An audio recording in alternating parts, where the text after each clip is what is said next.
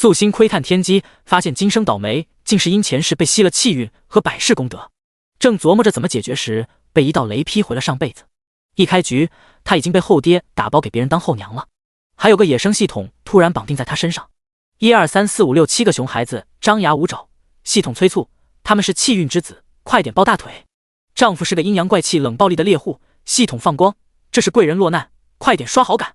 隔壁小姑娘上门送东西，苦口婆心，7个孩子命运坎坷，没娘可怜，你要善良一点，多包容。谁还不是个宝宝了？素心一脚踹出门，这后娘爱谁做谁做，她不奉陪了。得罪气运之子，外加锦鲤小女主，系统自闭了，直言主人一定会被下场凄惨。气运之子们，恶毒后娘被赶出家门，一定会被嫁给老头做田房，永世不能翻身。谁知道离了他们的素心发财变美，盖大房，还养起了小白脸。气运之子不服气，督促亲爹和新后娘发愤图强。谁知道素心一转身，又成了陛下遗失在外的嫡公主，福运满满，造福天下。第1章破天机。窗外寒风扬沙，遮天的乌云盘旋在隐士山林中的一座木屋顶上，院中冲天的百年老树在这黑夜中被一记闪电击中，瞬间噼里啪啦地燃烧起来。木屋内，素心睁开一双漆黑的眼睛，双拳紧攥，又咬牙切齿。费心多年，他终于窥探到了天机。他自小坎坷，幼年时被师傅所救，这才侥幸能活。后来师傅测算出他几分来历，说他是拥有百世功德之人，身负功德气运。按理来说，他这样的人自当一生顺风顺水，大富大贵。然而他却天生体弱，疾病缠身，被父母所弃，所恶人所欺。要不是有师傅庇护，早就见了阎王。厄运不散，匪夷所思，他怎么都想不通缘由。因此在师傅过世后，便在这隐士的小院中闭关测算。如今都过了5年，才总算得知其中缘故，竟是前世被人吸了气运和功德。素心十分愤怒，然而前世之事早已过眼云烟一般消失，如今他一时也不知该如何弥补。做些好事儿积累功德倒是可行，然而他身上运道早就用尽，这点气数都不知还能扛多久，只怕辛苦几年仍旧填补不了这虚耗掉的大窟窿。可若不解决了此事，下辈子他怕是连个人都做不了。轰隆隆，外头雷声更响了，大树上的火焰越来越旺盛，肆意的火光如同疯狂的游蛇，映在眼中，灼目生辉。他坐在轮椅上，推着轮椅到了门口，望向天空，心中有种诡异的感觉，像是有什么事即将改变。然而还没来得及细想，一道闪电又冲着他落下，顿时人事不知。捕捉到异时空穿梭者，穿越者灵魂昏睡中，系统自行绑定。绑定中，请稍后。绑定成功。尊敬的主人，天道系统查查为您服务。耳边传来有些聒噪的声音，大脑更是有些疼痛，像是被人用锤子敲过一般，泛着火辣辣的麻。素心艰难地睁开眼睛，目光所及，顿时便呆住了。四周陈旧泛黄，没有多少阳光，一股淡淡的霉味探索着鼻腔，身上的粗布让每一寸肌肤都有些不适。这里不是他的屋子。他虽然是在山林避世，可毕竟也生长在一个先进的时代，屋中所用的物件都是最好的，可没这么寒碜。嘶！活动间牵扯的脑袋让他倒吸了一口凉气。素心下意识地碰了碰，发现脑袋上包扎了一圈纱布，应该是受伤了，正奇怪着，突然一股不属于他的记忆汹涌而来。过了好一会儿，记忆碎片才被理顺了，素心回过神来，紧接着牵动的嘴角勾起一个好看的弧度。真是瞌睡了送枕头，他正不知道该如何解决自己被吸走的功德和气运呢，如今竟然就穿到了前世。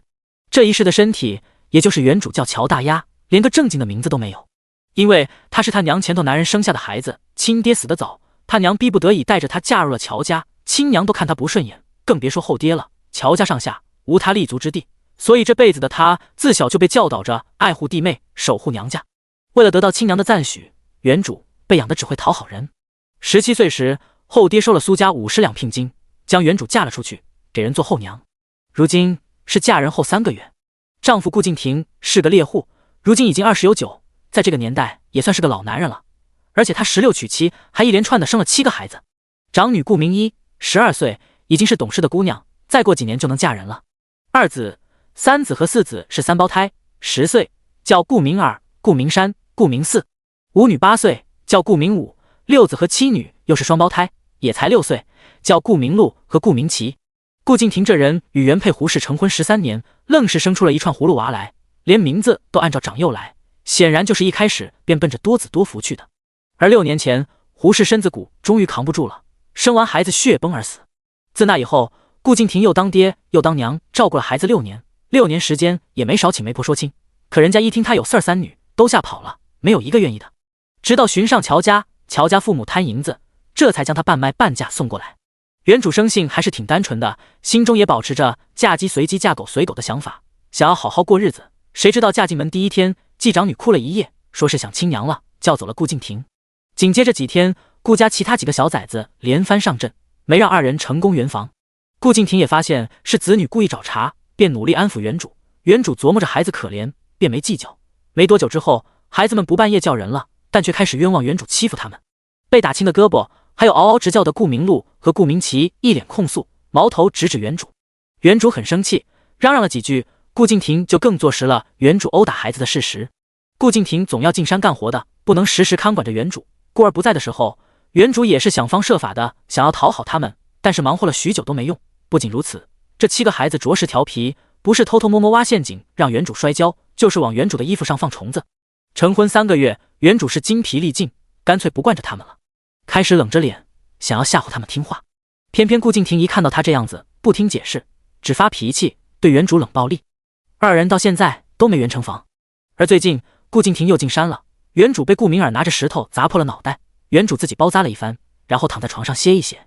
主人运气可真好，附身的原主可是气运之子的后娘。刚才那吵人的声音再次响了起来。素心听到声并没有惊慌失措，直接道：你是什么东西？我是查查呀，是尊敬的主人的贴心小系统。素心嘴角淡淡一笑，他所窥探到的天机里可没有这号东西，可见他是趁着自己被雷劈入这意识的时候冒出来的，只是不知道他所求为何。气运之子，素心并没有让对方滚蛋，他不是傻子，当然知道这东西既然能悄无声息的直接绑定他，便不会轻易的离开。且先见机行事再说吧。对啊，就是顾敬亭的7个孩子，将来可都是大富大贵之人，主人只要抓紧他们，做好后娘的角色，将来他们肯定会孝顺你，照顾你一辈子的。系统很是激动，所以你要的也是气运。素心淡淡说道。系统突然闭了嘴，沉默了一会儿之后，这才可怜巴巴的说道：主人不要这么猜测查查了，查查和主人绑定了，千百年来也就遇到您这一个穿越者，好不容易苏醒，若是主人出事，查查也会没有能量彻底消失的。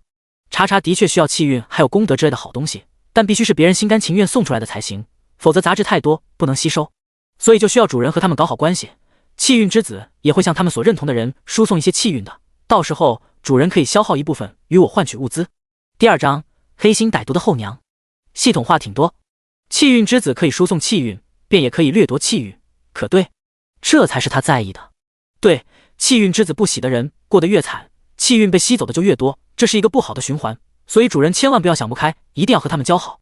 系统认真的说道。这话倒是和他窥探到的天机有些吻合，不过他很奇怪，自己拥有百世大功德，这辈子的起点也太惨了点。哪怕没遇到气运之子，这人生也算不上好，后爹不疼亲娘不爱，劳累10几年还嫁给别人做后娘，这种剧本当时没什么运数之人才能有的。但气运之子也确实是在他成婚之后才吸了他的功德和气运的。难道说他的运数在投胎时或是年纪小的时候就因什么变故被隐藏起来了，而这7个小崽子恰好撞大运，才会将他被隐藏的运数全数吞掉。素心一时半会儿也想不通，既然想不通，那便顺其自然，既然来了，总有一天能弄明白。素心不搭理系统，起身去弄点吃的去。原主被7个孩子轮番轰炸和欺负，早已身心俱疲，今天一早就被砸了脑袋，饭都没来得及吃，浑浑噩噩躺了一上午，浑身没劲儿。顾家的小院子看上去挺破旧，但实际上家里条件是不错的。顾敬亭很能干，一身肌肉腱子，还有些武功傍身，每次上山都能抓到猎物，卖出高价来，要不然也不能拿出50两的彩礼。只是顾敬亭与原主关系不好，至今原主也不知道他到底有多少家底，而且顾敬亭每次最多给原主10-20个铜板买菜用，对他防得极为严实。而且顾家这么多孩子要养，孩子们竟然还能上得起学。家里4个男娃，已经10岁的3胞胎们一大早砸伤了原主之后就去上学了，只有才6岁的顾明禄待在家里，姐妹们照顾着。现在他一出屋门，就看到外头4个孩子。顾家的基因不错，孩子个顶个的好看。你总算起来了，我们都快饿死了。一看到素心，顾明依旧阴阳怪气的说道，只是被轻轻碰了一下而已，二弟也不是故意的。你是不是看我爹快要回家了，所以你才故意装柔弱，想让我爹心疼你的？不害臊。素心看了过去，定睛在个头最高的女孩子身上，她眉目也算大气，一双杏眼微瞪，眼尾略有些锐气和刁钻，肤色不算白，可反倒多了朝气和坚韧那股劲儿，头上插着一朵红色的小野花，头颅微微昂着，瞧着就是心气儿大的小姑娘。不害臊的人不是你吗？这么大的人了，还关心你爹房里事？素心淡淡瞥了他一眼，漫不经心地说道。一边说着，素心一边往厨房走，而顾明一立即红了脸，气得发抖。你不要脸，满嘴胡说！明明是你总是缠着我爹，爹爹是我们的，你一个外人想要鸠占鹊巢，黑心歹毒！素心一脚踏入厨房，听到这话笑了，正要说话，系统立即道：主人千万不要生气，这个时候就要哄她啊！你看这小姑娘心思其实挺单纯的，只是害怕亲爹被霸占而已，你顺毛驴。闭嘴！素心眉头一皱，觉得吵。系统刚绑定，一时也摸不清宿主情况，被素心一凶，还是老实了下来。素心这才回头冷悠悠地看着顾明一道：既然你们这么喜欢顾敬亭，以后也都不要成婚了，全都守着你们爹过日子不好。往后若是有媒婆上门向你求亲，我直接将人赶出去，你可满意？顾明一听到这话，心里一慌，很怕素心真的这么做。但想起这段时间素心的表现，顾明一又觉得这人就是个纸老虎，总会虚张声势。你的老实本分果然都是装的，要是我爹知道你背地里说出这种话，一定会将你赶出去，你等着瞧吧。说着，顾明一昂了昂头。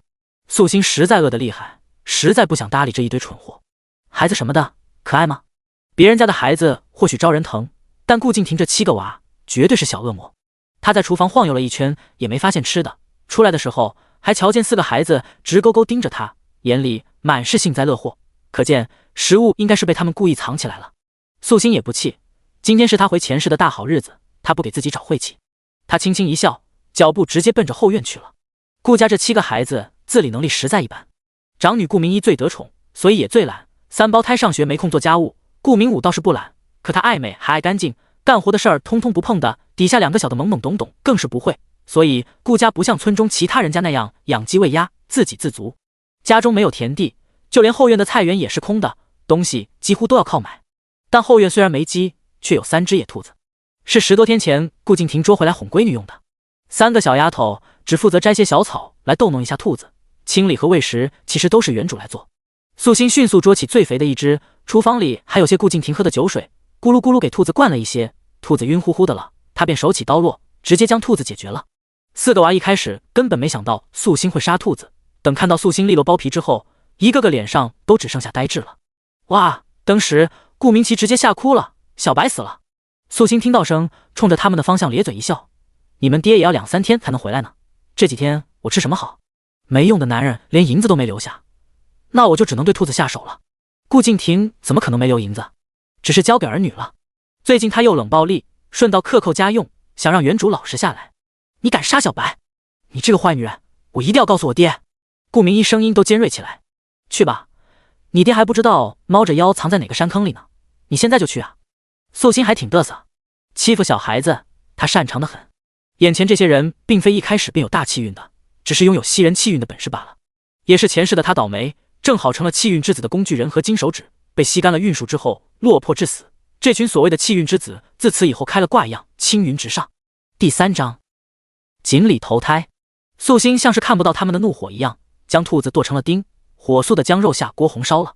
没多久，肉香四溢，素心盛出了一大盆，坐下之后便立即开始享用，一口入嘴，齿颊留香，当着几个孩子的面，他是大快朵颐，津津有味。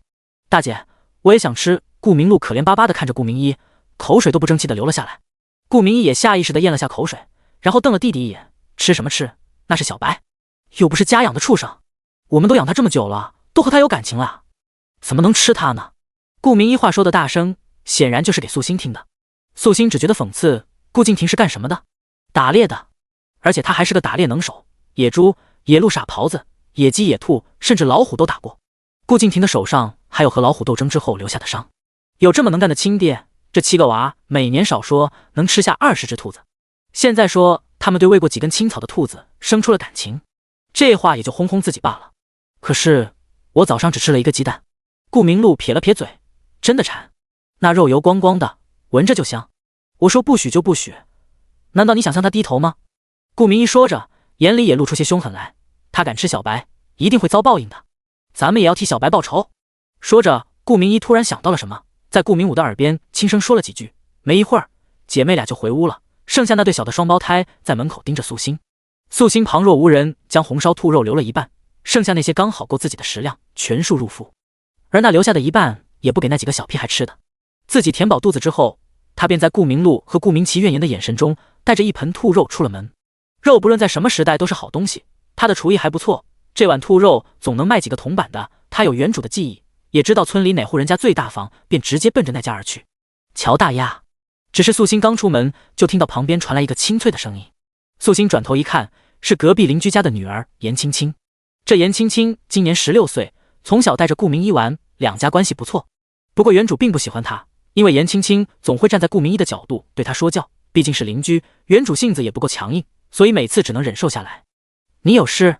素心看着他的眼睛，隐隐感觉到前世的自己越来越倒霉，也不算冤枉。此女身上有一缕红运，是遇难成祥，福至运来的体质。主人，你运气爆发了。这小姑娘前世应当是个锦鲤精，好精气投胎成人。虽然这辈子没投胎到大富大贵的人家，但多少还留些前世的天赋，她的一生会很顺利的，将来的气运肯定也能越来越多。一定要和她交朋友。村子不大，奇葩挺多。素心心中吐槽了一番，系统更摸不准主人的喜好了，这不是送上门的好事吗？一个世界也不会容许太多特殊体质的人出生的，否则容易天下大乱。所以别看这小小锦鲤精投胎，但说这小姑娘是世界女主都不为过，未来可期啊。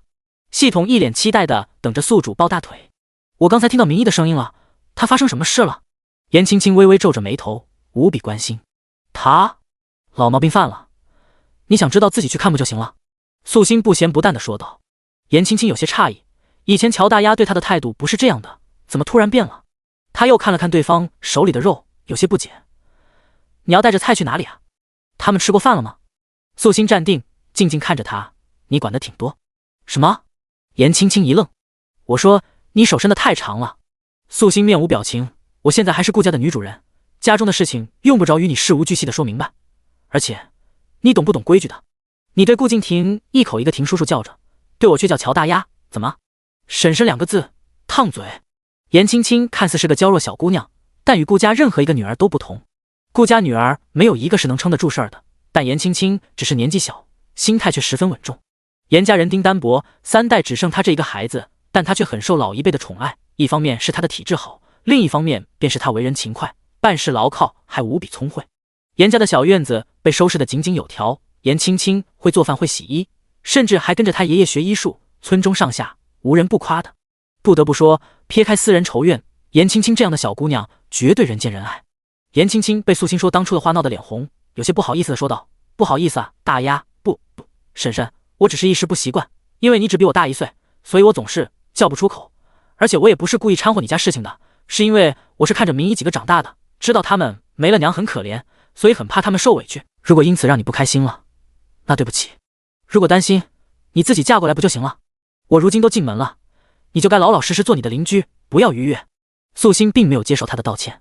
素心知道严青青想要什么，无非是瞧着顾敬亭好看又有男人味，盯上了。只是他年纪小又是邻居，所谓兔子不吃窝边草，所以顾敬亭不好对他下手，真要进门求亲，严家人非疯了不可。当然了，他窥探到的天机里，最终这2人还是走到了一起的。一句话让严青青心虚起来，下意识地看向了四周，见自家人不在，这才松了口气，红着脸想要解释一下自己和顾叔叔的关系，可素心却已经抬脚走了。他叹了口气，有些纠结。若是能嫁给顾敬亭，他又怎会眼睁睁地看着他娶旁人呢？既然已经娶了，那他就希望他娶的人是个好的，能照顾好他，还有家里的孩子们，不会让他们受委屈。难道他真的管得太多了？刚才还想着去顾家瞧瞧顾明一，可现在严青青犹豫了，咬了咬牙，回了自家。过了一会儿，素心就到了村中富户宋家门前。宋家与顾家关系并不是很好，甚至称得上是极差。第4章霸凌。顾敬亭10几岁时曾招惹宋家的姑娘，但那时候顾敬亭是个孤儿，性子孤僻，瞧着无比贫穷，所以宋家人不愿意将女儿嫁过去受苦，便想让顾敬亭入赘。顾敬亭并不愿意，连为自己争取的话都没说，转头就娶了个原配胡氏，然后生了一连串的孩子。没连亲也不是大事，寻媒婆再找就是了。村里人对这种事还是比较宽容的。可宋家的姑娘死心眼，死活不嫁人了，如今人都快30还没出门子，算是整个村头一个。宋家是丢了面子又没了里子，对顾家自然是怨上了。胡氏死后，宋姑娘又起了心思想进门当后娘。然而宋姑娘接连几天进门讨好孩子，却被几个熊孩子围着骂她是疯子。她被刺激了，竟追着孩子打，被顾敬亭看个正着，发了怒火。宋家本想松口，可见顾敬亭如此狠心，也彻底冷了心思，放言说要将姑娘留一辈子。除了这些恩怨之外，再有就是宋姑娘的侄子资质不错，聪明文秀，还懂规矩，在村属里头颇受夫子喜爱，可偏偏遇上了顾家的三胞胎，对方瞧他不顺眼，经常会欺负他。一开始还没什么大问题，但后来被欺负的厉害，孩子心态崩了，最终泯然众人。从素心的角度看，那孩子显然也是没斗过气运之子，最终被吸收了运道。想要摆脱这种被吸气运的结果，最主要的应该就是先坚定自己的心境。他来宋家，一是想赚几个铜板，另一个原因就是想瞧瞧别的被吸气运的倒霉蛋。只是门一开，那宋老姑娘的嫂子一看是他，脸上直接就不好看了。你来我们家做什么？卖兔肉，要吗？这一碗只要20文。素心淡定地说道。吴氏神情诡异地看着他，你安的什么心？不会是在菜里下毒了吧？今儿这太阳简直是从西边出来了，顾家人竟然赶上门向他宋家卖东西。素心随便拿起一块，直接啃了，吃完了肉，将小盆递了过去。好好的肉，不想让家里那几个没良心的狗崽子填进肚子。想着你家小栓子最近身子骨不太好，你应该会买。吴氏表情更奇怪了，你竟然会说顾敬亭的孩子没良心？打的什么主意？谁不知道乔大丫性子弱，被顾敬亭和那几个孩子压制的死死的呀。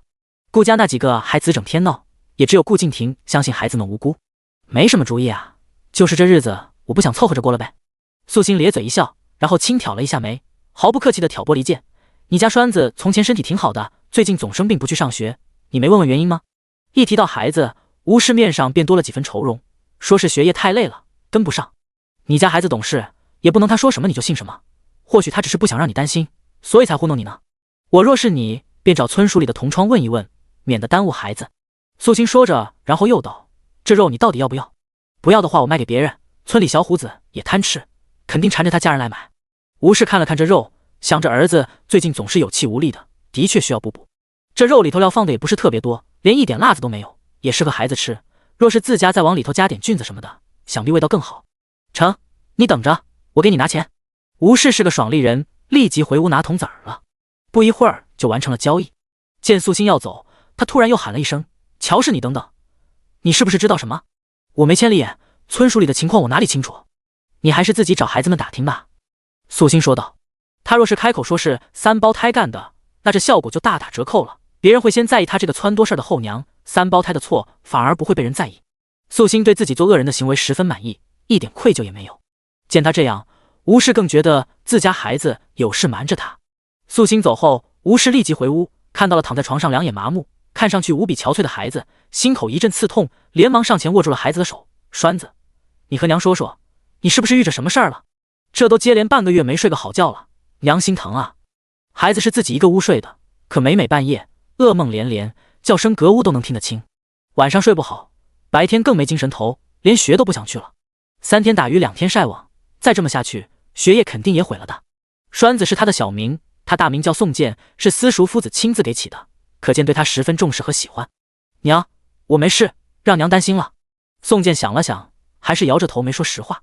他知道若是自己告状，结果会怎么样，他娘爱他如命，若知道他受委屈，什么事都能做得出来，到时候必然要去顾家闹个明白的。可顾家的情况他也知道，顾明儿他们最多表面对他道个歉，事后肯定要变本加厉。而且顾明儿说的没错，他宋家田产虽然多，可人丁少，他底下只有个年纪更小的堂妹，如果反抗，他们私下里偷偷欺负妹妹的话，宋健他根本斗不过顾家7个孩子的。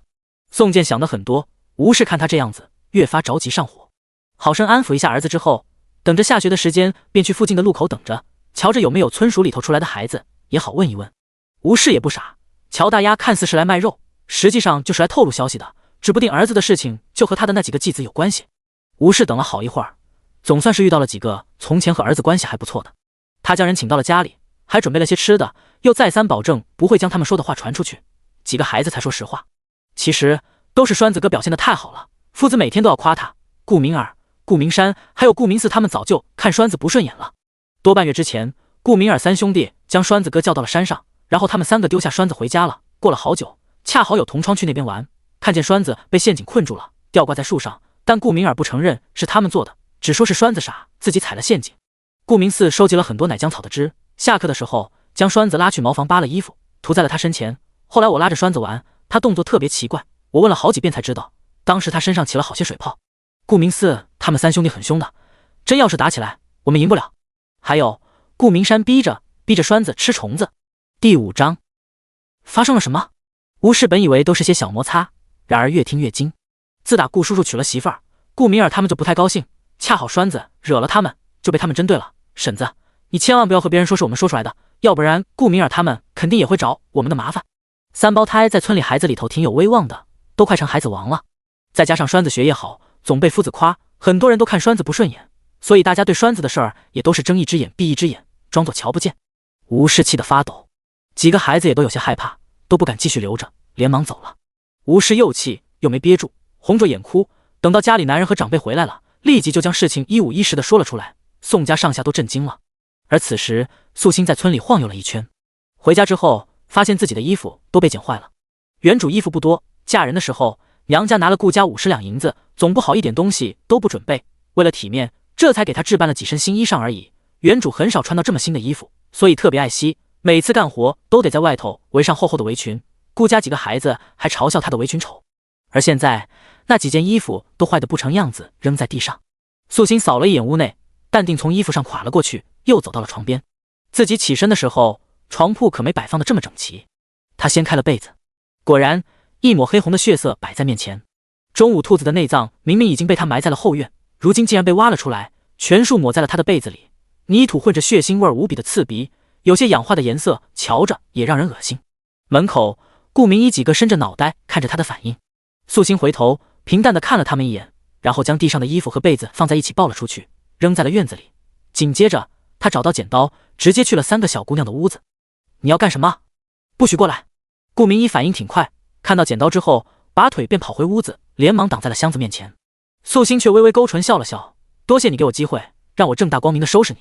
说着素心直接上手薅住了顾明一的头发，将人拉扯出去，狠狠甩在了一边。顾明一跌在了地上，双手都被粗糙的地面蹭破了皮。顾明武和顾明奇以及顾明路瞧见了，更是吓得一动不动。躲在素心身体里的系统已经颤巍巍了。主人，冷静啊，开弓没有回头箭，被气运之子恨上可不是好事儿啊。然而素心压根不搭理他。打开箱子，里头都是些漂亮衣服。顾敬亭果真是疼女儿的，村中人家穿的衣服款式不多，多是以简便实用为主，但顾明一的衣服花样挺多，颜色也很丰富。然而此时一剪刀下去，衣服毁了，一件一件的扔出来，一件件的剪碎，扔出去的碎布如同飘散的花。素心觉得挺美。不许剪，你不许动我的衣服，你这个贱女人，这里是我家，你凭什么动我的东西？爹！顾明一一开始很着急，紧接着瞧着衣服坏了，彻底崩溃，眼泪不成器的流了下来。旁边顾明奇和顾明路也开始哭了起来。顾明武直勾勾盯着自己那口箱子，小脸惨白，生怕素心下一步要对他的东西动手。隔壁严家，严青青听到顾明一的声音就已经心不在焉了。严母看着女儿的样子，叹了口气，定是将乔大丫惹毛了，便是泥捏的性子，遇上那几个孩子也受不了啊。闺女，这事儿你别管了，孩子小事该教训教训，否则长大了可怎么得了？明一早就没了娘，要是他娘在，怎么会忍心看到女儿哭成这样啊？严青青着实是放心不下的。要是他娘在，也养不出这种骄纵的性子。反正你不许管，旁人家的事儿你总插手，说不过去。严母继续劝道，他知道女儿自小没有兄弟姐妹，所以对顾家人感情深，可凡事不能光看感情，总得评理说事啊。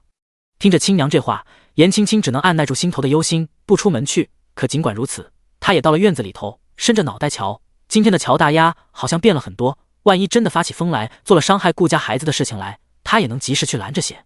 她刚到院子里，正好瞧见顾明儿3胞胎下学了，连忙隔着院子道：“2宝、3宝、4宝，你们快去屋里看看，不知道是发生什么了。”明一哭得厉害，她一向是这么称呼顾家孩子的。一听这话，3胞胎连忙冲进了屋子。他们一进去就瞧见了哭得上气不接下气的顾明一，以及猖狂捡衣服的继母乔氏。素心也看见了他们，3胞胎长相也不完全相同，各有特点。顾明儿眉峰锐利，看上去颇有长子风范，这么小的年纪，可脸上已经有些气势和气度了。顾明山则比另外2人高一些，看上去也不是好惹的。老四顾明四相比之下要瘦弱许多，脸上多几分阴柔。乔大丫，你是不是疯了？敢弄坏大姐的东西！顾明山最先冲出来，上前就要抢夺素心手里的剪刀。可素心也不是吃素的，虽然刚穿过来，还没来得及锻炼身体，可对付小孩子，仅有的招式也已经够用了。砰的一声，一脚将顾明山踹了出去。顾明山不可思议地瞪着他，一点规矩都没有，连一声娘都不会叫。素心就要扎他们的心。顾敏儿阴沉着脸：“你不是我们的娘。乔氏，你这么做想好后果了吗？爹明天应该就会回来了，你不打算和他交代了？”顾明寺语气也很不好。素心笑呵呵地看着这满地的衣服，这么大的孩子还不懂事儿，我要是教不好，那才不好交代呢。顾敏儿三胞胎心头隐隐有种不好的预感，如今爹还不在家，他们和乔氏硬碰硬的话，容易吃亏。三人对视一眼，便知道对方心中所想。今天大姐做错什么了？我们向你道歉还不行吗？不管怎么说，你已经弄坏了她这么多衣服，也该出气了，总不能一直揪着不放吧？顾敏儿努力心平气和地说道。第6章诅咒。这3个小子毕竟上过学，不笨。主人，我感觉差不多了，你立了威，以后他们的确会听话点，不过也不能一直凶下去啊，否则他们记仇怎么办啊？系统还是操心的，他现在知道了，宿主一定是在剑走偏锋，先兵后礼，然后用武力让他们臣服，打一棍子再给一甜枣，多来几次，再硬的骨头也该软了。不许废话，一个系统精而已，解决你也不是多难的事。素心有些烦了，在脑中传达着自己的意思。系统也挺崩溃，第一次遇到这么不配合的主人，请问他该怎么办？不过宿主不会低头，他会的，顺毛吕的技能早就被他掌握的炉火纯青，当即不吭声了。乔氏，你该知道爹是很疼我们的，如果你继续这么不讲理的话，等爹爹回来了，他一定会特别生气。你娘家那边可是收了我爹银子的，要是被我爹赶出去，你还有地方落脚吗？难道你就不想我们几个替你说些好话？顾明寺慢悠悠地说道。在几个孩子眼里，乔氏不过就是他们爹爹买回来照顾他们的下人而已，脑子不错，就是没用对地方。素心将箱子里的最后一件衣服随手一扔，然后掸了掸手，他不再搞破坏了。几个孩子也松了口气，觉得他应该是怕了。今天的事毕竟大家都有错，我们也就不计较了。现在天不早了，我们肚子也饿了，你是不是该做饭了？顾敏儿表面无比和气，但他自己心里清楚，发疯了的乔大丫绝对不能留在家里，明天一定要和爹爹说清楚，将人休了赶出去。我不饿呀。素心咧嘴一笑。二弟，他将小白吃掉了。顾明一哭着说道，看着那满地的衣服，心里都在滴血。顾敏儿一时都没想起来小白是谁，反应了一下，才想起大姐他们养了兔子，但她立即说道，大姐，只是一只野兔子而已，就算今天不杀了，过几天爹也会杀了给咱们吃的，你别伤心了。他一个人吃独食了，菜汁都没给我们留。顾明一真是气极了，怎么二弟就不懂呢？顾敏儿瞬间错愕，也有些不可置信，发疯捡衣服，还自己杀了兔子吃独食，莫非是今早被他不小心扔出去的石头砸坏脑子了？顾敏儿有些探究地看着他，发现今天的继母的确和之前不太一样，她腰背挺拔，身上没有半点唯唯诺诺的气质，神情淡淡的多了几分洒脱和自然，那目光也多了些冷意，除了模样没变之外，整个人都完全不同了。前些日子乔氏也被他们几人气得厉害，甚至还扯着嗓子骂他们，可终究是底气不足的，偶尔对视的时候他都能被吓得低下头，显然是怕他们几个兄弟长大之后报复。现在他不怕了。顾敏儿毕竟也是个孩子，看到乔氏不同寻常的反应，一时也没了底。先别管他了，等爹回来再说吧。顾敏儿压低着声音，小声在顾明一耳边咕哝了一句。素心的确是没听到他说什么，不过猜也能猜得出来了，往后若是再通一通午时，这种窃窃私语就更不可能瞒住他。这会儿他不继续闹了，只是觉得过一会儿还有的忙。如今三胞胎下学了，吴氏应当也能打探到了他儿子身体不好不上学的原因，想必用不了多久就能找上门来才对。素心凉凉地扫了他们一眼，紧接着就走了出去，满院子溜达。最终目光在外头不远处的一棵大柳树上停了下来，麻溜地走过去，扯下了几根长长的柳条，将它们剥皮抽芽拿回家，又用盐水泡了泡，最后将柳条编织在一起，成了一条简易的鞭子。手握住的地方还裹了一层麻线，看上去更像那么一回事了。可就是吴氏来的有点慢啊。几个孩子不知道他是在做什么，反正心里觉得挺瘆人的，可再忐忑也拦不住几个孩子想要报复的心。几个孩子将白天藏起来的饭菜翻出来热了热，从厨房出来的时候，那盛着滚烫白粥的碗直接往素心的怀里泼了过去。啊，小心！顾明寺还惊呼着说道。素心眼疾手快，手中的柳鞭一抬，直接冲着那碗抽了过去，顿时那只碗在半空中被柳条抽甩了出去，砸到了地上。顾明寺被这一幕惊呆了，久久回不过神来。好儿子，这双手要是连只碗都端不住，不如剁下来喂狗。素心笑眯眯地冲着他说道。顾明寺白着脸，看上去气色不足一般。我不是故意的，此地无银300两，我说你是故意的了吗？素心白眼翻他，心思不正，整日琢磨着怎么害人，衙门大牢挺适合你。你咒我？顾明寺像是被踩着尾巴一样。对啊，素心坦然的点了点头，我是你娘，说你2句说不得了，再嚷嚷我去衙门告你不孝。素心说着反派才会说的话，心里推爽，现在的日子多美好啊！来了前世不说，身子骨都还好好的，没有残废的腿，没有时不时可能会停止跳动的心脏，他心情真的是太好了，以至于面对这些个好蛋儿们，他已经尽可能的温柔了。顾名思他对的难受，看着地上摔坏的碗，都快有些心梗了。真不知道爹怎么会娶你这样一个女人，要么是我太好，要么便是你爹眼瞎，你觉得呢？素心依旧不气，他气定神闲，说话也不徐不慢，手里还掂量着柳鞭，瞧上去真是水火不侵，油盐不进。越是如此淡定，这几个孩子便越是郁闷。顾名思也不想和他斗嘴了，转头就要重新去盛一碗饭吃。然而才转身，门口涌入一堆人。素心往歪头一看，忍不住感叹一句：终于来了。只瞧着吴家上下所有人以及吴家那边的左右邻居都出现在了这里，因为人多，一路浩浩荡荡的过来，难免会引得其他乡民好奇，也都跟过来看热闹，以至于外头被围得水泄不通。顾家3个小崽子，跟我滚出来！你们要是不出来，别怪老娘冲出去揪你们！吴世红着眼插着腰，龇牙咧嘴，满嘴喷墨，此刻凶悍的像是一头发狂的野兽。第7章，英雄救娃。7个孩子被外头的动静吓了一跳，尤其是顾明儿、顾明山以及顾明四，脸色紧张。娘，你去看看是怎么回事，好不好？顾明儿看到来人是吴氏，心里其实便已经有些明了了，知道眼前的情况不是他能控制的，故而立即便冲着素心低下了头。原主嫁入家门3个月，几个孩子对她的称呼一直都是坏女人、狐狸精、贱女人、乔氏，这些可从来都没有叫过娘。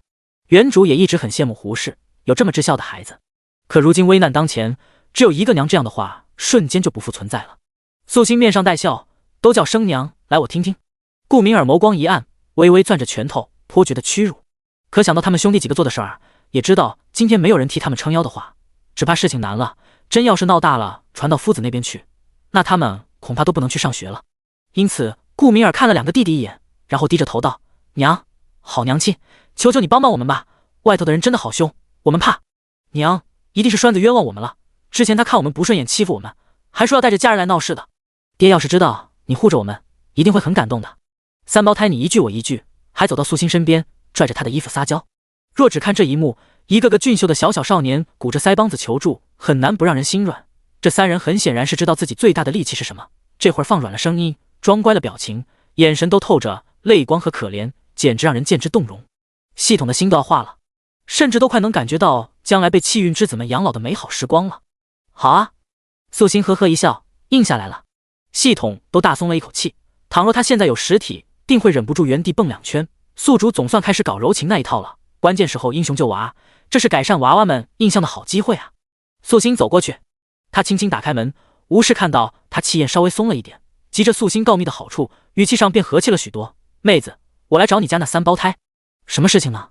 素心摸了摸腰间的柳鞭，就是你。吴氏说了一半，发觉自己要是透露出乔大丫之前说的话恐怕不好，便改口又道：我家孩子不成器，被人打了都不吭声，要不是我这个当娘的多用心问了问，竟不知道他在外头受了那么大的委屈。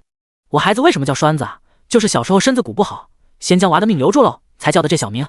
可你们家那3个祸害，竟让我家孩子吃虫子，我给娃送的饭里头还被他们掺泥巴水，还在栓子身上涂奶浆草的汁，那汁液有毒的啊，碰在身上火辣辣的疼，我孩子起了一身的水泡，如今都流了吧。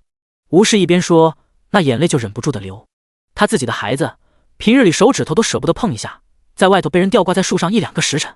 仔细想想，那一阵他是觉得孩子有些不对的，回来的时候总是恍恍惚惚，他以为是读书累了，只知道给他炖些好吃的补补，就没想到会被别的孩子欺负成这样。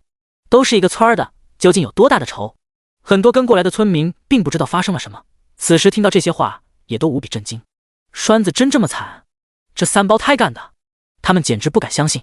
平时3孩子表现还不错，除了对乔氏这个后娘差一点，对其他人还算恭敬客气，再加上人长得好看，纵使偶尔有些皮实也能容忍下来。至于对乔氏的态度更好理解，没几个孩子真心喜欢后娘的，而且也没有后娘一开始就表现的坏，孩子就是敏感点而已。可现在干的这些事儿简直黑心啊。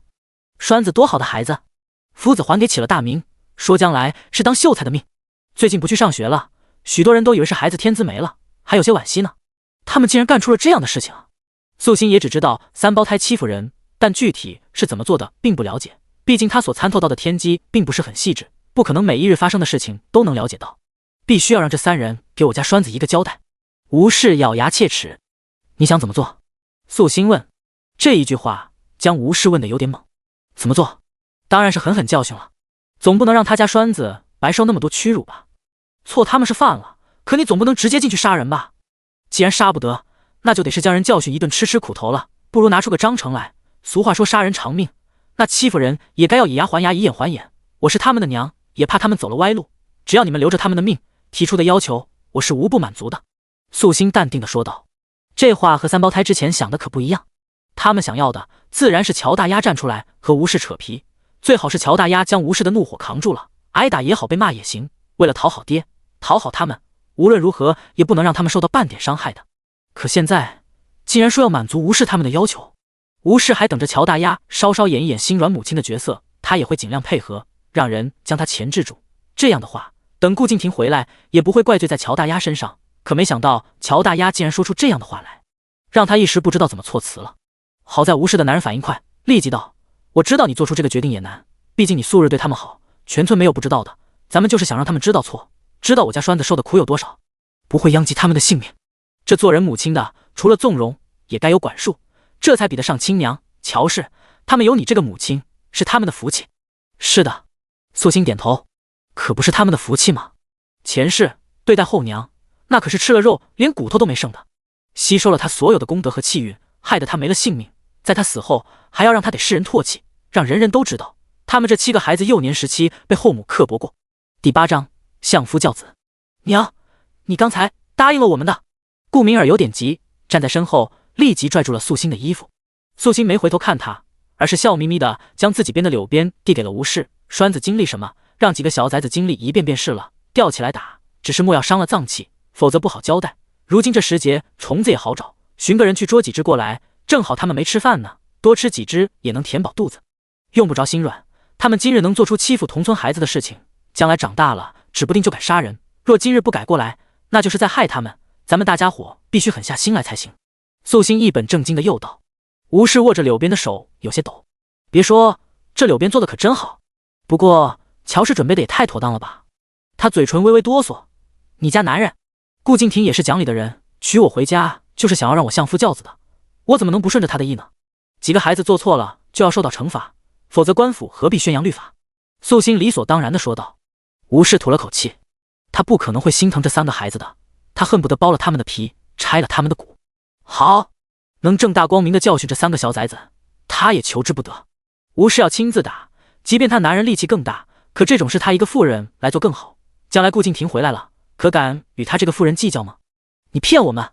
顾明儿抬脚就要跑，然而院子就这么大，门口被堵得死死的，根本跑不掉。你们想干什么？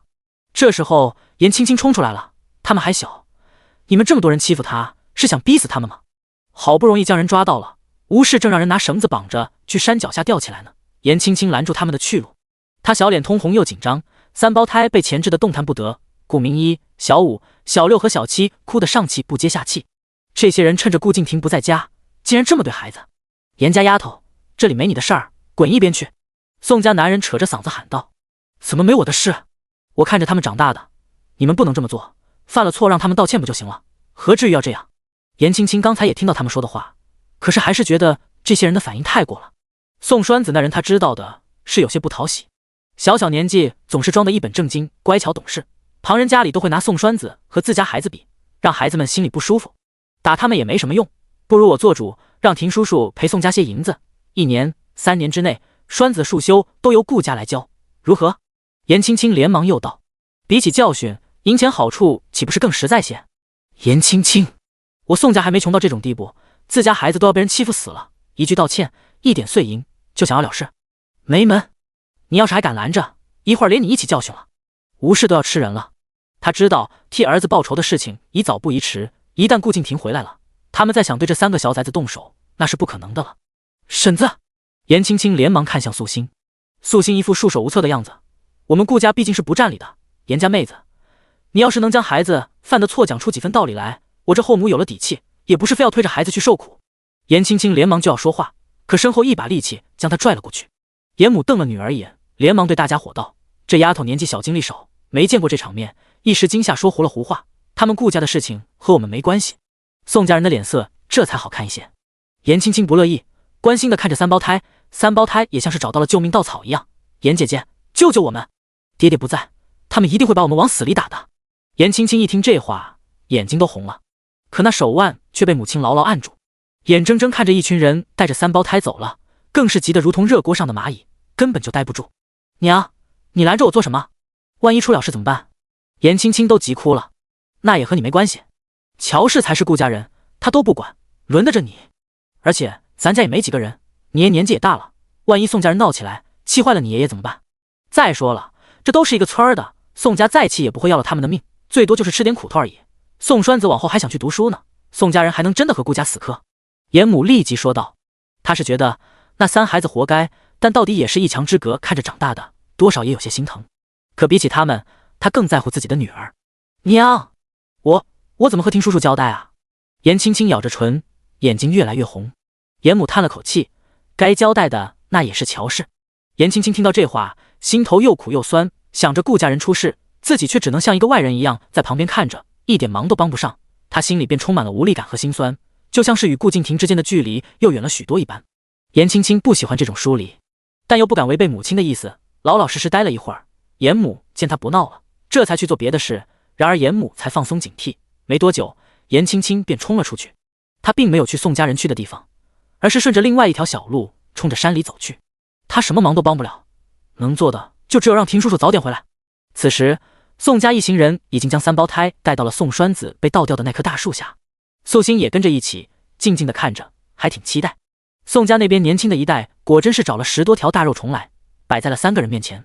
三胞胎虽然从4岁起就没了娘，可亲爹对他们无比疼爱，哪怕爹去了林子里打猎，也会提前将他们交给隔壁严家照顾，以至于他们真的没受过太多的委屈。然而现在眼前却摆着这么多恶心的东西，还要逼着他们吃下去。三人紧闭着嘴巴，眼神恨恨地瞪着宋家人。娘，你快救救弟弟啊！这种东西怎么吃嘛？顾明一着急得直跺脚，拉着素心的衣摆不停地说道。素心表情淡淡的，宋家的小子都能吃，他们怎么不能？那怎么一样？他们是我弟弟啊！顾明一有些口不择言了。第9章，拯救三胞胎。当然，顾明一心里也是这么想的。从小他们姐弟几个和同村的野孩子们不同，那些野孩子又笨又脏，而他却一直干干净净的，哪怕没娘，严家那边也会将他当成亲闺女一样对待。他们姐弟几个长得都好看，谁见了都喜欢，爹更是厉害，威风凛凛的，甚至还会武功。那宋家怎么和他们比啊？宋栓子文文弱弱的胆小鬼，就因为被夫子夸了几句，就觉得自己很了不起了。可他长得平凡，只会死读书而已，根本就没有弟弟们聪明。顾明一不明白，宋栓子又不是被欺负死了，怎么这点委屈都受不了，还要家里人来替他做主？小孩子的事情竟然让大人出马，真是没用。顾明一红着眼睛，心里怨死了那个不中用的宋栓子，对眼前的后母也同样讨厌。一直以来他从来没有低过头的，现在却要苦苦求他。可乔氏呢，竟然还故意端着架子。你弟弟就和旁人有所不同。素心嘴角勾起一丝讽刺来，你看这惊慌没出息的样子，瞧着也没什么特别的。再好看的孩子被眼泪鼻涕糊了脸，身上的闪光点也会消失几分。素心说完这话，系统已经不抱希望了。按照他的推算，若是这场变故宿主不出手，那气运之子们一定会恨死他的，往后还怎么抱大腿？叮！触发紧急任务，拯救三胞胎。系统再次发出了声响，一个完美的后娘会在千钧一发之际挽回局势，请宿主务必改善三胞胎的印象。素心闻言挑了挑眉，随后嘴角露出了一点淡淡的笑。拯救三胞胎？他偏不。随着系统的声音出现，那边吴氏已经将虫子端到了三胞胎的面前，宋父也恶狠狠地捏着了顾明儿的腮帮子，将嘴撬开了。那还会动的肉虫子离那张嘴越来越近。即便顾家的孩子有错，可当有些邻居看到这么咄咄逼人的一幕，也忍不住有些心软起来。我们错了！顾明嗣连忙喊道，眼泪更是不要钱一样掉下来，立即打断了吴氏的动作。宋家婶婶，我们错了，都是我们不好。最近我娘与爹闹着不让我们三兄弟继续上学了，还和爹发脾气。爹爹进山打猎还受了伤，我们做儿子的什么都做不了，心情很差。看见栓子有亲娘疼着，我们真的很羡慕，所以才会动手的。对不起，我们以后再也不会了。栓子落下的学业我们会帮助他补上来的。爹这次进山也会打到的猎物，我们都送给栓子吃，让他补身体。顾明嗣反应极快，再晚一步道歉，那肉虫就被吃下去了。吴氏并非多么狠心的人，此时面对的是与他儿子年纪相当的少年，看着这声泪俱下的样子，一时也下不了狠心。要不算了吧，我看孩子现在也都知道错了，往后一定不会再犯了。有年纪大些的人真的看不下去了，这么多大人针对3个孩子，而且人家孩子没亲娘，亲爹还没回来，着实有些不地道。主人，你再不出手，功劳都被别人抢了。系统立即说道。素心闻言走了上去，系统松了口气，宿主总算听话了。素心上前，直接从吴氏手里拿过来些虫子，捏开顾明思的嘴巴，就往里头塞了进去。系统瞬间崩溃，素心却无比平静地看着众人，大家伙心疼孩子不忍动手，这好意我带孩子亲爹收下了，只是孩子犯了错着实不能不罚，不能将大家的好意当成理所当然。既然这孩子说自己没亲娘疼，那往后我一定像个亲娘一样，好好管教他们。你是伺机报复。顾明山看到四弟被强行吞了虫子，直犯恶心。顾明四脸都成了菜色，下意识的想要呕吐，可咽下去之后，乔氏竟然直接撕下了一块布塞进了他的嘴里。那被咬死的虫子泛着一股腥味，他能感觉到恶心的触感顺着喉咙一路向下。你们说我不让你们去上学，还和你爹发脾气？素心扯了扯嘴，然后直接应了。没错，是有这事儿，家里这么穷，还上什么学？你们爹是个没用的，打猎赚来的银子，不知道是为了外头的哪个小妖精，我和他成亲3个多月了，只拿到了几10个铜子儿，还都给你们买吃的了。眼瞅着又要教束修，我自然是担心填补不上，一家子去喝西北风，连饭都吃不饱，还上什么学？你们年纪也都不小了，也该顾念顾念家里，为父母解忧了吧？素心理所当然地说道。事实上，原主从来没说过不让他们上学的话，完全就是顾明寺故意说出来装可怜的。不过这事儿不要紧，他觉得做个恶毒后母挺不错的。顾明山涨红了脸，爹赚的钱凭什么给你？爹会有钱给我们教束修的，你就是瞎操心。果然还是没知错呀。素心轻轻叹息了一声，紧接着揪着一根手指粗的大肉虫在他面前摆了摆，乖儿子，吃了吧，你们给栓子吃的虫又脏又臭，宋家对你们已经很好了，给你们找这么好的东西。他这一句话瞬间让吴氏神智回笼。是啊，他儿子被强行喂下去的虫子有的都死了，捏成了一坨泥，混着泥巴水进肚，而他呢，只让人找了这些干干净净的东西，哪里就是恶毒了？吴氏心一横，抓过虫子也塞进了顾明儿的嘴里。一时大家都被恶心坏了，家里头鸡吃的东西如今入了3个孩子的嘴，这一幕都不敢让村里其他的孩子瞧见，围着的几个大人也都是唉声叹气的，又觉得3胞胎可怜，又觉得他们活该，心情说不出的复杂。素心掸了掸手，瞧见吴氏和宋家人的怒火依旧，这才将主场让给他们，自己回家歇着去。人群外头的顾明一、顾明武、顾明禄以及顾明奇早就吓坏了，4人从来没见过这样可怕的场景，哭的哭，吐的吐，尤其是最小的2个孩子，哭嚎的声音响亮又刺耳，听得大人们老脸都有些挂不。明明3个孩子犯错在先，可他们却莫名心虚，就像是他们抢了好人家的孩子做些奇怪的巫术一样。第10章今日之耻。素心走出人群好一会儿，都还能听见几个孩子的哭声，山脚下的几户人家也都捂住了自家孩子的耳朵，不想掺和进去。他本可以继续在那边看热闹，只是原主脑袋瓜子着实还有些疼，还是歇一歇更要紧。而且很快顾敬亭就会回来了，这2日他也要养精蓄锐，免得到时候被欺负。丁，任务失败，扣除气运值1点。系统有些无奈地判定道。素心顿住了脚步，你扣我气运？狗系统竟然动他的东西！主人已经和系统绑定了，我们是相辅相成的，只要主人按照任务来，以后的气运一定会越来越多。系统努力画大饼，你要知道，气运是好东西，原主之所以会投胎到这样的人家，甚至还成为后娘，就是因为没气运。气运之子们虽然投胎也不好，可他们体质能吸啊，跟在他们身边绝对没错的。系统认真的说道。凭靠原主一个人慢慢的积累气运，那得多少年才能发达啊？素心闻言神情渐冷，他最讨厌别人动他的气运了。所谓气运影响一生行事是否顺利，生命是否坎坷，一般来说不论是气运还是气数都是靠功德化成的，除非像那几个小崽子一样自身体质特别，没有多少功德却能吸旁人的运。那你说说我如今还剩多少气运？嘴上先问道。系统以为他来动力了，立即调转数据，将面板数据传达着说道，主人素心，您的功德为隐藏，气运为5，气数1年。读完之后系统有点懵，他是宕机了吗？为什么这数字这么奇怪？正常情况下会显示确切的功德值的，做好事儿的话这功德会涨，功德多了投胎的时候气运和气数大多也会很多的。宿主上辈子究竟做了什么罪大恶极的事情，数值才会只有这么一点点啊？气运才5点，5点，老宋家的养的猪气运恐怕都比这多啊，系统真的是要哭了。完了，这真的是没有未来了。这么丁点的气运，几个任务就扣完了，气运没了，那就是个倒霉蛋，干什么都不成的。素心听到这答案却不是很惊讶，这所谓的系统只是数据而已，有些东西他并不懂。人的气是会变的，而他也可以确定自己是大功德主，功德都被隐藏了，那气运和气数自然也当不得真。只要自己小心一点，摆好心境，扩达自然，自然是邪祟不侵。前世的自己被吸得丁点不剩，也有自身的一些原因，那就是心境太差了。当然，也怪不得原主的出生环境决定了一切，若非后世的他被师父所养，有看破天机之能，如今也照样会被影响到。喜怒忧思悲恐惊，太过都不好。只是这个系统与他绑定一起，只凭心境的确难防，可哪怕只是一丁点的气运，他也不想让这莫名其妙的系统得了，他还得去画些符，做个法护身才行。系统已经不想说话了，他在数据库里默默地缩成了一小团，简直想要抹眼泪。这世上再无比他更惨的系统，他肯定是要完了的。此时确定系统不知他是功德主，素心心情更好，脚下若踏星而行，走得六亲不认。不远处站着的宋栓子瞧了，都觉得顾家这个后母嘚瑟的有些太明显了。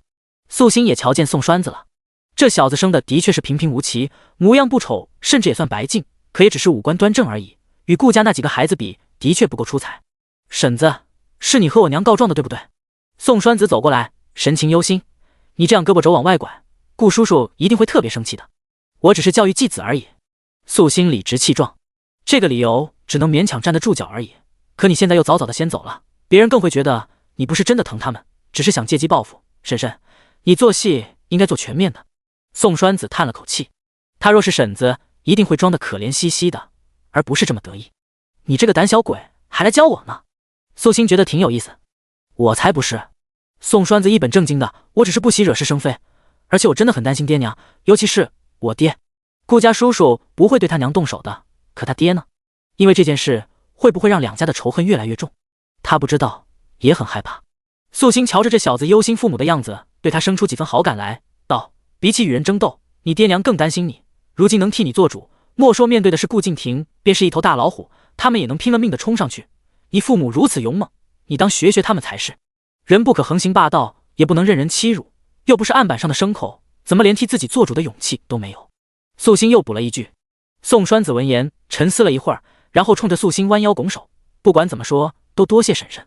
素心咧嘴笑了笑，以后婶子如果被顾叔叔休了没地方去，我会让我娘借你一点银钱的，不过应该不会太多。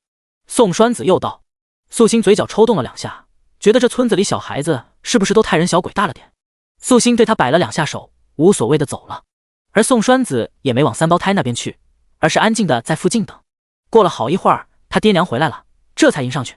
吴氏知道儿子不是个多话的人，此刻见他面上带笑，便知道他心结解开了许多，不由感叹：只要孩子好，便是他一家子都去做那恶人又如何？宋家也留了个人在那边看着，要负责偶尔将三胞胎放下来，免得伤了他们的性命。而此时三胞胎已经浑身是伤了，每人都被吴氏用柳鞭甩了20下，只是皮肉伤，但也渗了些血色出来，看着还是挺吓人的。素心没再多管，回去之后吃了点东西，蒙头大睡。顾家其他几个孩子都守在那边，过了2-3个时辰，才相互搀扶着回家。抽泣的声音他听得一清二楚，但也没起身，房门紧闭。顾明儿是故意将哭声放大的，却依旧等不到乔氏出来，心里恨极了。今天的耻辱，我们一定要记住，将来定要让乔氏和宋家付出代价。顾明儿咬牙切齿，还有些稚嫩的声音却爆发着极度的狠劲儿。顾明一都有些害怕，但还是附和的点点头，连忙将爹留下的药膏拿出来给弟弟们涂上。第11章，他是死的吗？宋家人虽恨这三胞胎，但当那么多村民的面，也不好对孩子下重手。如今涂了药膏，三胞胎勉强也能入睡，梦里头掉下几滴眼泪来，略有些梦魇。而此时严家却乱了。天黑的时候，严母就发现女儿不见了，连忙让左邻右舍帮忙找，只是因为顾家这边才闹出事来，严母便没上门。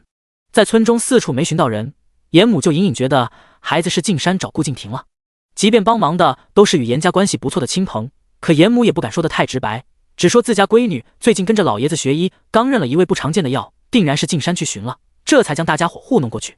等半夜其他人都走了，严母才在丈夫面前抹眼泪，这死丫头非要让我操心死啊！她肯定是进深山了，那地儿多危险，万一出了事，我们全家还活不活啊？严父一听也很心惊，到底怎么回事？还不是顾家那些事，要是旁人咱们家青青怎么会这么冲动？她从前只在外山采药，哪里去过深山啊？如今这深更半夜的，会不会出什么事情啊？严母哭了。外头风吹着树梢，沙沙作响，晃动的影子渗透着静谧的黑夜。村中尚且如此黑暗诡异，深山之中就更可怕了。而且，偌大的山，谁知道那顾敬亭人在哪里？这孩子，严父也怔住了，怪我们当初就不该给顾家看孩子。这几年给顾家带孩子，几个孩子与女儿一起长大，关系自然非比寻常。如今遇了事儿，竟让女儿连自己的性命都不顾地帮他们。我只怕……严母深深看着丈夫，欲言又止，叹了口气，将自己的猜测咽了下去。有些话，她是不敢说。严父性子粗心些，也没注意到妻子话里有话，只忧心女儿的安危。而此时，严青青已经顺利进山，进了山之后，她才知道这里头有多可怕。没有外围的山道，四处都是荆棘和野草，衣服都被刮破了好几处。不过她从小运气就不错，所以并没有遇到危险。不知该怎么走时，她便努力静下心来，凭着直觉找方向。虽然磕磕绊绊，可她总觉得离顾敬亭越来越近了。只是她从前在这么坎坷的地方行走过，一时有些不适应，脚下发麻发烫，简直累坏了。一张白俊的小脸都沾染了不少泥土草木之色，看上去像个小花猫一样。亭叔叔，亭叔叔！一边走，他一边叫着。森林中偶有奇怪的动静出现，他心里也很害怕，尤其是夜色越来越深，甚至都看不清脚下的时候，他也不敢乱动了，生怕一不小心踩空从山坡滚下去。人待在原地，抱膝成团，脑袋埋了起来，想要休息一下。可这人一旦静下来，惊恐和害怕反而还越来越重，忍不住的哭了起来。亭叔叔，你在哪儿？二宝他们出事了，你快出现啊！我好害怕。你在哪里？我真的好怕。严青青一边说一边哭，没一会儿眼睛都肿得像核桃一般，哭得久了，声音也慢慢变成了哽咽，风吹灵动，配着这呜呜之声，越发的瘆人。下半夜，严青青突然感觉到周边有些动静，立即收住了声音，害怕的直哆嗦。他知道这山里头是有很多猛兽的，如果自己悄无声息的死在这儿，那顾敬亭永远连他的尸骨都找不到。他不敢再发出一丁点声音，甚至连呼吸都变得小心起来。然而片刻之后，他发现了是有火光靠近。亭叔叔，是亭叔叔吗？严青青的声音有些颤抖，又充满了期待，一双眼睛倒映着火光，在黑夜中炽热的可怕。青丫头！顾敬亭十分诧异，连忙上前：你怎么会在这里？确定是顾敬亭之后，严青青哇的一声又哭出来，直接扑到了顾敬亭的怀里。亭叔叔，我总算找到你了，这里好可怕啊，我真的好害怕。顾敬亭被吓了一跳，感受到怀中轻柔的小姑娘，一时也有些手足无措的，只是考虑到严青青是受到了很大的惊吓，所以才会如此失态，便也将心里那丝奇怪的感觉收起来，拍着她的背道：没事了，叔叔在呢。严青青哭了很久才停，眼泪都将顾敬亭的胸前浸湿了一大片。顾敬亭一手举着火把，一手拦着人，动作也有些僵硬了。不过他向来耐力不错，尤其还是对严青青，更不觉得累，甚至心中也泛着柔软。山里这么危险，你怎么一个人过来了？是要采什么药吗？顾敬亭问。他与严青青打过很多交道，因为这丫头是学医的，认识了不少药材，但毕竟是个姑娘家，平时只敢去外山，而很多药材只有内山才有，便会画出来托他寻一寻。甚至3、4年前，这丫头还让他护着进了一次深山，那次自己运气也不错，轻松就打到了几只野兔子。严青青甚至还挖了一颗品相极好的人参，他性子善良，卖得的银钱还非要分他一半。他知道，定然是知道自家孩子多，所以他心软，想要让他多赚些银子。他都不敢想，这样善良的姑娘，若是在这山里出了事，该怎么办？不是采药。严青青抽泣了一下，是二宝他们出事了。顾敬亭捏着他肩膀的手一紧，怎么了？感受到顾敬亭的惊慌，严青青立即将自己的害怕收起来，沙哑着声音连忙道：是宋家，他们说2宝、3宝和4宝欺负了宋栓子，害得栓子不敢去上学，所以宋家一族的人都过来，非要主持公道，将3个孩子抓走，要惩罚他。宋家啊！顾敬亭眼神中透露出无限的狠意。乔氏呢？他是死的吗？就没拦着。乔婶婶说孩子犯错了，应该给个教训，就没拦。严青青声音小了一些：亭叔叔，你别生他的气，他毕竟是孩子的后母，又才嫁过来，宋家那边人多势众，他不敢出面也是正常的，眼下还是要快点回去替孩子们做主。只是我很早就出来了，现在都已经到了下半夜，指不定他们早就惩罚完了，也不知道二宝他们怎么样，都怪我没用。严青青真的很恨自己胆小，在这山里摸索这么久，最后都不敢到处走了，要不是亭叔叔找来，他没准会死在这儿。是他在这样的地方找到了他，救了他。第12章，说坏话是不对的。想到自己被顾敬亭救了，颜青青心里一暖。与你无关，你能不顾生死进山找我，是真心爱护他们几个的。如今天黑山路不好走，等天微亮我就带着你一起出去，你不要怕。顾敬亭很想要立即回去，但考虑到情况，还是忍耐了下来。不得不说，也是青青命大，这附近还有野猪呢，真要是遇上了，他这柔弱的身子骨根本躲不过。除了野猪，还有几处他放下的陷阱，若是不小心踩进去，更是要受不小的伤。刚才要不是自己听到奇怪的声音走过来，他还不知道要在这里待多久，真是个傻丫头。颜青青立即点了点头，有些不好意思的从他的怀里离开，那双细嫩的手小心翼翼地牵着他的衣摆。顾敬亭见他吓坏了，也不打算带着他换地方，便就地整理了一下，将自己的外袍脱了下来，铺在了地上。你乖乖睡一会儿，天亮就好了。那你呢？会不会很冷？颜青青声音柔柔的。不会，我已经习惯了。顾敬亭语气也尽量的和气，只是眼底还是压制不住的急躁。一想到外头的孩子，他这心里就像是被针扎了一般。青青，你觉得乔氏怎么样？婶婶吗？颜青青心中咯噔一跳，有些忐忑和紧张。挺好的。你说实话，他是不是对明一几个特别的差？我经常不在家，家里的事情总是顾不着。回去的时候，明一也与我说过很多次，说是乔氏不懂事，在家里总是想要支持他们干活，处处都看他们不顺眼。顾敬亭道。颜青青心如鼓雷，一时不知该怎么说。他心中自然是觉得乔氏没那么好，可是背后说人坏话，这是不对的。他面容纠结，顾敬亭看了，忍不住揉了揉他的头发。你可是我看着长大的，不会连你都不想和我说真话吧？那样的话，亭叔叔真的会很伤心的。这世上除了几个孩子，我最信任的就是你了。听到这话，颜青青心里立即浮现了几分甜蜜。也没有很不好的，毕竟是亭叔叔你看上的人，怎么可能会很差呢？他虽然不爱美，可能瞧得出来长得很好看。颜青青有些酸溜溜的。乔大丫的模样真的不算丑，因为亭叔叔的缘故，他特地仔细的打量过乔氏。她皮肤不太好，有些干燥起皮，也不够白嫩，但眉眼很漂亮，唇也不化而红。若是整个人拾掇的干净整齐一点，那模样未必比顾家的女儿们差的。你觉得我是个贪色的人吗？我当初娶她，也只是因为听说她是个护短能干的女子，想着她能照顾好孩子。顾敬亭叹了口气，然而到底只是传言而已。颜青青心里莫名舒服一些，然后道：那她确实也挺勤快的，刚进门的时候，家中里外收拾得很好，饭菜做得也好吃，人又节俭。你知道我不是想要听这些。顾敬亭有些无奈，这些事情谁都能做，我想要的是个心眼好、良善且包容的妻子。颜青青犹豫了一下，最终还是开了口。一开始婶婶还是挺好的，只是最近确实有些偏执了。亭叔叔打猎很辛苦，可每次回家我都能听到你们吵架，我也为你不开心。他进门的时候就知道你有7个孩子，现在不应该嫌弃，对待孩子也是，着实有些苛刻。二宝他们只是贪玩怕被欺负而已，可他竟能任由着宋家人将二宝他们抓走，我觉得这样真的很不好。我不知道他为什么和刚进门的时候相比变化会这么大。颜青青叹了口气。亲耳听到颜青青这些评价，顾敬亭对乔大丫的不满更多了几分。你说的对，刚进门的时候还算乖巧。顾敬亭也有些无奈，他知道一开始自家孩子做错的多，可毕竟是孩子，乔氏身为长辈不该与他们计较。若他一直宽容待人，他的孩子们迟早会接受他的，但他却只坚持了2个月就开始闹脾气。顾敬亭此时也忘了，他这个田房妻子的年纪也只有17岁而已。乔大丫穿衣质朴老气，再加上常年干活，乔这是不像10几岁的姑娘，身上并无一点阳光朝气。亭叔叔，我这次来找你的事情，你可不可以不要告诉婶婶？我怕她知道了会不开心。颜青青有些心虚的说道，脸上也隐隐有些发烫。刚开始她不觉得有什么问题，可如今她依偎在亭叔叔的身前，黑夜中只能感受到彼此的温度，这样的亲密，恐怕乔大丫知道了会发疯的。你怕她怪你告密室吗？我不会说的。顾敬亭立即说道。谢谢亭叔叔。颜青青乖巧的笑道。微弱的火光下，少女白皙的面容上泛着淡淡的红晕，一双晶亮的眼睛像是黑夜中的星辰，美得窒息。顾敬亭险些看得正了，不由喉头发紧，努力克制着内心贪婪又陌生的欲望。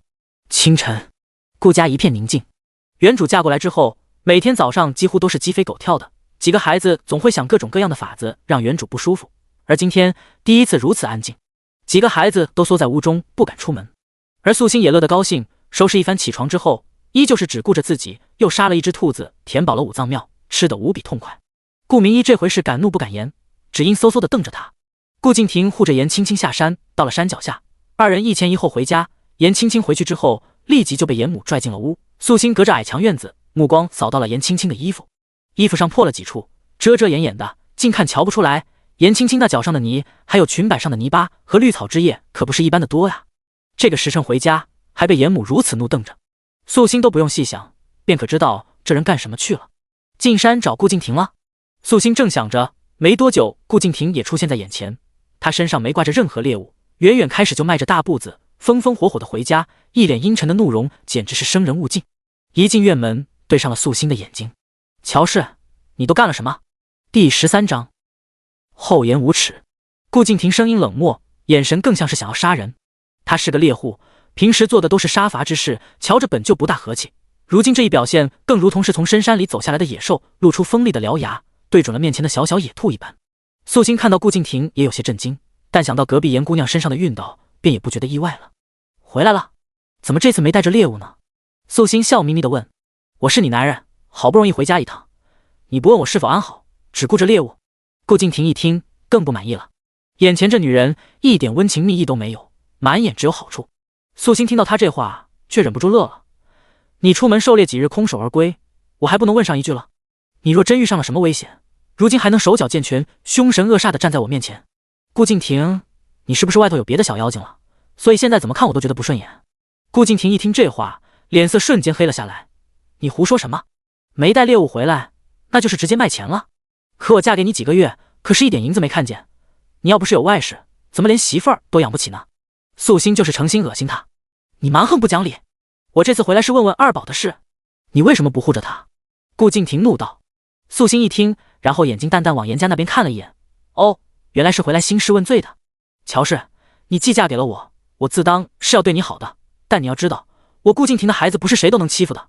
你身为他们的母亲，应该保护他们，送家人上门，你怎么能什么都不做，任由着孩子被人带走？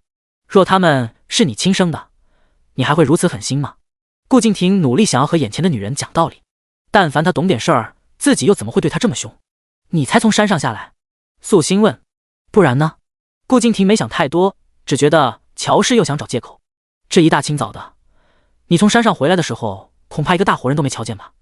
既然如此，是怎么知道家中事情的？莫非是有人昨天晚上亲自上了山寻到了你，这才让你连猎物都不顾了，立即归家？这么一想，隔壁严家的小姑娘昨夜好像一夜未归，莫非？素心阴阳怪气地说道。顾敬亭一听到这话，脸色大变，立即冲上前去，捂住了素心的嘴巴。你还想攀要别人？小姑娘的名声大过天，你若是毁了，人家还怎么做人？乔氏，你给我想清楚了再说话。顾敬亭立即死死压低着声音，生怕乔氏一时疯魔又嚷嚷起来。素心嫌弃地打开了他的手。你这双手还不知摸过谁呢？别碰我！素心瞪了他一眼。我没有。顾敬亭咬牙切齿，但心里又忍不住想起了抱着颜青青的那一幕。与颜青青的柔软温和相比，眼前的妻子就像是个扎人的刺猬。进屋再说。你是怕隔墙有耳？素心大声了一些。不做亏心事，不怕鬼敲门。你心虚什么？乔氏，你别逼我动手。顾敬亭阴沉着脸，恨不得立即将人拖进屋子里。只是他是个男人，也不好对女人做出这么粗鲁的事情来。你还想打我？素心故作惊讶，然后故意露出几分伤心来。好啊，你个没良心的男人，我在家里替你操持家务，为你照顾那几个白眼狼，整日劳心劳力，而你呢，让我在家里挨饿受委屈，如今好不容易回来了，一进门就要打我。说着，素心捂着胸口，装出了抹眼泪的模样。虽然一滴眼泪都没掉，可若从远处看，他真像伤心到了极致。顾敬亭从来就没见过乔氏这副模样，从前他与自己吵架，要么是闷声不吭，要么便是歇斯底里，从来没有像是现在这样故作柔弱，然后捏腔拿调，古怪得很。可同样是柔弱，面对颜青青，他只觉得心软，看着乔氏竟莫名更烦了。你不要与我装可怜，那是我的孩子，你说他们是白眼狼，你这个母亲怎么当的？顾敬亭又指责道。你是听了狐狸精的谗言，才觉得我对孩子不好？素心一本正经。没有狐狸精。顾敬亭有些抓狂。我且问你，我嫁过来时是不是每日都给他们洗衣做饭？是不是每天都听他们的话，处处满足他们的要求？素心像是没听到顾敬亭的话一样，自顾自地问道。这一点顾敬亭也无法反驳，刚开始的乔氏确实表现得很好。他沉默了，却也算是默认了这话。我好心待他们，他们却肆无忌惮，越发没有规矩，不懂孝顺。这几日我仔细反思了一番，觉得应当是我过于溺爱他们，才造成了这样的结果。既然如此，便要及时改正错误，从今以后正是他们的缺点，严加管教，让他们懂规矩才行。素心一脸严肃地说道。顾敬亭脸上的肌肉都忍不住抽动了2下，想要反驳，可乔氏说的话竟让他找不到弱点，那也不能让外人将他们带走。他们现在怎么样了？顾敬亭只顾着教训乔氏，这才想起来还没看孩子。他们没死，你放心吧。素心一脸的理所当然，宋家是外人不假，可你现在满村打听去，你儿子对宋栓子做了什么？若你打听之后还觉得他们没错，那我也无话可说。顾敬亭一愣，实话说，他还真不知道儿子干啥了。听言轻轻说，只是吓唬宋栓子，让那孩子胆小的都不敢去上学了。可这根本不算什么，只能说宋栓子不像个男娃。可现在听乔氏的意思，儿子还干了别的。他一脸疑惑和凝重，只听乔氏又道：宋家也是讲理的，你儿子折磨了宋栓子好些日子，人家只折腾他们2-3个时辰而已，给他们喂了几只干净肥美的虫子，简单抽了几鞭，挂在树上以示惩戒，受了些外伤，养几天也就好了，没什么大不了的。你说什么？乔氏你疯了，这还没什么。顾敬亭听到这些，头皮都炸开了。可素心一脸诧异地看着他，可是这些都是3胞胎每天对宋栓子干的事情啊，千倍百倍，人家只还了其一，我若是你，就满怀愧疚地跪在宋家门口祈求原谅了，怎还能说出如此厚颜无耻的话？第14章安心等死。素心说完，一脸嫌弃地看着他，好像眼前的男人再也没有了从前的光芒，变成了一个极其普通，甚至还有些恶心的罪人。没想到你是这种人，顾敬亭，我真是错看你了，早知道你这么不讲理，品性如此不堪，我就是一头撞死在家门口，也不会嫁给你的。素心说完，故意做作的轻跺了2下脚，跑走了。顾敬亭直接懵在原地，他这种人，哪种？品行不好？顾敬亭有些恍惚，简直是听到了天大的笑话。他从来端端正正做人，用心教导孩子，满村的男人有几个能比得上他顾家又能干？若非孩子多了些，乔氏根本就不可能有机会嫁给他的。顾敬亭一时有些不能接受，但仔细一想，又何必在意乔氏的看法？扭头也进了屋，瞧瞧孩子们。顾明儿3胞胎也是难受了一夜，见到了亲爹之后，委屈瞬间浮上心头，抱着亲爹便开始哭诉起来。爹，有人欺负我们，他们给我虫子吃，还把我吊起来。爹，后娘根本就不管我们，是她将我们交出去的，还拿柳鞭给吴大婶抽我们，我恨死她了，我不要让她做我们的娘。爹，你一定要给我们做主啊！一时间，顾敬亭耳边被哭声围绕着，又觉得心疼，又觉得吵。顾敬亭心中沉重，检查了一下孩子们的伤势，他经常出入山林，自己也会治疗些简单的外伤。瞧了一番之后，发现几个孩子的确都是外伤，养几天应该就能恢复了，又稍微松了口气。想到乔氏说的话，顾敬亭也有些不放心，又问道：你们实话告诉我，究竟对宋栓子做了什么？宋家为何会如此愤怒？想当初他与宋家结仇，让宋家的姑娘到现在都没嫁出去，宋家也没气到全族出动报仇的地步。虽然他也不愿意承认，但不得不说，宋家人还算讲理，一般不会如此仗势欺人。他们家里养这个嫁不出去的老姑娘，宋栓子当然想给她姑姑出头了。在私塾的时候，整天和我们作对，在夫子面前炫耀自己的能耐，整个村都知道夫子疼他。他还会故意说他娘如何疼他们，就是想讽刺我们是没娘的孩子。顾明儿立即说道：所以你们真的欺负他了？顾敬亭克制着又道：男子汉大丈夫，谁让他打不过我们？反正他叫大人就是不对。顾明山立即仰着头道。顾敬亭心中一震，你们说详细些，都做了什么？顾敬亭声音高了一些，3个孩子吓了一跳。顾明四瞧见爹爹神情不对，立即就开始认错。爹，我们已经知道错了，下次保证不欺负他了。3人对视一眼，紧接着将自己做过的事情一五一十的交代了出来。顾敬亭越听越心惊，本来他觉得乔氏说的太过，如今竟不得不承认自己的儿子真的是犯了天大的错误，纵使他想去给儿子做主都没有资格。他怔了好一会儿，恼怒又心疼，想要责怪孩子不懂事儿，但看着自己亲手养大的儿子们，却根本张不开嘴。爹，你是不是生气了？顾明四小心翼翼地问。顾敬亭有些艰难地张嘴：你们这次做的不对，往后切记不可再如此了。等你们的身体养好了，必须要去给宋栓子道歉，知道吗？爹，我们也已经被宋家人欺负了，明明已经打平了，凭什么还要道歉？顾明山很是不解，还有些郁闷。必须去。顾敬亭想到乔氏那样人都在指责他品性不好，都忍不住老脸涨红。宋栓子身体比你们弱小，又和你们是同村的同窗，你们不可以如此待他。爹教你们武功，不是为了欺凌弱小的，这一点你们必须明白。顾明儿和顾明四保持了沉默，顾明山则是很伤心。后娘刚才在外头和爹说了什么？怎么您一回来就开始指责我们了？你是不是不想要我们，更想要后娘？他昨天一点都没护着我们，果然是有了后娘就有后爹了。顾敬亭被亲儿子指责，又怒又气。他抬起手来，然而看到儿子惊恐又愤恨的表情，又放了下去。爹向你保证，最疼爱的永远都是你们，乔氏是永远都不可能越过你们的。只是这次的确是你们的不对，爹也不能不讲道理，是不是？顾敬亭道。他刚说完，门口传来响动。爹！屋外，顾明一和顾明武他们也闯了进来，飞扑而来，抱着顾敬亭呜呜的哭。爹，我的衣服都没有了，全都被后娘捡坏了，她还杀了小白还有小慧，这个后娘真的太可怕了。爹爹，你快点赶她走吧。顾明一立即哭着说道。三胞胎的事儿还没解决，又听到女儿的控诉，顾敬亭觉得脑子里更乱了，这又是怎么回事？爹，后娘发疯了，将大姐的衣服全部都弄坏了，还不做饭给我们吃，总之坏坏的，一点也不好。顾明武小心翼翼地说道。顾敬亭真是憋了一肚子火气，闺女亲自带着他去看那一堆被弄坏的衣裳，那里头很多衣服都还是新的，但现在全都破碎的摆在面前，想缝补一下都不可能了。这里头很多衣服都是他亲自买给女儿的，如今毁坏成这样，顾敬亭也确实很生气。我去找他。顾敬亭与女儿说了一声之后，便去寻乔氏。此时素心正琢磨着怎么赚些银子。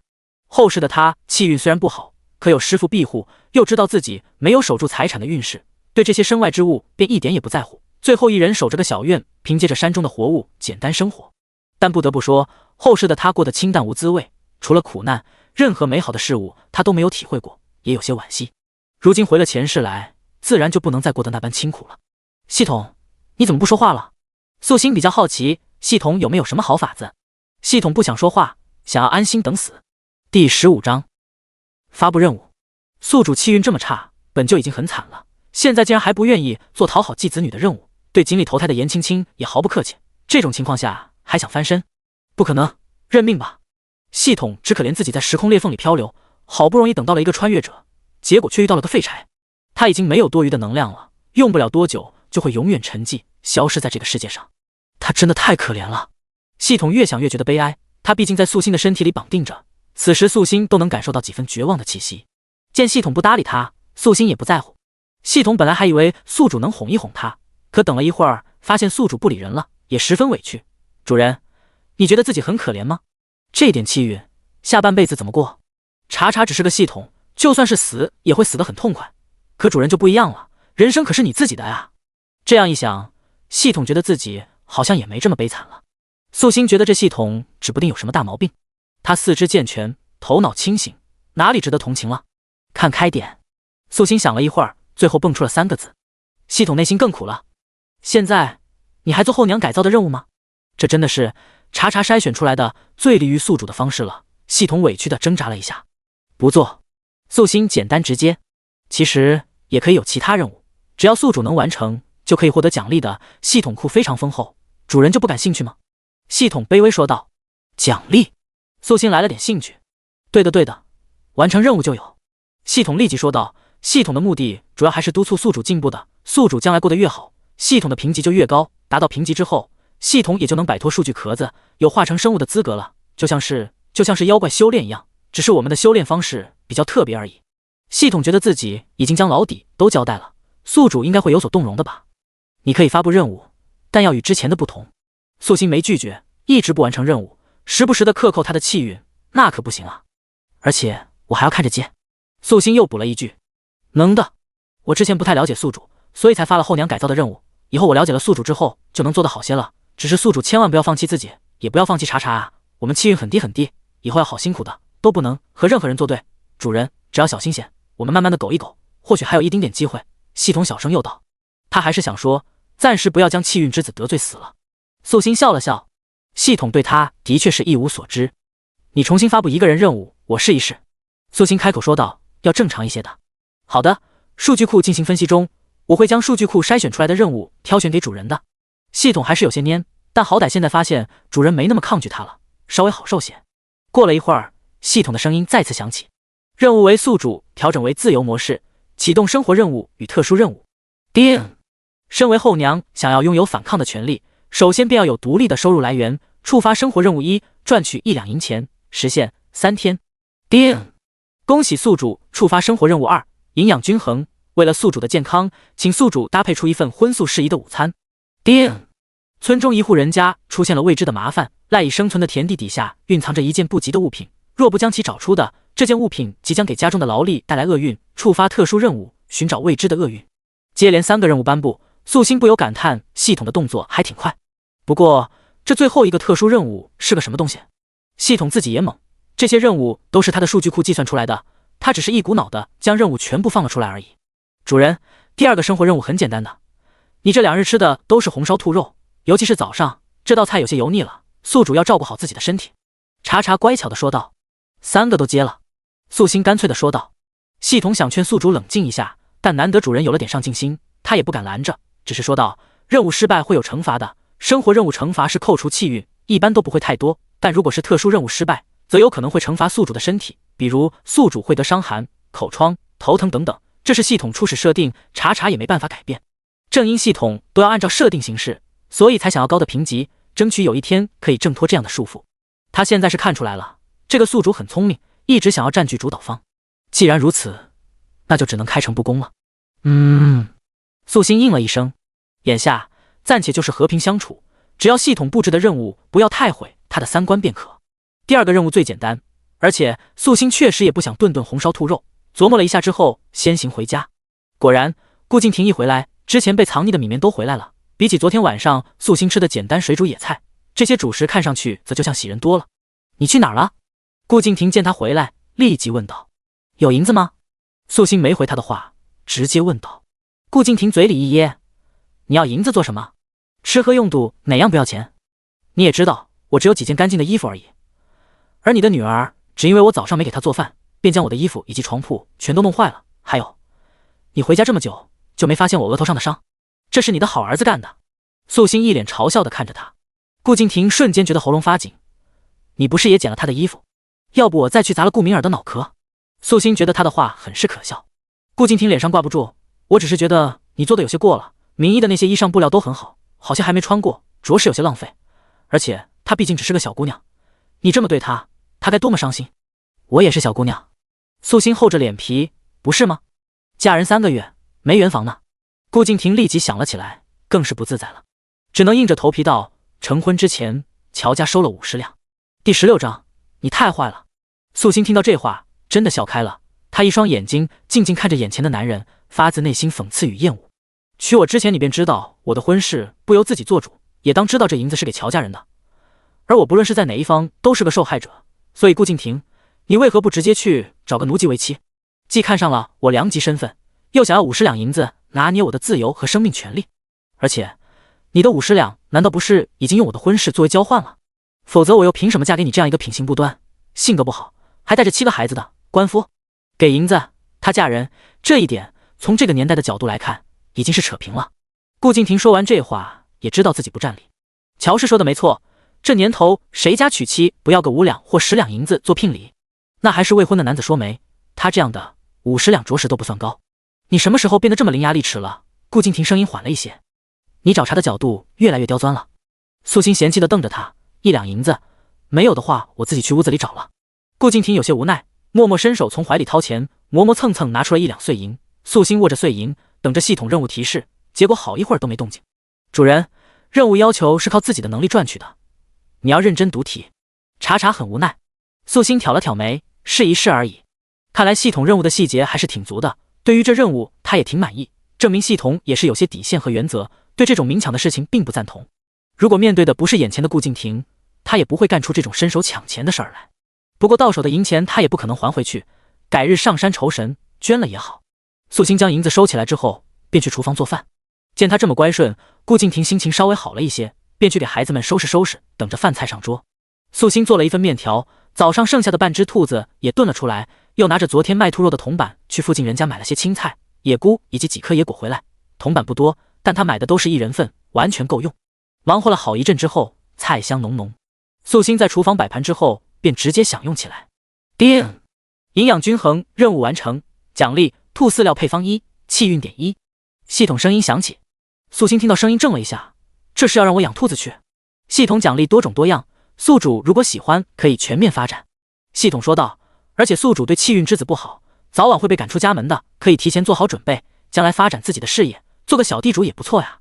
素心眼前浮现了一个只有他能看得见的面板，点开兔子饲料的标识，里头出现的是4种配方，分别针对了幼兔、成年兔、重公兔以及空怀母兔用的配料都不一样，但总体看来用料并不昂贵，还掺杂了些山中常见的野药草，养出来的兔子应该可以健壮许多。脑中想到做地主的场面，素心觉得的确很好。他那些修行的本事不适合用来赚钱，会毁掉道心的。系统这次的安排很好，不错。素心挺满意，小脸微昂，嘴角勾出一丝笑，竟十分认真的给系统一个赞许。系统感受到宿主那一本正经的样子，竟莫名觉得有点些可爱。不，定然是他的感知不够敏锐造成的。没多久，素心将饭菜都用完了，连自己用的碗筷都刷得一干二净。顾敬亭本还在有耐心的等着，可没一会儿发现他又要出门，顿时觉得不对劲儿了。饭菜的香味儿怎么也越来越淡了？爹，他是不是又吃独食了呀？顾明一气鼓鼓的，本来就因为爹爹没为自己做主而生气，现在更是找到机会便告状。一定是的，爹，他就是不想和你过日子的。顾明山立即说道。顾敬亭才回家几个时辰而已，但真心觉得很累，此时只能抬脚去厨房瞧瞧。然而下一刻他茫然了。厨房很干净，就像是乔氏没用它的时候一样，锅底甚至都不见一丁点火星，这样子就像是乔氏压根就没来过一样。想到自己竟然傻傻的以为乔氏会照顾家里，他突然觉得可笑。一时间顾敬亭都不知道该生谁的气。爹，我饿了。顾明奇巴巴的看着他。我也饿了，爹，我想吃兔肉。顾明路也一脸期待，后娘做的兔肉可香了，一口都没给我吃。顾敬亭哪能舍得饿着孩子，立即开始动手做饭。不过他虽然照顾孩子6年，可这6年时间他大多都是在山上，做饭这种事儿都是交给隔壁严家人来的，他每个月会给严家一些银钱表示感谢。而且他的手艺不太好，偶尔做出的饭孩子们也不爱吃，也只最近乔氏进门之后，孩子们才不用去严家蹭饭，一早才将严青青送回来。现在的顾敬亭很是心虚，有些不敢去面对严家人，只好自己动手。一番手忙脚乱，顾敬亭做出了野菜疙瘩汤。可孩子们刚才明明闻到了肉香，现在却要吃这个，自然是不乐意的。大一些顾明一以及3胞胎还能理解，可第3个孩子却撇着嘴，好像是要哭了一样。顾敬亭一脸不高兴，不要挑食，明天爹去给你们买肉就是了。不要，我现在就要吃。顾明路早就被兔子肉馋得心痒痒，就没想过亲爹都回来了，还要吃这么不好吃的东西。小六，顾敬亭声音拔高了几分，那我去找严姐姐去，她肯定舍得给我肉吃。顾明路立即站了起来，一提到严青青，顾敬亭就耳朵发烫，连忙将小崽子拽了回来，不许去打扰严丫头。他也不好告诉孩子，严青青昨夜为了找他没有休息好，现在应该还在补觉。可几个孩子不知道实情，听到这话还以为顾敬亭是要和严家划清界限。顾明一立即就不乐意了，爹，你娶了乔氏之后，我们都不能和严姐姐一起玩了吗？难道就因为乔氏不喜欢严姐姐，你就不想让我们喜欢她？爹，你太坏了！砰！顾明一话音才落，门口就传来了碗碟摔碎的声音。只见严青青怔怔地看着顾敬亭，眼中含着泪。第17章，不甘寂寞。顾敬亭瞧见严青青那伤心的样子，心头刺痛，连忙冲了上去。严青青却扭头就走，在院中被顾敬亭拉扯下来。亭叔叔，对不起，不能因为我让婶婶生你的气，我走就是了，以后也不过来了。严青青心里是真的难过，自己明明和顾家是从小就在一起的情分，如今却要因为乔氏彻底生分下来。一想到以后见到顾敬亭就像是见到其他村民那样保持着距离，他便觉得心里像被针扎了一般难受。你误会了，那是孩子们在闹脾气，我从来没这么想过。你在眼里就和亲侄女一样，有谁娶妻之后便要将侄女当成外人的？顾敬亭着急地说道。严青青却怔住了。亲侄女，她有些失魂落魄，然而又不敢当着顾敬亭的面表现得太过于明显，只能强行抹掉眼泪，挤出一丝笑容来。有你这句话我就已经很高兴了，其实婶婶也和我说过，让我不要插手你家的事情，我们只是邻居而已，如果我以后再常来，只怕会影响你们夫妻和睦的。而且我娘也说最近要给我说清了，我要待在家里学着缝嫁衣。严青青又道，你要嫁人？顾敬亭似乎才发现这一点。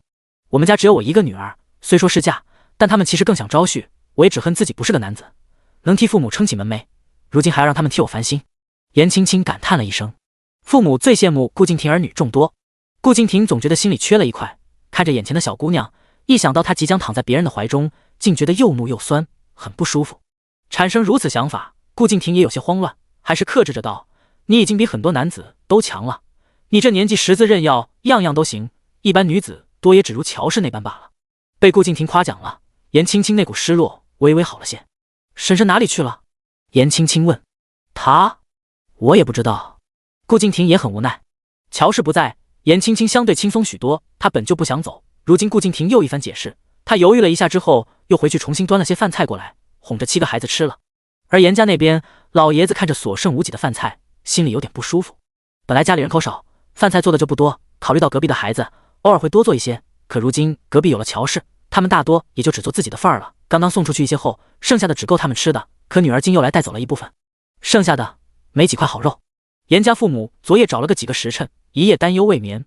如今他不知道关心自家人，一醒来就去照顾隔壁。严家人心里生出许多不满来，只是顾念着，毕竟只有这一个孩子，也不好太过苛责。而此时，素心已经在村中四处观察了。特殊任务只说了村中有人家出现未知的厄运，并没说清楚是哪一家，所以素心要一家家的瞧一瞧。上潭村也有100来户人家，后背高山，前临着潭水而居，环境优美，风水很是不错。村里人挺多，但没有人不认识原主的，毕竟嫁给有7个孩子的官夫，着实有点可怜。小姑娘们瞧了她，那都是露出同情的眼神。素心逛了好一会儿，最终在一户人家门口停了下来。面前就是一户普通的农宅，几间小屋前后小院，只是不一样的是宅上隐隐有凶气狰狞肆虐，恐家宅不安。前世自己是自幼修行，天资很好，且还开了天眼的，如今突然换了个壳子，身份和能力也都变小了些，暂时只能浅浅瞧见些凶吉，又或是占卜算卦这些，本事不大。这个系统应该就是能感知到他有这方面的强项，才会发布这样的特殊任务。既然现在瞧见了凶气，即便没有系统任务约束，他也会试着解决的，积德行善，不论是对人还是对己都好。只是素心没急着进去问清楚，毕竟他一点手段也无，不好贸然出手。主人，你毕竟是穿越者，总会些菜方子之类的东西吧？我们可以拿出去卖。系统还挺操心的。素心默默无语。我不，你红烧兔肉做的就很好啊，馋得顾家7个孩子口水直流呢。系统立即夸赞道。我现在是乔大丫，一个在后爹手里讨生活的人，能想起来去卖方子？素心理所当然的说道。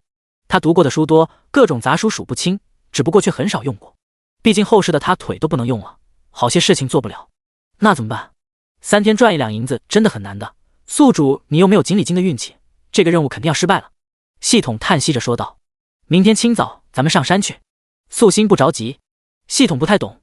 主人，山上不适合你，你这样的气运，只怕去了那种危险的地方会尸骨无存的。素心没搭理他。气运不好，有时候也是一种好事。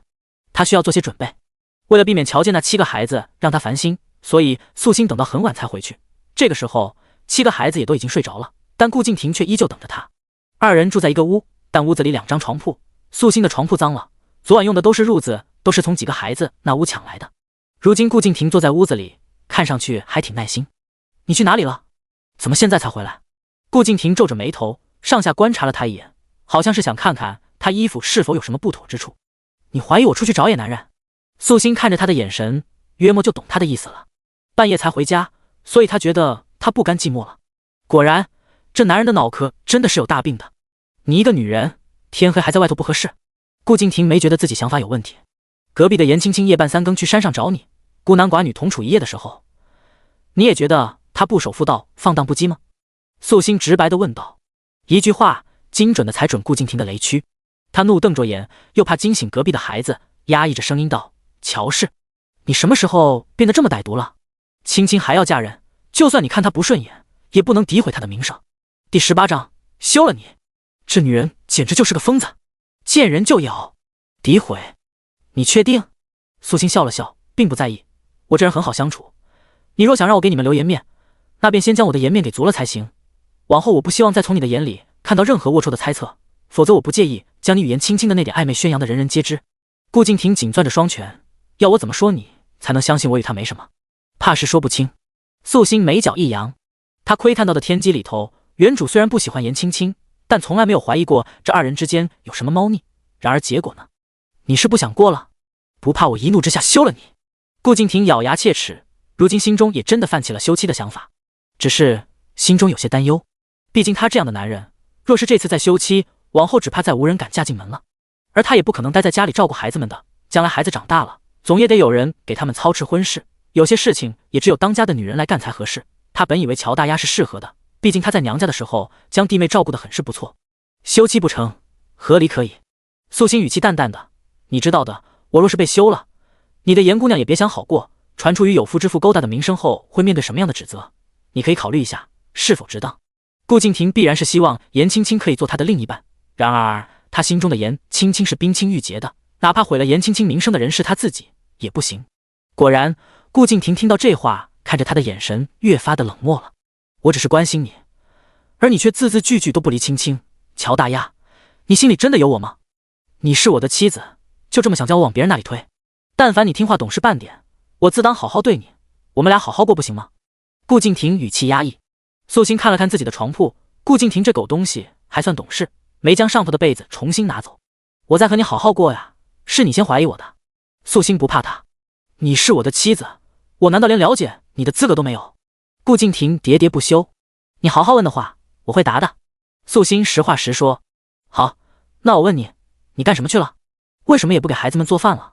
顾敬亭努力控制自己的情绪，明明眼前的女人生得挺好看，可不知道为什么他是越看越烦。想法子赚钱去了。素心一本正经的，正好，既然你最近不上山了，那你那把弓还有你的短刀我要用，这算是我借你的，赚到钱之后会分你一成。顾敬亭闻言气笑了，你50才从我这里拿了1两银子，怎么又缺钱了？银子还嫌多吗？你给的银子我有别的用途，现在我要花自己赚的，当然你要是不愿意借也行，我去宋家借，吴大嫂人很不错的，定然愿意帮忙。素心又道。一提到宋家，顾敬亭就想到自家孩子受的苦，让自己的女人去宋家借东西，他的脸往哪里放？我借给你，你不许和宋家人走得太近。顾敬亭立即说道。素心闻言撇了撇嘴，你如果还有其他要求，那东西我不借了，伺候不起。顾敬亭见他依旧油盐不进，干脆不说话了，冷着脸看他，一句都不再搭理。从前原主在家时，但凡他不满意便会冷暴力，现在是觉得沟通不成，所以故技重施了。素心并不在意，他反倒希望耳边能清静一点，所以自己合衣而睡，次日一早就出门借刀去。不过在顾家的确事不方便，还是得早点解脱才行，只是还没将小崽子们折腾得惨一点，他有点舍不得走。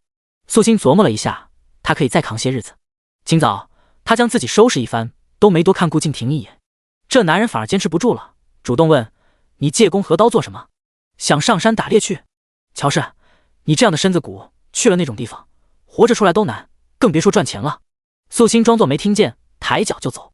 顾敬亭满心郁闷，堵得慌，越发觉得乔氏脱离了他的掌控了，这样一个妻子将来真能照顾好他的儿女。素心去了宋家，吴氏见了他也有了好脸色，听他要借柴刀，二话没说便将东西拿了出来，还特地打磨了一下，锋利了许多。得了东西，素心直截了当的入了山林。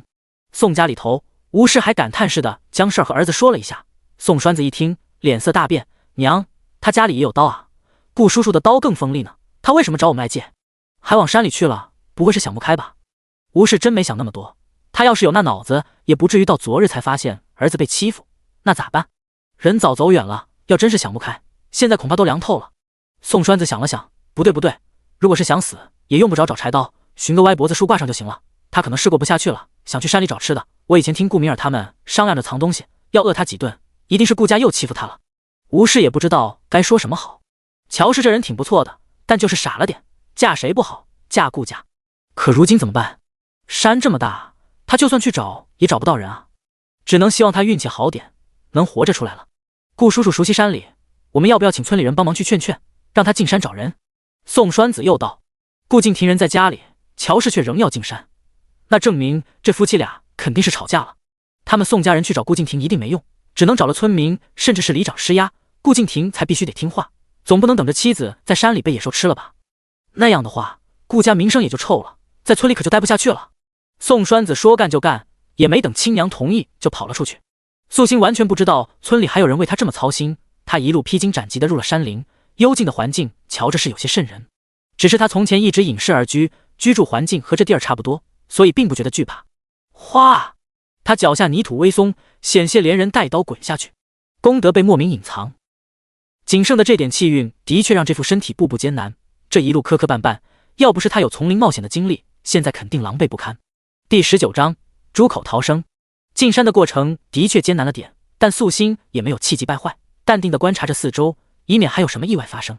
系统比素心更加的提心吊胆，直接调用了自身的能量，开始扫描周边的情况。主人左边5米左右有蛇类生物活动踪迹，毒素未知，左右5米内超小型虫类踪迹数量为多，请宿主小心。系统说道。素心有些惊讶，你还有这种功能？查查毕竟是个超智能系统，当然有这些基础功能，只是宿主完成的任务数量太少，所以扫描范围有限，以宿主为中心扩散5米而已。系统谦虚中带着骄傲。现在知道系统的好了吧？系统有些嘚瑟。素心微微点了点头，挺不错，就是3关没成型。系统崩溃，虽然查查可以扫描出一些危险，但有些大型的动物攻击速度很快，宿主还是要谨慎小心的。素心也没打算全靠系统的能力在山中行走，他仔细观察着周边泥土和植物特征，一路上随手扯了几根藤，竟然还编出了个简易的箩筐出来，看得系统有些傻眼。他真的不知道自己的宿主穿越之前是干什么的，能触发那种特殊任务也就算了，对这种简单的小手工活竟然也很在行。以宿主的气运，想遇到人参等珍稀药材的可能性几乎为零。见素心观察着每一株植物，系统又道：“这个系统有点吵，不过好在他说话的声音很是悦耳，听上去倒不让人觉得厌烦。”说话间，系统立即又道：“警报！警报！蛇形生物正在靠近！”近耳听，素心隐隐能感受到枝叶窸窣。没一会儿，便有一双眼睛隐藏在素心耳后方向的树杈上，随时可能发起攻击。素心握紧手中的柴刀，突然挥舞的柴刀左后方砍了过去，顿时已经一跃而起的冲过来的蛇直接被斩落在地，躯体还在挪动，但已经头尾分离。然而素心却淡定地将怀里粗糙的帕子扯了出来，将柴刀表面的血迹擦了擦，紧接着还将去掉舌头的部位扔进了自己的简易小篓子里头。一系列的干脆的动作将系统吓得不轻。宿主是个女子啊，见到毒蛇这种东西，怎么没有吓得一蹦3尺高？这蛇虽然有毒，但一般不会主动攻击人类。素心还难得解释了一下，所以应该还是他的气运太低，所以才会有这种突如其来的危险。想到气运，素心便越发怀疑自己的功德应该是被人做法封印掉了。世间万物轮回都有定数，很少有能出这等大差错的。如果是封印的话，也可以解除，只是需要许多法器和特别的符咒才能做法。如今的他没有那么多的家当可用，还是要赚钱攒家当。收拾了毒蛇，素心干脆就在附近溜达了一圈，将四周的地形观察仔细，哪里有些小山坑，哪里的藤蔓多刺，又说是有毒草存在，他都尽量记下来，紧接着便在原地等着。既然气运如此差，那倒霉遇上的野兽应该会有不少吧。才折腾完，便有一只野猪出现。果然，倒霉的体质不可能遇上小野兔这种没有攻击性的小家伙。素心啰了啰袖子，瞧着这野猪，心中掂量了一番，这东西绝对在200斤以上，锋长的獠牙比他手里的柴刀看上去可怕多了，目光直盯着他的位置，已经做出了要冲刺过来的准备。主人，你手里的柴刀对野猪来说根本没有多少杀伤力的，你要知道，野猪的皮厚且肉，防御力很不一般，身上还有油脂保护，就算是个成年男人的力气，也很真正伤到他。像顾敬亭那样的猎人，一般也都是要靠陷阱来抓捕这种猎物的。系统慌了，而且既然出现了一头野猪，那么就有可能会有第2头、第3头。叮！宿主激发任务，猪口逃生。建议方案：噪音攻击，宿主可以尽可能的大叫，或许有一丝可能吓走野猪。系统也不大信，若是锦鲤言轻轻，就算不叫，野猪或许都不会攻击他。可眼前的人是倒霉体质的乔大鸭。然而系统正说着话，野猪已经冲过来了，獠牙对准了素心的腹部，一旦被击中，开膛破腹，被吃得连骨头都不剩。素心反应飞快，身子一闪，立即躲开。只是这副身体略微有些僵硬，他使用起来稍微有些不方便。后世的自己从小跟着师傅学武，保护自己的本事是有的，只是后来断了腿，才成了个坐着轮椅的废人。野猪冲击极大，直接撞在了素心身后的灌木丛中。然而那些藤刺对于这野猪来说并没有多少伤害。没过多久，对方又调整了方向冲了过来。面对这样的野兽，逃跑无用，他这2条细腿完全不可能跑得赢。眼看着野猪再次飞扑过来，素心挥舞着柴刀砸在了厚厚的猪皮上，没造成多少伤害，但却引起了这头野猪的怒吼。系统瑟瑟发抖，他想过宿主的1000万种死法，就是没想到他会落入猪口。然而就在野猪靠近的瞬间，柴刀竟直接劈入了野猪双目之间的位置，而素心一个打滚，从野猪的四肢下滚到了一边。而那野猪感觉到了剧痛，径直向前方冲去，咚的一声摔在了不远处的山坑里头。素心掸了掸衣服，淡定地走了过去。山坑里的野猪还在苟延残喘，素心搬起大石头，毫不犹豫地冲着野猪脑袋受伤的部位砸过去，一次没砸死，便再来第2次。过了一会儿，下面的野猪总算是安静了。他顺势而下，拔下柴刀，又迅速地去砍了许多藤条编网打结，更是在周边的树上爬上爬下，最后竟将整头野猪从山坑里头拉了出来。这头野猪总能值1两银子吧？素心咧嘴一笑，冲着系统问道。系统呆滞中，当然不止1两。根据他的分析，刚才短短时间内，宿主计算出了拉扯野猪所需要的巧力，快速地布置了几根绳索，用4两拨千斤的方式得到了一只野猪，就为了1两银子的任务。恭喜宿主完成任务，猪口逃生，获得奖励：猪肉制品加工技术1，气运1。第20章死而复生。系统发出结果之后就安静了下来，不停测试数据，怀疑自己出现了漏洞。正常情况下，绑定宿主之后应该会有对宿主的全面分析，然而他却根本不了解自己的主人。素心点开面板看了看猪肉制品加工技术，里头写了不少猪肉美食，看上去挺诱人的。这么一大头野猪做成这些成品似乎也不错，能卖的银子肯定更多。不过在顾家那样的地方做起事来就是不方便。素心有些可惜，还是决定先将野猪处理了再说。这么重的野猪拖起来有些麻烦，好在他虽然进了深山，但位置不算太偏，天黑之前肯定是能出去的，问题不大。而此时顾敬亭正面对着里长的质问：小顾，乔氏毕竟是个女人，你怎么能逼得她上山打猎去呢？这人要是在山上出现意外，你就不会觉得亏心。里长有些不高兴，村里要是有人死在山上，他这个里长也要面对衙门那边的盘问，这顾家就不能消停点？顾敬亭很是郁闷，我没让他去，她是你媳妇儿，要不是你不养着她，她能愿意以身涉险？里长气不打一处来，趁着现在天还早，你快去山里找一找，运气好了没准能将人带回来，难不成你还准想再当一次官夫？我爹才没有饿着乔氏，他吃了2只兔子都没给我们留肉，是他不对，你们凭什么只骂我爹？顾明一恨恨地看着这些人，他们才陪着宋家欺负他弟弟，如今又来欺负他爹爹，他们到底做错什么了，要被这么多人讨厌？明一，顾敬亭连忙将大女儿拉到了身后，然后道：孩子也是护着我，一时气话，里长说的对，毕竟是我顾家的人，我也不希望他出事，这就动身。里长松了口气，这才对，不过小顾啊，你也不能由着孩子的性子来，你家大丫今年也有12了吧？养的倒是白，可这白能当饭吃？谁家娶媳妇儿不挑着贤惠的娶？但凡你这家里头的孩子能帮衬些不添乱，乔氏也不会和你闹脾气，你说是吧？顾敬亭皮笑肉不笑，他当然不承认自己的孩子不好。而几个孩子听到这话，一个个表情也都像是要吃人一样，要不是有顾敬亭盯着他们，这会儿恐怕都要冲上去咬人了。里长本来就是来劝顾敬亭上山救人的，现在达到目的之后也不想多留，麻溜的走了。顾敬亭立即收拾了自己的短刀和弓箭，就要出门。然而还没迈出去，屋里传来了顾明奇的哭声：爹，我好疼啊！爹爹，好疼！顾明奇哭得撕心裂肺。顾敬亭连忙冲过去瞧瞧，发现孩子捂着肚子在地上打滚，小脸憋得通红，死死咬着嘴唇，看上去可怜极了，让他都跟着心疼。怎么了妻儿？爹，小七肚子疼，一定是这2天后娘不给做饭，她饿坏了。爹爹，你快救救小七吧！顾明尔着急地喊道。小七，你不要骗爹，是不是真的疼？乔氏现在还在山上，爹得去找人，你不能胡闹知道吗？顾敬亭有些怀疑地说道。然而顾明奇哭得更厉害了，小七要死了，要疼死了。爹，小七怎么会骗你呢？我们快带他去找大夫吧，万一疼死了可怎么办啊？顾明四也红着眼睛，兄妹情深。顾敬亭觉得自己像是被撕成了2半，着实不知道该怎么选择。乔氏在山上生死不知，若是出事，他被村人唾骂，一家子都不能再生活下去了。可女儿身子骨如此瘦弱，疼得撕心裂肺，他又怎能看着不管？犹豫了片刻，顾敬亭还是抱起女儿冲了出去，借了严家的牛车赶向县城。他前脚一走，后脚村里便传开了，都知道顾敬亭没上山救人。宋栓子自然也知道了这事儿，眼睛都红了。吴氏唉声叹气地安慰着儿子，是能说乔氏没福气，嫁给了这样冷漠的男人。这左邻右舍这么多人呢，但凡他姓顾的张嘴，谁不会帮个忙送孩子去县城？可满村能进山的救人，的确只有顾敬亭一人而已。说到底，他就是没将乔氏放在心上。不知不觉，天都快黑了，有不少人自发在外山寻找，等着，希望乔氏能在天黑前出来。可随着日光越来越淡，大家心里也都不抱多少希望了。乔氏不是本村人，在村中除了夫家，连个亲戚都没有。如今困死在山里，旁人还不知道怎么看他们村子，村民对顾敬亭的意见也越发的大了。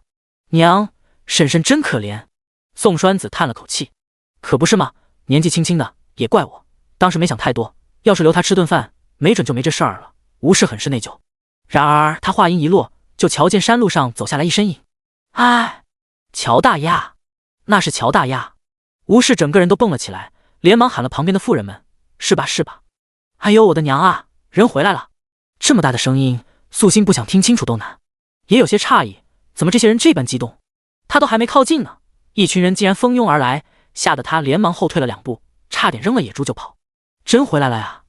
我摸摸，哎呦，胳膊好好的，腿也好好的，都没受伤。吴氏喜不自禁，紧接着一巴掌拍在了素心的肩膀上。你这死丫头，好好的去深山里干什么呀？可吓死我们了，还以为你死了呢。素心有些呆滞，我只是去打猎而已。打猎？就你一个姑娘家？吴氏下意识的回嘴，紧接着就注意到了他身后拖着的东西，那厚重的东西上面还铺了许多大叶子。其他人也注意到了，一个个围着看，掀开一瞧，竟然是一头野猪，一个个都惊呆了。你打到的？吴氏轻轻捏了一下儿子的脸，宋栓子倒吸了一口凉气之后，吴氏确定不是在做梦。你怎么打到野猪的呀？运气好。素心言简意赅。系统偷偷翻白眼。运气好？全村人的运气就属他最差好不好？不过他也不得不承认，宿主真能干。回来的路上其实还遇到了一头野猪，也被他弄死了。可他力量有限，所以只拉了一头野猪回来，还有一头也不知道会便宜哪头野兽。你们怎么都在这里？特地等我的吗？素心再傻也感觉到不对劲儿了，大家伙热情的有点过分，一个个都认定他是死而复生一般。第21章分肉。吴氏看着素心这傻样，都不知道该气还是乐。你没事就好，我们还以为你会死在山里呢。不过这回运气要好，下回可就未必了。往后不能这么冲动，山里的东西再好也没有性命。要紧啊！吴氏高兴地说道。素心看了看吴氏，又看了看宋栓子，还有其他人，很是诧异。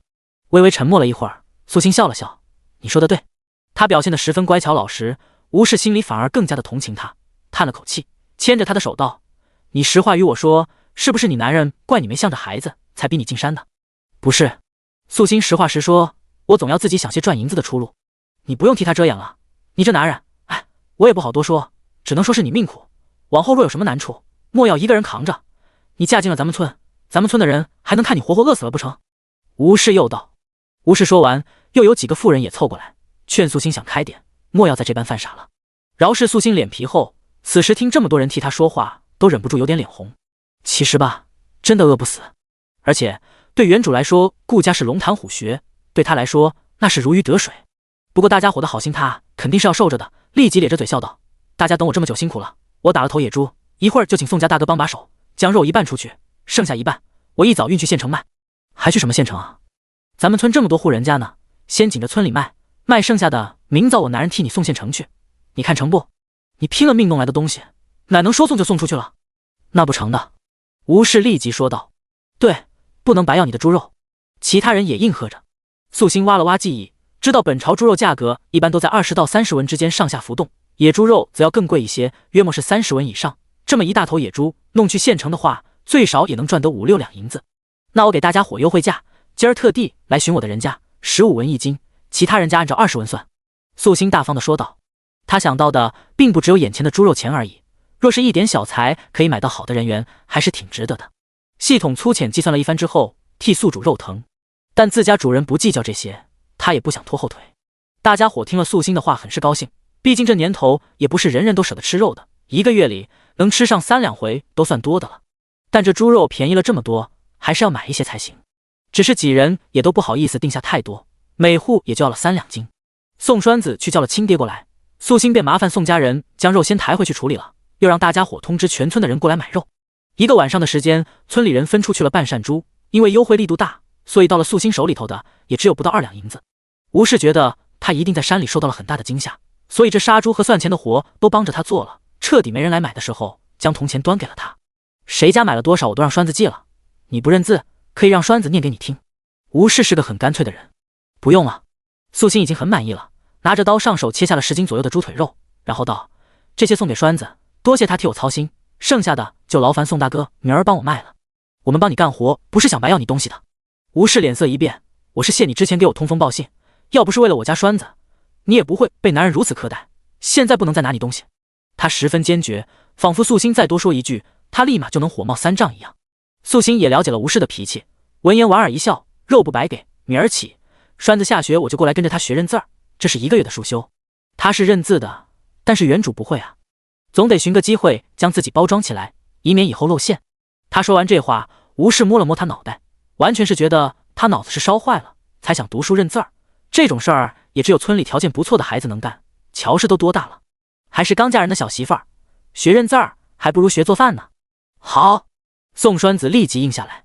他之前喜欢这个婶子是因为对方帮了他，现在喜欢则是因为他真的很懂事。你这孩子！吴氏拿自己儿子没办法，也只能应了下来。眼下都已经夜半3更了，素心也不好继续留下去，转头回家。离开的时候，隐隐瞧见宋家有个屋子里传来些动静，他动脑想了想，应该是那位执着了10几年没嫁人宋栓子的姑姑了。他在宋家待了这么久都没看到人，可见是宋家人特地将人关起来，不想让他出面。也是，要是瞧见了他，宋小姑疯的会更厉害，毕竟他可是顾敬亭的现任妻子。对了，你男人他不在家，听说是顾家小妻肚子疼，去县城找大夫了。素心都走出门了，传来吴氏的声音。黑夜中，吴氏的眼神透着同情，声音也有些不坚定，听着就像是藏着事儿。素心却没将顾敬亭的行踪放在心上。回去之后，将自己的一罐子铜板放在了床底下。他倒是想换成碎银，但村里人家用的多半都是铜钱，也只有顾敬亭这种常常去县城卖货的人手里才会存着很多银钱备用。叮！恭喜宿主完成任务，赚取1两银，获得奖励大药行律。系统声音道。系统的奖励的确很是随性，之前那些他也能理解，但现在送他刑法书，这是怕他搞钱的时候不小心触碰了律法。他看着像是那么缺心眼的人吗？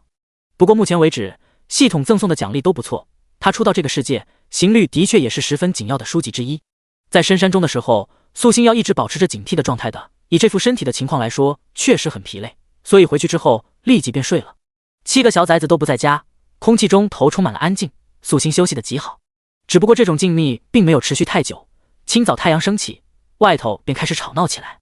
爹，这个后娘一点也不好，死了就死了嘛，爹爹再娶一个就可以了啊，要娶一个对我们好的才行。顾明一感觉到亲爹一路上都在闷闷不乐，一回家就说道。第22章，你们什么关系？顾敬亭和子女8人是挤着牛车回来的，路上只遇到了前往县城的宋老大，他与宋家关系不好，宋家人自然也不会主动与他解释乔氏还活着的事。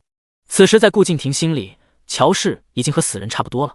明一，你是大姑娘了，这种话不可以当着别人的面说，否则别人只会觉得你不懂事，明白吗？顾敬亭说道。顾明一很开心，毕竟才除掉了一个心腹大患。知道啦爹，我又不傻，才不会对别人说呢。顾明一嘚瑟至极，不过爹，刚才宋叔叔的牛车上竟然带着半头野猪啊，他从哪里弄来的啊？会不会是爹在山上打的那些没拿回来的猎物被他捡走了？顾敬亭皱了皱眉头，也有些不解。他在山里布置了不少陷阱，本来可以满载而归的，但因为孩子们的事儿耽搁了。不管他们，顾敬亭不觉得宋家人有那本事。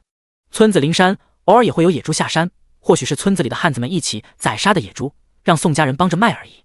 顾敬亭将孩子们全部弄下牛车，又去严家将牛车还了。回来之后更是没闲着，让孩子们洗洗脸漱漱口，又给3胞胎的伤口重新涂药，自己也忙活了一夜，身上黏糊糊的，正想着要回屋换件衣服，结果一进门就看见了盘腿坐在床上数铜子儿的乔氏。顾敬亭下意识向后撤了一步，定睛一看，瞧见了那隐隐约约的影子，这才道：你回来了。素心淡淡的。顾敬亭有些不敢相信，真去山上了？是啊。素心又道。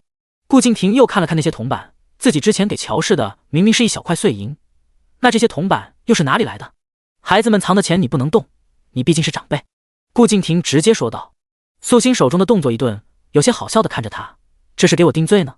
顾敬亭沉默了一会儿，自顾自的换衣服，也没将素心当外人。换好了之后，轻描淡写的说道：你缺钱只管与我说，不要去为难孩子，他们几个攒点铜钱不容易，而且你是当娘的，偷拿孩子们的钱怎么说得过去？砰的一声，素心直接拿起旁边的陶罐，冲着顾敬亭砸过去。顾敬亭一时不察，正中脑袋，落下的陶罐瞬间碎成了几瓣。你发什么疯？顾敬亭捂着脑袋，咬牙切齿。这种日子真是够了，这是你胡说八道的代价。我若真想要你的银子，会名正言顺的从你手里抢，让你不得不交钱，用不着用偷的。往后再从你嘴里听到这种字眼，我还砸你。素心哼了一声，抢钱也不光彩，不过能从顾敬亭手里抢得来，那是他的本事。偷钱怎么能一样？他素心是那么没用的人吗？顾敬亭擦了擦脑门，明显感觉到脑袋有些发胀，定是要起个大包出来。那这钱你是哪来的？准许你做，还不许我说？乔氏，我求你适可而止。顾敬亭觉得自己已经很低声下气了，他真的拿这样的妻子一点法子都没有，真不知道当初到底是看上乔氏什么，要娶她回来。素心将自己的同伴用布包了起来。我打猎赚的。他也没瞒着。打猎？顾敬亭嗤笑了一声。乔氏，凭你？素心挑了挑眉。是啊，我运道好，昨儿一进山，就有只野猪摔死在山坑里，我便抱着石头将野猪砸死了，猪肉卖给了村里人，剩下的托宋家人送去县城卖，有什么问题？素心懒得与他多说，拎着铜钱就出了门。顾敬亭根本不信他说的话，立即也跟上。天色柔和温暖，不少村民也都开始了一天忙碌的生活，见素心路过，也都热情地打招呼。顾敬亭有些心惊，之前的乔氏没这么好的人缘，而且这些人明明都瞧见了他，刚刚竟装作没看见一样，怎么回事？很快顾敬亭就明白了，有些年纪大的老人家瞧见他竟然停了下来，苦口婆心道：顾小子，这么好的媳妇儿你要珍惜哦。顾敬亭脸上肌肉抽动着，真的很想打人。乔氏哪里好，明明又凶又不讲道理。你家小七怎么样了？不是说肚子疼的要死了吗？可是什么大病？对方又问。这么一说，顾敬亭脸上立即浮现出几分尴尬。不远处素心回头似笑非笑地看着他，更是让他无比心虚郁闷。小七自然是没事的，这孩子的确是装的，吃坏了东西，大夫开了药，好在医治的及时，没什么大事。顾敬亭硬着头皮说道。可这话旁人并不信，你媳妇儿命大，不仅没死，还弄回一头野猪，也是你顾家有福气才能如此，往后好好过日子，可不许再欺负他。顾敬亭眉头拧着，没人比他更清楚山里的情况，乔氏从山里安然出来可以说是运气好，可怎么可能抓到一头野猪呢？他会狩猎？不可能，自己娶她的时候就将人打听得一清二楚，他根本没有这么大的本事。顾敬亭想不清楚，但也知道就算自己去问，乔氏也不可能说实话。琢磨来琢磨去，顾敬亭想到了宋家，那宋伯阳为什么会帮着乔氏卖猪肉？顾敬亭突然觉得自己头顶似乎绿油油的，登时一股怒意浮上心头，也顾不着与村民告别，立即就冲到了素心旁边。他一把拽住了素心的胳膊，咬牙切齿地说道：你和宋柏阳什么关系？为什么他要帮你？那野猪是不是宋伯阳帮着你一起打的？顾敬亭又道。他和宋伯阳年纪相当，早在年幼的时候关系还不错的，也知道宋伯阳有一把子力气，人聪明也能干，若是有这样的人帮着乔氏，能打到一头野猪也不让人意外。素心听到这话都被顾敬亭的无耻惊呆了。你觉得我外头有人，而且这个人还是宋伯阳？素心无语了。你去了县城一趟，将脑子丢哪儿了？为什么他要帮你？乔氏你是不是忘了我才是你的丈夫？而且真要是你打到的猎物，我会不替你卖掉吗？你求一个外人都不让我帮忙，眼里可还有我？第23章家传。顾敬亭真的厌恶极了此时乔氏不将他放在眼里的样子，更不明白为什么短短时间他会有这么大的变化。素心将自己的胳膊从顾敬亭的手里扯了出来。顾敬亭，你如今是充分向我演绎了何为恶人先告状，的确无耻。他现在是明白了为何昨天许多村民都用同情的眼神看着他，连村民们都自发去外山寻人，顾敬亭怎能不知道？但他却带着7个去了县城，如此推算一下，那便是7个小崽子不想让顾敬亭救他，所以寻了由头叫走了顾敬亭。因此今天早上顾敬亭推门而入的时候才会如此震惊，他们以为他已经死在山上了，甚至已经做好了死旧换新的准备。宋家与你不和，都知道忧心我性命，而你倒是与几个孩子去县城玩得挺开心啊。素心笑了笑，不过毕竟是我自己要上山的，你既不赞同便可以插手不管，我不怪你，只是你可没资格质问我自己获得的猎物由谁来帮忙处理，明白吗？素心对顾敬亭说话还算客气。不可否认，顾敬亭也是有点优点的，比如他模样好看，对自家孩子过分的有耐心，他重视教育，行事稳重，是个不可多得的好男人，否则也不可能惹得颜青青这样的小姑娘对他倾心不已。只是这些优点此时都掩盖不了顾敬亭自大又自私的事实。昨天晚上小七不舒服，顾敬亭说的有些心虚。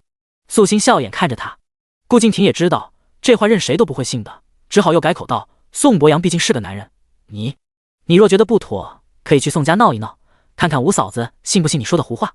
素心语气淡淡的，都有些懒得应付了，一点也不在意顾敬亭的话。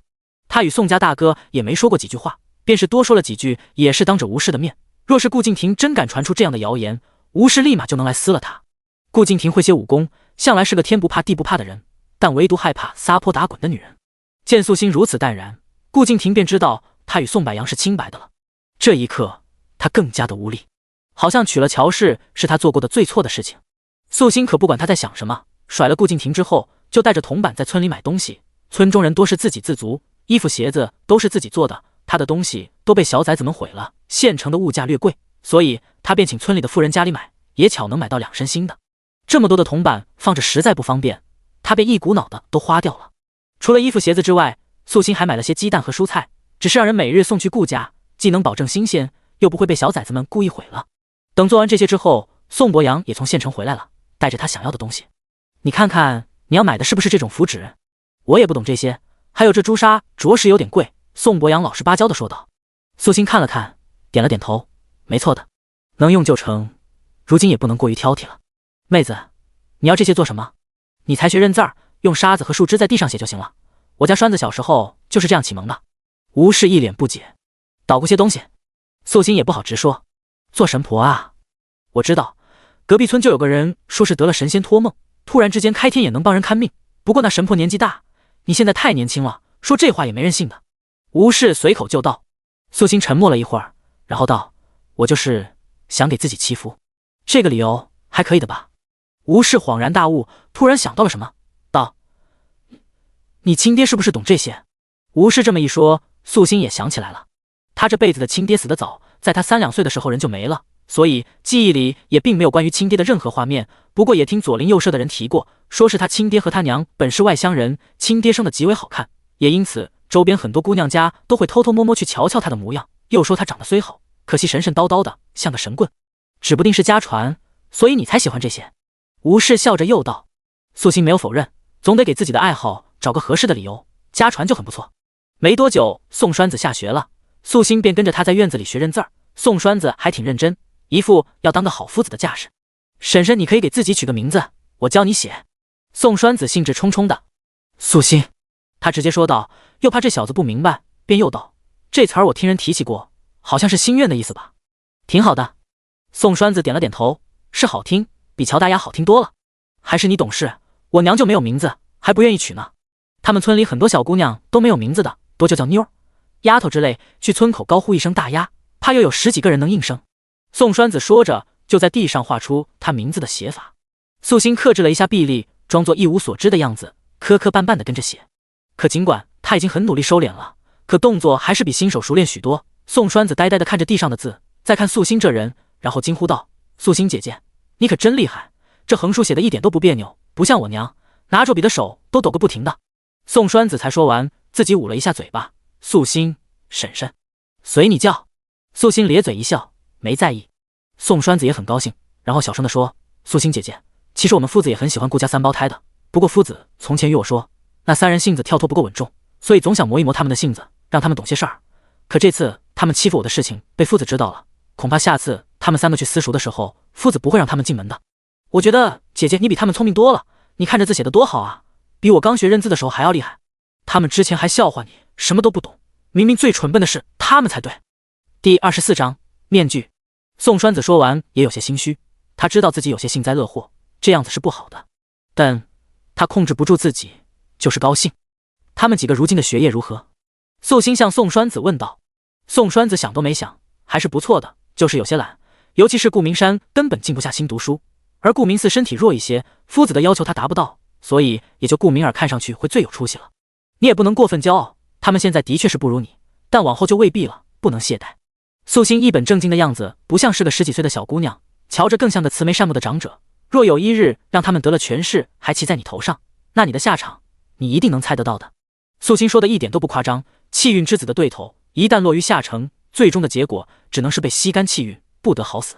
宋栓子一开始听到这话有些失落，总觉得素心是向着3胞胎，可他本也是个乖巧懂事之人，见素心一脸波澜不惊淡然的模样，又觉得是自己小心眼了，便又仔细思考了他的话，想了一会儿之后，觉得非常有道理。他只是平日得夫子一些喜欢而已，就被3胞胎整治一顿，如今他娘替他报了仇，3胞胎能不记恨吗？将来他们考上秀才，甚至还考了举，那他可就斗不过了。宋栓子顿时紧张起来，那我该怎么办？他们家姐弟7个呢，若有一个飞黄腾达，那我们家不就惨了？素心有些无奈，到底是小孩子，想法单纯许多，好好读书，早他们一步平步青云，不给他们机会不就行了？素心心境坦然，放心，论仇恨，他们对我的恨意怎么着也是在你前头的，真要是被他们得了势，我死的一定会比你惨。宋栓子完全没有被安慰到，浑身上下都有种紧绷的感觉，明明只是和他一样的3个小孩子而已，可他却觉得背后像是有老虎伺机而动，让他很是不安。素心看着这小子坐立难安的样子，也没有出声安抚。以他看来，宋栓子虽有天资，但还是懒惰了些，他这样的家境想要出人头地，只能废寝忘食做个书呆子，可若没有危机感在身后追着，这孩子最多考个秀才，免些税收就罢了。他在宋家待了1个时辰，写完了宋栓子给他布置的作业之后，素心剩下的时间都用来画符了。宋栓子突然多了些紧张感，便也老老实实的读书，根本没多想。素心待在宋家，完全就是想找个安静舒适的画符环境。事实也如他所想，宋栓子比那7个小崽子们乖巧多了，没多久他要的东西便完成了。天色也有些晚了，但正是去办正事的好时候。没一会儿，素心就到了之前盯住的那户人家。既然咱们知道未知的厄运来自这户人家，那为什么不直接去他们家的田地里面将东西挖出来？你现在可是乔大丫，你说的话他们可不会信的。系统认真的说道。素心点了点头，你说的对，我需要变装。系统突然有种不好的预感。查查小系统，你的库存里就没有什么适合我用的变装道具？类似于人皮面具、仿真胡须？素心问道。果然如此。系统无奈，半开玩笑的说道，或许主人你还需要模拟声线。这就不用了，我会的。素心清了清嗓音之后，吐出了清朗而陌生的男子音色。只是说完之后，他自己也愣了一下，毕竟之前用的不是这副身子，所以音色也有所不同。而原主的音色没经过训练，所以作假之后发出的男声不够朗而不润，让他稍稍有些意外。难道宿主准备一直伪装着完成任务？系统显然不是很赞同。不会，只会伪装这一次，之后的乔大丫便是我伪装后的徒弟。这样的话，既有亲爹传承，又有神秘出现的师傅指导，往后不论我做出什么来，都不会让人感觉到意外。可对？素心立即说道。系统瞬间无话可说。宿主的想法的确很完美，毕竟乔大丫只是个普通小姑娘，而宿主与乔大丫的个性完全不同，总得有个合适的借口才行。因宿主短期内完成3个任务，表现状况良好，情绪积极向上，信用为优，所以只需要宿主成功背诵3本系统奖励书籍，便可获得人皮面具配方。如若提前赊欠，请3日内完成背诵任务，否则扣除气运为惩罚。系统中规中矩地说道。借。素心言简意赅，他也只有3本奖励书籍而已，兔饲料配方就不用说了，简单好背，唯一困难些的就是大药行律，要费些心思。素心话一落音，人皮面具的配方显示在眼前。眼下素心对系统的本事也有了更多的认知。这个系统最强大能力是他的知识库，并没有无中生有凭空变魔术的本事。总体来说，他的能力的确需要他这个宿主的配合学习。只是这东西毕竟是配方而已，想要做出完整的面具还需要时间，看样子今夜又不能去忽悠人了。素心也不着急，准备明儿将面具备好。一早，他便去了山中找系统给出的所有材料。显然，系统为了方便他完成面具材料的寻找与制作，给出的配方相对简单，只能骗骗一般人，且持续性并不长。集齐所有材料，素心便在顾家里头熬煮起来，旁若无人。而此时，顾家3胞胎正红着眼睛，不知道怎么办才好。爹，夫子说我们排挤同窗，无义无德，不让我们回去上课了。顾明儿压抑着心里的怒气和委屈，和顾敬亭陈述道。顾敬亭心中也微微一惊，沉吟了片刻，道：我去找夫子说清楚。爹，不要，夫子压根就看不起我们，他只喜欢宋栓子，这次也是给宋栓子出气呢，我们不想去求他。顾明儿攥着拳头又道。顾明嗣则冷静一些，小小的声音说道：爹，我们想去县城上学，村里的夫子才学并不高，我们跟着他压根就学不到多少东西，还不如去县城拜个学问高的老师，只是需要爹租个小院子，再请个人照顾我们。后娘闹脾气之前，在照顾他们这方面做的还是很不错的。这一刻，顾明儿有些后悔这么早和乔氏闹翻脸了。第25章，有事相求。3胞胎的想法一致，觉得村里的私塾没什么大不了的，即便他们也知道夫子只是想让他们低头认错而已，可他们还是不想就这么让夫子如愿。去县城读书？你们还太小了。顾敬亭皱着眉头，有些犹豫。他肯定是不能离开村子的，毕竟靠山吃山，去了县城他做什么？都养活不了孩子。可若是不去，孩子们读不了书，确实也很麻烦。只要有人给我们洗衣做饭就行了。爹，就像隔壁严大娘和严姐姐那样照顾我们。3胞胎立即又道。可这话说的简单，做起来太难了。若是买个仆人，一来要银子，二来又多了个人吃饭，着实养不起。而且买来的人一时半会儿也不知道秉性。除此之外，便是靠自家人了。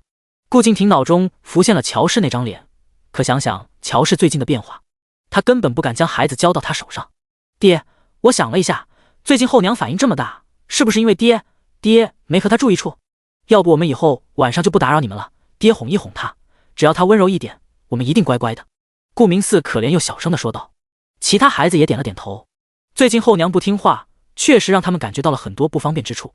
首先便是饭菜不好吃，爹的手艺很是寡淡，可家里有女主人，便就不好再去严家蹭饭了。严姐姐每次带过来的饭菜并不多，他们每人都只能尝一小口，真的很馋。还有就是爹没办法去打猎，只能在家里照顾他们。他们7个人每天换下来的衣服特别多，他们不能眼睁睁看着爹一个人忙活，就得帮着爹一起干，以至于最近他们都很累。还有就是村里很多孩子们都觉得他们坏，最近都不跟他们一起玩了。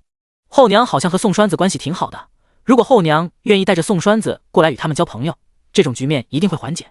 当然了，他们并没想过主动去找宋栓子，那样太丢人了。顾敬亭被孩子们说的话弄得有些不好意思，最近我们吵架与你们无关，是爹之前没看透他的本性，不能怪你们。不过你们都是好孩子，乔氏那边爹会努力的，你们放心。顾敬亭看着自己亲手养大的孩子，心里暖暖的。孩子们都肯后退一步了，乔氏若是还不接受好意，那他未免就太让人失望了。爹，你一定可以的，你这么好，他有什么资格一直生气啊？隔壁严姐姐就从来不生气。顾明武在旁边兴冲冲地说道。顾敬亭苦笑了一下，若他的妻子是严青青，那他还用愁吗？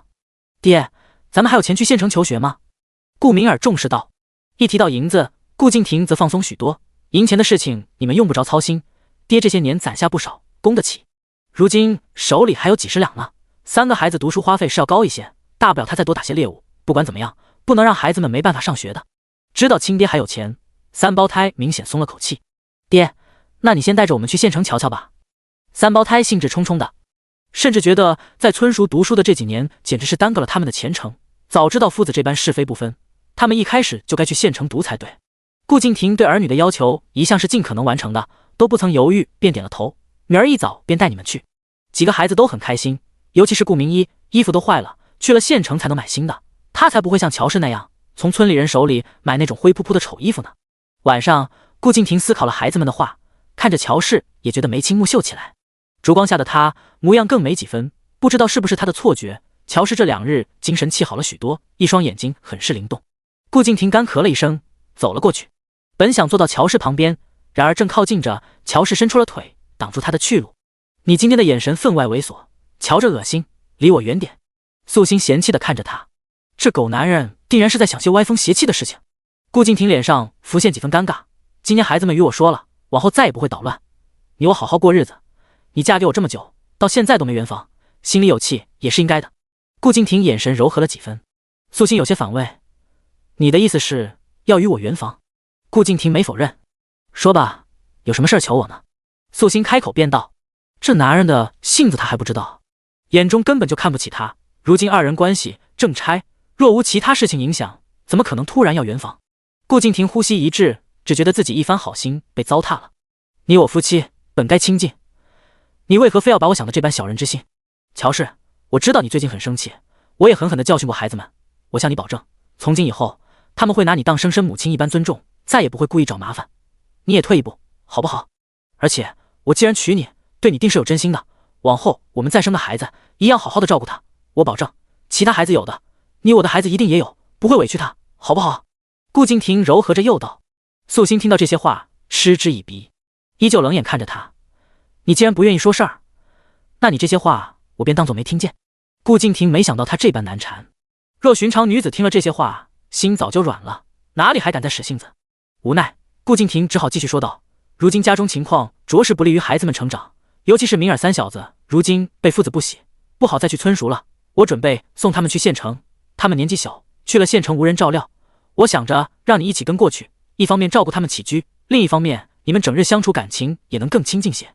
听他说完，素心并无半点惊讶。家中其他孩子呢？素心随口问道。明义也长大了，照顾弟妹不成问题，隔壁严家人也是看着他们长大的，我不在家时，严家长辈自会帮忙照料。顾敬亭理所当然地说道。我考虑考虑。素心并没有拒绝，不过这好话你都说尽了，我怎么知道孩子们是真的改了？不如这样，从今日起让他们到我面前来伺候，我瞧着乖不乖，若是够乖，我定拿他们当亲生子代。第26章神秘师傅。顾敬亭听到伺候2字，心中便已经有了些不高兴。在他眼里，年纪轻轻的乔氏自然还当不起他儿子的伺候，但仔细一想，乔氏毕竟也是长辈，儿子读书是为了前途，将来若想前途似锦，心性上的确也许要再经过些磨练。于是顾敬亭便应下了，明日我们一家子一起去县城逛一逛，好不好？好啊。素心点头，他的面具还没准备好，明晚回来之后再去处理特殊任务也不迟。顾敬亭见他好说话了，心中一松。他的主要目的并不是圆房，所以见乔氏有心缓和关系，他也不再为难自己，笑着道：“我看你身上的衣服款式普通，有些老气，明天也给你买2身新的，今晚早点睡。”素心装傻点了点头，并不多话。他可不想圆房，顾敬亭长得好看，可这人让他厌恶得很。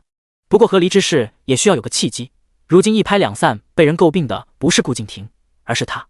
他生活随性，倒是不在乎别人的看法，不过一旦气运之子们得人同情和可怜，只怕吸收气运的速度会随之加快，这一点不是他愿意看见的。半夜，素心还将自己熬煮的面具扔到屋檐上阴干，天亮之前收回，妥善存放，等需要的时候再用。等所有人起床，顾敬亭便又去隔壁借牛车。他神清气爽的样子与前2日有所不同，严青青一眼便瞧出他心情好，又看到院子里头素心也在那儿等着，便问道：“叔叔要带着婶婶去县城吗？”“去县城私塾瞧瞧，顺道给他和明一买几身衣服。”顾敬亭回答的爽快。严青青一边将牛车牵离牛棚，一边道：“我最近炮制好了一些药材，正不知道什么价呢。亭叔叔，我能和你们一起去吗？”严青青说完这话有些紧张，但面上也不敢露出太明显的表情。“当然可以。”顾敬亭立即应下来。这牛车都是严家的，哪怕是自家人没得坐，也不能让严青青去不了县城才是。谢谢亭叔叔。严青青展颜一笑，心中也觉得自己有些过于心急了些。可是经过了山上那晚之后，她觉得自己更难忘掉眼前的男人，一想到他和乔氏亲近，心里便酸酸楚楚，无比难受。她不知道自己能做什么，那就在旁边跟着便好。或许有朝一日自己会彻底心灰意冷，不再执着。突然多了个严青青，牛车更加拥挤。素心静静坐在一角，丝毫没将自己当外人，倒是其他几个孩子自发挤在一处，尽量不碰到他，仿佛他是个瘟神。“明一，你皮肤白，带着粉色的绢花就是好看，一会儿我们一起去选布料。你想要什么样的衣裳，我让我娘给你做。”牛车上，严青青和顾明一有说有笑的。顾明一最近穿的衣服都有些不合身，所以他整个人别别扭扭的。严青青发觉之后，便将自己的绢花拿下来送给了他，顺利的让顾明一多了几分自信。顾明一挽着严青青的胳膊，对他无比喜欢。其他几个孩子也是一样，围绕着严青青有说不完的话。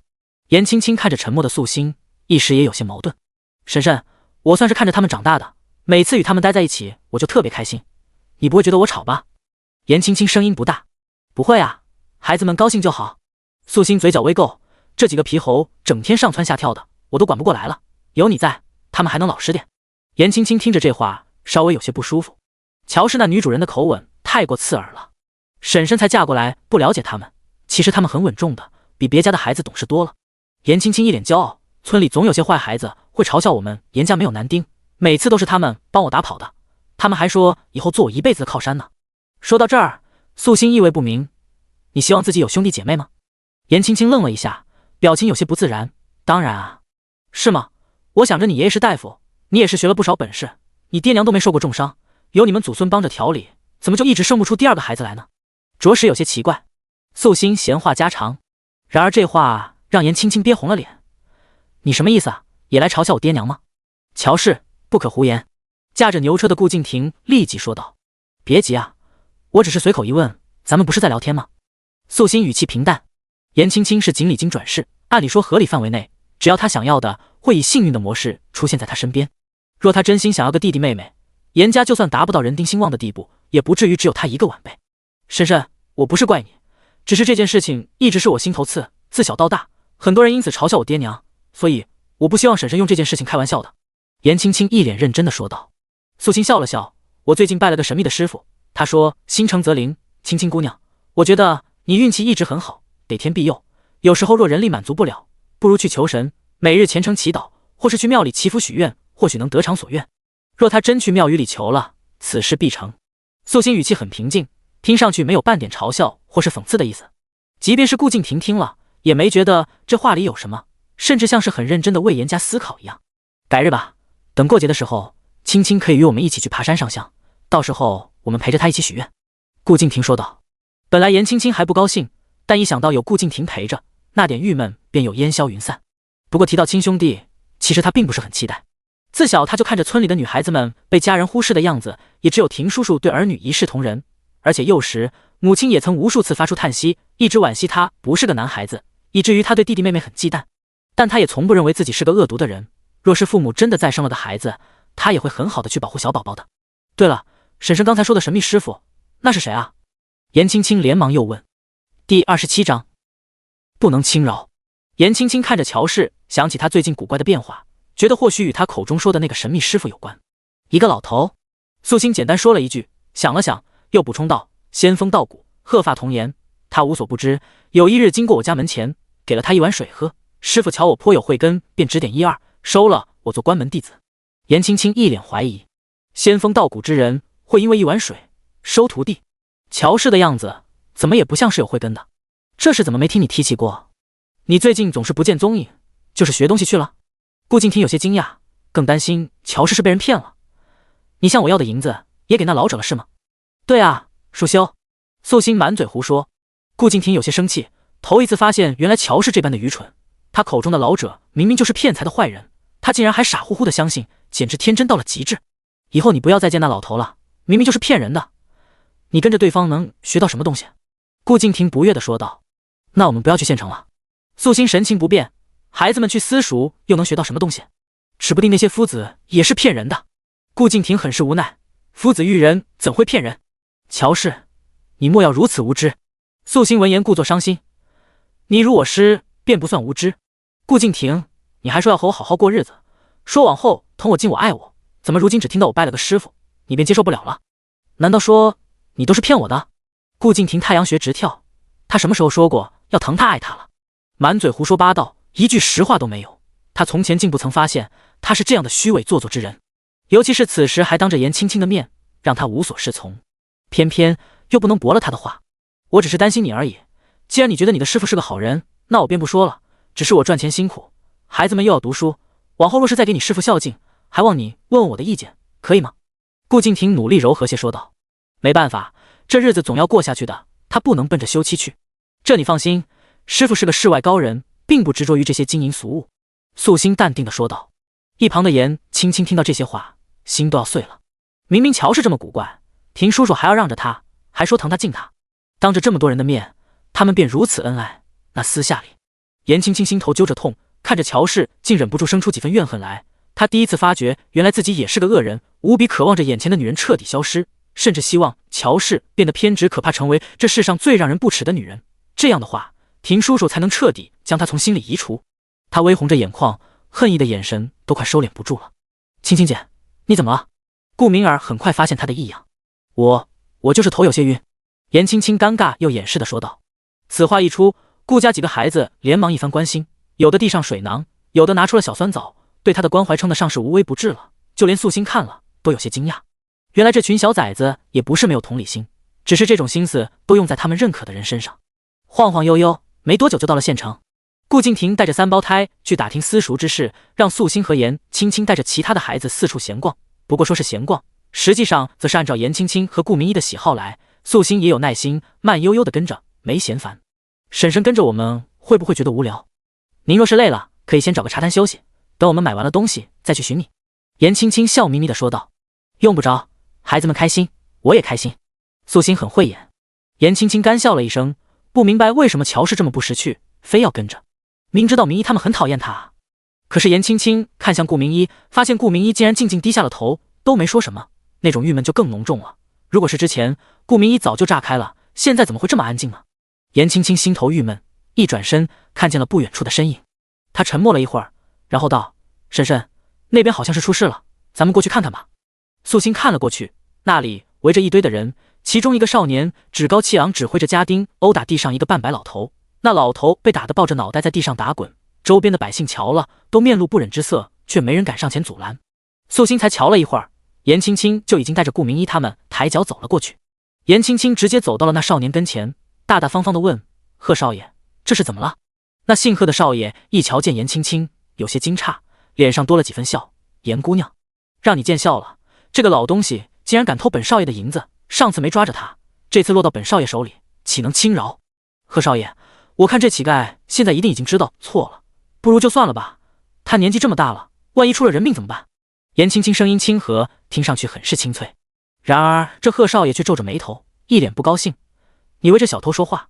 贺少爷出身富贵，自不知百姓贫苦，你看这老头瘦弱可怜，一定是饿极了才做这种事，贺少爷饶他一回，只当是行善积德了。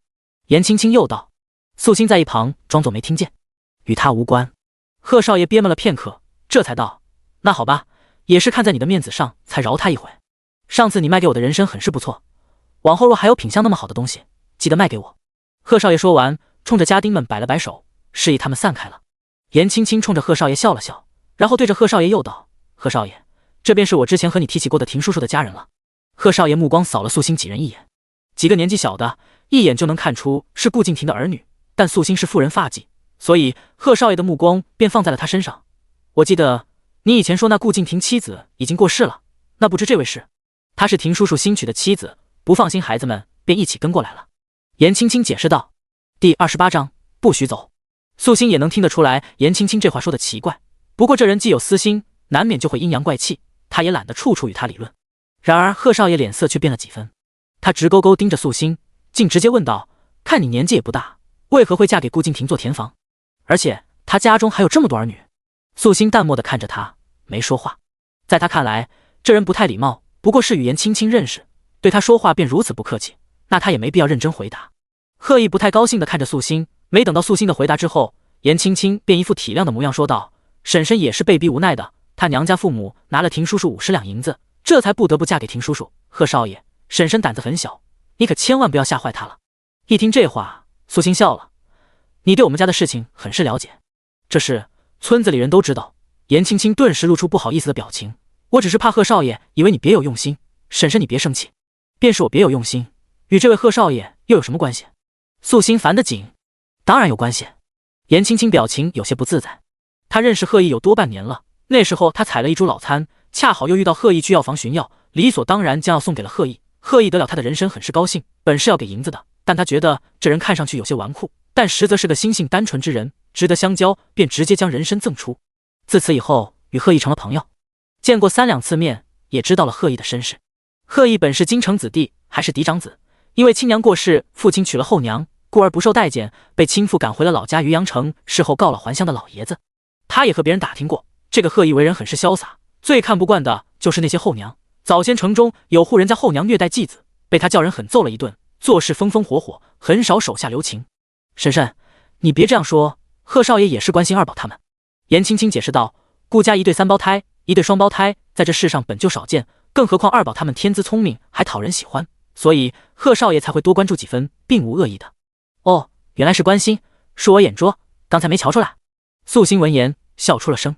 贺意看着他，再看看躲在颜青青身后不敢吭声的几个孩子，只觉得眼前这小妇人似乎过分嚣张了些，但他也不傻，再看颜青青也觉得没那么单纯。颜青青是故意想让他知道这个妇人不是个好继母。相请不如偶遇，本少爷瞧你们也没什么事，请你们吃顿饭如何？贺意直接说道。对于颜青青的心思，他只当瞧不出来，眼前这妇人若真的是个恶婆娘，他也不介意替这群小孩子做主，毕竟正如颜青青所说，他对顾家的确是非常感兴趣的。听说顾敬亭生的极为好看，如今看他的子女们，瞧着的确都是水灵灵的，格外不同，竟都不像是村中小户的孩子。他这人一向喜欢猎奇，对顾家和颜青青他是有几分好感。不用了，多谢。素心干脆果断。颜青青正要答应，便被素心抢先了一步。婶婶，明一他们也累了。素心回头看着顾明一和顾明武他们，挑了挑眉头，问道：你们累了？要是想与这位贺少爷吃饭尽管去，只是为娘我还想去私塾附近看看房子。顾明一很是纠结，他想去酒楼吃饭，毕竟这贺少爷生得风流倜傥，他也想接触接触，了解富贵人家的生活。可是昨日和爹爹说好了的，最近要听后娘的话，哄他一阵，不好坏了弟弟们的事。青青姐，我还不饿呢。顾明一轻声说道。颜青青面上一僵，有些不可思议。顾明一竟然向着乔氏，不向着他。他有些着急，下意识便道：你之前还说最近婶婶没做饭给你吃，馋得厉害，要到县城大吃一顿呢。顾明一脸上顿时红了起来。颜姐姐。颜青青也知道自己失言了，一时无措，是我的不是，不该提起这私事。既然你不饿，那咱们走吧，一会儿也该和廷叔叔会合了。贺少爷，多谢您的好意，只是这次有些不便。贺意眉头一挑，却让人拦住了素心几人的路。他们很怕你。贺意吊儿郎当的，已经开始不高兴了。瞧瞧这几个小的对这妇人的忌惮程度，明显对方苛待了孩子，还不给孩子做饭吃，明明年纪轻轻，怎么如此恶毒？素心吐了口气，深觉无奈，但又理所当然的说道：自然，我是他们的长辈，你这是恃强凌弱。贺意没想到他骨头还挺硬，本少爷平生最厌恶的就是你这种面慈心苦的恶毒女人。今日你向本少爷保证，往后不可欺负他们，若有反悔，便人神共愤，不得好死，否则今日休想离开。贺意仰着脖子，做出凶神恶煞的样子。他生得嫩，皮肤白皙，脸上还有些婴儿肥，年纪也不大，约莫也就是16、17岁而已，正是意气风发之时。身上蓝缎闪光，脚下云靴不沾尘，若是不说话站在那儿，瞧着就是个乖巧少年而已。然而这一说话，便透出几分傻气，就像是强行穿着恶霸的外衣，装出可怕的模样，张牙舞爪却不坚定。你说错了。素心淡定地看着他，你家后娘或许是面慈心苦，但我绝对是表里如一的恶毒。贺意嘴角抽动了2下，瞪着眼，你说谁有后娘呢？你没有吗？素心嫌弃地看着他，哪怕不看面相，只冲着他对后娘的针对，便能知道这人什么样的出身。自己苦，便觉得世人都苦。贺意心头一堵，气哼哼，若是你不发誓的话，莫怪本少爷不客气。这人眉目生的清秀，目中生光，不该是个蠢的人。那就是他明明有脑子却不用，心甘情愿被人利用，想要趁机发泄心中郁气。有些欠揍。怎么？这位贺少爷是想请你这些家丁们对我动手？我倒是可以扛得下这顿揍，就怕往后你悔不当初。素心并不着急。第29章，大姐。贺意没想到眼前一个普通妇人竟然会如此狂妄。你可知道本少爷是谁？贺意觉得眼前的人一定是太无知了，不知道他在这渔阳城的身份，所以才敢如此大言不惭。不知，我只知道你家最近将有大姐入门。素心一本正经地说道。贺意闻言嗤之以鼻，你还敢唬我？大姐可真敢胡说。他祖父曾是告老还乡的3朝元老，他爹更是当朝3品官员，他姑姑是宫内贤妃，家中能有什么大姐入门？这女人为了不挨揍，竟什么大话都敢说。贺公子。素心淡定地看着他，然后条理清晰地说道，你家有长辈病重，可对？没有，我祖父年事已高，的确偶有些不适，上次从严姑娘手里买下的人参便是孝敬祖父的，如今他老人家已经大好了。贺意昂着头提起自己的孝顺事迹，还挺骄傲。素心闻言却笑了，看样子贺公子并不太了解你家长辈，不如回去问问是否真的大好再说吧。渔阳城不大，几日之后你若仍旧觉得我是在诓你，再来教训我也不迟。贺意觉得这人莫名其妙，他家祖父什么情况，他难道还不如一个外人清楚？可这女人姿态挺拔，脊背笔直，若是说大话，那这样子未免也太自信了些。你是怕本少爷打你，想要拖延时间？贺意道。我若真怕，只管听你的发个誓不就行了？素心说着也有些不耐烦了。当然，若是贺公子现在想要多管别人家的闲事，也可让他们动手便是，不过我是他们的母亲，今日若我受辱，他们几个毫发无伤，就不知道别人会怎么想这几个孩子。亲眼看着长辈被欺不出手相帮，一个不孝的帽子也能扣得下去。顾明一他们本就有事相求，此时一听这话，也立即有些忧心。顾明一更是偷偷拽了拽严青青的衣服，轻声道，严姐姐，你帮帮他吧。严青青心里不舒服，但还是说道，贺少爷，今日我陪着婶婶逛街，若是他出了什么事儿，我真的不知该怎么和廷叔叔交代，还请贺少爷手下留情。几个孩子都露出了无奈的目光，看向贺意的眼神也充满了乞求。贺意更觉得这个后母着实有些恶毒，竟然会利用小孩子。不过这个妇人有句话说的的确没错，大庭广众之下，当着顾家几个孩子的面，的确是不能动手。真要是打了人，那打的就是顾家的脸面，没准那个顾敬亭也会恨上他。目前来看，虽没见过顾敬亭，但严姑娘对其称赞有加，不是个恶人，他也有意交好，尤其对方还有些武功，着实难得。贺意向来喜欢顾敬亭这种勇武又重情义之人，此时瞧见这样的人身边竟多了个恶毒妇人，心下也觉得可惜。虽是不能真的动手，但他也不准备就此算了。既然你说过几日再去教训你，那我就如你的意，到时候你就知道，仅凭着嘴皮子便想从本少爷手底下安然无恙地躲过去，绝不可能。贺意故作凶神恶煞地说道。素心轻笑一声，没将这人放在眼里。后世他虽是个废人，可若是出事，那也是备受人尊重的高人。眼前这个贺公子人的确也有嚣张的资本，所以他对其并不算讨厌，更何况严青青3言2语便将其拿捏死死的，他更觉得这人蠢得可怜。亏得这二人的关系看上去只算是一般朋友，若是再熟悉些，贺意在严青青面前恐怕会更糊涂些。贺意向来自诩潇洒，说完那话便冲着严青青又道，严姑娘，改日再请你到我府中做客。说罢带着乌泱泱的人转头就走。严青青稍微有些失落，没想到贺意这次这般无用，竟轻描淡写的放过了乔氏。不过面上严青青还故作紧张道，婶婶，你刚才怎么能这么大胆呢？幸亏这次贺公子听我的话没有动手，若是他不给我的面子，那你今儿只怕要被打死的。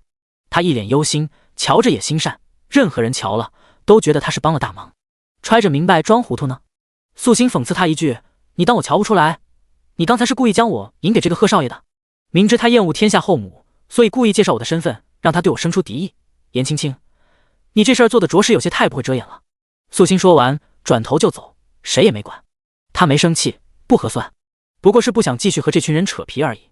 而且此事看着是他得了些麻烦，可实际上吃亏的却未必是他。颜青青这人从前在顾家人眼里圣洁天真，毫无缺点，不论什么时候，他永远是以宽容大度的形象出现，从来没表现过一丝一毫的自私和心机。但这回竟然也坐不住了。素心走得太快，颜青青都没来得及解释。见顾明一疑惑地看着他，颜青青连忙道：“我怎么可能是故意的？只是许久没见到贺少爷了，又看到他欺负人，这才上前替这人求情而已。婶婶未免也将我想得太坏了些。可是这个贺少爷他不喜欢乔氏啊。”顾明一皱着眉头想了想：“我也讨厌乔氏，恨不得他死的。但是青青姐，我和妹妹们都在，如果这个时候乔氏出事，我们也不能独善其身的。他们几个都是在家里头欺负乔氏，在外人面前多少还要装一装。从前没与婶婶一起出门，我一时忘记了。明一，你别生气，这回都是我不好。”颜青青立即挽着他的手：“一会儿姐姐请你吃云吞好不好？你就原谅我吗？”顾明一想着，应该是颜姐姐大意了而已。而且乔氏的确挺讨人厌的，就算颜姐姐讨厌他，也情有可原。他们是从小一起长大的情分，顾明一对他也生不起太多的气来，只好道：“姐姐下次小心些。最近我爹想着让乔氏帮忙照顾二宝他们读书的，若是惹他生气了，他又要耍脾气。我们不喜欢后娘，但不得不说她手艺不错的，干活也麻利勤快，比起别人来，用着也的确更放心些。”顾明一又道：“当然，他说的是之前的乔氏。”第30章又一倒霉蛋。顾明一还是觉得乔氏的变化应该只是一时的，安抚下来之后，理所当然可以和以前一样乖巧。颜青青听了这话才知道为什么今日大家伙都向着乔氏了，心里一松，情绪也好了许多。这次都是我不好，让贺少爷讨厌了婶婶。过几日若是贺少爷找婶婶麻烦，你便到我家来寻我，我定会帮忙劝一劝的。颜青青立即做起了好人。不过话说回来，婶婶说的那些话的确有些不合适，幸亏贺少爷没觉得他是诅咒贺家长辈，要不然今儿这事儿轻易不算完的。你说的对，等会儿我一定要和爹爹说一说的。真不知道他拜的是哪门子的师傅，总说疯话。那个贺家哪里是我们能惹得起的啊？顾明一又叹了口气，想起那位贺公子，顾明一也有些向往。村里的男孩子总是脏兮兮的，要么皮肤偏黑满手的茧子，瞧着就是没出息的泥腿子而已。而这个贺公子身上不惹尘埃，好看极了。不过就是脾气太坏了，动不动就要打人。若是温柔些，这样的人做夫君应该很不错的。顾明一不知道自己长大之后会嫁给什么样的人，但此时脑子里却都是贺一的模样。她希望自己的丈夫不会比贺一差。她胡思乱想，由颜青青带着吃了顿饭，没多久便和顾敬亭会合了。素心也用之前卖野猪剩下的一些银钱买了些东西。等见到顾敬亭，发现这人异常的兴奋，三胞胎更是小脸红扑扑的，透着激动。不用他张嘴多问，颜青青就已经开口：“亭叔叔，是打听到好一点的私塾了吗？本来是一头雾水，没想到刚才走过巷子，正遇上个老者摔倒在地上，我和孩子们将老者送去了医馆，这才知道对方是个夫子，而且在这渔阳城还颇为有名，很受人尊重。”顾敬亭表面看上去很平静，但语气已经充满了高兴。“真的吗？”颜青青眼神都亮了。“那二宝他们不就可以去私塾上学了？”“是啊，那崔夫子非常感激我们帮忙，还特地问了二宝他们的姓名，听说我们在找私塾，便让我们过几日带着孩子去书院。”顾敬亭说着，顿了顿，又补充道：“崔夫子是县城明月书院的夫子，这明月书院向来只收考取秀才功名的弟子，但崔夫子说孩子们功底还算扎实，去书院之后，他私下先教一教，等考了秀才，将来再正式拜进去。小私塾怎么能和大书院相比呢？一般能入了这种大书院，哪怕之后不能继续往下考，只凭着那些人脉，这一辈子也不至于过得太辛苦的。”顾敬亭只觉得前头所有的辛苦都有了回报，一想到孩子们将来会有好的出息，心中便满足不已。颜青青看上去比他还要高兴，那真的是太好了。果然还是县城的夫子眼力好，一眼就瞧出二宝他们是好孩子。顾敬亭闻言眼神一暗，点了点头：“没错，村塾那边的夫子的确是势利了些，如此品性确实也不好继续教导孩子的。”素心在一旁听到这话都恨不得自己耳朵是聋的。他要是没记错的话，明明犯错的是三胞胎，如今听着他们的话，不知情的人恐怕都以为是夫子的问题，果真是会自欺欺人。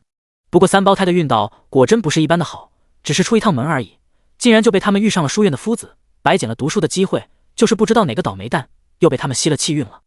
你们路上还遇到什么事儿了没有？素心随口一问。顾敬亭没多想，便说道：也没什么大事，刚才路过书肆买了几刀纸，二宝一不小心撞倒了个瘸腿少年，对方摔了一跤便咄咄逼人，竟然还要二宝下跪认错，幸亏我也在，给了对方个小小的教训。素心笑容微冷，能看出来顾家人在这件事情上一定是占了上风的，所以几个娃才能突然得了这么大的好处。那人脾气古怪，心肠也坏，怪不得是个瘸子。顾明山讽刺了一句。素心没什么表情，你连瘸子都撞，心肠不是更坏？顾敬亭手中的动作停了下来，二宝不是故意的，那书肆很拥挤，那个瘸腿少年坐着椅车上堵住了多半个路，而且他摔了之后，二宝立即便道歉了。顾敬亭话说的有理，然而素心却觉得不可能这么简单。以顾明尔的脾气，会好好的道歉？只怕那言语之中还有些冒犯吧。他后世废了一双腿脚，知道坐在轮椅上不能随意行动的感受，此时瞧着顾明尔这丝毫不放在心上的高傲模样，便已经有些怒意了，更别说那个被他撞倒在地的少年了。只是他也知道，这种事情往后还会有很多。眼前的人可都是气运之子，随着年纪的增长，他们吸收别人气运的能力也会变强一点，再加上自身本有的气运，那但凡他们出现的地儿，难免就会出现像那无辜少年一样的倒霉蛋。早先他算是绑了宋栓子，让宋栓子将几人压了一回，改变了宋栓子的心态，多少也将宋栓子丢失的气运弥补了回来，但其他人他便顾不上了。素心不说话了，顾敬亭也没特地追着解释。亭叔叔，今天我们也得罪人了。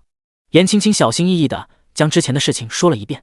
他很聪明，没有避重就轻，只是认真道歉地补充道：都是我不好，只顾着和贺少爷打招呼，都忘记他最不喜后母这身份，白白让婶婶遭了嫌弃。顾敬亭听到严青青语气温柔地提到贺少爷三个字，莫名生气。为了见到贺少爷，所以忘了？贺少爷就那么重要吗？你和贺少爷很熟？顾敬亭下意识地问道，心里急切地想要知道答案。还可以，贺少爷这人看似纨绔，但为人其实不拘小节，知道我会医术之后，更是对我大加赞赏，丝毫没有觉得我这样抛头露面的女子有什么不好。我觉得他这人很值得交朋友。第31章风凉话。严青青一脸认真的回答，毫不掩饰对贺毅的赞赏。顾敬亭听着他的话，原本的好心情瞬间消失无踪，心里又酸又涩。你向来天真，我只怕那贺少爷动机不纯。顾敬亭很在乎，严青青也可以说是他看着长大的，如今多了个纨绔少爷围绕他左右，他身为长辈当然会很不舒服。亭叔叔你放心吧，贺少爷对我很客气的，这次要不是我开口，他都未必肯放过婶婶呢，可见也是真心在意我这个朋友，与一般的纨绔不一样的。严青青感受到顾敬亭不开心的情绪，心里竟隐隐有些期待，或许亭叔叔不是真的不在乎他。青青，这次还是要多谢你替乔氏求情。顾敬亭摸了摸严青青的脑袋，宠溺又无奈。素心保持沉默。穿越过来这几天，他也算是摸清了这一家人的性子。这群人看似讲道理，可讲的都是他们自己的理，只有他们心中的自己人才是道理的中心，其他人只要是挑战了他们的利益，都会成为他们眼中的恶人。与这样的人同处在一个屋檐下，素心都觉得委屈了自己。顾敬亭更想要听到乔氏感谢的话，然而等了一会儿，却发现他依旧沉默无比，心里头有些失望。比起严青青，乔氏连基本的礼数都不懂。若是能去明月书院，就不用你跟着一起进城了，便在家里照顾明一他们便好。顾敬亭又道：好啊。素心依旧应得痛快，他表现得恍若是外人，一家人高兴的时候，他依旧冷淡，让他觉得乔氏着实有些无情。我明日便要进山了，打些猎物送给崔夫子，你与孩子们待在家中。素心还是淡淡的。顾敬亭也不知道说什么好，刚安静下来，严青青便闹开了，她的声音好似百灵鸟一般动听清脆，笑着撒娇道：亭叔叔真的是太厉害了，山里那么危险你都不怕，不像我爹，每次要进山采药，从来不敢进深山，只在外围溜达一圈，可那外围的药材早就被人采光了，每次都摘不到品相好的。等我进了山，若是遇到你需要的药材，就帮你采回来。顾敬亭立即说道。这种事情以前也是常做的，小丫头总缠着他认药材，不过有2回也多亏了他的药，他才能在山里捡回一条命。这么一想，严青青对他更是有救命之恩的。顾敬亭心头更软了，恨不得将最好的东西都给他。紧接着，顾敬亭便瞧了瞧他们买了些什么，素心买的东西都自己收了起来，揣在怀里。不过严青青和顾明一他们则很乐意炫耀自己的战果，几个姑娘家都买了些衣服和普通的绢花头绳，3胞胎买了笔墨，最小的双胞胎则是买了些吃的，用的都是顾敬亭的银钱，但这男人的却是十分大方，哪怕他们有些浪费，顾敬亭也没说什么。很快，他们便坐着牛车往回走，只是走到半路，后头竟追来许多一辆马车，周边更带了些许家丁，迅速将他们围了起来。顾敬亭表情严肃，瞬间挡在众人前面。马车里不见有人露面，然而为首的一老汉盯了顾敬亭一眼之后，便直接道：“动手！”话刚落音，一群人手握着棍子，便要上前揍人。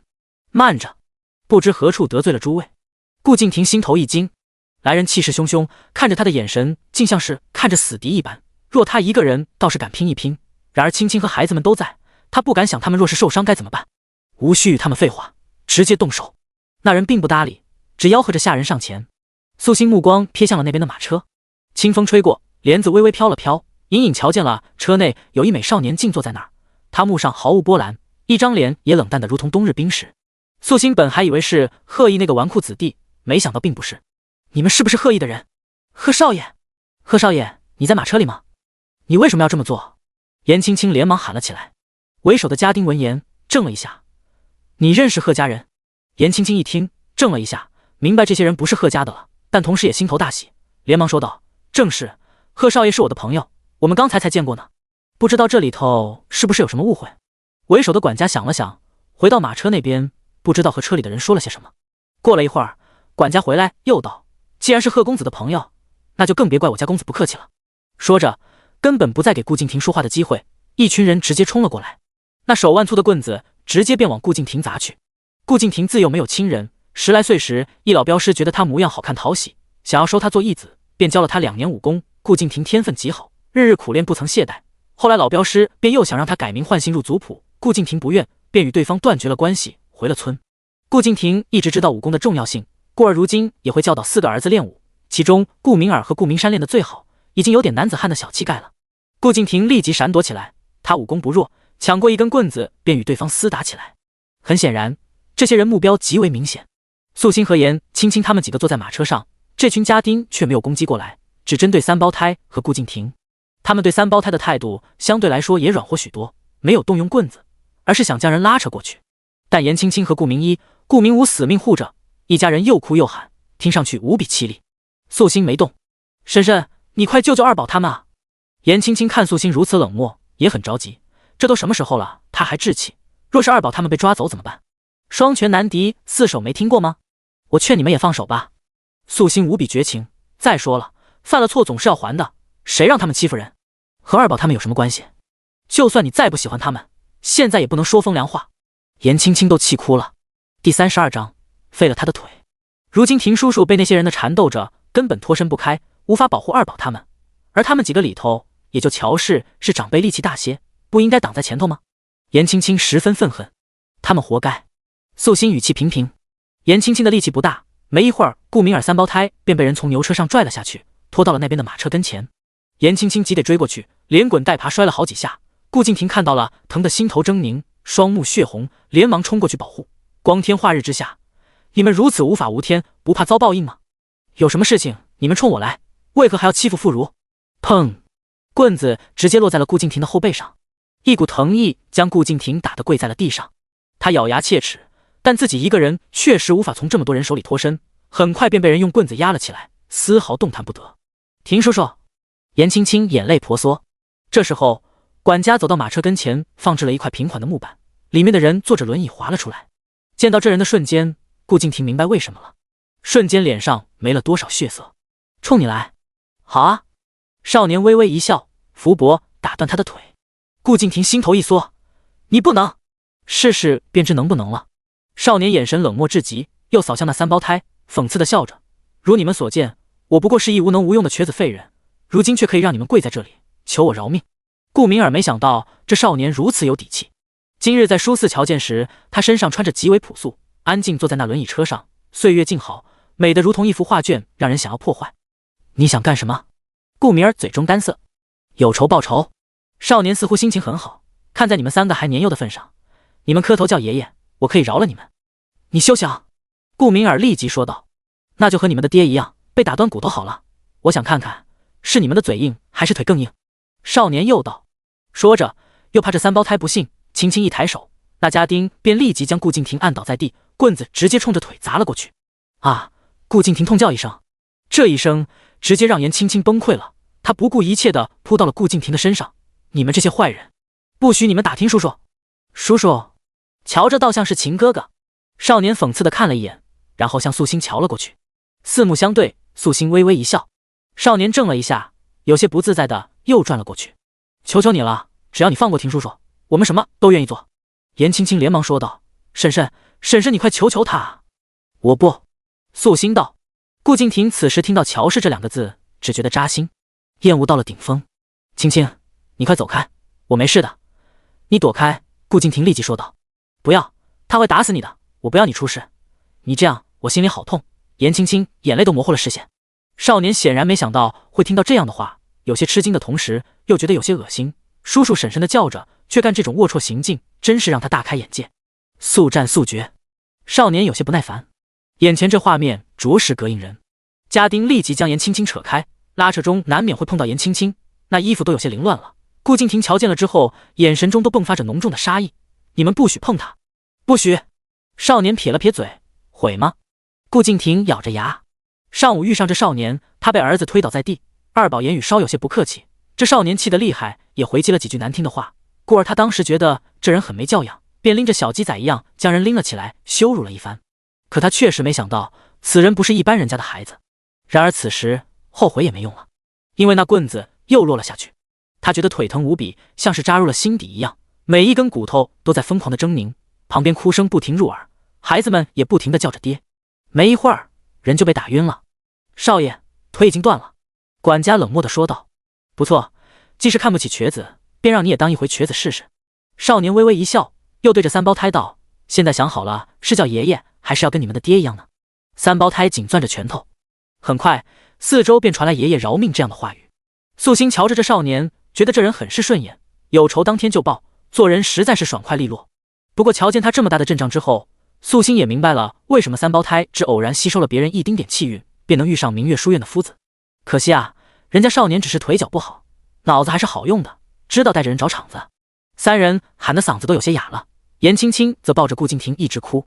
画面维持了很久，少年这才要走，但临走之前他又觉得有点不对，推着轮椅到了素心的旁边，一脸不解地看着他。你为什么一点都不怕？何止是不怕，那饶有兴致看戏的样子比他还高兴呢。怕有何用？素心顺口一答。你是这男人的妻子？少年又问。对，素心承认。少年觉得有些不像，这个男人现在虽然晕了，但不得不承认他看上去是个稳重又俊秀，与那个口口声声叫着婶婶的女子更像是一对。而面前的这个妇人，她身上穿的衣服灰扑扑的，头发微微发黄，肤色也不是很好看，手上还有些茧子，从形象上看就是个平平无奇的女子，只是气质有些坦荡清冷，与外表略微不同。少年沉默了一会儿，问道：你叫什么？素心。他道：我是孟凌风。说着，少年拿出了一个钱袋子扔给了他。我这人也非是不讲理之人，今日打了你的丈夫，便赔你些银子。瞧着，钱袋子里也有20两左右。好。素心银子接得很是痛快，揣进了怀里。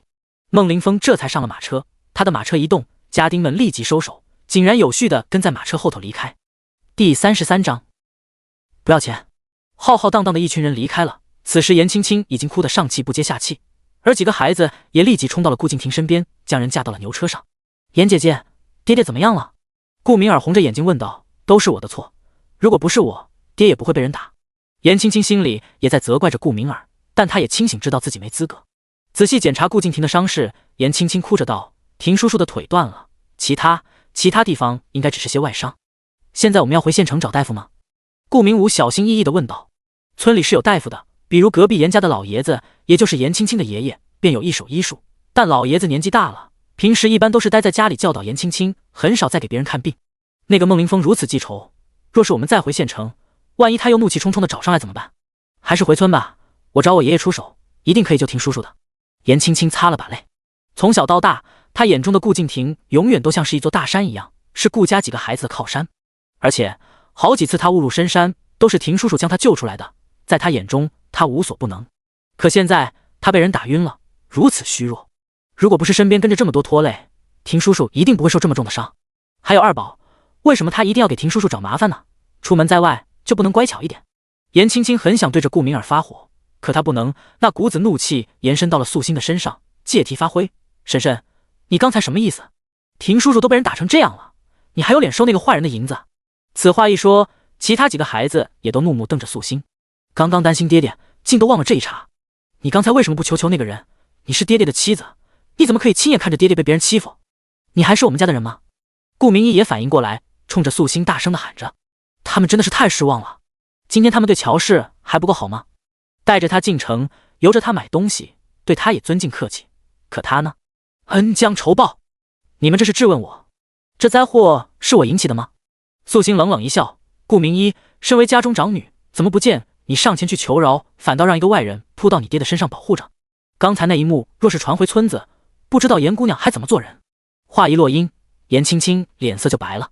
我刚才也是一时情急，明明是你不上去帮忙，我逼不得已才。顾敬亭家中妻子儿女都在，便是将人打死在这里，该着急的也不是你。如今你摸了我家男人的身子，反过来指责我不作为。素心笑了笑，一个不知廉耻，一个害亲爹受伤，还有几个不识好歹。若是惹怒了我，休怪我不客气。要知道，你们亲爹现在还晕着呢，这回还有谁能替你们做主？顾明一和顾明儿他们脸色瞬间紧张起来。说的没错，亲爹受伤，家中上下就得让后娘做主。你想怎么样？顾明一有种不好的预感。当然是好好过日子了。素心白眼翻他，顾明儿，今日是你犯了错，害得你爹成了废人，如今驾车送你爹回家，总能做到的吧？顾明儿不想驾车，毕竟要对这牛屁股会有一股味道。然而也知道乔氏的决定没错。我知道了，你说的对。顾明儿年纪不大，但却还算成熟，若得罪人的时候有这份耐心，也不至于现在会落得如此下场。当然了，若不是当时得罪人，透了丁点气运，也得不到明月书院的机会，也算是祸福相依。一路上相顾无言。到了家，素心指挥顾明思又道：你爹给了你不少钱吧？去拿出百文来，请严大夫。不要钱。严青青心里一慌，收钱给婷叔叔看病，那他成什么了？外人。素心扫了他一眼，严姑娘，望你自重，你若是不收钱，那我便让老四去别的地方请大夫。渔阳城这么大，大夫还是挺多的。严青青攥着拳头，只觉得羞愤难当，他哪能放心将婷叔叔的腿交给别人？乔氏，他真的可恶！你刚才不是收了孟林峰的银子？顾明四开口不满地说道。你也知道是银子，请个大夫而已，用得着如此破费？你们几个手里都藏了不少私房，在村里都是独一份的，如今让你们出钱给亲爹治病都不愿意，你们怎么这么不孝？素心开口又道。顾明四小脸都有些挂不住了，眼里闪过不符合年纪的阴郁。我知道了。顾明四咬牙切齿，进屋拿钱。顾敬亭还躺在床上，虚弱的像是要死了一样，拿了百文铜子儿，没交给严青青，而是素心亲自上了严家的门找严家老爷子。进门之后，素心便笑着道：家中孩子不懂事，出门在外冒犯了贵人，惹了大祸，因此害得敬亭腿脚都被人废了。知道严伯您医术高明，特地请您过去瞧瞧。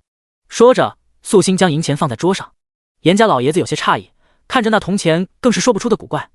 你我两家感情匪浅，我这就过去瞧瞧，这钱你收回去吧。恐不妥当，再亲近的关系也不好白使唤您一趟。况且今儿青青丫头在敬亭被人殴打时，不顾一切冲上去扑在敬亭身上相救，恩情非比寻常，我们家就更要以礼相待了。素心轻描淡写的说着，然而说出的每一句话都让严家人大为震惊。老爷子脸上的皮肉都没绷住，您的厉害。严母瞪大了眼睛看着严青青，严父更是有些懵，对素心说的话半懂不懂。老爷子到底是上了年纪经历多的人，克制了一会儿之后，努力镇定下来。孩子给你添麻烦了，我这就去瞧瞧。严青青觉得脸上烫得慌，里子面子都被乔氏掀干净了，摆在父母长辈面前毫无半点容身之处。素心带着老爷子回顾家瞧病，而严母一把抓住了严青青，刚才乔氏说的可是真的。第34章恬不知耻。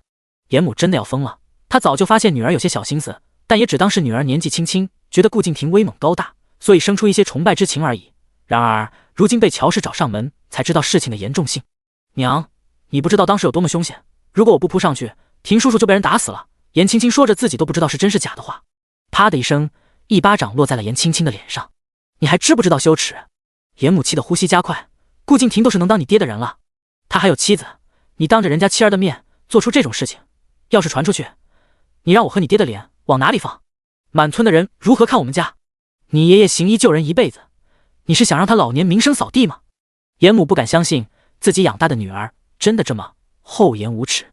小女儿家的一点小心思不要紧的，只要她懂规矩，你要逾越，心里那点小想法早晚会随着年纪的长大而消失。然而付诸行动就是不可以。严父总算是听懂了这里头的意思，一时也大为震惊。你这个……他指着女儿，一时竟说不出话来。想打，可这是他唯一的女儿，然而他做出的事情简直匪夷所思，让他觉得肮脏恶心。娘，你怎么可以打我呢？颜青青立即红了眼，落下泪来。我做什么了，便让你这么生气？我们和顾家关系好，就算我对婷叔叔的表现稍微轻厚一点，又怎么了？乔氏不过是上门说了几句，你就来打我，你还是我亲娘吗？他也很委屈啊，一路上都被乔氏欺负，才回到家都没有任何安慰，反而还被打了一巴掌。凭什么啊？他做什么了？乔氏自己不去救人，就不允许他救了？就是他嫉妒心作祟而已，不知廉耻。严母大怒，拽着颜青青将人拖回了屋子里，直接关了起来。屋里头很快就传来了颜青青焦急的声音：娘，你这是干什么啊？婷叔叔还晕着呢，你快点开门啊！娘，求求你了，你开门好不好？我只要去看看他，只是去看看他而已。严母本来很心疼，疼得想哭，然而听到女儿的话，她更心惊害怕。而此时严家老爷子已经给顾敬亭看伤势了。其实素心心中有数，外伤不要紧，早晚能好。另外就是这骨头伤的其实也不重，好好养着问题也不大。孟凌风派人动手的时候，下手还算是有分寸的，真要是想让顾敬亭生不如死，当时就见血了。严老爷子治病救人一辈子，本事还是有的，很快便将顾敬亭的腿固定好了，还回家拿了瓶好的疗伤药过来，交给了素心，在家养一养，尽量不要下床。老爷子嘴中干涩，都不想多说话了，脑子里更是乱糟糟的，现在看着顾敬亭更是厌恶得很。多谢严伯伯。素心对这老爷子很是客气。要说这严家人与严青青也稍微有些不同，比如眼前的老爷子算是个颇有风骨的人，村中寻常人家若儿子生不出孙子来，必然是要急得四处想法子，是休妻也好，又或是过继也罢，必然是想个法子的。但这严老爷子却并不执拗，别人嘲笑他绝孙，他也只是宽厚一笑，并不在意，甚至还亲自教导孙女医术。严家是村中少有的温馨人家，从不见有任何正直和内乱，长辈慈和，儿子儿媳孝顺，家中环境极为安宁，所以才能养得出严青青这样无忧无虑、不知人间疾苦但又能干的小姑娘。只是可惜，严青青非赖上了顾敬亭。自己窥探到的天机中，严青青和顾敬亭的婚事是在他被休的时候才发生的，前头所有的暧昧都无人知道，所以他们像是各自守着礼数直到成婚，只有原主一直夹在他们的感情中被忽视和苛待。严家上下虽然不满这桩婚事，但想着男未婚女未嫁，严青青着实喜欢顾家，便忍了下来。但这一次怕是不能了。有伤风化4个字就顶在严青青的脑门，严家人想忽视都忽视不了。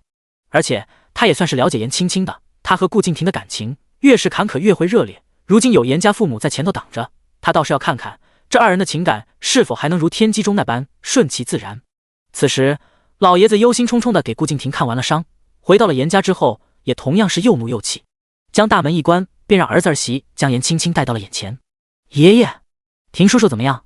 严青青焦急地问道。你学了这么久的医术，他的伤你心里清楚，何必还要问我？老爷子憋着一股气，他知道孙女这是关心则乱，怕自己没出师，本事不够看漏了什么，所以才想让他这个老东西再仔细瞧瞧。严青青闻言就知道顾敬亭的情况和自己想的差不多，一时悲从中来，他可是靠打猎为生的，伤得这般严重，最近几个月都没法去山里了。青青，你是不是喜欢顾敬亭？老爷子直接问道。严青青的脸瞬间红了。爷爷，我没有。没有的话，乔氏今日会过来敲打一番。你年纪小，被外表哄骗爷爷不怪你，但你趁早收心，莫要让人家瞧不起。乔氏的反应你也看见了，若他真想闹得你在村中待不下去，那现在满村都知道你干得够当了，也不会特地来咱们家提醒几句，人家一番好心，你也该收下才是。老爷子是懂事的，就看今天乔氏对他的客气态度，便知道乔氏不是个蛮不讲理的人。爷爷，严青青却不可思议，你向着他，明明是他不对，是他没有救婷叔叔，他还收坏人的银子，他现在还上门来羞辱我。严青青连忙说道。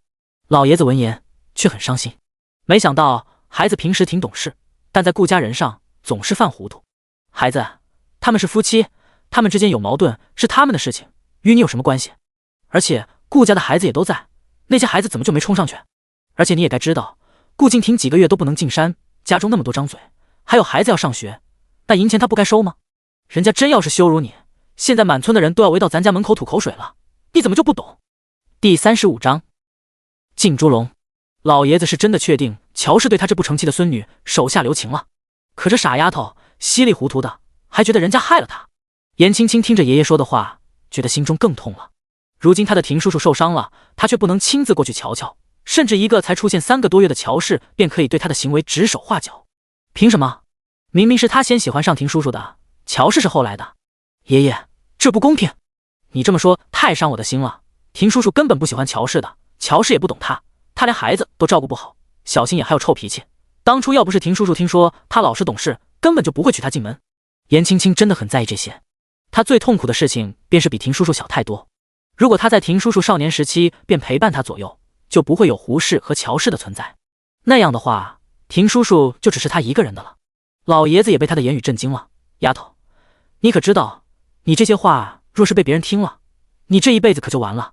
他们上潭村民风还算开放，各族族长都不是顽固之人，所以没有进猪笼这种事情发生过。但若是发生在其他村子，可就未必了。颜青青哭得眼前模糊，我才不在乎一辈子，我只想去看庭叔叔。爷爷，求求你了，你让我去瞧瞧他吧。老爷子看他如此执着，心情越发凝重。这是家中唯一的小辈，他怎能不心疼呢？然而却不能任由着他继续胡闹下去。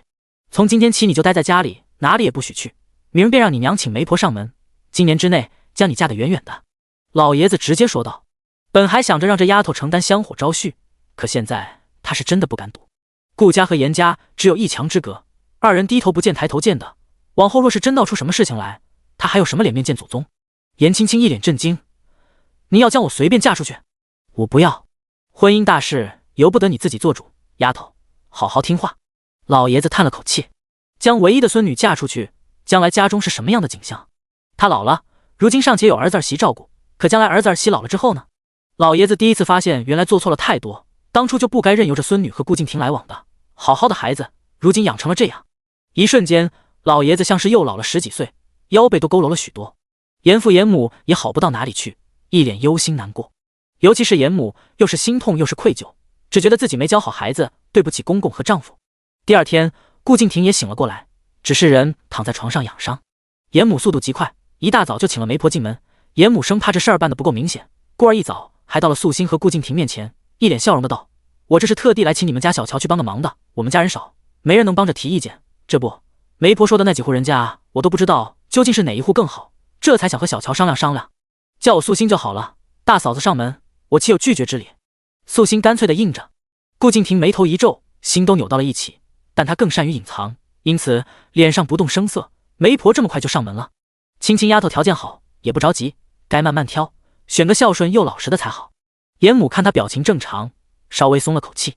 好在这顾敬亭瞧着还算正直，没对他闺女动歪心思，若真是两情相悦，那才糟糕。他年纪不小了，从前总觉得不着急，但这孩子总留在身边也不成啊，早点嫁出去也好。严母笑着说道：“嫁出去，不是招婿吗？”顾敬亭手一抖，也就是说，若是嫁得稍远些，这一辈子恐怕都再见不到几面了。严母一直审视着他，闻言立即道：“这是老爷子的意思，我和他爹也这么想。我们当长辈的不想拖累他，将他嫁得远远的，往后也省得他辛苦照顾了。照顾父母是应该的，哪能说辛苦？若他知道你们这么想，肯定伤心极了。我看着女儿还是要留在身边好，既能帮衬着生活，又能盯着女婿不犯错。”顾敬亭也一本正经地为颜青青着想，可他说的越多，严母越觉得恶心。本以为只是因为这一张脸让他女儿魂不守舍，可听着这话，平日里定也没少说些乱七八糟的让他女儿听。小丫头不懂事，稍稍被人哄两句，那心便野了。比起责怪自己的女儿，此时严母更气眼前的人。这是我们家的事情，小顾啊，就不要你操心了。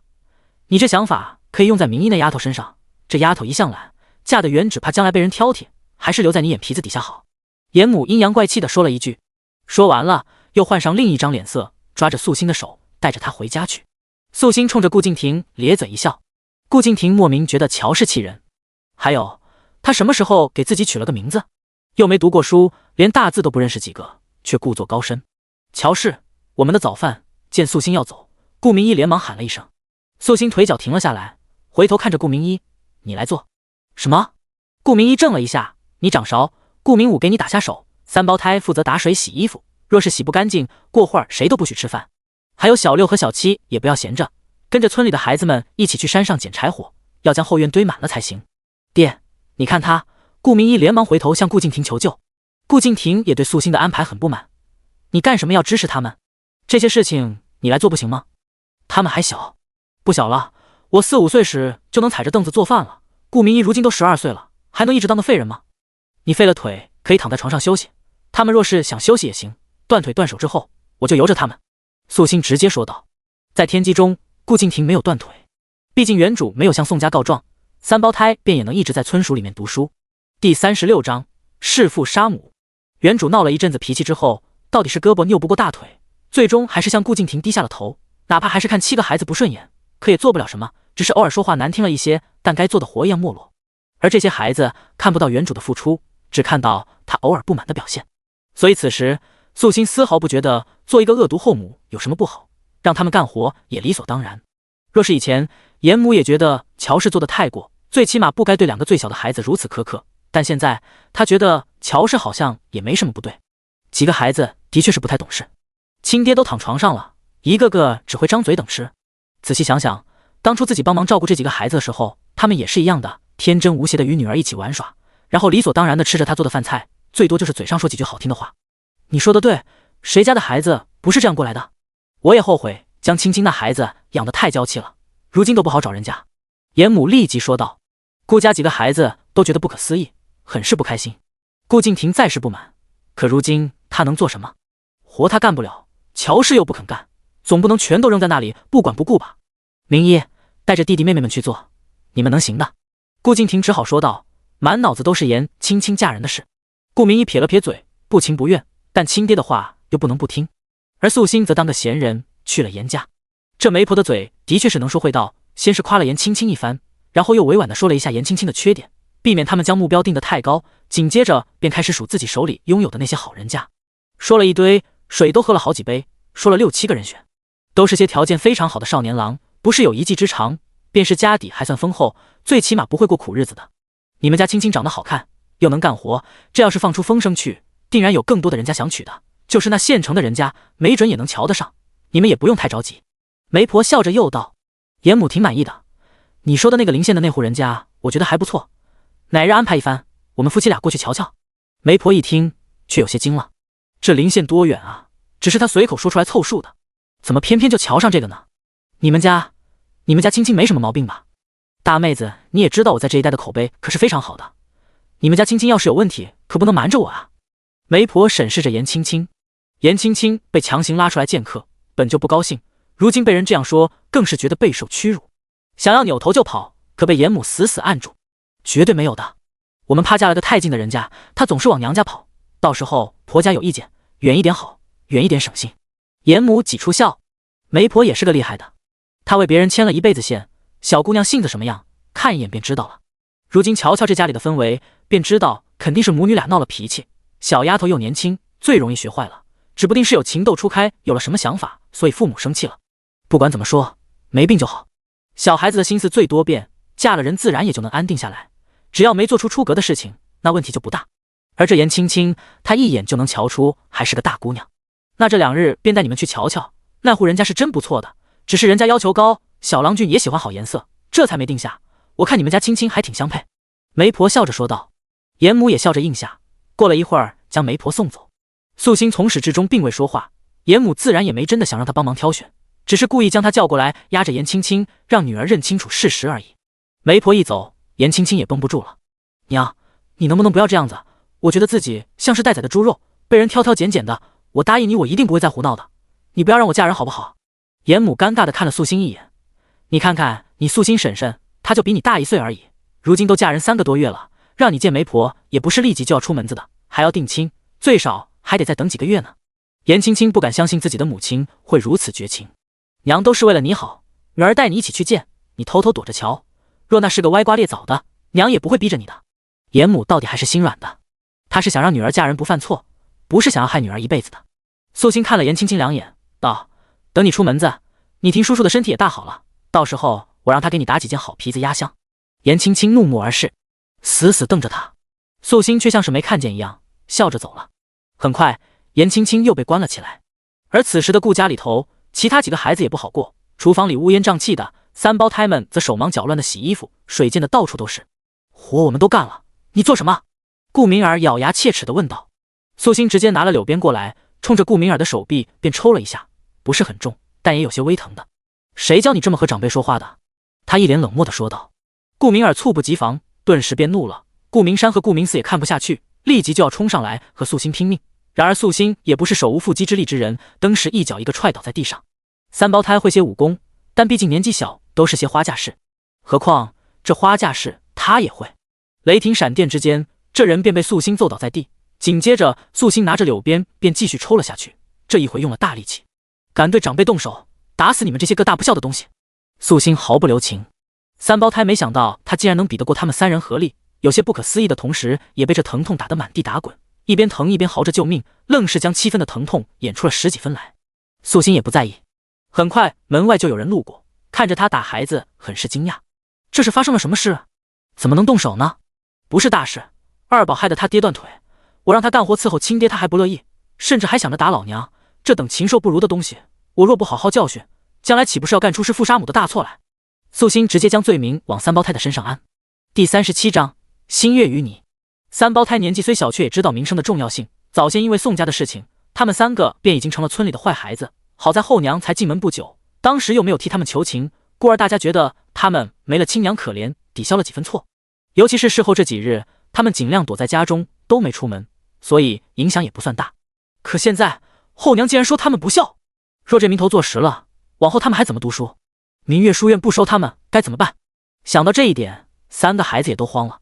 突然发现自己如同待宰的羔羊，面对乔氏竟没有反抗之力。娘，我们没有偷懒，这么多衣服都是我们洗的啊！顾明儿抱着头在地上打滚喊道。外头的人瞧了那一大盆衣服，也都有些惊讶。顾敬亭是出了名的疼爱子，村里很少有人瞧见他们干重活的。乔氏没进门之前，衣服都是扔给村里老妇洗的，顾敬亭还会给几个铜子儿，也挺大方。如今顾敬亭残了，孩子们立马就要干活了。素心将柳鞭一收，然后静静地说道：“这是你们换下来的脏衣服，洗干净不是理所当然吗？从前你们的爹纵容你们，半点辛苦都舍不得让你们承受，可你却不知体会你爹的苦心，还在外头惹事儿。你爹不会教孩子，如今我做了你们娘，便替他们教。”这话一说，外头的人立即将心里的疑问咽下去了。自古以来，后娘进门，少有能看上眼前头孩子的。乔氏做的也不算过分了，最起码让他们做的都是该干的活，更何况顾敬亭对孩子的确是好的过分，太过宠溺，是该教教。这么一想，村民立即笑着说道：“是该教教。”说完也不想凑热闹，冲着素心招呼一声之后便走了。三胞胎震惊地看着那远去的身影，不敢相信对方竟然不替他们做主。难道看不出来他们3个正在被后娘虐待吗？素心笑眯眯地看着他们，是不是很失望？三胞胎有些害怕了，有些忌惮地看着他手里的柳鞭。好好干活，好好伺候你爹，做得不好就要挨打。你们要是不服气，尽管去村里找人做主，只是就不知道旁人是听你的还是听我的了。素心猖狂得很。顾明儿瞪着他，等到他转身的瞬间，立即扑去了屋子里头，让顾敬亭看他的伤势。顾敬亭也吓了一跳，将素心叫进屋。你怎么还打孩子呢？顾敬亭皱着眉头。他们惹祸，我还不能收拾收拾了？你要是看不惯，与我和离啊！素心笑眯眯地说道。咱们之前不是说好了吗？顾敬亭很不解，这女人怎么说变就变？前一天晚上还要好好过日子，一转眼又变了样，就因为她腿脚废了。这么一想，顾敬亭脸色阴沉下来。他以为乔氏只是不懂事，脾气不好，没想到还如此的势利。如今他只是断了腿而已，他就守不住了。若将来有别的大难临头，他又岂能陪着他们吃苦？乔氏越是自私，顾敬亭便越是忍不住的想起颜青青的好。那样危急的时刻，是有青青扑上去救他了，义无反顾，情真意切。乔氏，别逼我休了你。顾敬亭想法越来越浓重了，甚至已经有些按捺不住。颜青青要嫁人了，他突然觉得自己的日子过得甚是没意思，一点都不想再忍耐眼前的女人，恨不得让她立即离开。我说过，可以和离，休妻不行。还有就是，若是和离，和离书上必要写明缘由，白字黑字说明是你顾敬亭不能人道，且朝三暮四，且孩子太多不够懂事，所以我才忍你不得，与你和离，否则免谈。素心腰板挺拔。你做梦！顾敬亭被他这话气到了，身子挪动间牵扯到了伤口，疼得狰狞。素心勾着唇，那位孟公子如此厌恶你，若是我去县城去寻，你猜他会不会派个人过来宣扬一下颜青青对你的痴情？你想逼我？顾敬亭有些不可思议。乔氏竟有这样的脑子，这叫公平交易。名声这东西我不在意，但能要的时候自然是不想丢的。所以你我和离，这丢人的要么是你，要么便是颜青青，你二选其一。他只是好心相救，你怎么能如此不近人情？顾敬亭一点也不想将颜青青扯进来。素心笑了笑，你以为严家为何要如此着急的替她找婆家？自然是因为她心悦于你，所以才要让她早些寻个真正的如意郎君。素心这话如同一道惊雷劈在顾敬亭的脑袋上。严青青心悦他，不是指将他当成叔叔而已。他脑中像是炸开了烟花，兴奋又激动，然而很快又仿佛有一盆冷水泼下来，让他透心凉。即便他们相互爱慕又如何？严家人不可能将青青嫁给他的，而且还有个乔氏难缠得很。他这样的男人带着7、8个孩子，如今腿脚还断了，如何能配得上他？看着恍惚的顾敬亭，素心露出了讽刺的表情。这人从来都说自己对严青青是长辈的疼爱，在他窥探的天机中，这人也是不止一次和原主这么说的。然而事实放在眼前，他们相互倾慕没错，可不该再害别人。严青青不止一次地掺和着原主的生活，看似是个外人，可却一直挑拨着原主与顾家所有人的关系。她更是故意出现在顾敬亭面前，一个娇俏可人的小姑娘，与原主这个嫁错人、灰头土脸的妇人相比，故意将原主比得一文不值。既然他们如此相爱，便该要在一起的。趁早些。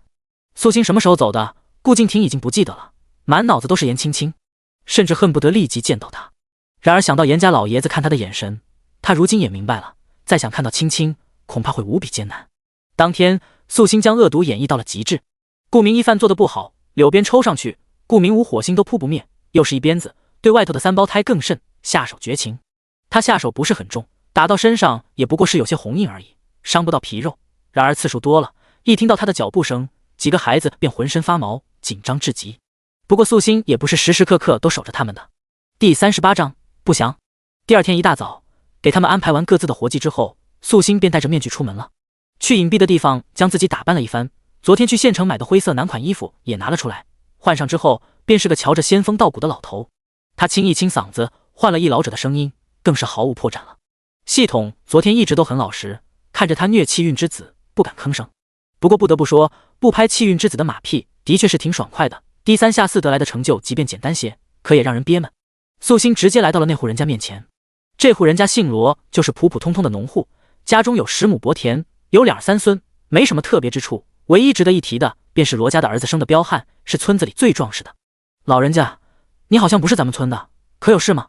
罗家人一出门就瞧见了他，很是客气地问道。素心手艺不错，做出的面具仿真度极高不说，而且还将自己整得很是高深莫测的模样。鹤发童颜，风度翩翩的老头，不论是谁看了都要忍不住多赞叹几声的。讨口水喝。素心不着急，先道。对方一听，立即便将他请进了院子里，很快便倒了一杯清茶，您老请用。您可是来咱们村探亲的？算是吧，前些日子偶然路过这里，偶然瞧见了顾家的媳妇素心丫头，便收了她做关门弟子，便多留几日教她些东西。只是她家孩子太多，吵闹得很，我便随便瞧瞧，正瞧着你家。说到一半，素心停了。罗家人听得稀里糊涂的，要不是没那句顾家媳妇，他们甚至都不知道他们所说的素心丫头是事哦。反应过来之后，又被老爷子没说完的话惊住了。我家怎么了？似有不祥之气啊！哎，素心故作惋惜的叹了口气。这话一说，罗家人脸色变了。您是瞧出什么来了吗？素心做出一副为难的模样，然后这才说道：你们家最近是不是屡屡有人生病？尤其是长辈和孩子，病了又病，缠绵不好。是的，是的，我爹最近总觉得头疼，睡觉也睡不好，整日没精神，病恹恹的，孩子也总是咳嗽，喝了不少药，但还是没好。罗老大连忙说道：这老头看上去太厉害了，不像一般人啊，是有东西在作祟。素心说道：我瞧你们这屋子没什么特别的，想必是出自别的地方。你们家可有田？有。罗老大又道。他说完这话，他媳妇儿连忙在旁边拉了2下。罗老大的妻子有些担忧，总觉得这老头像骗子，不会是想要钱的吧？孩子病的也不是特别重，而且满村都知道啊。素心瞥了一眼罗大嫂，然后捋了捋胡子，又道：你是才小产吧？罗大嫂也惊了，您怎么知道？村里没人清楚的，她怀孕才1个多月，自己都没发现，孩子就没了。不过她身子一向好，养了几天，觉得也没什么大不了的，便没到处说。而且家里长辈总忧心，便只告诉了男人而已。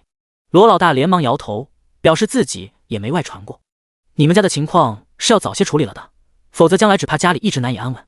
素心说的是实话，求您指点迷津。罗老大差点跪着了。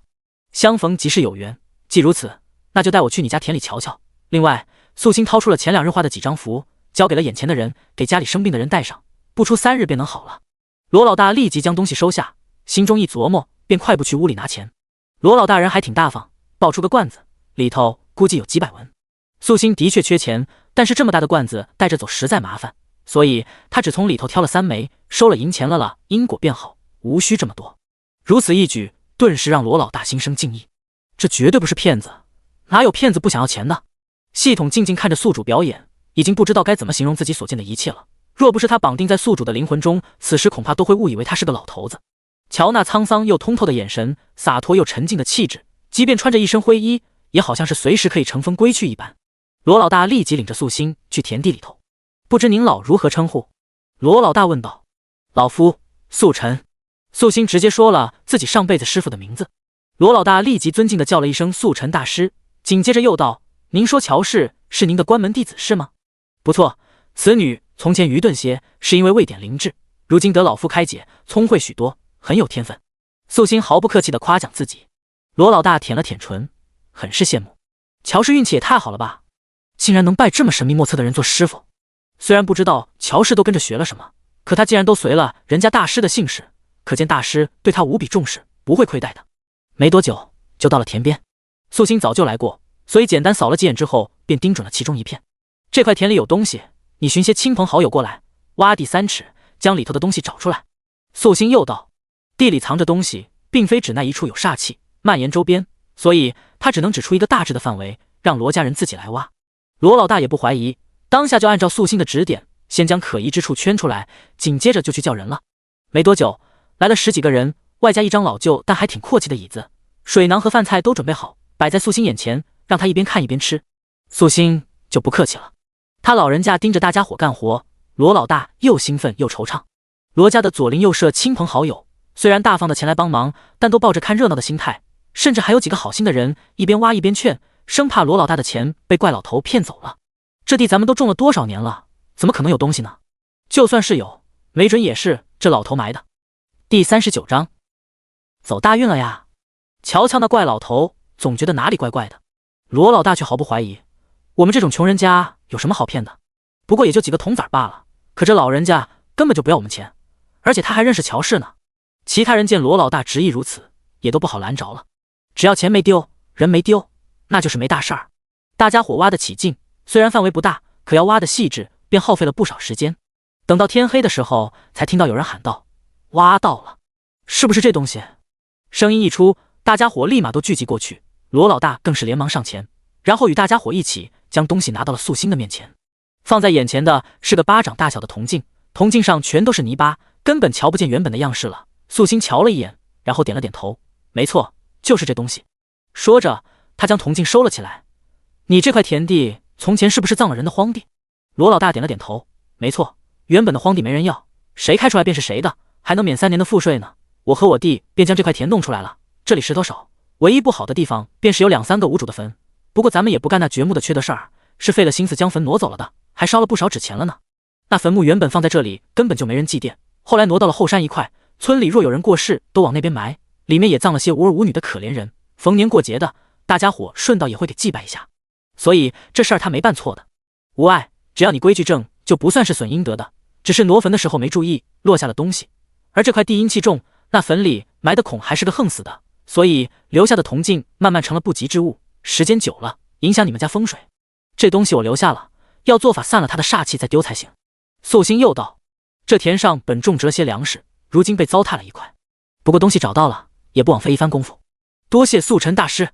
罗老大激动不已，给你平安符，记得让家人日日佩戴，3日之后便能好了。既然事情已经解决，那老夫就告辞了。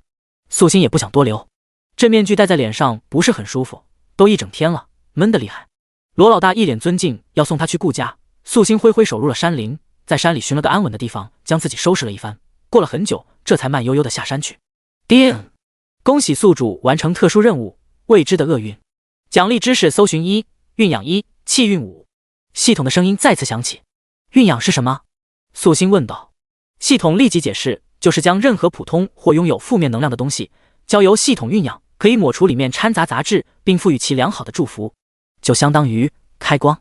素心立即懂了，系统也有些骄傲，没想到自己开发出这方面的分支能力。叮！触发生活任务，和离。系统突然又发出了任务，系统也有些吃惊，没想到宿主和离的想法这么浓重。要知道，他的所有能力都是根据宿主未来发展自动呈现的，他最多可以在数据库里将各种各样的自动任务摆给宿主看看而已。刚绑定的时候，宿主发展目标尚不明确，而且没有这么强烈要和离的想法，所以没有这方面的任务。而现在任务自己蹦出来了，素心勾了勾唇，对未来更有期待了。素心回到顾家的时候，好些人都在，罗老大更是立即围上来。素心妹子，你哪里拜得的师傅，竟有那么大的本事？你这是走大运了呀！是啊，那老者仙风道骨真不一般，随便一指就知道罗家地里存着什么东西了，厉害极了。乔氏你这是要有一技之长了，顾家有福了哦！大家伙都赞叹不已，毕竟他们这样的小地方鲜少能看到那样独特的老头。素心摸了摸鼻子，多谢大家的夸赞，师傅听了一定会很高兴的。我今儿上门是特地来感谢的，另一方面就是怕3日之后家里的病人万一还不好，到时候还得需要你去请素心大师再来瞧瞧才行。罗老大又道：可以。素心点头。村里人说话直接，他们相信师傅不假，但也担心还会出什么意外，也都是人之常情。罗老大为人很是圆滑，还给素心送了2只鸡过来，素心没收。这东西他一日吃不完，放在家里没准还被几个小崽子故意丢了或是杀了，白白浪费，还是罢了，等将来和离之后自立门户再攒家业也不迟。只是目前还有个麻烦之处，他还是有娘家的。虽然还没见过乔家人，但从原主的记忆里他已经了解了很多，可以确定也都不是什么好东西的。一旦他和离，是没资格自立女户的，户籍自然要归娘家，也就是说娘家那边还有资格继续管他的婚姻大事，甚至收些银钱签个契约便能将他卖了。这可不好，想要让别人不拿捏住他的未来，唯一的法子就是先拿捏住对方。不过这一时半会儿他暂时还想不到法子，等顾家的事情了再说。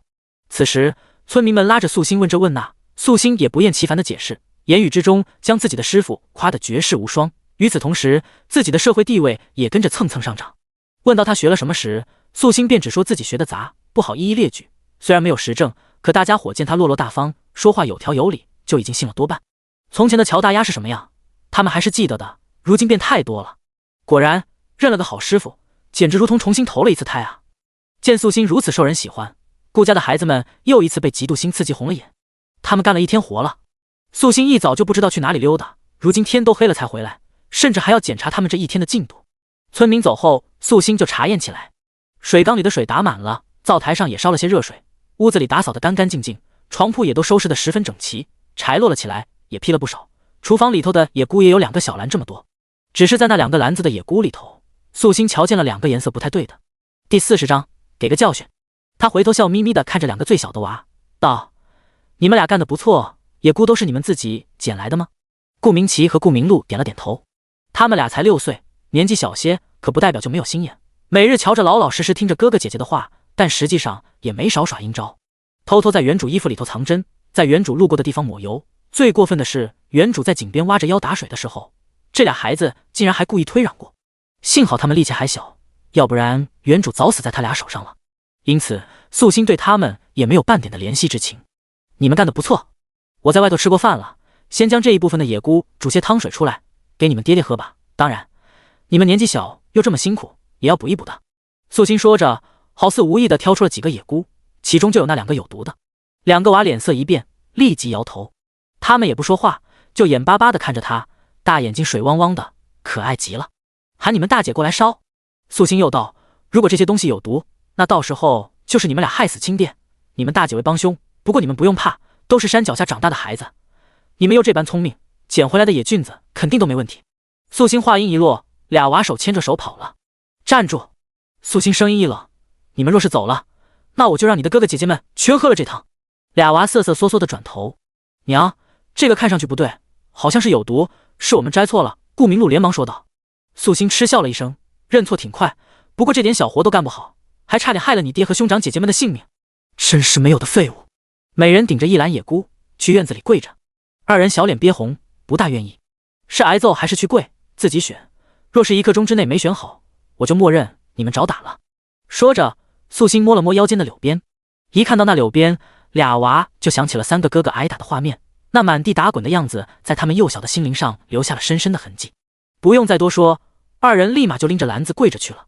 不过他们也很聪明，跪在了院子里最显眼的地方，脑袋上顶着东西，小小的身板看上去凄凉又可怜。比起10岁的3胞胎受罚，6岁的孩子显然更让人觉得可怜。尤其是陆陆续续还有人问素心的拜师的问题，就更能看到这一幕。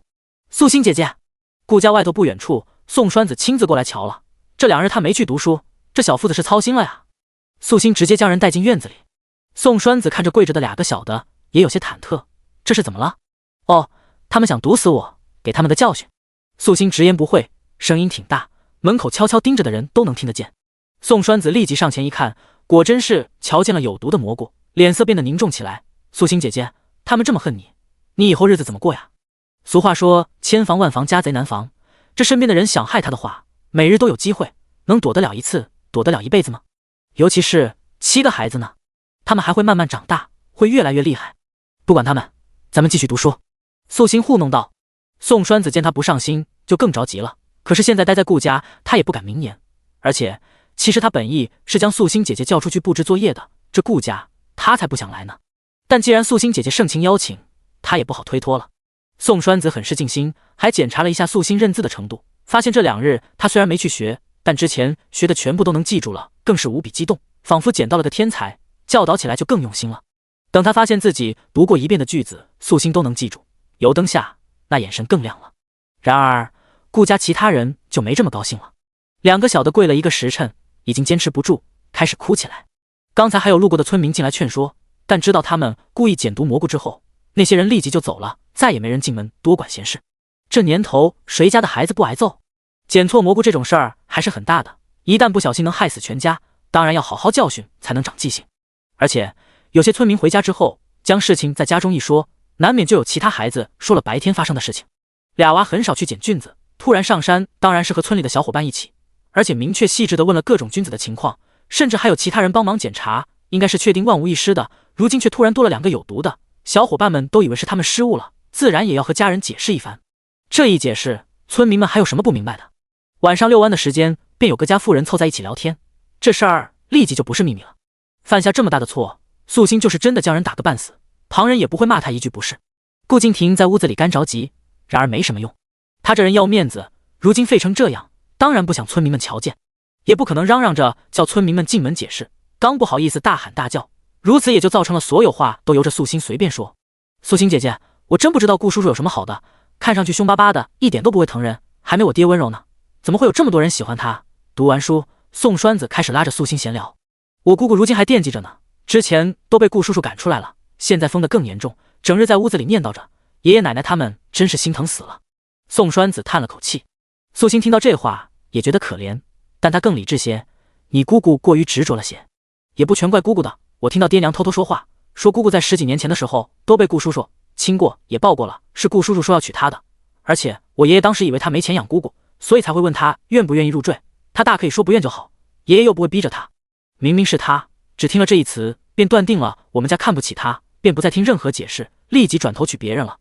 而且来我们家的时候他穿的破旧，瞧着就是没银子，可娶别人的时候办的却挺风光。我爹说他这是一开始便没有真心实意求娶，若是真心，一进门便将自己有的摊了出来，何须如此算计人心？宋栓子人小，但这些事儿听得多了也都懂了。尤其是姑姑半疯，早就成了全村的笑话，经常会有人提起，他想不懂这些都难。第41章，没有他过得更好。素心算是听明白了，就是说顾敬亭这个男人年轻时哄骗了宋氏，占了对方不少便宜，求亲的时候却隐瞒自身财帛，宋家误以为他贫穷，这才要求入赘，结果顾敬亭一副你们家果然如此势利眼的态度，甩袖而去，娶了旁人，还狠狠打了宋家的脸。不得不说，如今顾敬亭瞧着稳重踏实，真不像是能干出这种事情来的人。但想想他偶尔露出来的自私与自负，素心又觉得如此行为对他来说似乎并不稀奇了。宋栓子小心翼翼地观察着素心，似乎想看看他的反应。瞧他竟丝毫没有护肤的意思，心里越发担忧了。娘说过夫妻一体，若是有人说他爹的不是，娘一定会拼命撕了对方。可素心姐姐却根本不在乎顾敬亭，顾敬亭更是不顾素心姐姐的生死，那他们这夫妻关系还能持续下去吗？虽然他觉得素心姐姐离了顾家也好，可乔家可是将姐姐卖出来的，只怕回去之后也未必好过。宋栓子操心极了，连连叹气，瞧着像个小大人一般。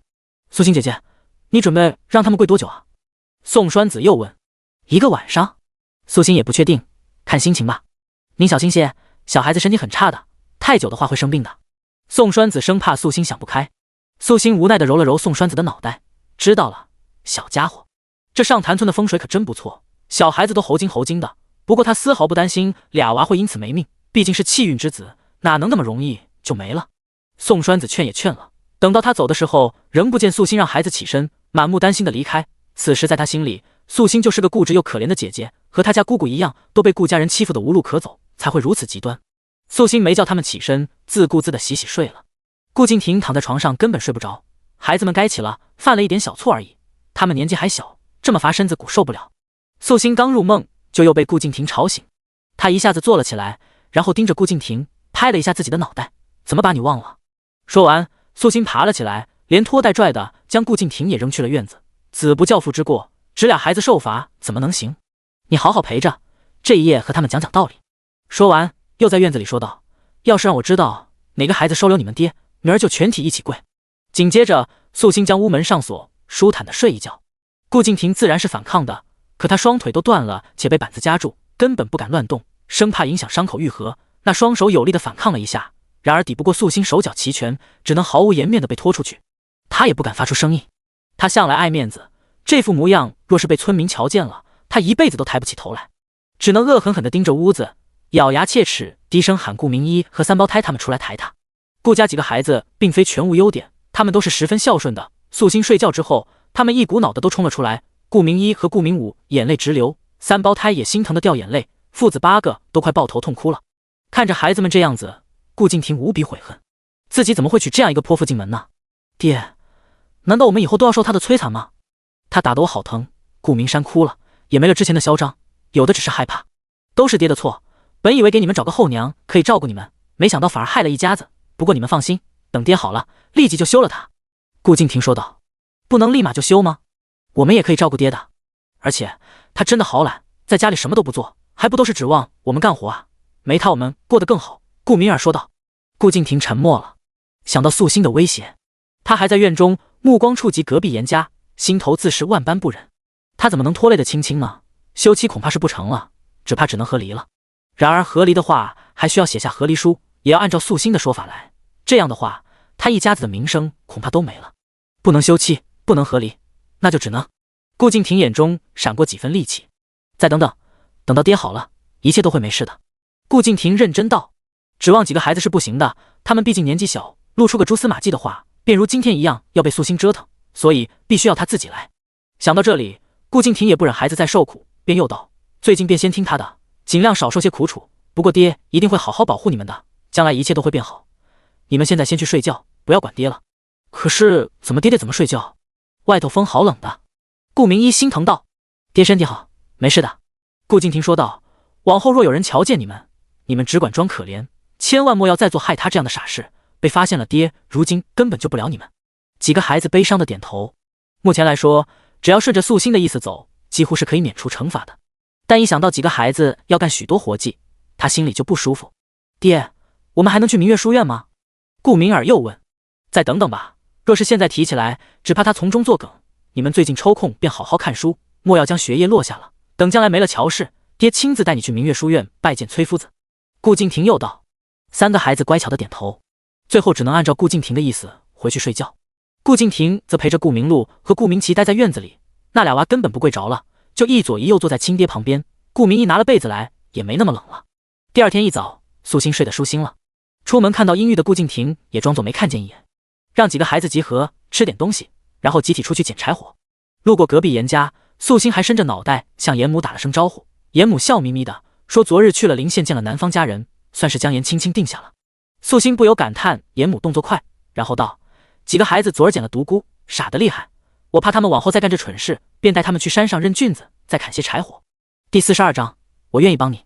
严母也乐意与素心客套一下，总好过冷着脸将事儿挑到明面上去。故而听到这话，也都笑着回应，这样好。这几个孩子从前被惯坏了，五谷不分，这样下去的确不好。将来我家青青嫁人生子之后，能像你这样，我就满意了。素心咧嘴一笑。这时有个年轻人坐着牛车在严家门口停了下来。严母一见人，立即笑着迎上去，然后冲着随心介绍道：这就是我家青青的未婚夫了，叫王成。我这也是怕俩孩子太陌生，便叫他来做客。咱们村户人家没那么多讲究，村户人家的确没有太多的规矩，未婚夫妻相互来往是很正常的事情，甚至偶有留宿客房，只要不一个屋，那也是能容忍的，但严家和临县的王家昨日才见了面，今日便将人请来了，那就有点着急了。不过素心也能理解严母的心思，多让严青青和其他男子接触，便多能多一份阻断他想法的可能。素心多看了王成几眼，这人看上去也就17、18岁，但瞧着也挺稳重憨厚，冲着严母笑得高兴又腼腆，微微红着耳尖，嘴上是遮掩不住的弧度，面容比起顾敬亭自然是稚嫩一些，但眼神清澈无比，大而明亮，肤色也挺白皙，在村中绝对算是不错的俊秀男儿了。怪不得严母会这般快应下婚事，不得不说这王成的确是个很不错的郎君，若是严青青没几分才貌，恐怕都轮不到他。只是可惜了呀。素心也没将同情的神情表现得太明显，若严青青真能移情别恋，那也是他自己的造化了。严妹妹呢？王成有些害羞地问。在屋里呢，一会儿让她带着你在咱们村逛一逛。严母笑着将人迎了进去。素心也不多留，带着几个娃上山。他们每人身后都背了个筐，新旧不一。到了外山之后，就让他们在四周捡东西，自己则爬到个树上和系统聊天，不怎么管他们。之所以将人带出来，完全就是为了给顾敬亭和严青青创造安静的条件，就是不知道这事态能不能按照他所想的方向发展了。而此时王成已经如愿见到了严青青，并且在严母的热烈要求下，二人出了门。严青青故意往顾家门口走，严母不高兴也不当着王成的面说什么。到了顾家门口，透过篱笆能瞧见院子里还傻坐着的顾敬亭，他脸色一变，隔着门问：亭叔叔，你怎么了？脸色看上去这般的差。王成一听称呼，立即就冲顾敬亭行了个礼，看上去特别老实。顾敬亭一双眼睛也无法再从王成的身上挪开了，厌恶、嫉妒、愤恨充斥着整个胸腔。无碍，这位是……顾敬亭嘴中干涩。严青青脸色一白，有些难以启齿。严母立即插嘴道：这是我家青青的未婚妻，青青这8字不宜多留，所以再过3个月他们就成婚。3个月？顾敬亭心头一紧，那个时候他的腿那个时候都好不了。他知道自己的情况，之前严家老爷子也看过了，他的腿伤得有些严重，3个月也只能好个大半，想要完全痊愈，最晚需要半年，最快也要4个来月。也就是说，青青嫁人的那一天，能瞧见的也只是身为废人的他。这一点顾敬亭无法接受，而且一想到青青要嫁人，他就忍不住想要发狂。他嫉妒的眼神都快遮掩不住。严母干咳了2声，打断了他发呆的样子。顾敬亭这才挤出几分笑来，如此着急的话，到时候我也不能给你列些好物带着了。无碍的亭叔叔。严青青很想哭着说不愿意，但她也怕自己的一腔烈火会将所有人都吓着。眼睁睁看着王成和严青青走过去，顾敬亭有生以来第一次感觉到无力，哪怕是亡妻难产的那一天，他也没有如此绝望过。王成蒙在鼓里，一切不知，而且还很兴奋地问：这位亭叔叔瞧着很是稳重，眉宇之间英气十足，想必很厉害吧？那是当然，亭叔叔是全村最厉害的猎人了，连老虎都打过呢。严青青立即说道：可惜上次被恶人欺负，他们打断了亭叔叔的腿，我都不能去看看他。为什么不能？不是邻居吗？王成不解。严青青犹豫着道：都是因为亭叔叔后娶的妻子乔氏，他这人是很是恶毒，自打嫁进门便不让大家伙与顾家多来往了。而且亭叔叔长得俊俏，村中宋家有个老姑娘惦记着，他生怕亭叔叔有2心，所以对女子防范的厉害，连我……你不是叫他叔叔吗？王成很吃惊，怎有女子醋意如此之浓，简直难以置信。是啊，我是亭叔叔看着长大的，他们家7个孩子，与我都是好朋友，说是一家人都不为过了。就因为上次亭叔叔被人欺负的时候，我看不惯出头了，乔氏便觉得我对亭叔叔有心思，逼着我娘让我嫁人。当然，我不是说你不好的，我知道你是个很善良的人。严青青立即说道。王成本来也有些不明白，为什么严家表现出这么焦急的样子，现在听到这些反而还放心了。那现在咱们要在一处了，乔氏该放心了吧？这样你就可以去看亭叔叔了呀。王成单纯的说道。严青青摇了摇头。上次乔氏来我们家，将话说的特别难听，爹娘和爷爷也都特别生气，连带着亭叔叔他们都讨厌了，不让我再去顾家。说着，严青青流下了眼泪。我昨天听到6宝和7宝的哭声了，还知道乔氏打了个2宝、3宝和4宝，还有亭叔叔的腿也伤得厉害。我一直不放心，作为他们的朋友，我真没用，什么都帮不了他们。严青青哭了，瞧着我见犹怜。王成一看，真是心都软了。眼前的姑娘如同个仙子一般，他不明白这样纯洁的女子怎么会被人如此污蔑。你别哭了，你放心，我一定会帮你的。王成心中紧张，觉得不能错过这个让心上人生出好感的机会。第43章，你不要嫁。严青青无比感激地看着眼前的未婚夫，对上他真挚的眼神，内心忍不住浮起几分愧疚。他是个好人，可惜他对他只有感动，便再无其他了。王成见严青青高兴了些，便又连忙和她说了不少话，也提了几个自己尊敬的长辈，又说顾敬亭真是好福气，今儿他也瞧见了那7个孩子，真是个个都讨人喜欢。严青青最喜欢顾家人了，听到这话也跟着激动，说了不少自己与顾家人的事迹。二人相谈甚欢。素心就带着7个孩子在山上待了一整天，无所事事。在带孩子这事儿上，他表现得极为有耐心。7个孩子一开始都抱着忐忑又防备的心态，本以为素心是想将他们送去深山，让他们丧命的，谁知道就在外山溜达了一天，捡了许多菌子和柴火，忙活到了快天黑的时候才回去。整整一天几乎都没与他们说上几句话。但回到家里，看到饿得脸色难看的亲爹，他们大概明白了素心恶毒的想法，他一定是故意将他们支开，让爹爹挨饿受苦的。爹爹现在腿脚不方便，整整一天连水都没喝上一口。这吃饭喝水的事情尚且能忍耐，但人有3急，为了避免一身的恶臭，爹爹只能爬下床，自己辛苦地找来了2个粗棍子支撑着身体，才能勉强解决问题。可尽管如此，身上的衣服也沾染了不少土灰，整个人无比狼狈。你们若想亲爹不挨饿，明早在我起床之前，将你们爹1日的伙食都准备好不就行了？见他们一脸怨念和恨意，素心漫不经心地说道。几人咬牙切齿，说的简单，他们已经起得很早了，现在天黑回了家，还要按照他的要求来劈柴，还要将家务继续完成，这一天下来都没歇着，早上怎么能起得来？可想到爹爹让他们忍耐的话，他们也不敢多言。憋着一口气，几个孩子趁着素心睡着之后，开始安排早上的事情。次日，顾敬亭总算是能吃到饭了，虽然味道不好，可比饿一点肚子强。将昨天劈好的柴和菌子带着去县城。素心一大早又安排道。几人纵使很不愿意，可也不得不听话。3胞胎心里更是着急得很，后娘一定是故意的，昨天一天都没让他们读书，今天肯定也要浪费他们的光阴，长久下去怎么复习功课，怎么去明月书院？他们心里焦急不已，但脚步已经跟进了素心。7个孩子从大到小，每人1个扁担2捆柴，年纪小的便少担着些，年纪大的多承担。步行去县城，足足走了2个时辰，7个孩子的肩膀都磨破了，衣服上渗出了血色。素心面色不改，带着他们将柴火和菌子卖了，拢共得了不到40多文。这些铜钱素心也没花在自己身上，买了些伤药和吃的，花得干干净净。顾明一性子单纯些，想的不多，但顾明儿看着后娘不沾染铜钱分毫，心里就有些警惕了。通过这么多天的了解，他发现乔氏明显比从前多了无数的心眼。就拿这卖柴的事情来说，若他将赚来的钱占为己有，回村之后他们还能对着别人大吐口水，说后娘虐待。但现在呢，只要素心对外解释说在锻炼他们的心性，别人便会毫不怀疑。毕竟他们虽然吃苦了，可受伤的地方上了药，还给买了肉包子吃。哪个后娘虐待孩子的时候会给肉包子？接下来几天，素心一直重复着这种生活。除了晚上固定会腾出1个时辰的时间和宋栓子读书之外，其他的时间不是带孩子砍柴，便是卖柴的路上，每天都不在家。连续7、8天之后，几个孩子累得都不想说话，回家之后越发安静，只有3胞胎熬着夜读书，认真极了，人也瘦了许多。而这几天，顾敬亭过的简直是生不如死。一想到这样的生活有可能还要维持3个月，他也有些绝望，对那个叫孟凌风的少年恨到了极致。若非对方下了这么重的手，他如今怎至于连床都下不了？亭叔叔。这一天，顾敬亭照常阴郁着，屋门被打开，严青青走了进来。他双目通红，见顾敬亭胡子拉碴，面容憔悴，心中大受震动，根本控制不住自己的情绪，直接扑到顾敬亭的床边，抓住了顾敬亭的胳膊。亭叔叔，你脸色怎么会这么差？听说这几天乔氏带着孩子们不在家，你怎么过的啊？还好吗？看到心心念念的人，顾敬亭甚至都有些恍惚。这几天每日睁开眼便是方寸之地，他隐隐都有些麻木了，忍不住抬起手来搓磨了一下严青青的脸颊，感觉到那柔软的温度，这才意识到发生了什么，立即抽回了手，沙哑的声音道：你来了。是的，亭叔叔，都是我不好，我来晚了。严青青心里难受极了。不怪你，我知道你最近。顾敬亭嘴中发涩，挤出了几分笑意。那个男人还好吧？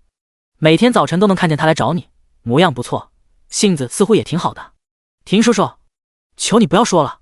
严青青仿佛是被踩了脚的兔子，急了，抓着顾敬亭的手越发的紧。我才不想嫁人，要不是乔氏和我娘说了些有的没的，我娘怎么会逼着我呢？王成他是很好，待我也好，可是我一点都不喜欢他。可是他该怎么办才好？不喜欢的人如今已经成了他的未婚夫，满村的人都瞧见他们整天腻在一处，可他不得不陪着王成，否则娘亲便会用那样挑剔的眼神看着他，全家人都逼着他出嫁，他没得选，而且只有陪着王成，王成才会愿意帮他见亭叔叔的。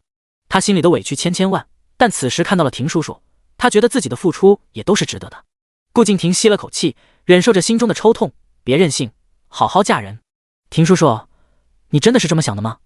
颜青青盯着顾敬亭，眼泪已经落了下来。顾敬亭见她哭，心都软了，哪里还能再说出那么狠心的话来？青青，如果我说你不要嫁，再过几个月我来娶你，你会不会觉得我疯了？第44章，再帮帮我。顾敬亭说完，都觉得自己太过于无耻。眼前的姑娘，她还只有16岁，而他已经快到30岁了，还有7个孩子。他如此聪慧能干又美好，而他呢，怎么能配得上他？然而尽管如此，他还是舍不得就此放手。颜青青听到这话也惊了，她本以为都是自己一厢情愿，亭叔叔只是开玩笑而已。顾敬亭见他迟迟不回应，立即收回刚才的话：“我愿意的，我愿意的，亭叔叔。”颜青青喜极而泣：“我最喜欢亭叔叔了，才不想嫁给那个王成呢。我跟王成在一起，完全就是因为他愿意帮我见你。爹娘都以为我跟着王成出去了，王成帮我遮掩，在后院不远处帮我盯梢呢。我心里只有亭叔叔的。”傻丫头！顾敬亭心中大动，委屈你了。他的手不由自主地将眼前的女人揽入了怀中，从来没得到回应的颜青青此刻也忍不住哭了起来，紧紧抱着他不撒手。这样的动作持续了很久，终于等到颜青青稳定了情绪，二人才恋恋不舍地分开。亭叔叔，你真的愿意娶我吗？可是婶婶怎么办？如果因为我害得婶婶被休掉，毁了一辈子，我心里也会很愧疚的。颜青青紧张地问道，生怕顾敬亭因为那夫妻之恩心软。不要叫他婶婶，他不配。顾敬亭立即说道，我娶乔氏本就是为了孩子们，这么久以来也从来没碰过他。颜青青无比惊喜，真的从来都没有吗？没有，傻丫头，我现在心里只有你，哪里还有别人？你放心，我会让你光明正大的嫁进门。至于乔氏，等我好了之后，一定会将他处置好的。顾敬亭又道。颜青青无比雀跃，多年的期待总算可以实现。只是你父母那边，顾敬亭又想起了一件重大的事情，你爹娘为你定下了婚事，似乎还很着急成婚，说是3个月就要将你嫁出去。不会的，我会让他们推迟的，大不了我求王成，让他不要娶我。颜青青有些慌不择言了。不要求任何一个男人，你觉得那王成是好人，可是他也只是看上你的容貌，你若低声下气的求他，他反倒能得意的拿捏你。顾敬亭想了想，你既然与他日日相见，那便多打听他的一些事迹，若有些不好之处，回家之后若有若无的流露出来，你爹娘都是极为疼你的，也不会眼睁睁看着你步入火坑。可是没有王成，我就没办法出门见你了。颜青青很是为难，这就要委屈你了，莫要让你爹娘觉得你心悦于我。说着，王成缺点的同时，也要露出一副钟情的样子，这样总能拖一些时日。等你爹娘解除了2家婚约，到时候你多伤心一番，忍几日，你爹娘应当也放心了。到时候你再偷偷出门。顾敬亭努力地给颜青青安排着。颜青青听得紧张又刺激，但看着眼前的男人，却又无比踏实心动。二人在一处腻乎了多半个时辰，不敢再多留了。毕竟王成还在外头等着，时间久了，只怕王成会有疑心。只是临走的时候，颜青青恋恋不舍，鼓起勇气，在顾敬亭脸颊边吧唧了一口，然后红着脸飞快地跑去了后院，走小门跑掉了。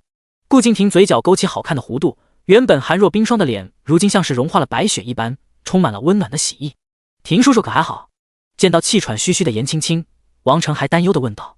颜青青有一瞬间的不自然，但很快调整好了，稳重地说道，很不好，乔氏和大宝他们最近都不在家，根本没人照顾亭叔叔。亭叔叔吃着冷菜冷饭，甚至连倒杯水都不方便，我心里真是过意不去，这个时候竟一点都帮不了他。你已经很有心了。王成立即说道。不够的。颜青青摇了摇头，亭叔叔这个人很是要强，如今却连活动都难，他整个人都没精神了。王成，我知道你是个好人，我想问你可不可以继续帮帮我？亭叔叔照顾我这么久，我心里真的将他当成了亲人一样，实在不忍心见他如此。你要我怎么帮你？我去帮你照顾他。王成立即道。不要。颜青青连忙说道，意识到自己有些激动，立即掩饰起来。你们相互之间并不熟悉，我怎么能劳烦你干这种事情？我的意思是，我想每天和你在一起的时候，偷偷来顾家一趟，用不着太久的，每天只要1个时辰就够了，将屋子收拾收拾，还有饭菜热一下。王成有些犹豫，在他看来，虽然是亲人，可毕竟也是个男子，家中又没有旁人在，一个小丫头偷偷进去不太好。但他也知道，青青是个善良又天真的女孩子，看不得亲人受委屈而已，也可以说她孝顺，将来嫁进家门，定然也能对自己的父母好的。王成犹豫的时候，颜青青就已经觉得很是侮辱人了。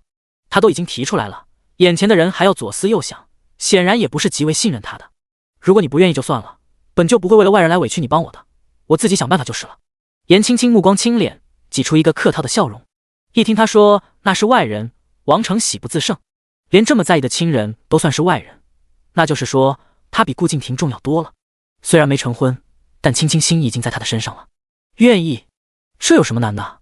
往后我带着你出来，你在顾家帮忙，我不会乱跑的，就在外头乖乖等你。对了，听说最近山里开了不少漂亮的花，我便去采花送给你，好不好？王成眼中只有他。颜青青羞涩的点点头，谢谢你，你是我未过门的妻子，有什么好谢的？王成说着，鼓起勇气握住了颜青青的手。颜青青觉得很是别扭，厌恶极了这种亲密的相处，但现在又不好表现得太明显，忍耐了一会儿之后，才故作羞涩地将手抽出去。他的模样清纯善良，一看便是天真没心机的，所以王成也没多想，反而觉得自己找到了个宝，幸福极了。第45章，别人的事情你少管。等到黄昏时候，王成驾着牛车回去。颜青青回到家里，严母一脸探究地看着他，这么多天下来，这孩子老实多了，也没再提顾家的事情，让他稍稍安心了些。但他还是希望自己的女儿出嫁的时候是欢天喜地的，而不是心中仍然藏着别的男人。这也就是为什么他要求王成每日都来的缘故。好在那王家也是通情达理的，两个孩子成婚比较急，王家也愿意让他们多见见面，培养感情。青青，你觉得王成这孩子怎么样？严母一脸期待地问。颜青青想起顾敬亭说的话，立即露出了几分羞涩的表情。成哥哥挺好的，对我也好，温柔细心，还孝顺。严母一听，喜不自胜。是了，这王成可是很抢手的，临县那边好些姑娘家喜欢呢。若不是你模样好，人家也选不中咱们的。如今你既然喜欢，往后一定要好好和他过日子，千万别再胡思乱想了，知道吗？娘，我知道我之前做错了。颜青青一脸认真，我从前不知道，只觉得顾叔叔对我好，他很厉害，也很可靠，特别崇拜他，我以为这就是喜欢。你这丫头年纪小，没见过多少外人，也怪我和你爹对你不够上心。之前娘为了这事打了你，你不要怪娘，娘也是怕你糊涂。严母忍不住抹了眼泪，这些日子她真的是担惊受怕，一闭上眼睛就是女儿非顾敬亭不嫁的场面，梦里自家人被村里人唾弃，人人喊打，梦到乔氏怨恨地看着她，还梦到自己的女儿整日围绕着顾家那7个孩子而活，累得不成人形。娘，颜青青很是愧疚，自己欺骗了爹娘，可是她真的没办法，她根本不知道该怎么收敛住对亭叔叔的喜欢。严母心结一解，此时看着女儿也没了之前的防备和怒气，瞧着这么乖巧的女儿，忍不住抱了抱，在娘心里，你的幸福比什么都重要，将来你一定能了解娘的苦心。颜青青不说话，此时颜青青表现得够乖，严母心里还有些疑问，但也不愿故意抹黑自己的女儿。没多久，素心也从县城回来了，几个孩子依旧吃得饱饱的，3胞胎更是懂事，偷偷给顾敬亭也留了2个肉包子，惹得顾敬亭好生感动。素心扫了一眼屋内，再看看春风满面的顾敬亭，直觉告诉他，这人今儿是有高兴的事情发生。顾敬亭最近受了不小的打击，每日都是灰头土脸，尤其是看到他的时候，厌恶与杀意都隐藏不住，恨不得立即冲上前来将他掐死。然而此时顾敬亭面带桃花，看着几个孩子的眼神比从前还要温柔，脸上的胡子竟然也都刮干净了，还有身上的衣服换了件新的。能让他突然做出如此改变的，除了颜青青，恐怕再无旁人了。看来王成的出现根本就没能改变颜青青的心思，而且颜家如今对颜青青看管得如此严实，都能让他偷偷溜到顾家来，可见颜青青是充分利用了自己的优势，将王成迷得神魂颠倒，受他驱使了。他已经充分给了颜家人面子了，如今颜青青做到这地步，就不能再怪他不客气。只是可惜了颜家那位行医一辈子的老爷子。此时素心什么话都没说，就算他现在指出颜青青与顾敬亭的猫腻，顾敬亭又怎么可能承认？最终的结果只会和之前一样，二人装得无辜可怜，又或是保证往后再不犯错。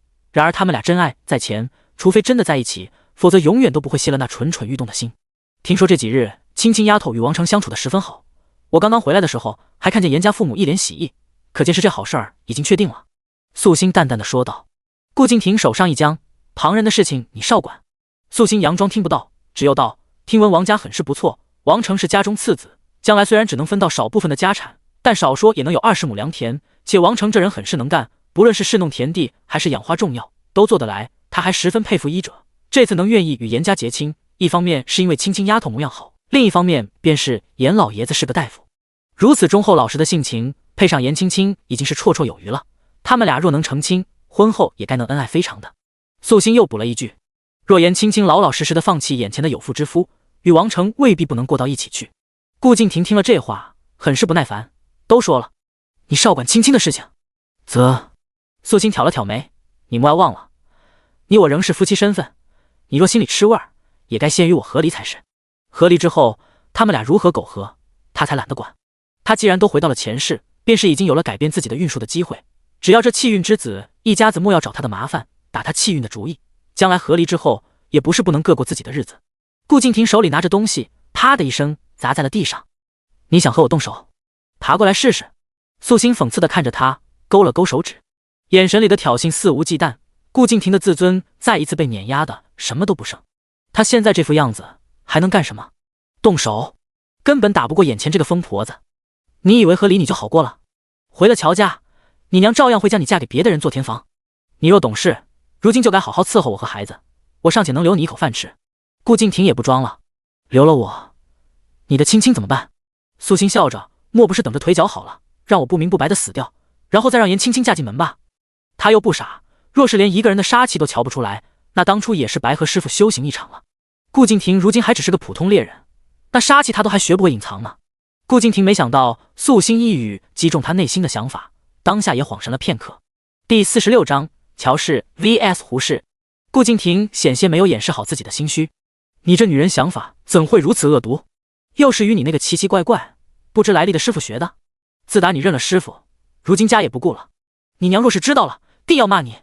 顾敬亭说完之后，也突然想到了这一点，他的确控制不了素心了，但乔家人可以。只是如今他走不了，也只能等到明日，请旁人去乔家那边叫人。素心着实不想搭理他，这样的男人，他多看一眼都觉得脏。若他一直表现得狠毒冷漠，尚且还算是个表里如一，然而这人却要站在受害者的角度，偷偷摸摸的做些不是人的事情，简直恶心极了。次日一早，素心又带着孩子出去。他一走，顾敬亭就爬去了门口等着。瞧见有邻居路过，便拿出了1两银子，让对方帮忙叫乔家人过来。1两银子这么多，即便是邻居也有点扛不住诱惑，想着也不是什么大事儿，这活便痛痛快快的接了。不过素心最近的风评极好，原因便是罗家那边。自打那位素尘大师走后，果然按照他所说的那样，3日之内，家中老少的身体发生了巨大的好转，也不再整夜梦魇，吃饭都香了许多，让罗老大高兴的厉害。也有不少人家还想请那素尘大师给他们看看，奈何那位高人不见踪影。于是素心变成了香嬷嬷。即便素心不懂看相，可作为大师的弟子，村民们都相信他与道有缘，定然是个心性品性绝佳的好人。如今那邻居虽然接了顾敬亭的活，可也找人去外山那边知会了素心一声。他们都知道乔家父母不是东西，若是他们到了，素心定然会有苦头吃。多谢婶子送信。素心闻言笑了笑，可否请婶子帮我个忙？来送信的人就是宋家那边的邻居，也是素心常见的。听到这话，立即笑着道：要做什么你尽管说，能帮我肯定帮。素心从怀里掏出了一张平安符，送给了对方。我手里也没有多余的银钱，唯有这平安符有些分量，经常佩戴可保平安。这老婶子一看眼睛都亮了，哎呦，你可真客气啊！高兴地塞进了怀里。这东西给自家孙子用，还请婶子去隔壁村将胡氏的娘家人请来。敬亭身子骨废了这么些时日，家中孩子无人照顾，胡家那边定然担心，也该来看看才对。素心说道。这话一说，老婶子都呆了，瞪大了眼睛，请胡家人啊？你这丫头脑子可转得可真快。胡家人一来，乔家得一边站去。对方说完又觉得不妥，连忙又道：我的意思是，胡家那边就像是蝗虫一样，吵吵闹闹的，乔家插不上嘴。我懂的。素心没怪对方。顾敬亭原配胡氏生得极为美丽，顾敬亭也正因为这一点才会突然娶对方为妻。然而胡氏虽然长得好看，可娘家人却不太好。她传来这么久，听宋家的吴氏嫂子说了不少关于胡氏的事情，说胡氏在世时性子软糯得很，她天生生的媚。顾敬亭从来不放心她和孩子待在家里，每次进山都不敢在山里过夜，进不了太深的山里，猎物自然也少。而胡氏娘家人原本打算是要将胡氏卖给大户人家做妾的，后来被人瞧见他与顾敬亭拉拉扯扯，而顾敬亭又给足了银子，这才能将人娶进门。进门之后，胡家人也没少来，今儿来借点米，明儿借点面，胡氏都不敢拒绝。而且胡家人多，顾敬亭的大小舅子加起来就有4、5个。早些年那些亲戚没成家，每次一来，乌泱泱一群人，顾敬亭脸都要黑上好几天。后来胡家人抢了3胞胎的东西，将顾敬亭惹火了，直接将最小最受宠的小舅子打了，还扬言说见一次打一次，那凶狠的样子也将胡家人吓得厉害。再加上顾敬亭确实会武，胡家不敢招惹了，这才作罢。就连胡氏死的时候，胡家那边也只是尴尬的来了个妇人送行而已。胡氏死了6年了，与胡家的来往屈指可数。顾敬亭想要用乔家拿捏他，那他无论如何也不能太客气啊。老婶子得了他的物件，自然是保证将人叫来。乔家和胡家不在一个村，但2个村离上潭村都不远，脚程快的话1个时辰就到了。所以素心计算着时辰差不多了，便带着几个娃回去。果然到了家里之后没多久，乔家人先来了。原主有着亲娘后爹，另外还有2弟1妹，大弟14，小妹11，小弟只有7岁。乔家老小几乎是原主带着长大的，现在看到他之后还挺高兴的冲上来。不过乔大郎和乔二丫就不一样了，他们俩见惯了爹娘使唤原主的情景，所以也打心眼里瞧不上原主这个大姐。亲娘郭氏一看到他那手也没闲着，连忙上前做事就要拧着他的耳朵。你这死丫头犯什么错了？郭氏的嗓音有些刺耳。素心看了看郭氏的面相，心中顿时了然了。郭氏模样不算俏丽，只算是个极为普通之色，原主长相则出色许多，无论是眼型还是脸型，与郭氏没有半点相似之处。以他的能力，还是能瞧出自己与郭氏之间是否有血缘牵绊的。素心躲得快，郭氏抓了个空。他眼睛一瞪，有些不可思议：你这死丫头是胆子肥了，还敢躲？你不要以为有女婿给你撑腰，你就能不将老娘放在眼里？你最好不要动手动脚，否则别怪我将你们扔出去。素心淡淡的说道。哎呦，你翻了天了是不是？郭氏声音高了许多，让许多来顾家看热闹的人都忍不住同情起素心来。这亲娘来了女儿婆家，二话不说直接动手，显然是想让婆家轻视啊。连娘家人都不给撑腰，婆家人怎么还能看得起？素心也不着急，淡淡的望着他。据我所知，我爹过世之后，你立即带着大量银钱找了个这个男人，嫁进门后，他从一个一无所有的破落户突然就拥有了30亩良田。这些年你们吃喝用度消耗极大，但田地却侍弄得不好，是怎么养活的一家子老小的？可需要我去衙门告状，请人验一验。第47章7成继承权。郭氏听他这一说，心里大惊。你怀疑你娘我？你还想找官府验我们？你怎么这么不孝？郭氏不可思议，不知道女儿怎么就突然变得如此聪明硬气。这顾敬亭一个大男人，连妻子都压不住。我亲爹留下的银钱，你全部用在了别的男人和孩子身上，若告到官府去，恐怕你也要如数奉还。我正是因为足够孝顺，所以这些年才能由着乔家人踩着我爹的尸骨过好日子。素心没急着说郭氏不是他亲娘的事儿，这种事儿仅凭他一张嘴根本说不清。既如此，便用能说得清的事情来做。我生你养你容易吗？如今你翅膀长硬了，就想飞了？郭氏捂着胸口，无比震惊。我大药国律法规定，夫死妻在，妻子为夫守节才可继承夫家财产。另外，我爹无宗族，无其他血亲，只我一个孩子。我爹过世之时，我只是个婴孩，属于未嫁女。而你既然已经在嫁，那我爹的财产我可得7成，剩下3成交于官府。也就是说，这么多年你们一家子花的都是我的银子，所以不是我的翅膀硬了，而是时间久了，你们将抢来的东西当成自己的，过于理所当然了。这年头的律法与后世是不同，但也是根据百姓的情况安排的，毕竟像他爹那样死后无亲族的实在少有。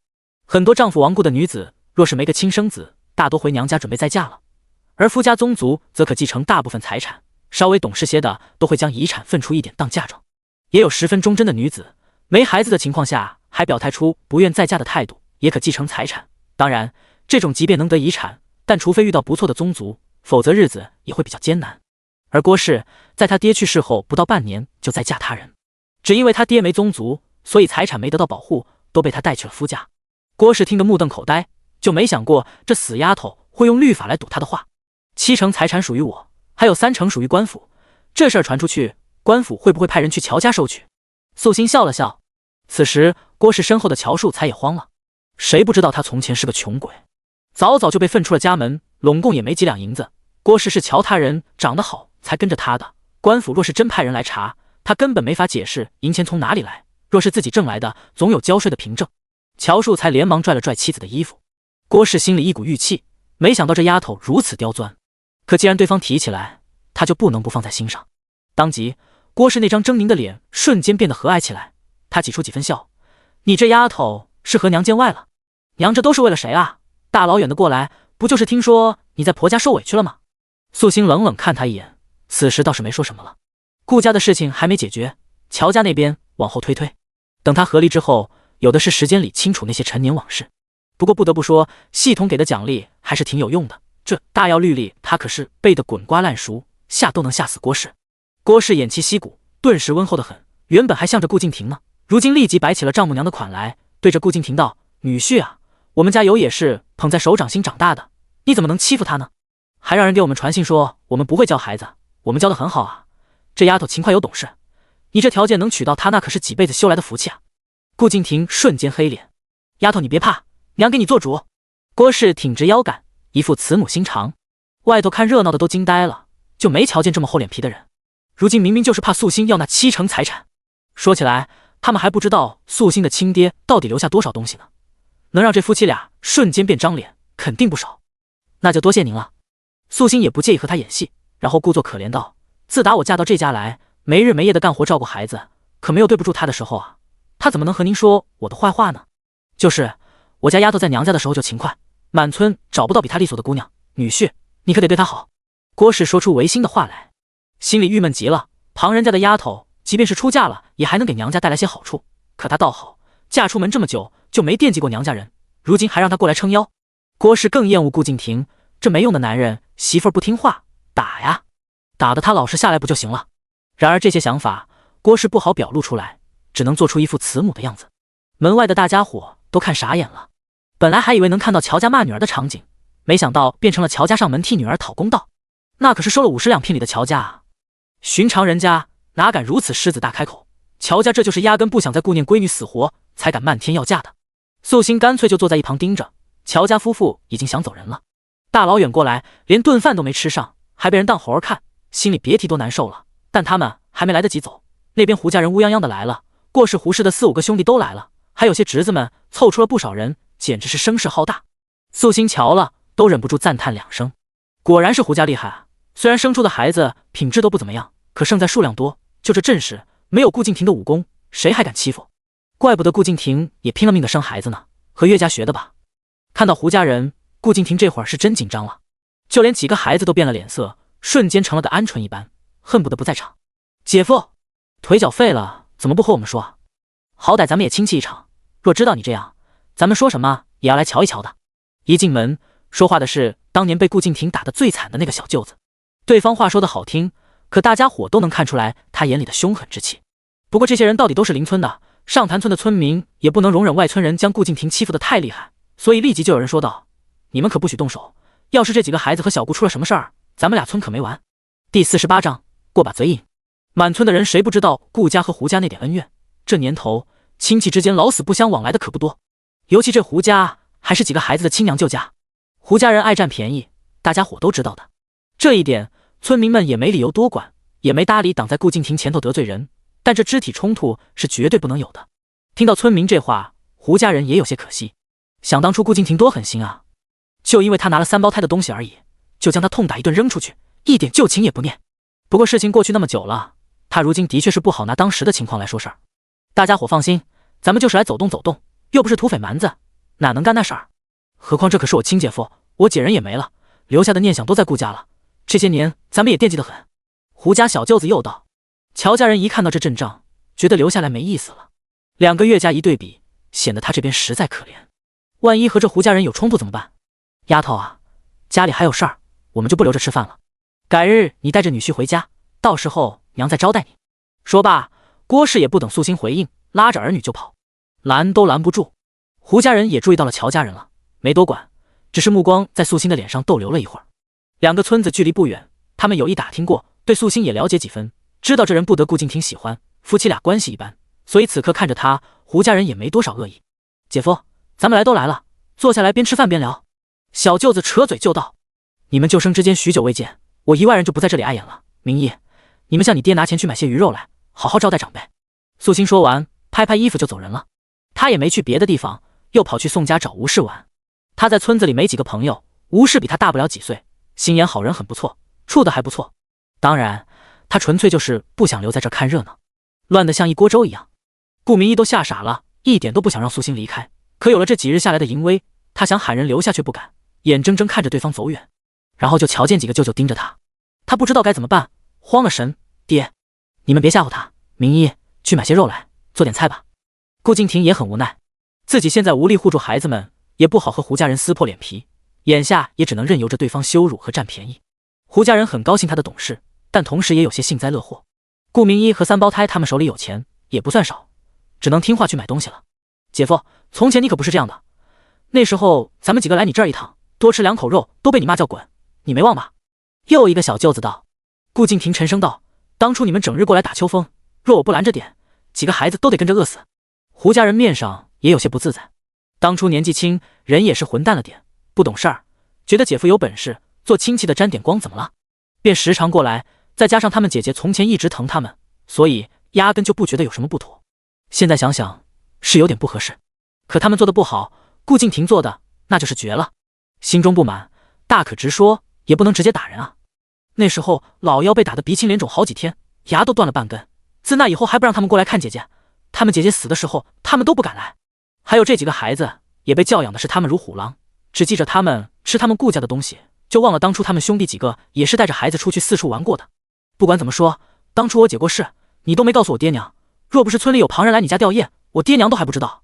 你这么狠心，如今不就遭报应了？胡家人又道，他们家孩子多，所以当时家里穷，人一穷，难免就干出了些混账事。但他们不是坏，吃了东西也知道对几个孩子好的。不过那是从前了，如今看着周边几个孩子恶狠狠的样子，他们有什么不懂的？这门亲戚如今是彻底成仇人了。你们想怎么样？他们还是孩子，若你们敢欺负他们，我顾敬亭发誓定让你们不得好死。顾敬亭也怒了，他不喜欢这样被人威逼的感觉。他们的眼神充满了讽刺和不屑，他的腿明明只是坏了一时，可在他们眼里就好像成了彻底的废人一样，让他很恼火。尤其是这群人曾经还是他最瞧不上一群蛀虫。胡家人气笑了，难得姐夫看得起，对我们生这么大的气，弟弟们也都不能白来这一趟。既然你觉得我们做那咱们就到底就是了。胡家人笑着，大家伙好些日子没吃肉了，就在这留几天，看看我们的外甥们日子过得可好。说着，胡家人也都不和顾敬亭客气了，自己寻摸着地方，非要今天晚上住下来。胡家人还去了三胞胎的房间，还没踏进去，三胞胎就在外头骂：你们这些讨厌鬼，不许进我的房间，简直脏死了。顾明儿实在忍受不了，他们不爱干净，身上一股汗味儿，衣服上也还有些脏东西，也不知道穿了几天。要知道他们几个的衣服几乎是天天都换的，可不像旁人那样邋遢。胡家人面色一僵，随后冷冰冰地瞪着三胞胎：你们果然还和从前一样，白眼狼。多年前顾明四河边落水，是他们这做舅舅的将人捞上来的，那时候还没有顾明奇和顾明路，他们娘性子软，不会带孩子。顾敬亭不在的时候，是他们带着几个小家伙上山玩，怕他们摔着，甚至都甘心在下面当肉盾。他们付出的几个小子瞧不见，只记得他们吃喝了他们的东西。好，真是好孩子啊，真是随了顾敬亭，从根上就是自私的人。他们也来了脾气，三胞胎越是不允许，他们越是进去了。不仅如此，还反说要在这房间住下。当然他们其实也就是想故意吓唬吓唬顾家人而已，他们是懒，但不是真的混蛋。顾敬亭还有个新媳妇儿，他们一群大老爷们真要是赖在这里住下，那传出去就算不得人了。可看着几个孩子这么仇恨他们的样子，就是要过把嘴瘾。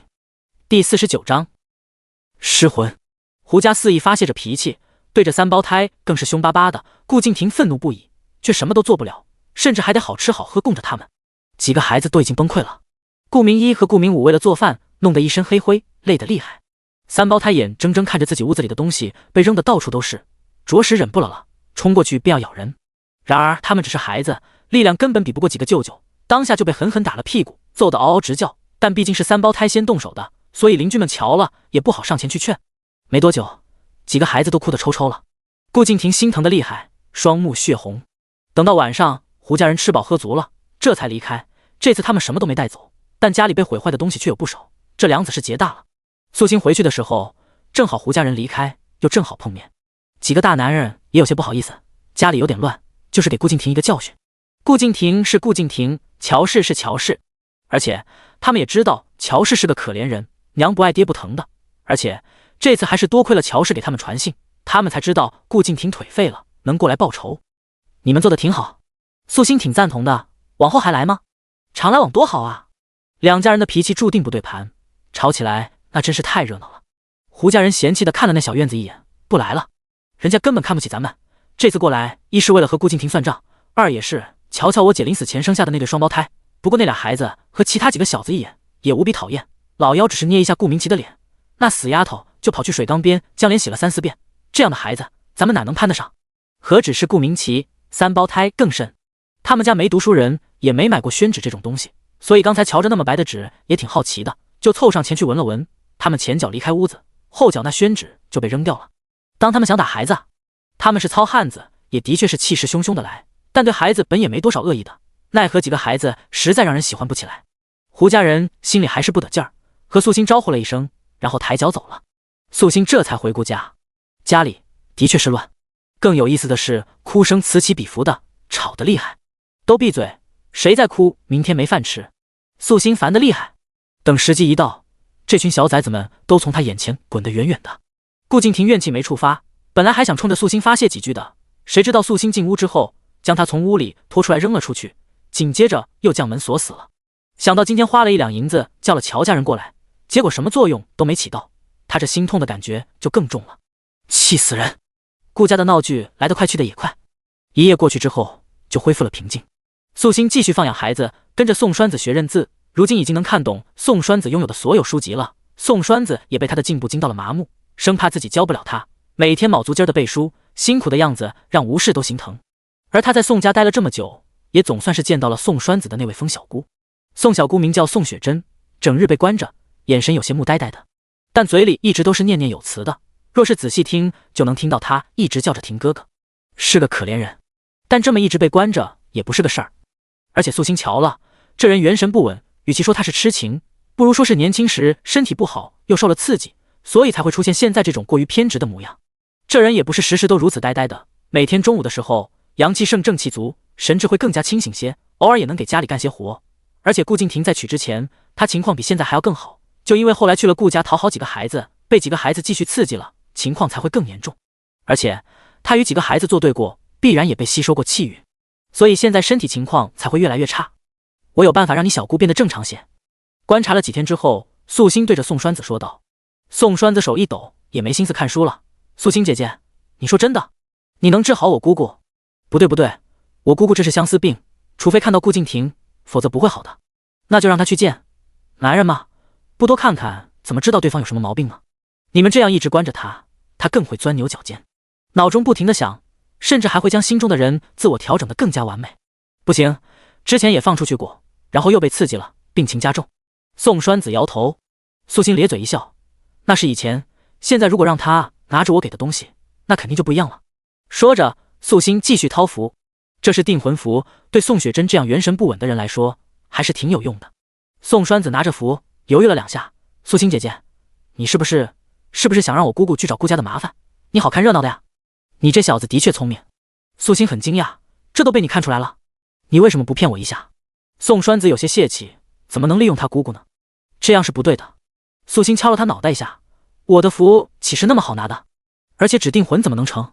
病好了，阿姨还在，照样不省心，趁着现在稀里糊涂的时候，多去瞧瞧顾敬亭那狼狈样，没准还能醒醒脑。宋栓子这才想起来，现在的顾叔叔可不是以前那个俊秀又能干的人了，双腿都废了，每天一个人待在家里，还挺可怜的。他姑姑之所以喜欢顾敬亭，不就是觉得那个男人高大威猛吗？所以现在要是看到他不如原本想的那般，是不是真的有可能会好？这么一想，宋栓子也有些坐不住了。而且他也知道素心姐姐有个厉害的师傅，这符一定是那个厉害师傅给的，村里罗家的人就被这符治好了，那他姑姑指不定也可以。第50章坏女人。这么一想，宋栓子也有些坐不住了，连忙拿着东西去找长辈，将素心的话原本的转述了过去。宋家人本来早就不抱希望了，但是看到那符又觉得也能试一试，再差还能差到哪里去？全村都知道宋雪珍痴迷顾敬亭成了个疯子，这一辈子已经毁了，世事也没什么损失。那成吧，明天起就不关着他了。吴氏还挺紧张的，自家这小姑子模样性格其实都很好，就是心性太单纯了，所以才没扛得住男人骗。要是能好，哪怕再也不嫁，起码也不用活得浑浑噩噩不知春秋。宋家人商量定了，第2天便将锁解了。宋雪珍一开始还只是试探性的离开屋子试试，发现家里人不拦着，也就壮着胆子跑了出去。他目标十分准确，直接奔着顾家那边去。但他疯归疯，可遇上顾家的事儿，多少能有几分神智，生怕顾敬亭不喜欢他，所以也不敢直接闯进去，就蹲在外头看着，想着哪怕只看到顾敬亭一眼，就能心满意足。结果蹲了1天，没看到顾敬亭出门，倒是被他瞧见有女人进去了，那女人也没到院子里去，所以他只隐隐约约看到脸，但又不是特别清晰，只是觉得眼熟，没想起是谁。他是知道顾敬亭再娶了的，所以以为那个女人是顾敬亭的新妻子，就蹲在没人在意的角落里哭，哭了2天也没说话，看得宋家人都心疼。等到第3天，他看清楚人了，但因为这些年很少离开家里，所以对村里的情况都不是很了解。他只知道新媳妇长得好看，比他年轻多了，所以又开始黯然神伤，嘴里不停地念叨着婷叔叔小媳妇儿。待了不知道多久，屋子里的人影都没了，他也没离开。天色微暗的时候，他正要走，却发现小媳妇儿和另外一个男人举止亲密的去了隔壁。他脑子里的弦一下子就扯开了，突然就冲上去，坏女人，坏女人，你和别的男人。严青青吓了大跳，一眼就瞧出眼前的是谁，连忙就躲在了王成的身后。严母也立即上前将宋雪珍拉开。宋雪珍脑子不清楚，说话也断断续续的，坏女人，勾引男人。这个女人，她明明是婷哥哥的小媳妇儿，可却勾引别的男人，她不好。她急得直跺脚，红着眼还怒冲冲。严母看她这样子，实在不明白为何，只能将人拉到一边去。雪珍啊，你怎么从家里跑出来了？那不是坏女人，是青青啊。你以前可喜欢她了。以前？宋雪珍想了想，好像是的，她是青青小丫头。然而想明白了一点之后，她更急了。嫁给顾敬亭的是严青青吗？她记得不是，可不是的话，怎么会每天都在顾家？这个是青青的未婚夫，你看是不是挺般配的？你呀，哎，也是命苦。我带你回家去。严母也挺心疼宋雪珍的，是个痴情人啊。婷哥哥，未婚夫。宋雪珍乱了，她想不明白了。回去的时候，嘴里还嘀嘀咕咕念叨着，素心听得一清二楚，便知道她是瞧见了什么。等严母一走，素心看着宋雪珍，也没逼着宋栓子，笑着对宋雪珍道：“想不明白是吗？”不明白。宋雪珍嘀嘀咕咕的摇头，看上去傻乎乎的无比可怜。宋雪珍，你心上人的妻子，如今是我，就站在你眼前。素心说道。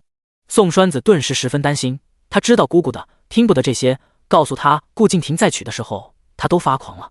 然而这次宋雪珍没有发狂，她更迷茫了。如果眼前的人是婷哥哥的妻子，那青青是谁？还有他呢？婷哥哥说过要娶她的，他呢？他该是谁？素心摸了摸佩戴在宋雪珍脖子上的符，然后道：“你应该进顾家看看，也许就什么都明白了。”青青，宋雪珍着急的比划，未婚夫。是啊，严青青有了未婚夫，她还没嫁人。顾敬亭腿脚废了，每天一个人待在家里，他们是邻居，以叔侄相称。素心认真说道。宋雪珍如今已经有28、9岁了，但这些年没操劳过，所以看上去像是24、25，人呆了点，但长得也好看。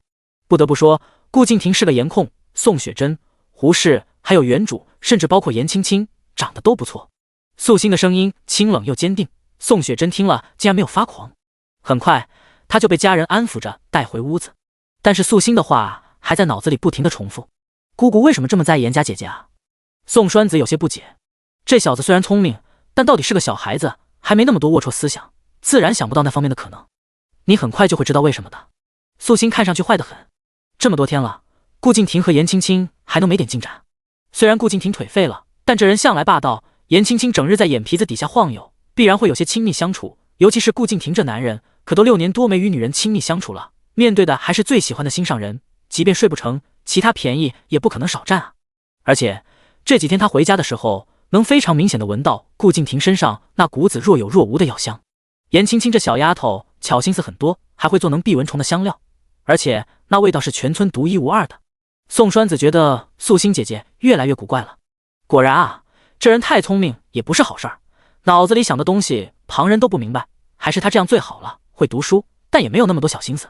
宋栓子一边安慰自己，一边疯狂吸收知识。次日，宋雪珍又去了，这一次他脑中只有素心的话。看到屋子里隐隐约约的身影时，他脑子更乱了。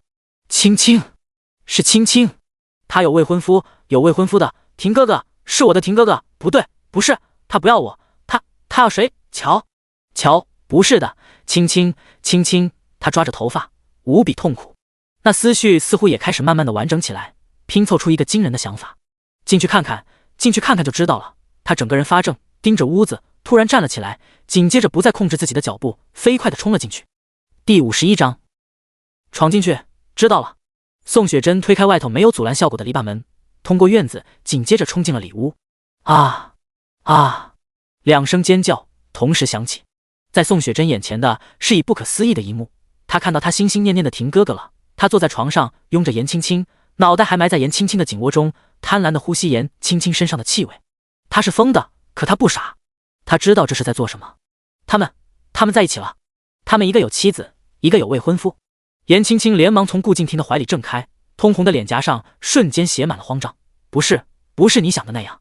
而两人的叫声立即引起了后院不远处王成的注意，他犹豫了一下，立即也从后院篱笆处爬进了顾家。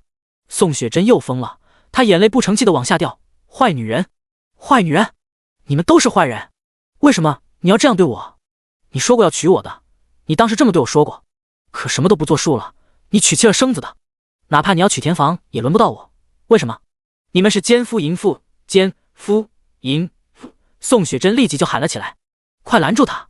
顾敬亭反应极快，若他现在还有双好腿，定然会第一时间将这个疯婆子的嘴巴捂住，让他不能开口胡说八道。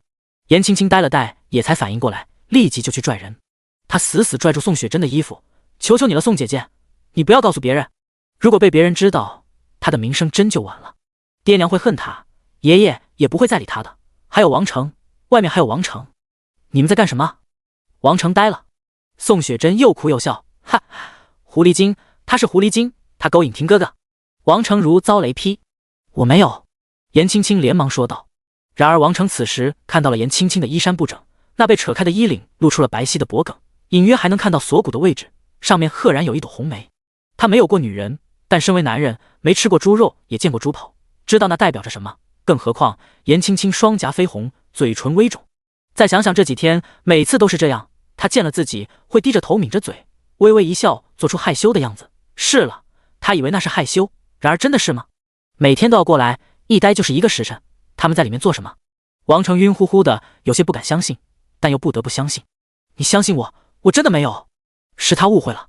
严青青立即说道，他眼中含泪，看上去让人忍不住想要联系，可那可怜的样子里更是充满了心虚。你们外头，素心带着吴氏也来了。进门的时候他就知道时机刚刚好。吴氏一进来就看到小姑子瘫坐在地上，又哭又笑的，眼泪鼻涕呼了一脸，看上去是让人给欺负了，顿时无比心疼，上去就将小姑子拉起来抱住了，也心疼的难受。雪珍，你怎么了？是谁欺负你了？宋雪珍有些回过神来了，看到熟悉的亲人，哇的一声哭出来。吴氏有些呆，这些年小姑子疯过狂过也哭过，但是从来没有这样肆无忌惮哭得如此伤心。她每次都是傻哭，没有这样像是在发泄情绪一样。她不解看着素心，然后又拍了拍小姑子的背，不哭了不哭了，要是有人欺负你，嫂子就是豁出命去也会给你做主的。严青青看着突如其来的素心和吴氏，此时更慌张了。你来干什么？孩子们呢？顾敬亭咬牙切齿，若只有王成和疯婆子在，这事儿也不是不能解决，大不了给王成多些银子，或是让严青青求一求，这男人或许能心软。而疯婆子，谁信疯婆子的胡言乱语？但是现在素心和吴氏竟然会突然出现。素心冷笑一声，我若是不来，怎能瞧见这么一副好景象呢？王家兄弟，你这是在我们家和青青丫头欢好呢？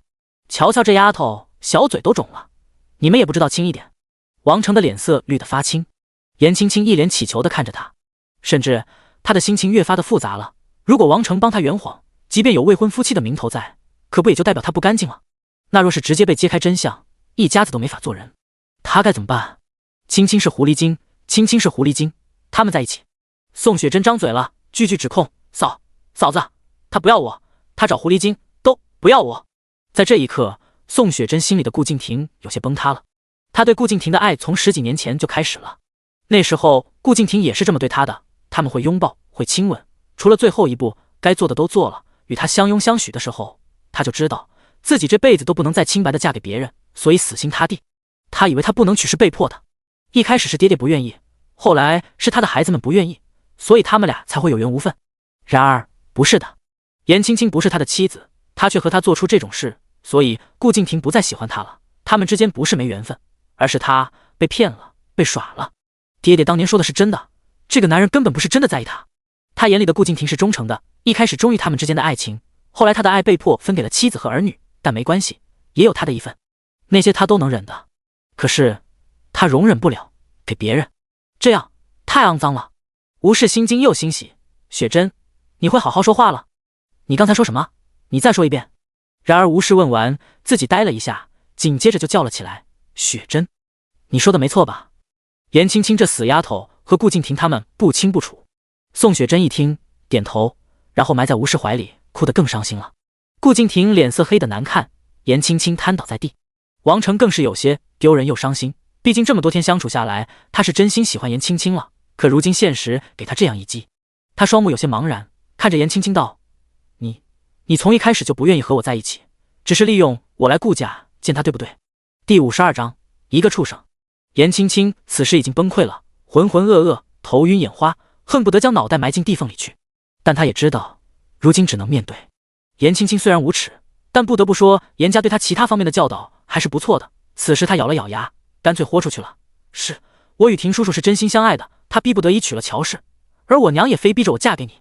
我从来不喜欢你，我喜欢的人只有婷叔叔。王成，你是个好人，但是我们是不可能的。啪啪，素心忍不住鼓掌。颜青青看着他，目光有些坚持不住。原来不是你不是和王成兄弟欢好，而是和顾敬亭啊。素心似笑非笑的，根据我朝律法，通奸者杀之无罪。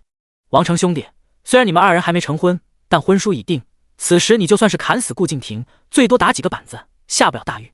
系统听着，宿主又开始背律法，顿时无语。这年头的通奸罪大多针对女子，若女子有夫去与别人通奸，可是大罪，通奸男女皆可被打死，官府不究。当然了，若是颜青青没丈夫没婚约，吴王成这个苦主，旁人最多会说顾敬亭风流，拈花惹草，毕竟男子在这时代是可以纳妾的，所以没什么处罚。顾敬亭和颜青青浑身一震，怒目而视。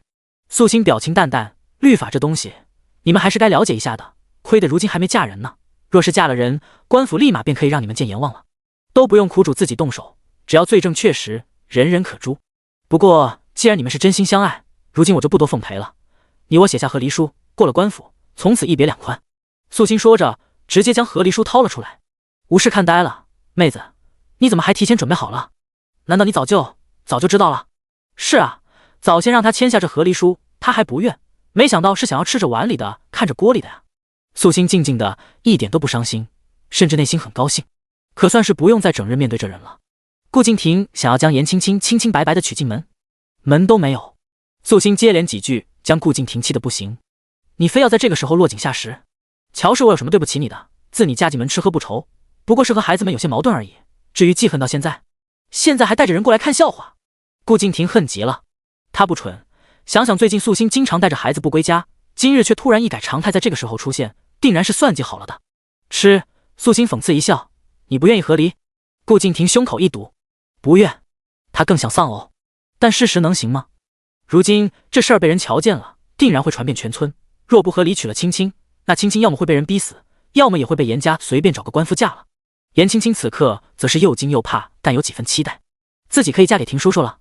王成一直看着颜青青，此时心里已经了然了，让他去砍了那不要脸的顾敬亭，他的确是做不到，但他好歹也是个男人，如今被人利用，都成了个绿毛王八，是可忍孰不可忍。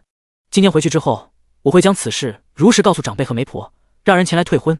青青，我王家也娶不起你这样的姑娘。王成心都碎了，他以为自己找到能与自己过一生的另一半，可没想到一腔热血全呼到自己脸上，惹了一身腥臭。是我对不起你，你别怪我。颜青青泪眼婆娑，无比自责。王成又是心痛，他是没脸再待下去了，扭头就走，遇上严母闯进来，对上严母的目光，他也没说一句话。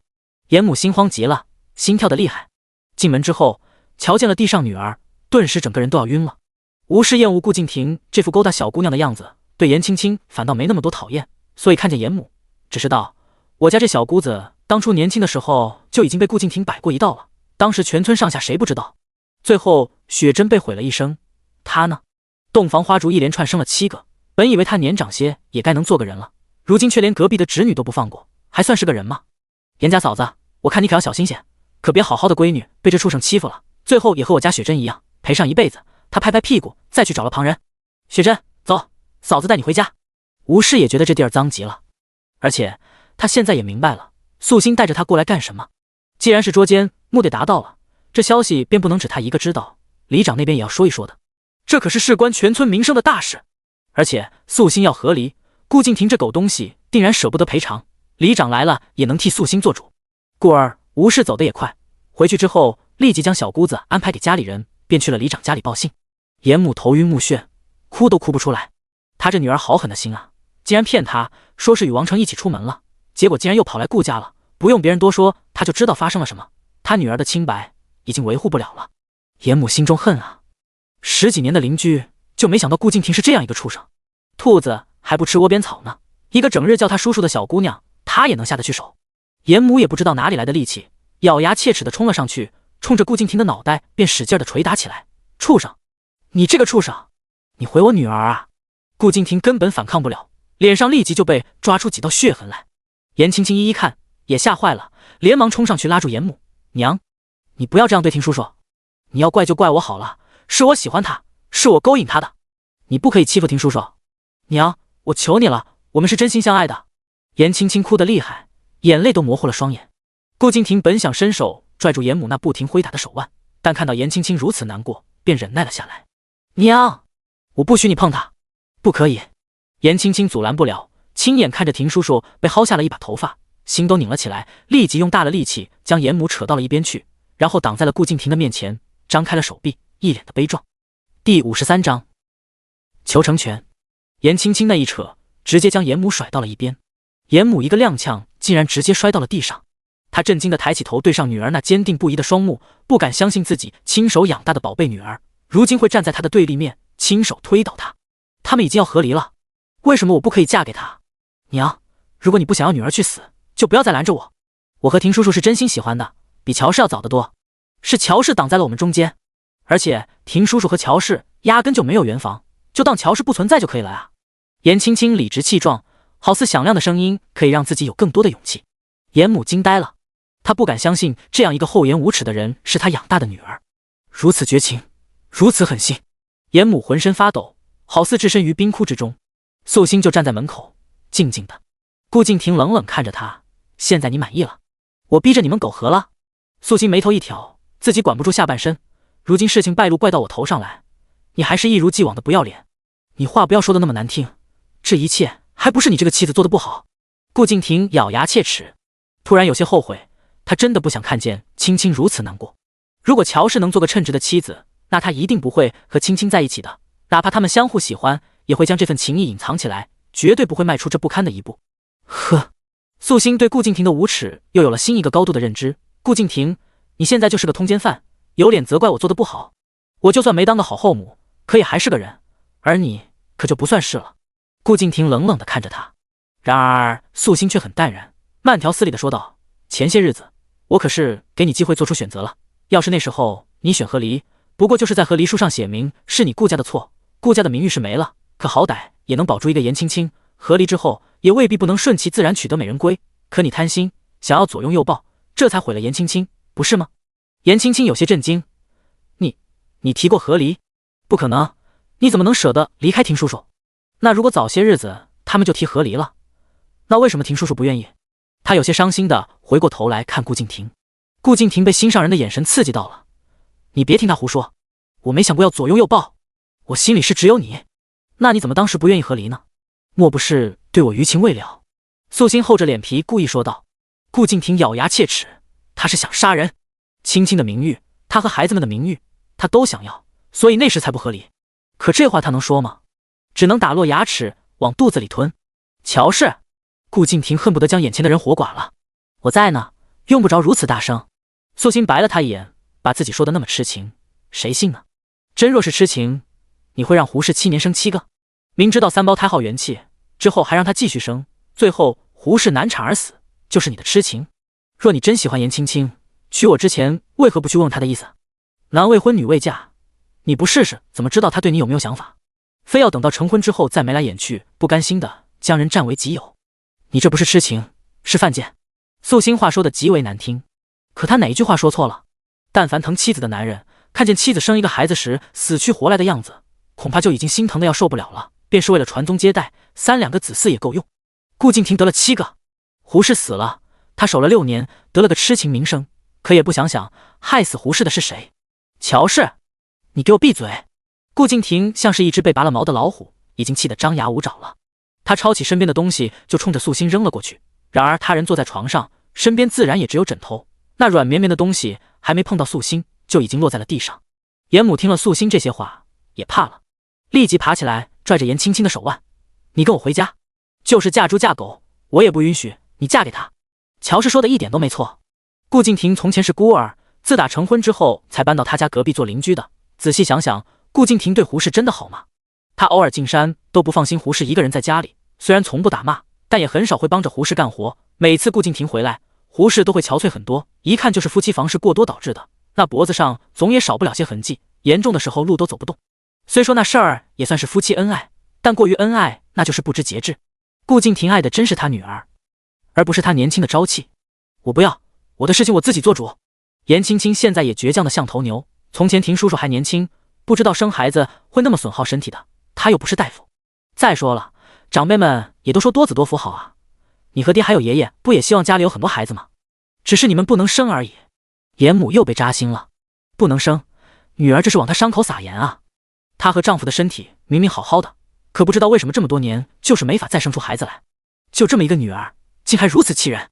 严母又和女儿拉拉扯扯，没多久就拉扯到了院子里头。很快，里长也带着村中几个德高望重的长辈到了。一般这些人到齐的时候，都是村里发生了些大事，所以其他村民瞧见之后，也都跟过来瞧瞧。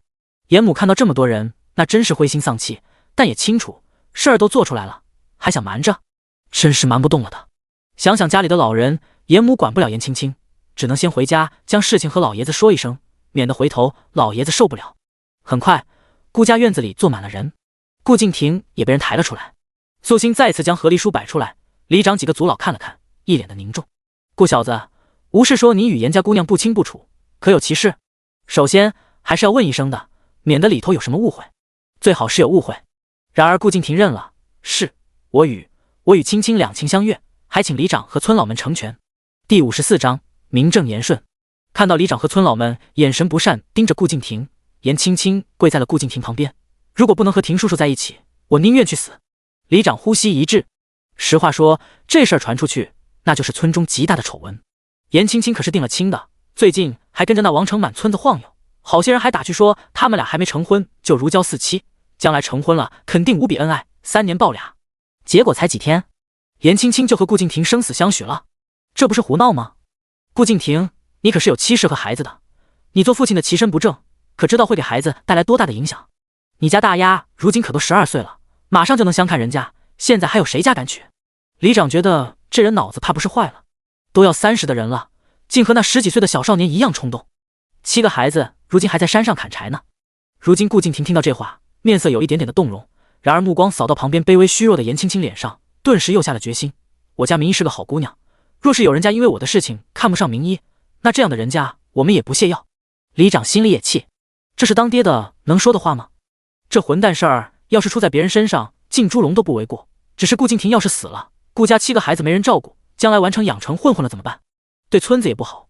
而且这严家严老爷子这几十年给村中不少人看病，也是很有威望的。严青青是他唯一的孙女，着实也不好下死手。好在是乔氏肯和离。乔氏，你当真愿意和离？里长也有些同情这小姑娘，这才嫁人多久啊，就要被赶出来了。你放心，若是你愿意，我们这些老家伙也愿意给你做主。顾敬亭回你终身，也当对你进行一些赔偿。多谢里长，我愿意与顾敬亭和离，从此以后互不相干。素心果断地说道。顾敬亭，你愿出多少赔银？里长又问。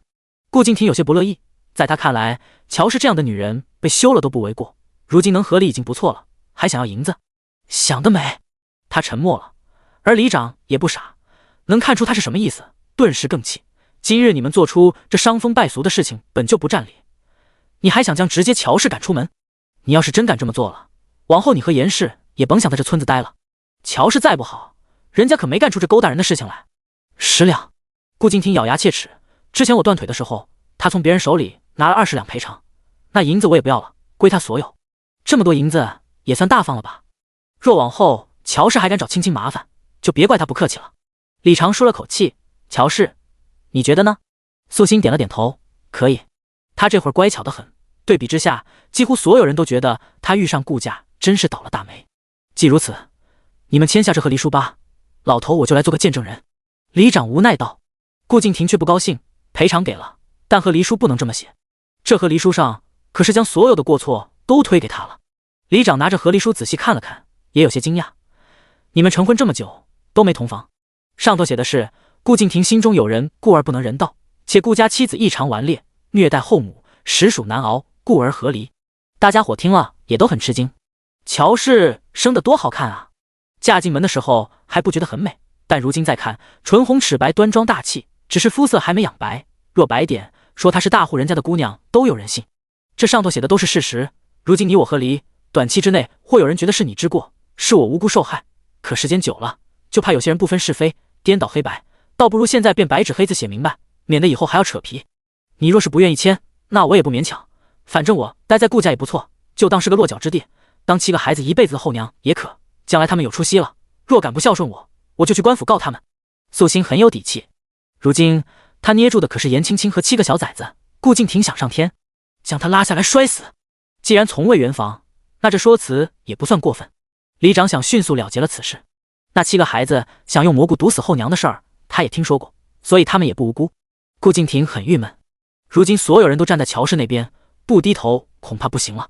他脸色阴沉，可怕到了极致，在所有人的注目下，最终极致隐忍地按下了手印，签下了和离书，并且当着所有人的面拿了10两银子扔在了地上。那已经是他仅有的倔强了。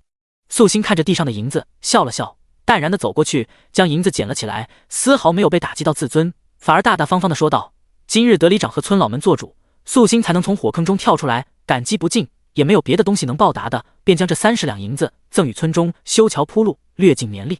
既与顾家断得一干二净，他也不想再握着顾家的银子。你要捐银，30两可是你的家底了，没这银子，你准备怎么和娘家交代？你爹娘定然不乐意的。里长立即道：银子是好东西，但他也不会因为这点银子看着个好姑娘受委屈。里长爷爷，我娘家那边不准备回了，此事还要您帮个忙。素心说道：和离之女理应归家，若无特殊原因，我们村也不能留你的。里长有些为难。按照规矩的确是如此，不过我亲父并不姓乔，我又是我父唯一的后人，理当承袭父姓传宗接代才对，故而还请里长为我更改户籍，落户于村。这理由很是名正言顺了吧？这年代轻易不能改姓，哪怕是亲娘带着孩子再嫁，一般也不允许让孩子跟着后爹姓，没有一个宗族愿意让自家后人去传别家的香火。里长想了想，你不与你亲娘商议一番吗？第55章，发生了什么事？里长只怕这小姑娘年纪轻轻，贸然自立门户，她亲娘得了消息之后过来闹事。然而素心却很执着，我娘改嫁本无资格继承我爹遗产，但如今我爹的银钱都被他和后爹花了，若我追究起来，乔家也要赔偿我的损失，所以我娘绝不会阻止我自立门户的。身为女儿，要看着我爹无后人祭拜，心中难安，望里长成全。素心认真说道。里长好歹也是背熟了律法的人，听到素心这话，便知道乔家是踩了这姑娘底线了。仔细想想，乔家也的确不是人，占了死人的好处不说，还虐待人家姑娘。听说乔氏在家时日子过得可不太好，甚至还是被半价半卖到顾家来的，也是命苦。好，既然如此，我替你去办。里长也没客气，将银子收了。办户籍这种事儿也不是张张嘴皮子就行的，要去衙门，难免就得打点一下。素心将亲爹的名字告知，他那亲爹是个外乡人，应当是姓冷，叫冷道之。如今他承袭父姓的话，户籍上便可更名为冷素心了。姓氏对他来说并不要紧，左右这名字变不了。按理说，就算他更改户籍，也该去娘家那边的村子，但考虑到原主从前的经历，素心觉得还是上潭村更好些一些。这里风水不错，临山近水，有益身心，而且本也只是一时落脚之地，既然和离了，往后还要多攒些家业，将他这身上的封印解了。里长和村老们很快就散了，素心也不在顾家多留，去屋子里将自己为数不多的物件拿了，也痛快的离开。临走的时候都没多看顾敬亭一眼。顾敬亭觉得自尊都没了，娶了个媳妇儿，到现在有4个多月了，没碰过，如今和离了，对方就像是脱离苦海一样，毫无半点留恋就走了，对他来说简直就是莫大的侮辱。但现在这想法也只能持续一瞬，因为家周边还有许多乡亲在那里指指点点。吴氏拽着素心往宋家去，你莫不是傻？好好的银子给里长做什么啊？你之前卖野猪的银子也不剩了吧？往后怎么养活自己？不是要自立门户吗？总得花钱起个屋子吧，还得买田买才对。都给里长了，这也太大方了。天大地大，哪里不能住？改日再赚些银子不就行了？素心一脸大气。吴氏一听，气得直跺脚。你这话也太天真了，银子可是那么好赚的。你是天上的散财童女啊，口气这么大。算了，看你和我家栓子谈得来的份上，你先住我们家，只是不能长久，怕别人说三道四。吴氏如今是真喜欢素心，这人爽利聪明，与他说话一点都不累。而且素心经常来宋家，但也不是回回都空着手的，看到他在干活会帮把手，偶尔儿子迷糊的时候，他还会指点一下。自打他常来之后，他那傻儿子就像是开窍了一样，越来越聪明了。从前胆小怕事，如今胆子也变大了许多。所以对他来说，素心简直就像是个福娃娃一样，能带来好运。可惜啊，这福娃娃都已经17了，他宋家里头也有男丁，不能日日都待在一起。不过村中人人都知道他们关系好，素心刚和离没住处，先住几天肯定是没关系的。那就先多谢嫂子了。素心答应的也痛快。其实他自己在山脚下找个树杈待2晚上也没问题，不过吴氏愿意帮忙也好。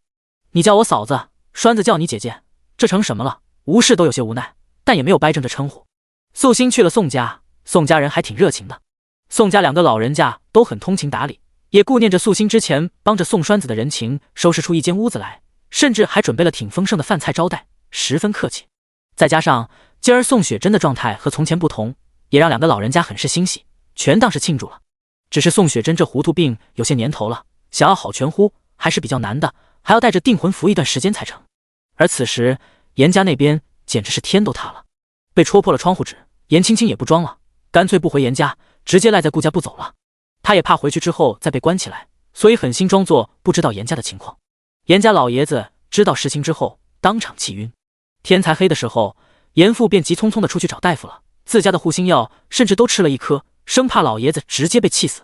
严母就更不用说了，一边照顾着老爷子，一边以泪洗面。严母的哭声那是忍都忍不住，一墙之隔，严青青愣是装作没听见。时间越来越晚，顾家7个娃还没回来。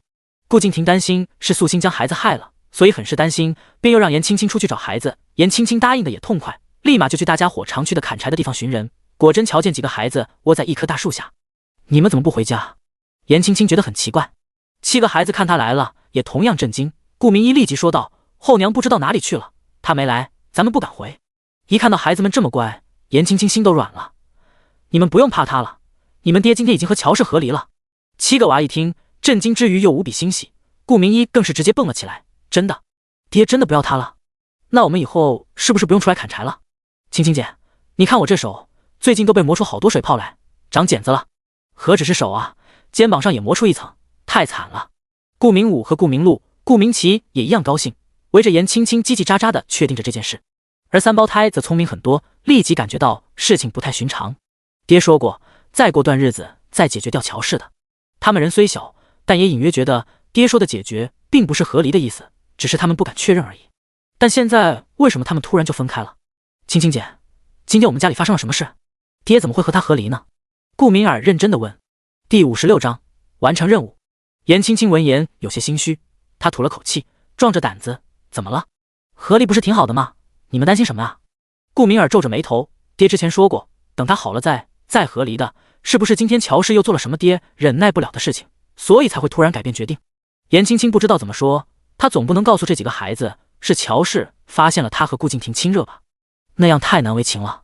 哎呀，你们不要乱想了，乔氏能走是好事，现在天这么晚了，你们快回家吧，你们的爹一直担心你们，等你们很久了。严青青说道。她觉得这件事应该让顾敬亭开口，最起码比他开口解释要好得多。3胞胎很是不解，但现在天色确实很晚了，他们也不想继续在山里待下去，便准备背着那些柴火回家。严青青看到这一幕，拧着眉头：我看你们家后院多的是柴火，为什么还要捡这么多？几个孩子这才反应过来，对啊，乔氏都不在家了，谁还能再逼着他们干活啊？顿时一个个心情都轻松起来，也不管地上落好的柴火，跟着严青青回家。回去的时候，严青青正好碰到了从严家出来的大夫，她双眼通红，无比担心，但想了想之后还是回了顾家。她真的怕回家之后就再也出不来了，如今名声既然已经坏了，她也不在乎坏更多。但此时7个娃还不知道发生了什么事，严青青只说是和家人吵架了，与顾明一他们一起睡。顾明一姐妹3个还挺高兴，晚上拉着她说了不少的话，甚至几个娃还一起畅想未来，想着乔氏被赶出门之后的惨状，高兴的都睡不着。3胞胎和亲爹聊了聊，顾敬亭也没将实情说出口。然而这事儿根本瞒不住，好不容易得了自由的几个孩子，第2天一早就满村的溜达，找自己从前的小伙伴们一起玩。然而一出门就发现大家伙用同情的眼神看着他们，而且这些人竟然不愿意跟他们一起玩了。他们向来爱面子，从不愿意主动向别人低头的，所以见旁人不爱搭理他们，他们也不再主动上前。就这样过了2天，偶然听到别人聊天，他们才知道发生了什么事，顿时如遭雷劈。他们最喜欢的严姐姐竟然和他们的爹在一起了。严姐姐不是和家人吵架才住在他们家的，而是因为她要当他们的新后娘。7个孩子根本不敢相信这是真的。然而回想一下这2日严姐姐和他们爹爹相处的样子，那是和对乔氏完全不同的亲密。3胞胎得知情况之后，连忙跑回家中，正瞧见严青青正坐在亲爹旁边说说笑笑。他们说的是真的，爹，你和乔氏和离不是因为乔氏对我们不好，而是因为严姐姐。3胞胎不可思议地说道。他们最不能接受的便是这一点。乔氏虐待他们多久了？这些日子每天都要砍柴干活，累的话都不想多说，爹却让他们忍耐。可如今严姐姐一来，爹爹立马就和离了，还瞒着他们。在素心窥探的天机中，7个孩子一开始也有些别扭，但一开始的接受程度还是比较高的，毕竟是顺其自然的婚事，与现在完全不同。严青青手足无措，不等顾敬亭说话，便立即轻声说道：“二宝，对不起，我们不是要故意瞒着你们的，实在是也是被人算计了。不过你们放心，以后我一定会好好照顾你们的。”顾明儿只觉得崩溃，等爹的身体好了，便立即向严家提亲，尽快将青青娶进门。二宝，你们也大了，应该体谅爹的。顾敬亭语气和软地说道。体谅？顾明儿现在真的有点体谅不了。这一刻的打击似乎比当初爹爹娶乔氏还要大。最起码那时候他们知道乔氏就是个外人，绝对不可能比得上他们在爹心中的地位。然而严姐姐她不一样的。爹，我要是说我们不同意呢？顾明儿红着眼。最近受后娘虐待，他们几个的承受能力已经强了很多。顾敬亭沉默了片刻，严青青也无比紧张，小手揪着衣服。过了一会儿，只听男人道：“此事已经不能改了，如今全村都知道我和青青的事，若是我不娶她，你们青青姐这辈子都毁了。而且我也是真心爱重她的，爹希望你们也能接受。”顾明儿攥了攥拳头，如果是以前，他或许是能接受的，但最近不一样。最近发生太多事情了，接二连三，总是受人欺负。他一直等着爹爹好了之后给他们做主，带着他们去明月书院上学，等着往后向乔氏报仇，看着乔氏遭报应。然而什么都没等到，却等来爹爹要再娶。他们不知道该怎么面对，几个孩子脸色都很凝重。顾明一更是大受刺激，捂着小脸哭着跑了出去。顾敬亭并不是很在意，他觉得从前孩子们和青青关系好，肯定很快就能适应下来的。7个娃能不能适应下来不好说，但现在素心适应的特别好。和离当晚，周边没了别人之后，系统就开始在他的脑海中蹦跶。叮！恭喜宿主完成生活任务，和离奖励鉴定3次，气运2。系统将奖励扔了出来。系统奖励随心所欲，素心目前也只有大药绿力用的最多，其他的都堆积起来，目前也没有发挥之处。不过现在和离了，不用整日想着虐待孩子，日子倒是悠闲许多。里长办事速度也不快，没等到户籍下落，素心也不好进山，免得到时候里长找不到人，只好耐着性子在宋家等。3天之后，里长总算露面了，将他在官府烙了印的吉帖交给了他。你既然是村里的人，又捐了银子，也不好让你连个住处都没有。这样吧，山脚下那边有个废茅屋，也不大，我和几个村老们商议着将那茅屋给你。屋子虽然差了点，但你和村民们商议商议，寻几个人帮忙修缮一番之后也是不错的。那屋子位置挺显眼，你一个姑娘家住在里头，有什么事儿大家也能及时知道。第57章有新家了。素心也见过那茅屋，的确是茅草做的，外头泥土混着干草小矮墙，院子里有一棵桃树和一块磨平了的大石头，还有2口破旧的水缸，剩下的就是3间漏雨的屋子。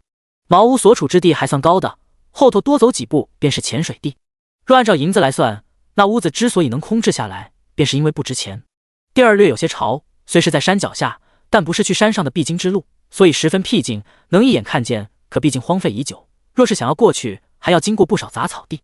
那地儿一时也没法住人啊，就算修缮好了，山脚下蛇虫鼠蚁多，而且半夜风一起，外头像是鬼窟一样，她一个丫头恐会害怕。吴氏立即就说道，就没有其他地儿了。里长也很无奈，当然还有地方，可那些地儿多是些大家伙抢着要的。这丫头刚落户就要占了村里的好房子，谁乐意？不是招恨吗？里长一脸为难。我可以。素心要求不高，不过就是个住处而已，总会好的。吴氏叹了口气，觉得他不争气。闹啊，哭啊，让里长同情一番，肯定就能有更多的好处，怎么就这么死心眼呢？行，既然你愿意，那就这么说定了。还有，办户籍的时候总要和你原来的村子打个招呼的，那个村长现在也该将情况和你娘家说了，你做好准备吧。里长又提醒了一声之后才走。乔家那边不气疯才怪。自立门户之后，乔家再想将人弄回去卖一回，可不成了。里长一走，吴氏忍不住戳了他的脑袋瓜：“你怎么想的呀？拜了个师傅，真当自己不食烟火了呀？哎呦，我的娘嘞！真是被你气得心肝疼。你乔里长那样子就知道，等着你讨价还价呢。只要你哭2声，保证有个更好的屋子等着你。”素心摸了摸自己的太阳穴，不得不说，这种被人戳脑袋的滋味，他还是头一回感受。还有就是吴氏现在的嗓门那是越来越厉害了，耳朵都要炸开了。能住就成。他摸了摸鼻子，风水挺好的。好个屁！晚上听着鬼哭，看你还睡不睡得着。吴氏简直是恨铁不成钢，但现在都定下了，还能怎么着？只能麻溜的将自家男人和小叔子以及弟妹都喊过来，将去那茅屋的小路清理清理。素心本来也想拒绝的，但吴氏已经干起来了，那风风火火的样子拦都拦不住。不止如此，没多久，罗家2个兄弟也乐呵呵的跑来了，一个拿着镰刀，一个拿着锄头。看到素心之后，就扯着嗓门道：“妹子有新家了，怎么也不知会一声。这么长的小路，咱们一起动手整理了才行，要不然你走着绊脚。”多谢。实话说，素心还有些不习惯，他与人相处多有些利益牵绊或是目的明确，就比如与罗家来往源自于他师傅给的福，自己完成任务并且积累少量福德，而罗家避免灾祸，这算是公平交易。但现在罗家人着实是热情。谢啥呀？如果你不是仙师的弟子，我娘都想认你当干闺女了。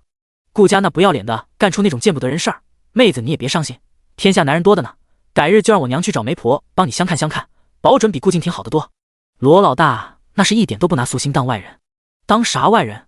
他傻吗？仙师帮了他家大忙的，而且这小丫头可是人家的关门弟子。啥叫关门弟子？就与那老来得子的蠢儿差不多。仙师现在是走了，但心里肯定是惦记着呢，他不上赶着讨好，难不成还和顾家那些个蠢货一样得罪死死的？罗老大一边想一边乐，素心被这眼神盯得发毛。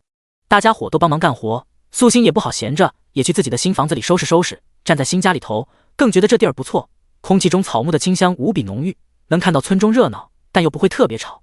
瞧瞧那边是不是王成那个傻小子啊？旁边还跟着不少人呢，气势汹汹的，不会是来找严家麻烦的吧？大家伙正忙活着，无视眼间瞧见远处路上的人影。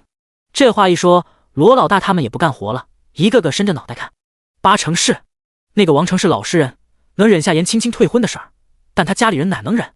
肯定是来讨公道的。听说严家老爷子还病着呢，真是造孽。瞧瞧去！罗老二那眼神放光，哪能错过这热闹？反正活都在这儿又不会跑，可那退婚的事儿就不一样了。吴氏也一脸好奇，干脆也放下手里的家伙，拽着素心就往那边去。素心到的时候，王家人已经进院子了。一进门，王家兄弟们就开始砸东西。王成老娘指着严母的鼻子就开始骂：“你们家简直是丧良心，养出这种丢人败户的狐狸精也好意思送出去祸害人！我成儿每天什么事儿不干，天不亮就往你这跑，你们是打定他好欺负啊？竟然让他配合狐狸精偷人，我打死你们！”王母简直都要气死了。好好的儿子，莫名退婚一次，回家这2天茶不思饭不想，只说要退亲。问他是怎么了，他还说是自己没看上人家姑娘，将错往自己身上揽。要不是他家亲戚过来告状，他还被蒙在鼓里呢。王母扑上去就打，王成都不敢拦着，严父连忙护住妻子。可王家还有旁人呢，也都不知看着，能上手的都上手了。这么大的动静，严青青竟然没露面。没想到那丫头那么狠心，亲爹亲娘都被人打了，她竟然还躲在家里不出来。吴氏都觉得这人着实有点可怕了。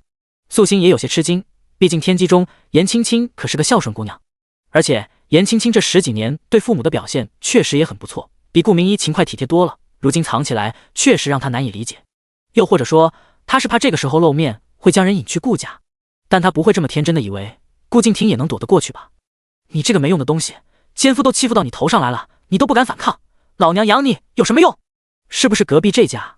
还不快进去将人拽出来！果然，王母折腾完严父严母，便将战斗力转移了。第58章，畜生投胎。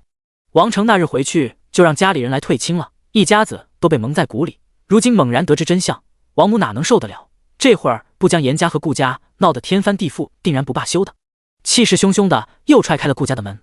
而此时，素心看着严家父母，微微叹息。村民们也很是可怜他们。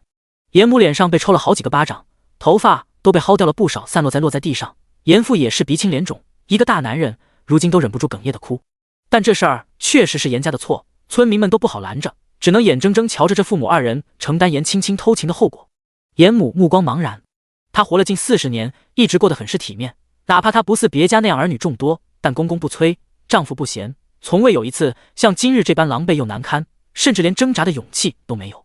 他们夫妻二人一向恩爱，如今看着妻子被打成这样，严父心中更是揪得疼。偏这时，里屋还传来东西落地的声音，他们连忙想起老爷子，立即又跌跌撞撞地爬回屋子，安抚老爷子。老爷子气得不轻，前2日得知孙女与顾家人不清不楚之后，就晕过一次了，这会儿被人闹上门，哪能受得了，当下就粗喘着气，瞧着要扛不住。严老爷子在村中威望高，大家伙能看着严父严母挨打，但不能瞧着老爷子真被气死，连忙都进屋瞧瞧。严家不缺药，严父连忙塞了护心的药丸给老爷子，但情况还是不太乐观。老爷子本该是个有福之人，天机中这老人一直不知道孙女与顾敬亭的暧昧，只以为是原主故去之后他们才好上的，即便不满顾家，但劝过孙女之后，见对方痴情的很，便没再拦着了。所以在原本的发展中，这老爷子应该是能寿终正寝的。但现在素心看着对方一脸的死气，便知道活不长了。素心眉头微敛，最终走上前去。他这人不算是圣母心，不过就是恩怨分明。若今日躺在这里的是严青青，他眼皮都不带抬一下。然而这老人一生治病救人，落得个被气死的下场，倒也可惜。此时严父抖着手想要给老爷子扎针，严父也学医，但没天赋，学得并不好。可现在去叫别的大夫根本来不及了，所以他努力地回想老父亲从前教导过的救命针法，可想是想起来了，可手根本不听使唤。素心伸手从他手中拿过了银针，我来吧。主人，你还会医术吗？系统有点懵。不会。素心一脸淡定，我懂穴位，你说我来扎。系统更懵了，万一失败了，严青青肯定要抓着不放的。主人，你想开点，我能给他机会向我泼脏水，就算他长10张嘴也做不到。素心一边在心里说着，一边从怀里掏出个符，直接按在了老爷子胸口。他这人没那么无私，既然出面，必然是有本事可保严老爷子不死的。他救人的最大依仗不是银针，而是这保命符，拖些时辰，叫个正经的大夫过来是足够的。但是个人都能看得出来，老爷子命不久矣。若仅凭着符咒便救了命，只怕往后会有麻烦，所以用银针遮掩耳目。当然，他毕竟是个修行之人，简单的医理还是懂的，知道哪些穴位碰不得，只是不会开方救人而已，不会傻到将老爷子当场扎死。严父怔了一下，你能行？是亲眼看着老爷子去死，还是让我试试？你自己选。素心沉眉说道。严父脑子乱得很，实话说，他是真怕这丫头因为私人恩怨想要将老爷子弄死，但理智又告诉他那是不可能的。仙字百会穴就是从鼻子上方直入发际五令，旋毛线中，可容手指。话没说完，素心就已经刺了下去。那手法看上去很是娴熟，针入皮下分度刚好。严父惊了几分，当下吸了口气，按住自己抖动的手，然后继续说道：尺泽穴、风市穴、克主人、环跳穴、风池穴。随着素心下手越来越利落，严父的声音也镇定了几分，接连几针下去，老爷子面色有所好转，瞧着有了些血色。又过了一会儿，老爷子从濒死中暂时拉了回来，不过这种情况也只是暂时的，想要救命，后续治疗肯定也要跟上。保命符这东西不好画，素心也只有1张而已，如今也给了老爷子。当然，这东西也不是万能的，正好老爷子是气急攻心抽了生机，这才能用上，暂时稳住神魂而已。若是老爷子中了剧毒之类的东西，该死还得死，阎王也留不住。看着老爷子暂时好转，严父简直如同是在梦中一样。反应过来之后，简直是老泪纵横，是我严家对不住你啊。素心淡淡的看了他一眼，这倒是实话，不过就算没有严青青，我也会和顾敬亭和离。严青青这事儿虽然做的不道德，但我也只与他家人无关。严家给严青青的教育在村里都是独一份的。严青青读过书，认识字，跟着老爷子学医，自然也学了医者仁义之道，但到底是个畜生投胎成的人，底子不好，真是怪不得家境。严父现在还浑身发抖，看到屋子里这么多人都同情地看着他，心里更是难受。严父对着平日关系好些的邻居，让对方帮忙去请大夫。见老爷子无碍了，大家才松口气。但顾家那边早就闹开了，严青青被王母从屋子里拖出来，狠狠踹了好几脚，顾敬亭也被人从床上拽了下来。但顾家几个孩子都孝顺，死死围在顾敬亭身边。王家那边瞧着孩子也不好下手，只能将怒火放在严青青的身上。严青青哭得梨花带雨，披头散发的躺在地上，身上的肉都被王母拧了好几圈，还不泄恨。最终王成是真的看不下去了，才挡在严青青面前，冲着王母道：娘，您别闹了，都是我没用，既然没缘分，咱们就不强求了，我们回吧，儿子求你了。被打的若是顾敬亭，他还能看得下去，可颜青青到底是他真心喜欢的姑娘。第59章，吃上顿没下顿。王母气得很呐，捶了儿子好几下才罢休。严父颤颤巍巍的过来，看了一眼地上的女儿，狠心没去搀扶，从怀里掏出了50两的银票。此事终究是我严家对不住各位，着实是没脸再见父老乡亲。若非老父犹在，如今恨不得一头撞死在这里，省得脏了大家的眼。我严家也没什么能做的，这银钱便当作是对王家的补偿。50两几乎是他一辈子攒下的了，他可以不给这么多，但想要堵住别人的嘴，这是最好的办法了。王母看了银子，心头舒畅许多，打也打了，骂也骂了，又不能真将人弄死。严老哥，您家老爷子的名声我们也是打听过的，正是觉得您家家风正，这才想着结亲，却没想着好逐出歹损。要说这种混账闺女还要他做什么？就该进猪笼淹死算了，免得祸害了一家子亲命。王母说着，拿了银票，吐了口恶气，只可恨他儿子没用，扑过来拦着了，导致这死丫头只受了些皮外伤。严父脸色土灰，一句话都说不出来，没法反驳。王家来得快，走得也快，可他们走后，严顾两家一片惨淡。青青、顾敬亭担心地看着他，但人却被孩子们堵着，根本动不了，只能遥遥相望。想起刚才无能为力的难受，心里还一抽一抽的痛。没人搀扶，严青青只能自己爬起来。爹！严青青红着眼睛，别叫我爹，我不是你爹。严父是真的心寒。爹，对不起，都是我不好。爷爷怎么样了？他身体还好吗？严青青立即说道。他知道爷爷最近气病了，他很想爷爷，但不敢去看。不提还好，一提起来，严父就更气。你眼中还有家里人，为了这个男人，你连孝道都不顾了。你可知道，刚才你爷爷险些被你给气死了。严青青心中紧张，怎么会？爷爷，我要去看爷爷。这个时候，他神志似乎才清醒似的，抹了一把鼻血，灰头土脸的就往家里冲。到了屋子里，看到床上睡着的老爷子，眼泪一把鼻涕一把的哭。爹，都是我不好，幸亏你救得及时，要不然我这辈子都不会原谅我自己的。严青青难过极了，爷爷最疼她了，她会的一切也都是爷爷教的，我没那本事救人。多亏了乔素心丫头下针，你爷爷能保住一条命的。你这个畜生，看看自己的干的这些事儿，亏得人家不计较啊。严父痛心疾首，严青青却呆住了。谁救了爷爷？素心，乔是救的。他最近都躲在顾家没出门，并不知道素心请里长帮忙落户之事。在他眼里，如今的乔氏应当被赶回了娘家，卑微可怜的过日子才对，怎么会救了他爷爷呢？爹，你说什么啊？他怎么可能会救人？严青青根本不信，不可能的。爹，你骗我！谁救了爷爷？也比素心救了要好啊。他看着素心，眼中充满了迷茫和嫉恨。严父抬起了头，强行将眼泪咽下去，指着旁边狼狈的严母，沙哑地问道：我问你，你可听到我与你娘挨打的声音？严青青脸色更白了。我没有，我以为是别人家。休要给我装傻，这些年是我们白养你了。王家人说的对，你爷爷辛苦一辈子才攒下的好名声，不能就这么给你败了。从今日起，你就去顾家吧，我们留不下你。你这样的女儿，我们要不起。若只是痴情顾敬亭，他们能忍。小孩子不懂事，年纪轻轻犯浑而已。当父母的，除了引导，也做不得别的。可他这次宁愿护着顾家，都不在爹娘受苦的时候过来看一眼。亲爷爷躺在床上不知生死，他脑子里只顾着争风吃醋，心凉啊。爹，我错了，你别不要我。严青青慌了，她自小被宠，从来没见过爹娘这副样子。严母也无话可说，若女儿气死公公，那生了这个不孝女的她一样是个罪人。她心疼女儿，但更心疼这个家。婚事我们不会替你办，你与顾敬亭商议吧，往后过得好还是过得差，都与我们无关。严父很下心。素心听着这些话，便知道严家父母的心还没硬到底。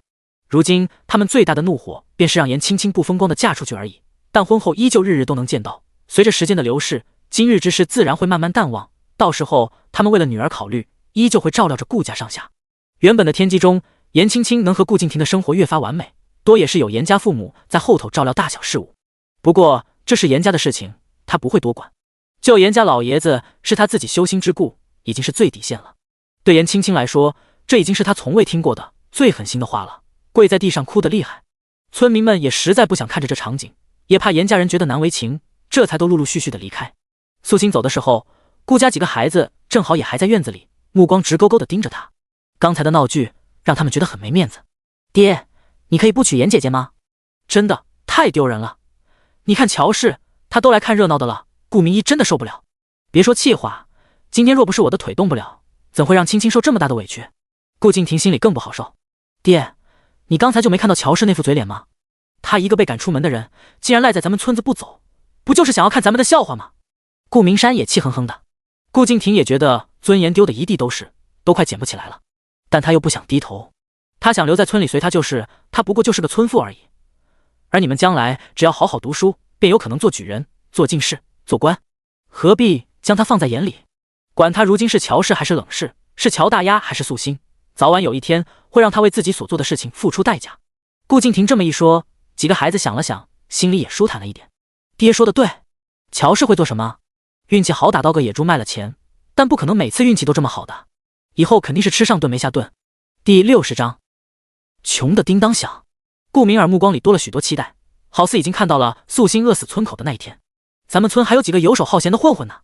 从前那是忌惮爹爹，所以才没做什么，现在他一个人过日子，指不定连清白都保不住。顾明寺想到这里，嘴角也忍不住勾起了笑意。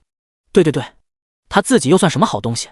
爹，咱们一定要给他个教训，让他回头求咱们。顾明一咬牙切齿，其他几个孩子也跟着连连附和，好似说着素心的坏话，可以让他们此时的难堪减少许多一般。虽然是在发泄着心头的怒火，但他们心里也的确是这么想的。一个妇人离了夫家，再嫁都没个好下场，更何况她还想自立门户，里长肯定不会给她一个好去处的，往后指不定就是这村里的乞丐，食不果腹，衣不蔽体。而他们呢，一时难过了些，可有爹爹在，就能供他们读书。他们这么聪明，还认识崔夫子，早晚有一天会有功名在身。云泥之别。尤其是过了一会儿，他们打听到素心住在一个破茅草屋里的时候，更高兴了。事实果然如他们所想的那样，2天之后，有宋家和罗家人的帮忙，素心的小院子已经可以遮风挡雨了，门口的小路也拾掇得很是干净。他也不好继续住在宋家，当下就搬了出来。吴氏还有些舍不得，人是搬出来了，可小院子里什么都没有。吴氏想送他些物件，可他实在不愿意再欠人情，便通通拒绝了。一切重新开始。晚上素心也开始整理自己的家当，2身欢喜衣服和200来个铜板，家中空空荡荡，连个水井都没有，想要喝水都要去村口的大水井边打，基础设施都不达标。叮！恭喜宿主触发生活任务，升级小院，舒适度达到60，前参考评分20。系统又蹦跶了出来，还挺兴奋。宿主之前开启的是后娘剧本，现在开启的一看就是种田剧本啊。种田也不错，一步一个脚印，脚踏实地，总有一天可以富贵起来的。系统正想着，突然发现数据库里又刷新出一个新的任务。叮！触发特殊长期任务，解除封印。系统又道。然而这任务发出来之后，系统自己也震惊了。主人，你身上还被下了封印吗？为什么我到现在才扫描出来啊？绑定都多久了？现在才出现，明显证明这个封印特别厉害，甚至都瞒过他的法眼。突然觉得自己好没用。素心挑了挑眉，没想到自己一直在心里念叨的办法真的有用。这系统可以捕捉环境以及人体的一些因素，根据全方位的情况再设定任务。虽然有点鸡肋，但将它当成个管家也不错。他琢磨了很多天，目前心里大概也规划出了一些解除封印的东西。除了基础的朱砂和符纸这些之外，还需要不少难得一见的法器或是天地奇珍。毕竟能将他如此强大的气运封印起来，所用到的东西肯定也都不简单。没有足够的好东西承载力量，想要解除封印，那简直就是天方夜谭。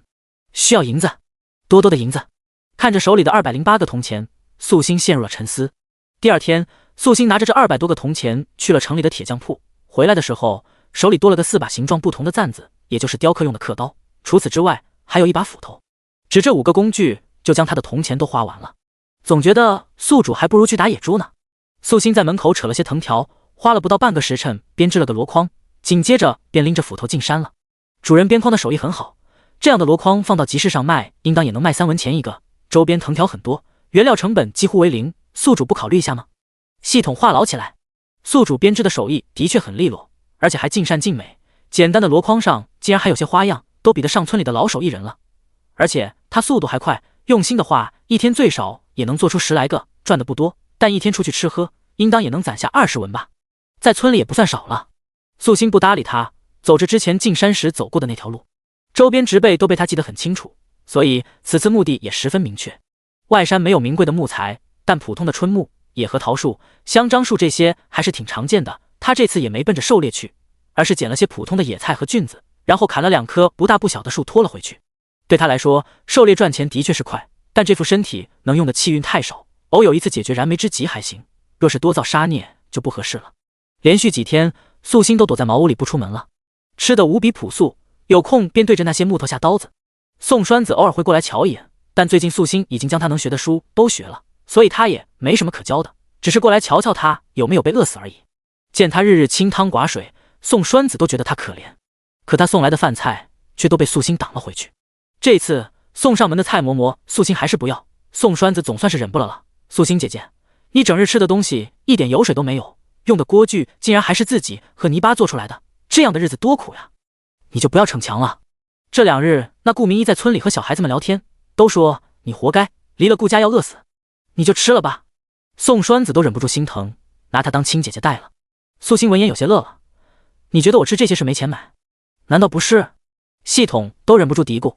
就是啊。宋栓子也道，偶尔吃些素食对身体好，我自己再练些功法，排除身体毒素，方能长命百岁。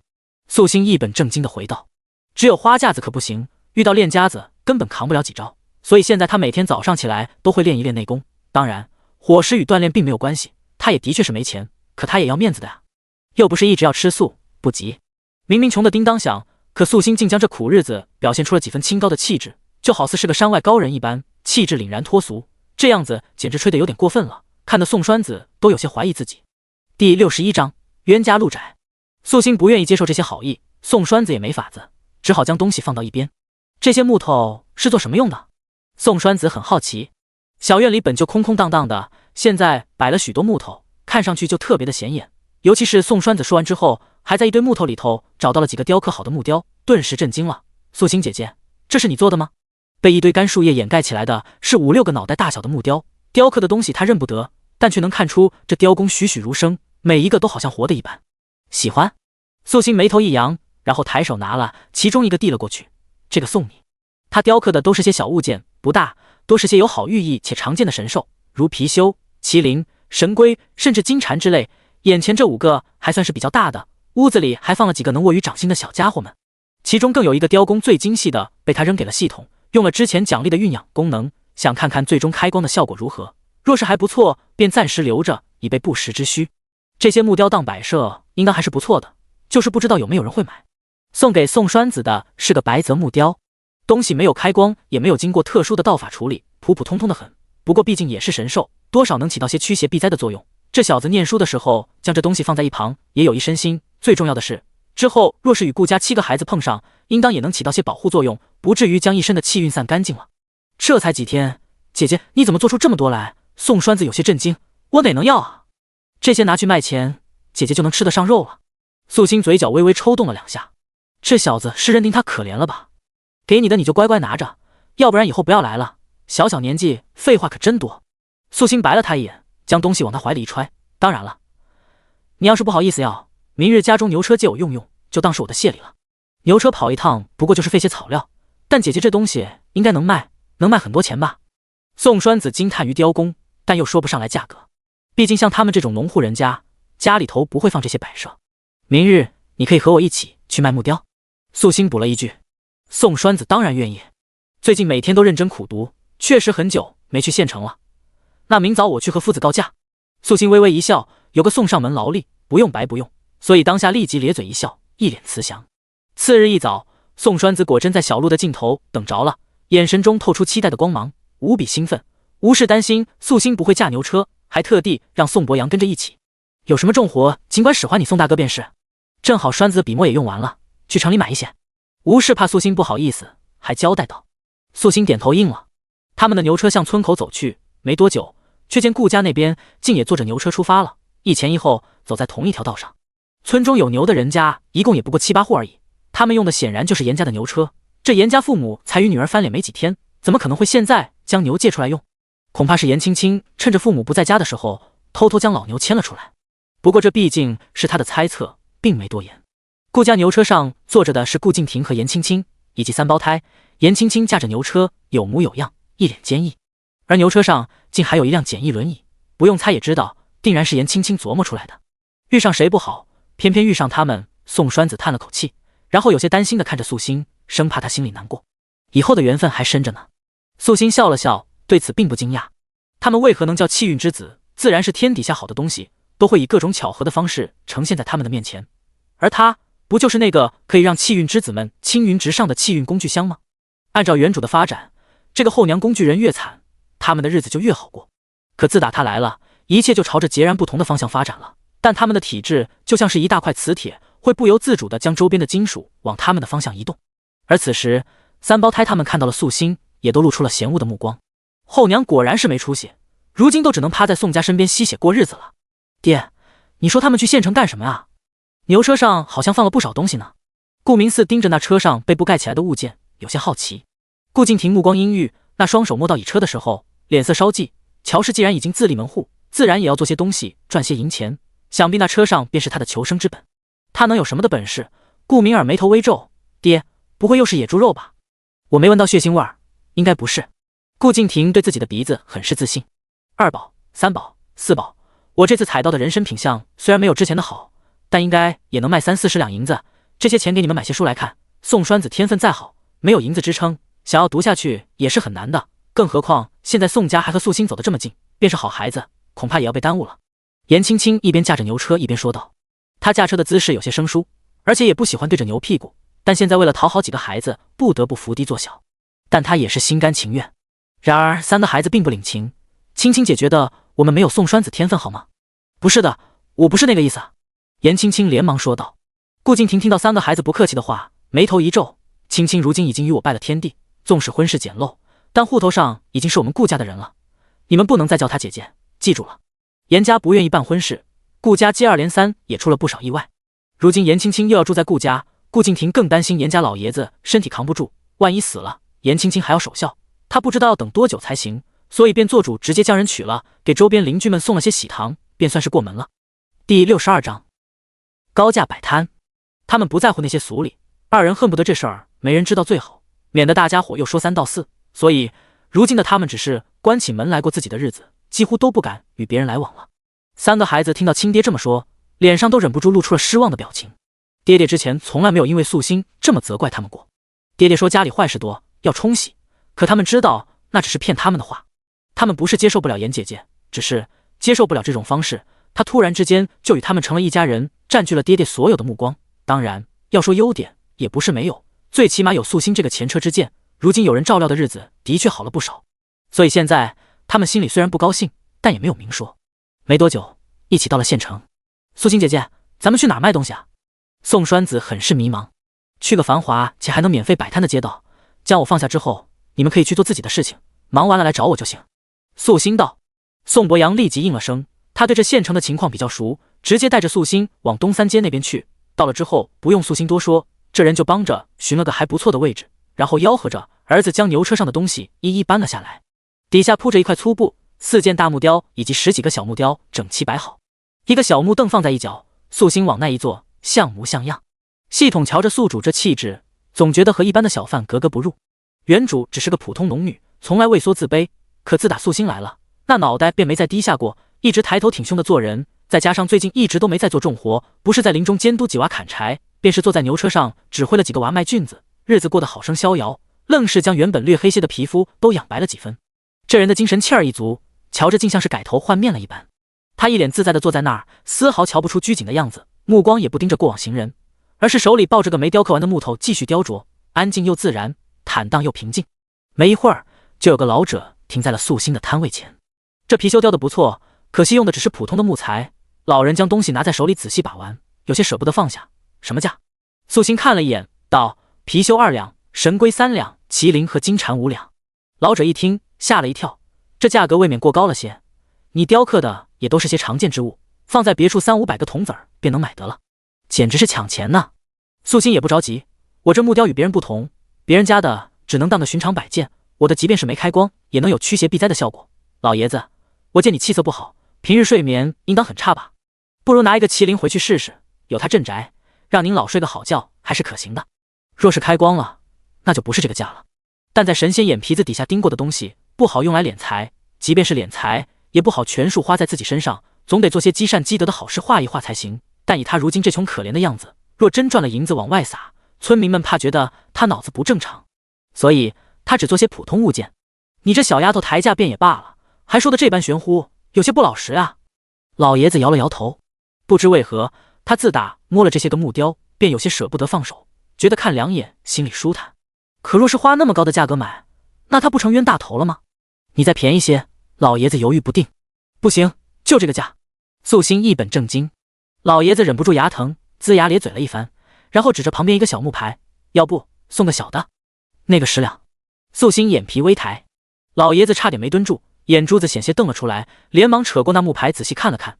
这一看，顿时惊住了。这个木牌很小，握在掌心刚刚好。木牌分两面，一面为群鹤渡云，一面则是一鹤腾飞。因木材普通的缘故，这木牌乍看很是寻常，但仔细一看，上头的仙鹤刻画的无比精妙，每一只仙鹤的动作和神态都完美到了极致，完全没有僵硬的感觉。若这是画在纸上的画作，定然也会有无数人想要将它拿下，供于家中日日欣赏。这老头突然有些不想走了。他本只是闲来一逛，没想到遇到了宝。随便指出的一块小木牌都如此不寻常，那其他的，这老头有点不敢看了，怕自己看多了，忍不住要掏更多的银子。这老爷子也是个相信缘分的，此时抓着那木牌不放手，琢磨了一会儿之后，磨磨蹭蹭的掏出了15两银子，将那麒麟和木牌一块买下了。你可是说这麒麟可以让我睡个好觉的，若是没作用，我可要回来找你算账。随你。素心咧嘴一笑，他这东西要价贵，但渔阳城富贵人家很多，本就是奢侈的摆设，针对的客人也都是不差钱的主。而眼前的老头瞧着应该是哪个富商家的老爷子，看着抠抠索索的，但身上所穿所戴都是好物。只是这样的人也不可能整日都在这一条街上溜达，所以之后的一个半时辰内，偶有人过来瞧瞧，却没有一个舍得买的。素心也不着急，依旧做自己的事情。乔姐姐，原来你是来卖这些木雕的啊，我还以为你又捉了野猪来卖呢。然而颜青青突然又出现在面前，旁边还跟着早先见过的那位贺家公子。那贺毅看到素心之后，眉头一拧，不知是想起了什么，表情有些凝重。素心扫了他一眼，从前还叫人家婶婶，如今取而代之没几天，就叫姐姐了。你不如去乔家问问，我娘收不收你这个不知廉耻的女儿？哦，连你自己的娘都不想要你了，更何况别人。颜青青脸上顿时白了，前些日子挨的打，如今已经全好了，果真是好了伤疤忘了疼。我只是好心和你打招呼而已。刚才我与贺公子谈生意的时候，正巧瞧见你在这里，一个客人都没有，所以才有些担心，想给贺公子介绍一下你卖的物件。第63章3个条件。颜青青这话倒也有几分真心，在她看来，自己的确做错了事情，抢了素心的丈夫。若素心过得不好，她心里也会无比愧疚。如今见她生活得如此艰难，一个人出来抛头露面，蹲坐在这角落里头，痴痴等着客人上前，真是可怜极了。想到自己与贺家公子的交情，才想过来帮一把，没想到他却如此不客气。顾敬亭倒是放心，让你这个才娶进门的小媳妇儿，一个人与这位富家公子待在一处谈生意。素心讽刺地笑了笑，一边谈生意，一边吃吃喝喝谈谈心。你又想冤枉我吗？颜青青有些绝望地看着他，像是受了巨大的打击。我只是觉得你碍事，挡了我这摊子好风水。素心白了他一眼，我是真想帮你的。颜青青气得跺脚，而且你的话说的不要那么难听，我与婷叔叔本来没什么，要不是你不照顾婷叔叔，我会不顾男女大防去帮他吗？又怎么会被别人误会嫁给他呢？他是不想一辈子都担着偷情的名声的，大不了以后多解释一番，时间久了别人也会觉得他的不得已，毕竟比起素心，他本就更重情重义，不是吗？你差点气死严家老爷子也是不得已，我懂。素心句句扎心。乔姐姐，我也正想和你说这事呢，你毕竟不是大夫，我家中还有我爹娘在呢，他们耳濡目染，多少会些医术，那种情况下根本不需要你一个对医术一窍不通的人来帮忙的。幸亏我爷爷命大，要是他老人家出了事，我永远都不会原谅你。颜青青又道。素心真是服气了，这自我的思维与顾敬亭真的是天生注定的一家子。你再多说一句，信不信我回村之后让你爹跪下叫恩人？素心讽刺地说道。颜青青，你懂我的脾气，这种胡搅蛮缠的话我不想再多听一句，否则我说到做到。颜青青瞪大了眼睛，下巴微微颤抖，她张了张嘴，到底是不敢再说了。她知道他爹的性子，若真觉得素心是恩人，真能做出下跪的事情来。真若如此，那他从此以后在素心面前就再也抬不起头来了。他强行打起精神，然后立即转移了话题。贺公子，你看这木雕还挺好看的，你看要不要买一个带回去？素心，你这木雕反正也卖不出去，不如便宜些如何？就这个貔貅，瞧着挺不错的，要几文？颜青青又道。贺毅目光也被那些木雕吸引了，雕工非凡，没想到是他的手笔。上次你说我家有大劫的事情，可还记得？贺毅接过貔貅，若你仔细说说，这些东西我都买了。说着拿出了10两银子。颜青青瞳孔微缩，就这些木头，贺公子竟然愿意出10两。他在山中找到的那根人参卖给了贺公子，也只得了36两银子而已。就这价格，还是有人情的缘故，多给了一些的。不记得，不卖。素心道：“你疯了吗？10两银子你1年都赚不到，贺公子有意帮你，你怎么还耍性子呢？”颜青青立即说道。虽然他觉得这些不值10两，但他更不希望素心将来养不活自己，又来缠着廷叔叔。贺意吐了口气，要怎么样你才肯说？20两。素心闻言微微勾唇笑道：“我记得上次贺公子说我是个恶毒后娘，让我发誓往后要善待孩子。我不愿，你还想让人动手打我来着？”贺意表情也有些僵硬。那时候他的确是看不起眼前的女子，觉得她恶毒不是个好东西。当然现在也没改变多少。听闻她丈夫双腿废了之后，她便嫌弃起来，每天逼着孩子们干活，虐待孩子，不顾丈夫，狠心至极。但那些都是些私德，她现在在意的是自家的结束。上次矛盾之后不到3天，京中传信回来，说她姑姑犯了错，被禁足了，爹也被罚了俸禄。要不是爷爷的威望仍在，恐怕官职都要往下捋。更要紧的是，爷爷的身体竟真的不像表面那样强健。爷爷怕他担心，所以才故作无事，实际上时日无多。前些日子尚且还好，最近越发严重，竟是吃不下饭了。按照大夫的话，爷爷这样子恐怕撑不了几个月了。当时他就想起了这个女人当时的话，但又觉得或许是巧合，所以才没特地找上门。但现在既然遇上了，还是要问一问的。上次之事就当是在下的错，若你能解了我现在的困惑，我愿意向你赔礼。贺意依旧骄傲，对他来说这已经是最大程度的低头了。你家长辈恐怕活不了多久了吧？素心笑道。贺意目光一震，若想让我解惑，甚至是救人，可以，我有3个条件。素心淡定地看着他。救人？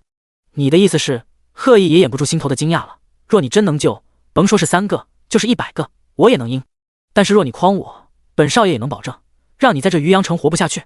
别的事情都可以开玩笑，唯独这件事不可。看你这么狂，我突然觉得这3个条件我不提也罢，闲事莫管，才能活得安稳，不是吗？素心反而不搭理他了。好了，既然谈不拢，还请2位让开，我的生意又要开张了。你明明1个都卖不出去。颜青青听得稀里糊涂的，话没说完，自己就被人挤到了一边。只瞧着好几个老头冒了出来，瞬间便让他和贺意没了位置。这些个老头们很是激动，一个个都不顾形象的蹲在了素心的摊位前。其中一个老头更是多话，我就说这里的木雕不错的吧，这个竹刻木牌不错，给你儿子戴，寓意好，节节高升啊。还有这个木蝉，回家之后这人在上头镀个色，放在铺子里招财进宝。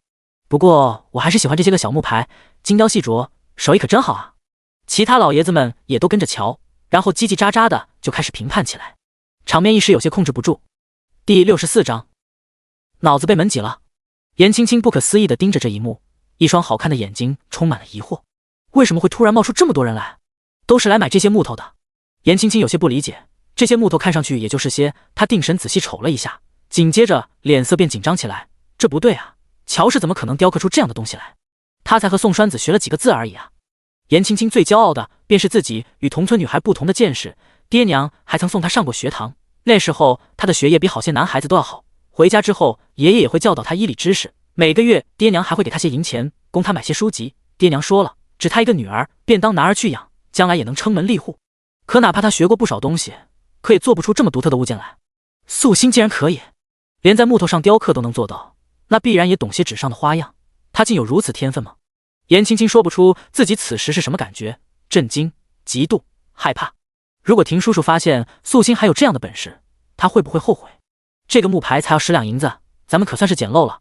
我觉得比老夫当年在京城买的那些玉雕好看多了，得亏是个木头做的，要是玉石的，花多少银子也买不着。最先买了素心玉雕的那个老爷子对着自己的老伙计们张口说道：花银子买东西的事儿，哪能他一个人做？这被宰了银子，还心甘情愿的心情得多找些个人与他一起承担，如此才显得他不是冤大头。往后大家伙聊天的时候，谁若是说这东西买的不值，那就是打自己的脸。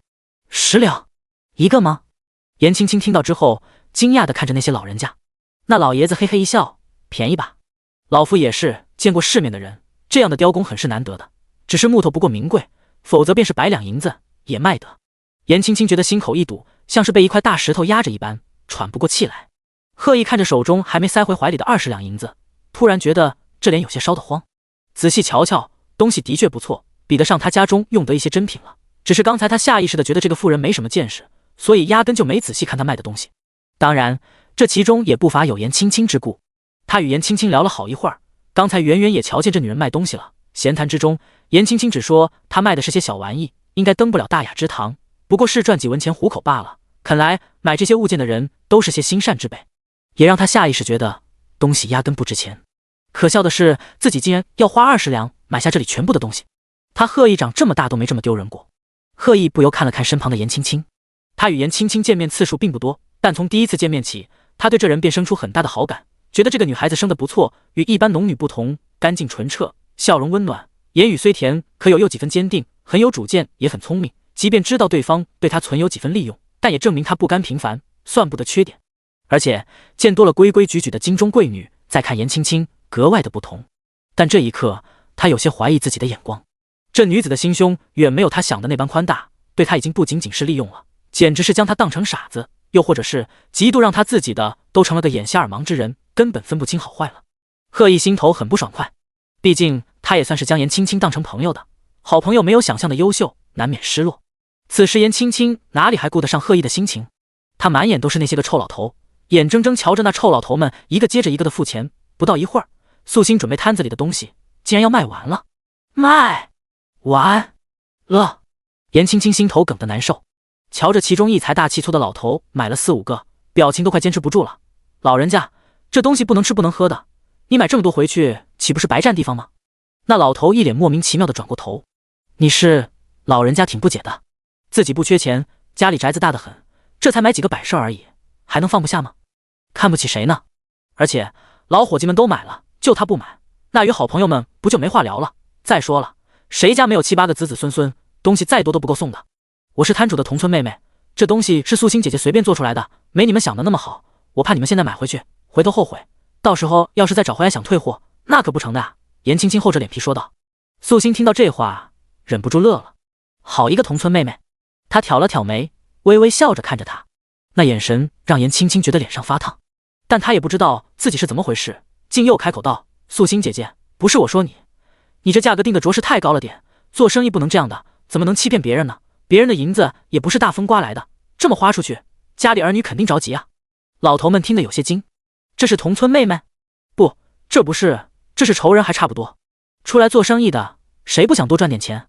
无奸不商，就算真的定价高了，那也是一个愿打一个愿挨，还真没见过这样的贸然出头胡说八道的。老头们吃过的盐比颜青青走过的路还多，还能看不出这其中门道。只是对方是个女子，他们也不好意思太过明晃晃的嫌弃，于是便嫌弃地看着他身边的贺意。贺意不自觉地后退了一步。小丫头，咱们又不傻，东西值不值我们比你清楚。为首的老爷子说了一句之后，然后冲着素心道：你这同村的妹妹不地道，少与这样的人来往，明显是来坑你的。颜青青小脸一白，我不是，我只是怕你们后悔。啧，老爷子们默默摇头。素心勾着唇笑道：你们不要与他计较，我这位同村妹妹脑子被门挤的次数太多了，所以不正常，而且她眼珠子泡水太久，有红眼病，你们说的太多的话，她一会儿还要开坝放水哭给你们看。第65章毒咒缠心。素心话说的毒，老爷子们却听得有些乐，他们花钱买高兴，谁也不想正买东西的时候被别人泼冷水，非要证明自己眼神不好，的确不像是个正常人，小年纪，怪可惜的。老爷子也顺着话笑了一声。说完，他们一个个付了钱走人。颜青青气得要死，但他总不能和一群老头吵架吧？那些个老头们看上去都活不了多久了，万一死在他眼前被讹诈了怎么办？眼睁睁看着这些人付钱，一眨眼的功夫，素心少说也赚了有100多两银子，那可是100多两啊！很多人家一辈子都赚不了这钱，素心和离才几天，这就赚到了。凭什么啊？他运气怎么会这么好，能雕刻出这么贵的物件来？颜青青真的想不通。本来他今天挺开心的了，毕竟自己也得了30多两，可现在对比之下，那30多两就显得少极了。而且他比谁都明白，素心既然能雕刻出这么多东西来卖，那再过些日子还能继续，而他却不能每天都踩到人参。素心摊子都空了，宋栓子也买了些便宜的东西，还带了些吃的过来投喂素心。见东西没了，吓了一跳，素心姐姐，你遭人打劫了。然后宋栓子死死瞪着颜青青，怎么哪里都有这个坏女人，一定是她指使的，黑心歹毒。卖完了。素心咧嘴一笑，最近可累死了我，你一会儿再陪我买些东西回去。宋栓子迷茫地看着他，然后惊喜道：卖完了。太好了，素心姐姐，你终于不用再每天吃野菜了。再那么下去，我怕你脸都吃成绿色的。不过素心姐姐，你是不是将价格定得太低了，所以才能卖得这么快啊？哎，你雕刻这些东西也挺辛苦的，这么好的东西，我都舍不得被别人捡了便宜。宋栓子又嘀咕道。颜青青真的有些受不了了，你们够了！颜青青崩溃了，我真没想到你们是这样的人，专门坑骗老人家，不就是老人家心软银子好赚吗？可你们也太黑心了，一块破木牌卖10两，还嫌便宜，你们怎么不去抢钱啊？10两？宋栓子怀疑自己听错了，对，一定是听错了。颜青青这个坏女人说的话怎么能当真呢？素心姐姐又没疯，怎么可能要这么高的价？而且也没那么多傻子买啊。也不对，素心姐姐雕刻的东西确实不错，可惜她没钱，若她是个豪商，一定全买了。宋栓子脑子里像是有2个小人在打架一样，回不过神来。我乐意。素心看他这气鼓鼓的样子，反而还笑得很高兴。下回我卖100两，你再来旁边盯着卖。我觉得有你在，我这摊子的财运很不错呢。颜青青井里投胎，多少也有些带财的本事，但这种财运可不会让他这个敌人受益。原主所有的气运几乎都被封起来了，如今剩下的还是最近他千辛万苦做任务积攒的一丁点。不过气运这东西本就玄乎，何况他既然敢出来卖东西，自然也是算出今日能来财。他说的这话就是气得颜青青特别郁闷。素心将脚下那块破布以及那板凳收了，笑眯眯地看着他，然后故作矫情地说道：哎呀，我这么厉害，我曾经那几个不成器的继子要是看见了，一定都羡慕得很，毕竟这么多银子能给他们买不少好吃的好玩的了。还有顾敬亭刚成婚的时候，他可是亲口说胡氏无用，连银子都赚不了的，我比胡氏强这么多，他一定会后悔与我和离的。这些不就是颜青青心中所害怕的吗？要不然这人为什么如此眼红，眼珠子都要瞪出来了？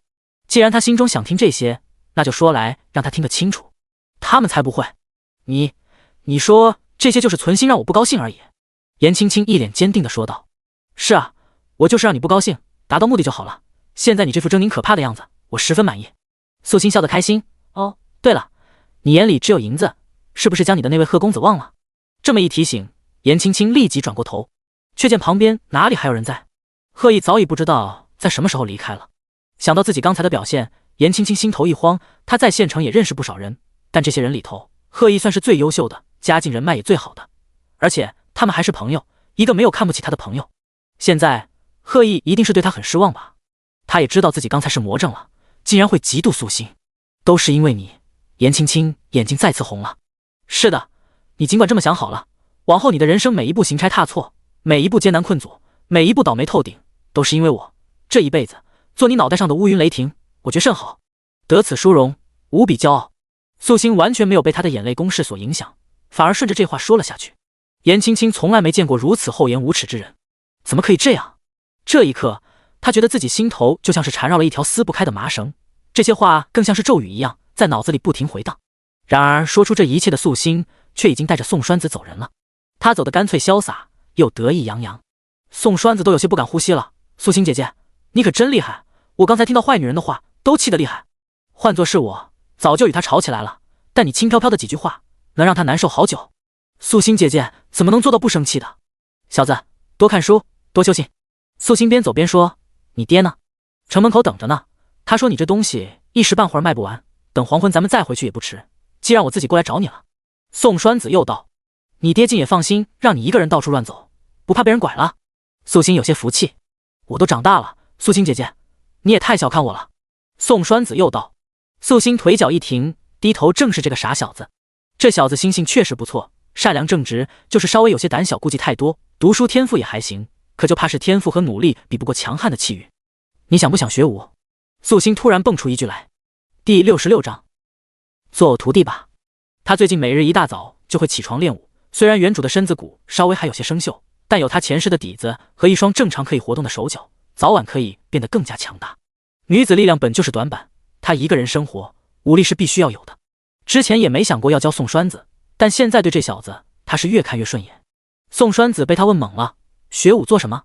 强身健体也可抵御敌人，比如那3胞胎，他们年纪小，武功使用不开，但随着年纪增长，他们在顾敬亭的教导下一定会越来越勇猛，将来若再想打你，那就更是轻而易举了。话没说完，宋栓子连忙点头。我当然想，我得保护我娘。3胞胎要是变厉害了，肯定会找他娘报仇的。那我教你。素心咧嘴一笑。你叫声师傅来我听听。宋栓子小小的脸上大大的迷茫。素心姐姐，你要教我吗？他真的不信啊。学不学吧，你要是不愿意，我也不勉强。反正村子里还有其他好多天赋好，还听话、懂事儿、不多问的少年郎。素心一连串的说道。师傅，宋栓子立即说道。他是不相信素心姐姐会教，但是村里和他最亲近的弟弟就是他了，他还想找谁去啊？徒弟也是弟，占个名分也行吧。宋栓子咧嘴一笑，师傅，我可笨了，如果你教不会，我也不用太失落，没关系的。素心姐姐是真的很贪玩啊。素心笑里藏刀，教不会那是不可能的，既然让他来教，若是学不好，有的苦头吃。素心啃着宋栓子带给他的粗粮饼子，带着他四处逛了逛，定下了不少东西。回去的时候，没忘和宋伯阳说自己收了宋栓子当徒弟的事儿。宋百阳听到这话也没当真，你带着他玩就是，这小子平时胆子小，你要是真能教会他打人，我们还觉得稀奇呢。素心也有些无奈，或许他长得让人看不起，罢了，以后看成果就是了。对了，东西都卖出去了。宋伯阳见不到木雕了，回去的路上又问道。他已经憋了好一会儿了，刚见面的时候就想问来着，可就怕伤了素心的自尊心，但一路上瞧他春风得意，不像是不高兴的样子，这才放心的开口。素心点头。爹，师傅的木雕可值钱了，那种小木牌都要10两银子一个呢。宋栓子连忙分享自己的震惊。宋伯阳差点从牛车上摔下去。10两，抢钱呢。宋伯阳嘴里像是能塞下一个鸡蛋，过了好一会儿才缓过神来说道，那可不要告诉别人，这么多银子，只怕村里有人眼红，主要还是村里有些游手好闲的混混，万一得到消息，只怕那小茅屋根本挡不住。晚了。素心气定神闲，刚才严青青亲眼看着我卖完东西。宋伯阳想了想，那丫头虽然和顾敬亭做了些不好的事情，但好歹也是严家叫出来的，应当知道这事情的严重性，不会对外多说的吧。他也不确定，毕竟偷情这种事儿就已经不像是严家的孩子能干得出来的了，再做些别的也不稀奇。那谁知道呢？素心随意说道。要不回村之后找人家借条狼狗守着门。对了，既然赚了些银钱，那就早点将屋子修缮一下，四周的墙盖高些。宋伯阳提建议道。素心现在住的环境实在是不太好，不过这小丫头也不娇气，都住进去那么多天了，愣是没叫苦。而且平时她宋家送的东西她都不要，这次这么贵的木雕还送了栓子一个呢，可见这丫头也是真疼栓子，当亲弟弟一样了。回去之后便要请村民们帮个忙，重新盖一下屋子的。素心点头。宋伯阳也是没想到，人人都说素心被赶出门是个可怜人，现在才几天的功夫，这丫头就能有这么多银子了，有这银子也能买些田产，哪怕自己种不了，租出去也成，最起码每个年不缺粮食吃了。素心这一趟一共赚了138两银钱，确实很多。不过上潭村风水很好，这里的土地也普遍比周边的村子要高，有些地方7、8两银子便可买上1亩，但在这里1亩上好的水田要值15两银子左右，旱地便宜些也得10两才能买到手。所以银钱虽多，但想当个有钱的土地主那还差得远。当然也可以像罗家那样自己开荒，但开荒可不简单，那些简单10垛便能种地的位置还是要花银子买的，真正的不要钱的荒地里面几乎都是石头，而且土地不肥沃，哪怕将石头挑干净了，也要好生将土地养一养，否则是种不出东西来的。素心也不着急，地肯定是要买，但眼下还是要以房子为主，慢慢来吧。回家之后已经有些晚了，没急着忙活盖房的事情，素心也要琢磨一下将房子改成什么样的更合适，所以闲下了2日。然而仅仅2日功夫，他富贵了的消息就传遍了全村，几乎人人都知道他手里有上百两银子了。知道的人一多了，上门的人也就多了。一大早院子里就围了不少人，都是些妇人，脸上讪讪的笑着。素心一出来，他们就挤了上来。听说你雕刻的木头赚了好多钱，可是真的？立即有人问道。素心点头。又是跟素尘大师学的吧？那位素尘大师果真是个高人啊，你应该也没跟着师傅学多久，竟然就能有这样的本事了。素心啊，都是一个村的，不知我们能不能跟你学？也不要学那些特别难的，简单的就行，一个能卖上几百文我们就知足了。大家伙都是这么想的。他们同情素心是一回事，但赚钱就是另外一回事了。哪怕知道抢别人饭碗的要求有些过分，可万一呢？若是素心答应了，那家里就能多个进项。可以学。素心也没生气，淡定地掏出了自己前2日买回来的纸笔。想雕刻先要设计花样，你们想学简单的，那可以从花鸟鱼虫开始，若能画下来便能学。第67章高低立判。当然他也可以费心思从画画开始教。但就算他愿意，这些人也不会愿意的，因为那需要长久去练，消耗很多的光阴。村户人家事情多，每天地里的活都忙不完了，哪里有空做这些赚不着银钱的事情？所以，除非有人有着非常卓越的天资，仅凭着天赋便可画出东西来，那哪怕是学着雕刻，定然也不费劲，完全可以教。大家伙面面相觑，他们哪懂这些啊？但此时此刻也只能硬着头皮上去试一试。这一试，一个个都忍不住笑了。那毛笔软乎乎的，落下去之后便是一坨黑，哪里能看出是什么东西来？而且那手才拿起笔就抖个不停，好笑极了。偏偏每个人都是如此，谁也不比谁优秀。这我们可真不行，从前这手都是拿锄头的，哪里能做这些啊？素心啊，不会画画就不成了吗？你从前不也没学过？素心拿起笔来，随便起笔，落下之后，转眼之间便是个一只栩栩如生的鸟落在纸上。我第一次拿笔时，虽不如如今画的好看，但最起码也能将脑中的形象画出个七七八八来。若你们想要在短期之内学会简单的雕刻，必须要先有天赋，否则便要花费2-3年的时间去学基础。素心又道，他这话说的不假，后世自己与师傅学艺时，确实有着惊人的天赋，否则也不可能被师傅收为弟子的。一听到2年时间，一个个都退缩了。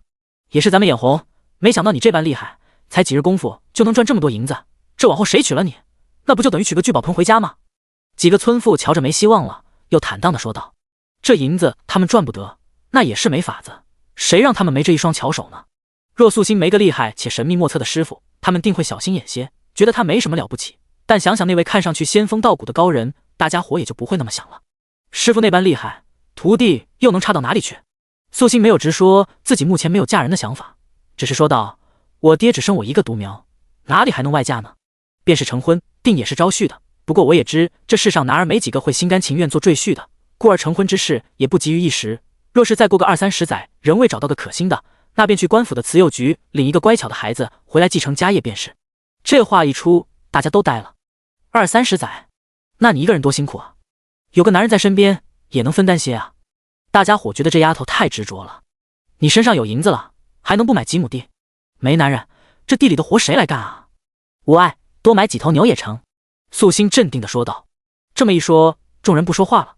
这牛是传家宝，有时候确实是比人要紧。而且仔细想想，素心这么想到也没错的，谁让他那亲爹没个儿子呢？身为女儿，为了孝顺亲爹，连自己的终身大事都不顾了，这颗真心也难能可贵。相比之下，大家伙不由想到了严青青，那可也是个独苗苗，不招婿也就罢了，还跑去给别人当后娘去了，差点将家里的长辈气死。高低立判啊！几个人都好奇素心的手艺，这会儿都没急着走，一个个又怂恿着素心雕东西给他们瞧瞧。素心也满足他们的好奇心，当面雕刻了一个最简单的物件。雕刻完了，甚至还将工具借给他们试一试。试完之后，真是全部都死心了，差点凿了自己的手。那簪子在素心手里就像是轻飘飘的羽毛一样，到了他们手里就成了不听话逆子，拧巴得很。这几日家中要修缮房子，若几位婶婶嫂嫂们有空，可叫家中当家的过来帮把手，每日工钱50文，饭菜管饱。唯指各位婶婶嫂嫂力气小，做不得重活，既不擅长盖房子，那也想请大家帮忙做上3顿饭，这活轻，管吃，每日30文，若有愿意的。素心话没说完，几人立即争抢起来，有，哪能不愿意？本来这乡亲之间盖房子的事儿，咱们都是要来帮忙的，自然是乐意的。我得乡亲照顾，这才能落户在村中，初来乍到不敢随意使唤大家伙，给些银钱也是应当的。往后与大家相熟起来，到时候若有事情需要帮助，那我就不客气厚着脸皮提了。素心又道，他也是说明白，免得往后旁人盖房子的时候记恨他提高了酬劳水准。再说了，刚得了些银子，这要是不给些甜头出去，定会有人心生不平。当然他也不怕，但若花些银钱能平息别人怨火，免了许多麻烦，他也是乐意的。往后在村中活动，若日日遭人白眼，哪怕不痛不痒，可瞧得多了，那也着实烦得很。大家伙应得高兴，一天50文那可是高价了，一般也只有去县城做工才能拿得到，而且还累死累活，辛苦得很。但给素心盖房子有什么难的？素心之后又说了些，约莫就是将规矩挑明了。这房子他急着住，20个人干活，5个人做饭，10日之内要将所有的东西都完成。另外就是偷奸耍滑来占便宜的，绝对不要。20人虽多，但素心要求也多，因为这破茅屋几乎是什么都没有，一切都得先翻了重来，而且这人数还要预留给宋家和罗家。大家伙也都理解，庆幸今天找上门了，但同时也更是不好意思。他们明明是来占便宜的，素心竟然没计较。丫头啊，你这性子也太好了，我们来抢你饭碗没成事儿，你还愿意请咱们干活，有人忍不住拉着素心的手说道。素心意味深长的笑了笑，倒也没有那么好，只是知道大家心思不坏而已。今日不是立威的好时候，显得不仁义。不过过了今日，恐怕全村的人都会觉得他好欺，之后上门让他杀鸡儆猴的人不会少的。大家兴奋的来，高高兴兴的走。没多久，素心要招人手的事情，村里人都知道了。当晚，素心想要的房子的模样画了出来。第68章，转化气运。周边都是荒地，与里长打声招呼，3、5两银子便可随便用了。前院一侧要做牛棚，另外靠墙之处还要种些花草。院中要一口大井，屋子多盖几间没关系，往后用来放些藏书或是杂物都可。鸡鸭鹅这些东西可以养在后院，留一扇小门通往后方洼地，洼地再重新挖一挖，做出一汪潭来，种些荷花，入夏的时候定然惬意。另外就是每间屋子都要通风，地面要用青石砖铺设，以免土灰。系统也没想到，这才不到半个月的功夫，他这主人的新家又要整顿了。他本以为自己发布的任务已经很难了，这任务放在村中任何一个姑娘身上，那也不可能几日就完成的。怎么放到宿主这里，赚钱就这么容易呢？他都有些懵。这样可不行的，宿主任务完成的太过轻松，只怕以后心神懈怠不努力了。而且现在还将房子设计得如此舒适悠然，万一他以后也不想着解除封印，只顾着享受日子怎么办？那木雕也能赚钱，有这门手艺，够他在这小村子享受一辈子了。叮！恭喜宿主触发任务，让贺意改观，拥有一个谈得来的朋友。系统挤出个任务出来。素心呵呵一笑，你的数据库又宕机了，我为什么需要让贺意改观？素心忍不住翻白眼，系统果真是系统，没脑子。系统感觉到自己被嫌弃了，顿时怂了几分。是这样的，根据数据筛选，目前对主人成见最大的，除了顾家一干人等，便是贺意了。顾家那边已经结仇了，但贺意没有啊。颜青青可以和他交朋友，主人也可以。我为什么要与他交朋友？我是疯了还是傻了？素心无比嫌弃。纨绔子弟没毛病，若是他有那样的资本，他纨绔的更厉害些。但贺意没脑子啊，他不喜欢没脑子的人，跟这样的人交朋友，简直是侮辱他的精神，虐待他的心灵。可是查查已经发布任务了，不能收回去了啊！主人你不要生气，系统吓坏了。想起之前宿主不搭理他的冷酷模样，真怕从现在开始被宿主列入黑名单。他可怜巴巴缩在素心神识的一角，声音都弱了许多。素心有些不解，他什么都没干啊，不过就是表达了一下自己不满的情绪而已，至于这么害怕吗？还有啊，主人，你的气数还剩下不到1年了，您知道是什么意思吧？系统又提醒道。素心当然懂，若气数已尽，小命难保，天上掉下一颗鸟屎，或许都能将他砸死。但这东西算是原主既定的寿命，1年之内封印若是解不了，气数恐怕也难改了。但1年对他来说很难，原主的基础太差，他总得将自己的本事重新修行上去。另外就是1年时间，想要积攒出那些好东西，完成度更几乎是不可能。他轻皱了皱眉头。系统趁机连忙说道：“主人，你可以依靠查查的，系统可以帮你转化气运为气数啊，100点气运可以转化成1点，还是挺划算的。”系统又道：“气运这东西数字化也就罢了，你竟然还可以转换它们，的确是特别了些。”素心由心的赞叹了一声，若是他的气运没被封印，一身的功德画几个符再做些法，气数自然就能改了。查查还是很棒的。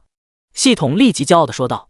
那些乱七八糟的任务对素心来说根本没什么吸引力，要不是不想被克扣气运，他也不会巴巴的完成。不过现在倒是又有一个完成任务的理由了。我会好好做任务的，但你下次发布任务之前再好好想一想。素心和气地说道。系统表示自己已经很尽力了，我还不是人，只是有些神智而已。主人气运越来越多，查查跟着主人历练会越来越好的。他能怎么办？作为一堆数据，想拥有正常人类的思维，真的好难。我现在有多少点气运？素心问道。共计15点。系统小心翼翼。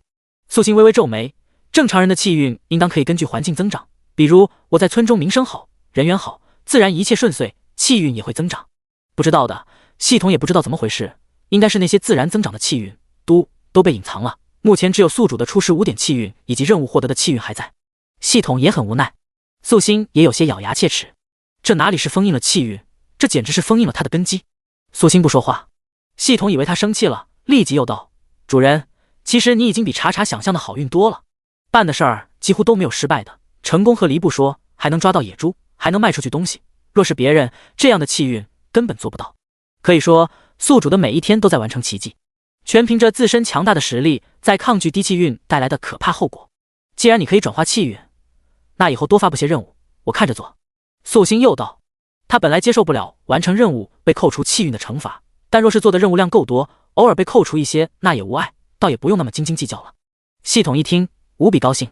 没2日，素心的盖房大计开始。他雇来的人先在旁边搭了个简易小屋，可以让他平时居住，也用不着再去宋家挤一挤了。素心这边一热闹起来，顾家接收到的白眼便又多了几分。如今有了乙车，顾敬亭也会出门走一走，可现在一露面，几乎个个都会提起素心盖房赚钱的事情。亭叔叔，你没有后悔吧？颜青青小心翼翼的，心里泛酸。顾敬亭无奈又宠溺的看着他，在你心里，我就是这样势利的人，不管他是能赚100两银子，还是1万两，都不敌你。对我来说，你就是独一无二的珍宝，任何人都比不过。情话一说，颜青青小脸立即红了。可是我真不明白，他为什么要在咱们村落户？颜青青欲言又止。第69章，不给面子吗？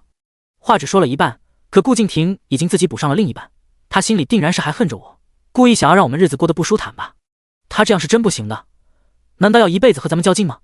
颜青青有些气鼓鼓的，我从前很喜欢他的，没想到他这么自私，竟然还花银子请村里人干活，这不是故意让大家觉得他比我们要大方懂事吗？而且他说要给他，还说要招婿。颜青青说到这里，顿时泣不成声。亭叔叔，我是不是太不孝了？前几日他借了爹娘的牛，还给爹娘买了些东西，送回来的时候，爹娘却将东西全部都扔了，只将牛牵了回去，还说让他以后不要再碰家里的东西。爹娘当时的眼神，他一辈子都会记得的，那样的嫌弃和讨厌，好像他不是他们的女儿。顾敬亭摸了摸颜青青的头，都是我的错，你没有不对的地方，你放心，将来我一定会和你一起孝顺他们，会好好报答他们的养育之恩的。可是爹娘不喜欢你，这样你会很委屈。颜青青很心疼眼前的男人，他本来就是个高傲的人啊，最近经历了那么多事儿，还要为了他委曲求全。我说过，为了你我什么都愿意做，只是低头而已，没什么，早晚有一天他们会知道我是真心爱护你，对你好的，到时候自然就能接受我们了。顾敬亭又道。想到那美好的一天，颜青青也充满了期待，只是眼下这口气还是咽不下去。素心姐姐也真是的，既然决定做好事儿，请村民干活，为什么不请那些没活干的人呢？他请的那些人家根本都不缺钱的。颜青青突然又补了一句。顾敬亭一听就明白了颜青青的意思，他抬头看了颜青青一眼，颜青青被他看得心里发慌。我说错什么了吗？顾敬亭摇了摇头，没有，我的青青说得很好，我很高兴。高兴青青没有天真到以为素心真是个良善之辈的地步，高兴他知道动脑子想计策，也高兴他如此聪明，他的单纯可爱，对他一个人变好，对别人纵使骄纵些心机些，他也觉得很好。顾敬亭没再多说，而是推着乙车出去了。没多久就再次回家，瞧着神清气爽的。然而在他回家不久之后，素心家门口来了好些人。叮！宿主触发紧急任务，解决冲突。系统立即扫描到了那剑拔弩张的气氛。来人是村里有名的几个浪荡子，平日游手好闲的懒汉，有的甚至还在县城跟了老大，整日做些收保护费的事，整个村子都不喜的人。为首的姓宋，还是宋栓子同族的小叔，叫宋于新。素心也听过这人的名头。这个宋于新本也算是个苦命的，他爹是个酒鬼，还爱赌，喝醉了就打人，一回赌得红了眼，将妻子也就是宋于新的娘卖了。据说那时候宋于新才5、6岁，亲眼看着他娘被卖到花楼去了。虽然是受害人，可难免有小孩子不懂事，嫌弃宋于新亲娘不干净。经过这卖妻一事，宋氏一族也对他爹进行了重重的惩罚，剁了他一根手指。之后他爹倒也改了，没再去赌，就连酒都不喝了，还想着攒钱将人赎回来。但没几年，宋于新亲娘在花楼里病死了。宋于新自小听了不少闲言碎语，再加上亲娘一死，心态就崩了，自那以后就变得格外暴力，见谁都凶巴巴的。后来力气越来越大，对亲爹动辄打骂。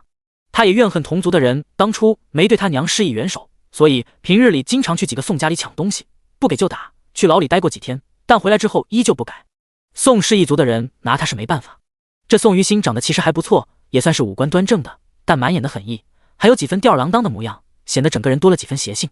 而他身后都是认他当大哥的同村混混们。这些人一来，其他人都静了下来。兄弟，你们这是来干什么？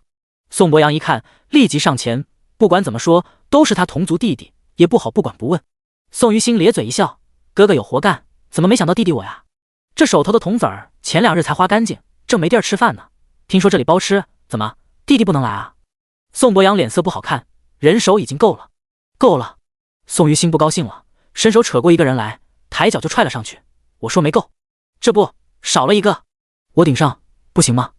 星弟，都是一个村的人，低头不见抬头见，你这是做什么？而且素心妹子是栓子认下的师傅，平日也很亲近，你不是挺疼栓子的吗？看在他的面子上，也不该过来找麻烦啊！宋博阳急得流汗。宋栓子5岁那年天真无知，听说这是同族小叔，巴巴跑过去和宋于心说话。宋于心觉得他老实，招猫逗狗一般，偶尔有几块糖的时候会扔过去给宋栓子尝一尝。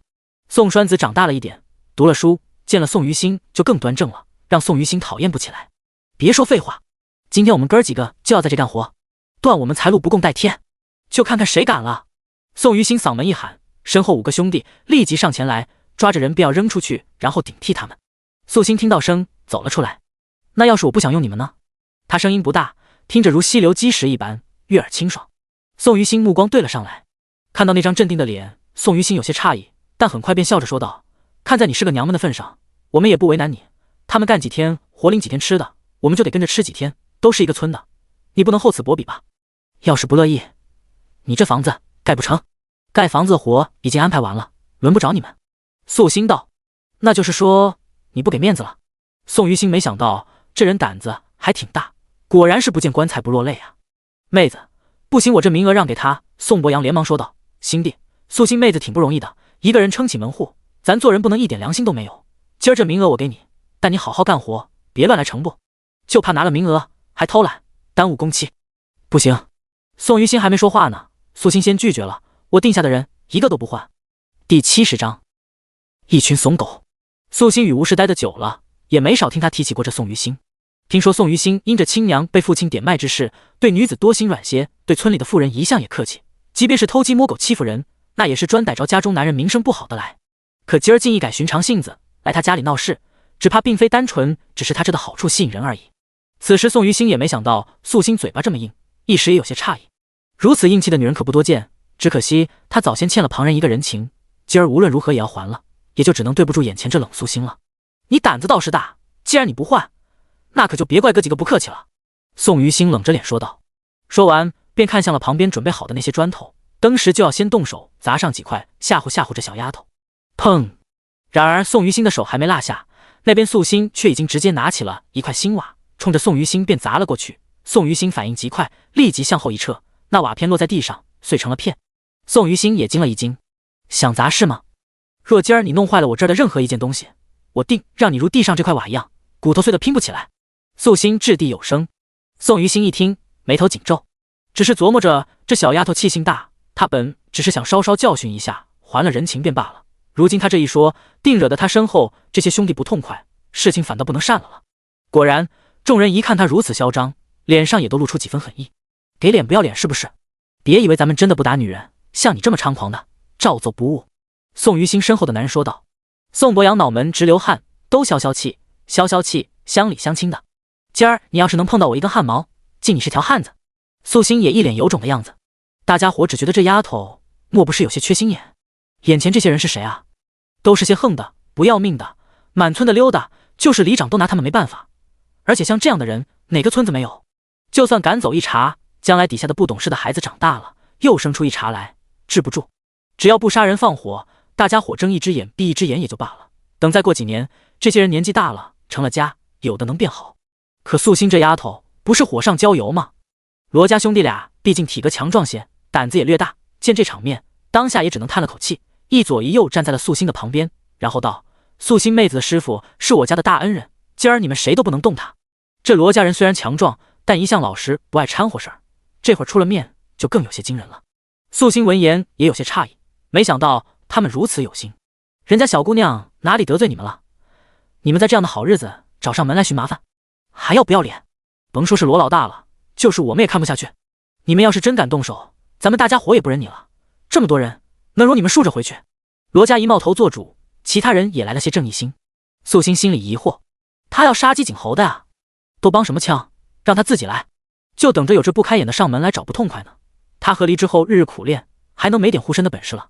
这几个混混也就是看着厉害，但实则都是些花架子，连武功招式都没有，脚步虚浮，虚张声势的蠢货。他一个手脚齐全的人还能打不过？那绝对不可能，让他们来打就是，我不怕。素心一本正经，我打得他们满地找牙。罗老大幽幽怨怨的看了素心一眼，可闭嘴吧你！你们要为了他和我们作对？宋于心觉得有些不可思议，就为了这一天50文的工钱。他比谁都清楚这群人嘴上说是乡里乡亲，可预了事儿一个个跑得比谁都快。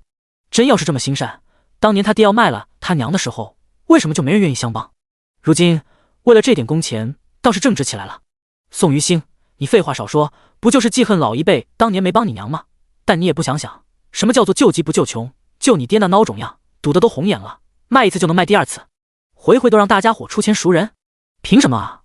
罗老大也实话实说了，素心妹子人实诚，才赚了银子就惦记着招大家伙干活，给价和现成一个样。咱们心里就是觉得这丫头不错，就不能让你带着人闹事。说着，罗老大抬起了脖子，看上去更高大威猛了。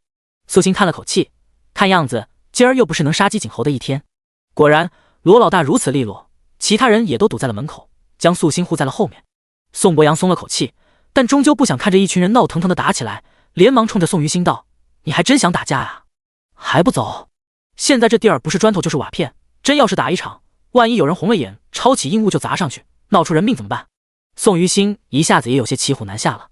后头5个兄弟也是一样的，毕竟他们是真没想到村民们也会插手，但这气势总不能丢，故而宋于心盯着素心道：“他们能护你一时，护不了你一辈子。今儿你要是老老实实给我们道个歉，再请我们干活，事儿就能过，否则你以后可别想安安稳稳过日子了。一群怂狗，不敢打就滚！要是有种尽管上，定要让你们跪下哭爹喊娘。”素心说话狠话的样子，镇定的如同一尊雕像。周边的村民那是真无奈，一个小姑娘遇上了这样的事儿，好歹说上几句软话。那宋于心虽然混蛋，可也没混到杀红眼的地步，只要他显得可怜一点，宋于心最多也就砸点东西没事了。可他倒好，非往别人的心窝肺管子戳，恨不得别人动手，真气人。他们要是宋于心，也想上去揍几下了。宋于心以及兄弟几个现在是真气，咬牙切齿：“你给我们等着！”但他们还是识相的，现在不合适找场子，那就等等再来。他们就不信了，村里的人能时时刻刻守着他，一个娘们，他们还能收拾不了了。第71章，滚一边去。临走前，几个人的眼神像是能吃了素心一般，偏偏素心还冷眼一笑，没用的东西，欺软怕硬。宋博阳嘴角直抽抽，罗老大这胸口也是一闷，大家伙都恨不得是没听见这话。而且如今总算是明白为什么素心这丫头要花钱请人干活了，原来是不够聪明，傻大方。我看他们还会来，要不这几晚上大家伙轮流过来盯着？罗老大问道。但说完也觉得不妥当。素心毕竟是个刚和离的大姑娘，白日里头人多，前头干活的，后头做饭的，男女都有，当然不会有什么问题。可晚上了，让一群大男人来盯着小丫头的安全，那肯定不合适啊。用不着，若他们敢来，我定会好好教训教训他们的。素心认真的说道。可这话依旧是没有一个人信。你要不去我家暂住吧，正好你五嫂子也想和你说说话。宋博阳无奈道。不，我就住这儿。素心倔得很。跑？那绝对不可能的，这盖房的东西都让人拉过来了，若是他跑了，东西仍在，那不是正好被宋于心等人得逞了？宋博阳也很无奈，想张口劝劝素心，但瞧他那样子也不像是能听进去的，眼下只好张罗着大家先干活，等一会儿让吴氏和栓子过来好好说一说。没多久，吴氏的确来了，但也在素心这里败北而去。吴氏的本意是宋家牵个线，找宋于心低头认个错，态度好些，宋于心没准也就不为难了，总好过真的剑拔弩张闹出损失来。但素心依旧不同意，他不乐意，吴氏也不能强按牛头喝水，只是愁得慌，只怕是最近这丫头怕是要哭几场了，才赚到手的银子，真要是全被毁了，到时候指定后悔。师傅，要不晚上我在这里守着吧，你住旁边的小屋，我在旧房子里，新小叔对我挺好的，看我在场，没准就不动手了。宋栓子也认真的解决问题。这2日素心说要教他练武，但又说房子没盖好，等盖好了再说。但他心里确实是没信，所以现在也是真的担心他被人打。素心看着他，你不怕？宋于心是可以护住你，但还有其他人呢，他们混起来可就不管你是谁了。怕呀。宋栓子点头，他最怕与人起冲突了，打不过也骂不过，可是危难在前，我要是抛下师傅，那不是君子所为。素心一听，咧嘴一笑，果然是他看中的好孩子。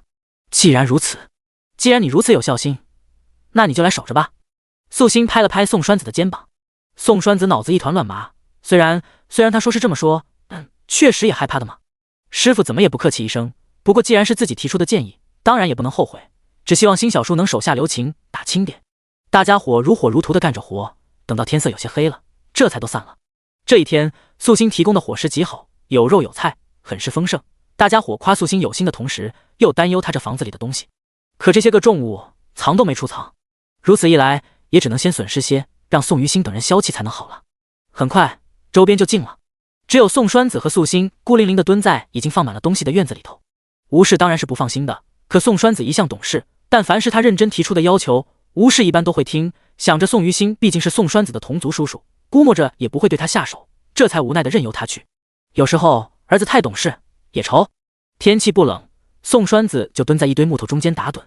素心待了一会儿之后，就早早回旁边新搭起来的简易小屋睡了。那新大的样子让他都很无奈。到了夜半三更，果真是瞧见了宋于心一行人又来了。宋栓子连忙冲出去，挡在东西前，手臂张开：“辛小叔，你能不能不要破坏素心姐姐的东西啊？她真的很不容易，才和顾家叔叔和离，能过上好日子了。如果这些东西坏了，她这新房就盖不成了。你怎么来了？”宋于心有些不高兴，这冷素心也忒不是个人了，让那孩子当前锋。辛小叔，素心姐姐是我师傅，我不能看着师傅被欺负的。宋栓子又道：“你懂个屁，滚一边去！今儿这事儿老子必须办了。”宋于心咬了咬牙，直接拎起宋栓子扔到了一边。但他到底也是真心疼宋栓子的，没下重手，简直是轻拿轻放。这村子里的人谁他都可以不在乎，但就是宋栓子让他心软。只是因为宋栓子几年前他要将娘葬在祖坟，族长不赞同，宋栓子一个话都说不清楚的小屁孩却帮着他说话，甚至还带着族中的孩子去祭奠他娘亲。族长见宋家的孩子们都有颗赤子之心，这才心软破了例。不行，就是不行，辛小叔，这是不对的，你不能做。你以前对我说过，你只是讨厌那些不负责任的坏蛋，不会欺负妇孺的。宋栓子都没站稳，连忙扑过去拽住宋于心的胳膊。宋于心呼吸一滞：“栓子，我是说过这话，但这次不一样，你老实待在一边去。我不，你要是敢弄坏这些东西，那我以后就再也不理你了。”宋栓子很着急。宋于心面色一紧，但最后还是抬手冲着宋栓子腿踹了一下：“我说了，滚一边去！”宋栓子不敢相信，他辛小叔竟然打他。咋？宋于心开口说道。啪！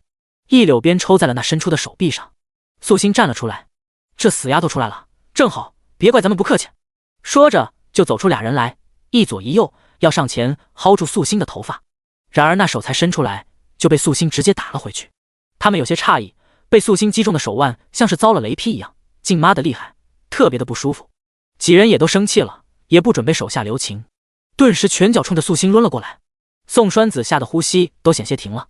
只见那一拳头快要落在素心的脸上，满脑子都觉得真晚了。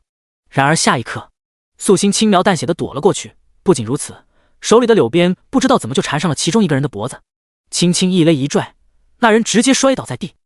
第72章，竟然栽了！那男人好好一张脸结结实实砸在地面上，黑夜中宋栓子似乎都能看到那被呛起的一层土灰，他看得惊呆了。然而还没完，那群大男人打红了眼睛，仿佛眼前的敌人不是一个年纪轻轻的女子，而是个难缠的劲敌，竟是使足了狠劲儿又打了过来。接二连三，拳锋相加，蛮力狂扫，如此刚硬之气却都被素心一一化解。他招式果断利落，没有一点犹豫之处，只是偶尔打回去的时候力道不够，要多捶几下。狂风扫叶一般，不知过了多久，眼前清静了。他们全数躺在了地上，有的捂着肚子，有的摸着腮帮子，一个个疼得龇牙咧嘴，嗷嗷叫，偏偏浑身麻得厉害，想走的都走不了。而眼前那女人在月光的照耀下，洁白的面容如同要命的女鬼，哪怕很是好看，可仍旧让人忍不住的胆寒。宋于心是真没想到自己竟然栽了，还栽在素心的手上。一个17、18岁的小姑娘，瘦瘦弱弱，毫无一点威猛之气的可怜女人。对，村里都说她可怜，可怜个屁！就这母老虎，多亏了顾敬亭和离得快，要不然还不被打死。想到这儿，宋于心突然一愣，顾敬亭可否知道冷素心有这等本事？若是不知，那顾敬亭的自傲就是有些蠢；可要是知，那就是故意送他过来探路的。素心掸了掸手，又扯了扯衣服，让自己不失体面。他笑眼盈盈地走过去，声音温和却有力：“我这儿好玩吗？你是谁？你怎么可能会武功？顾敬亭教你的？不可能！顾敬亭真要是如此在意你，也不会和你和离了。那你这么厉害的话，怎么可能会反抗不了乔家，嫁过来给别人当后娘？”宋于心想不通，师傅教的呀。素心理所当然地说道。他为什么要易容出一个师傅来？自然是方便他行事。不可能，你那个师傅我没见过，但也听别人提起，那不过就是个过路的老头。你才拜师多久，学了木雕也就算了，还能学会武功？什么样的天才也做不到这般。他又不傻，这鬼话诓谁呢？你在质问我？我要是砸死你这个深夜闯入家门的贼子，你猜官府会不会抓我坐牢？素心白眼翻他，宋于心嘴里一咽，几个兄弟也都憋闷得很，丢人丢大了呀！若是传出去，往后真的是别在这里混了。想不想让我保密？素心笑眯眯地问道。你们要脸，我能给，只要你们听话。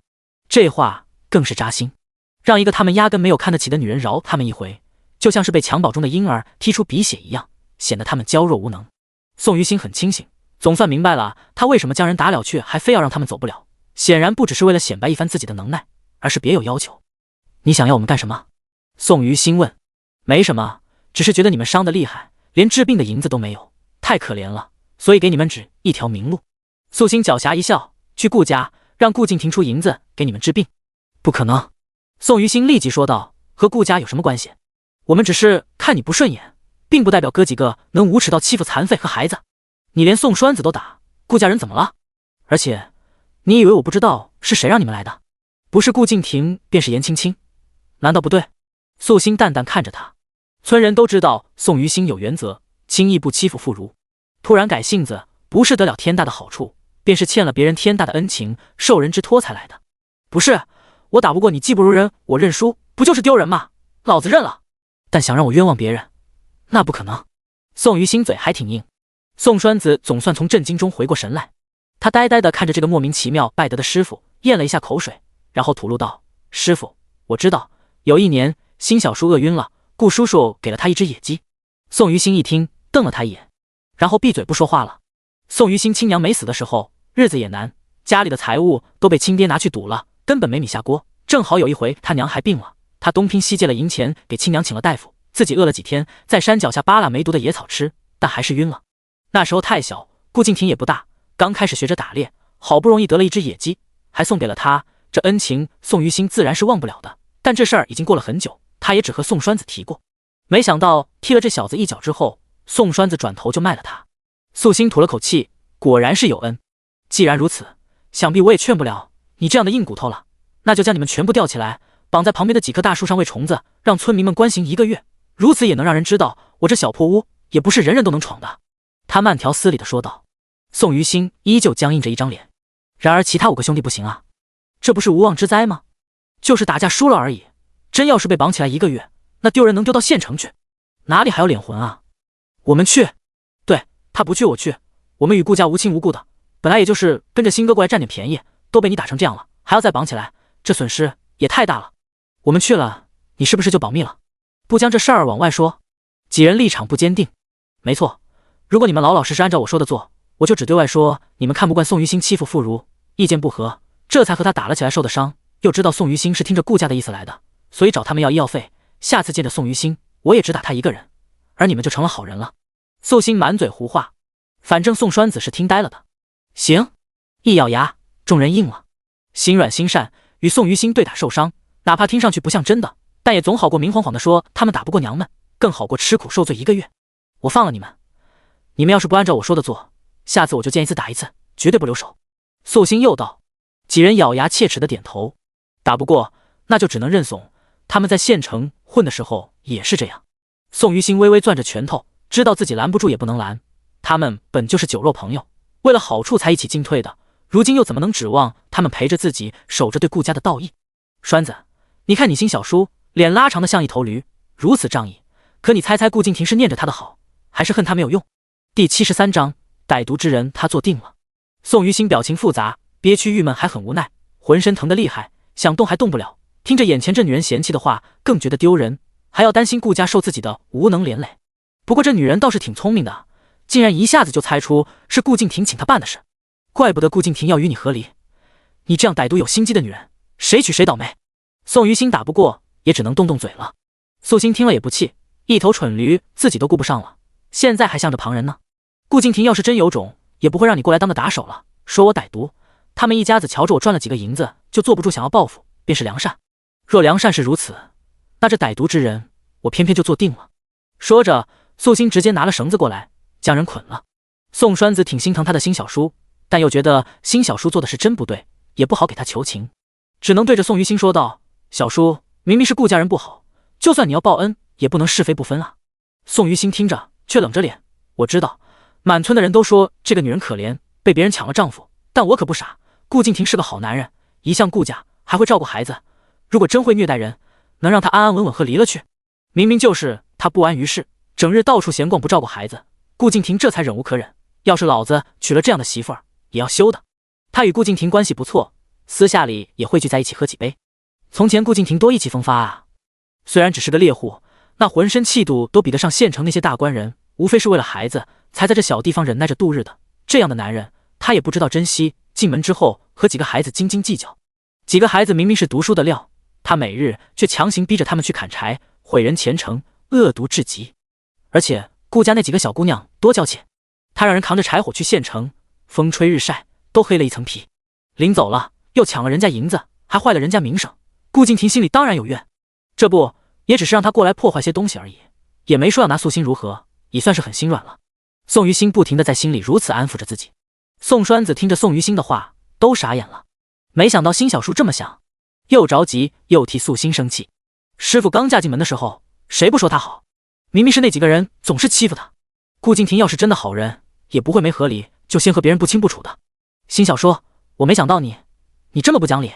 宋栓子眼睛都红了。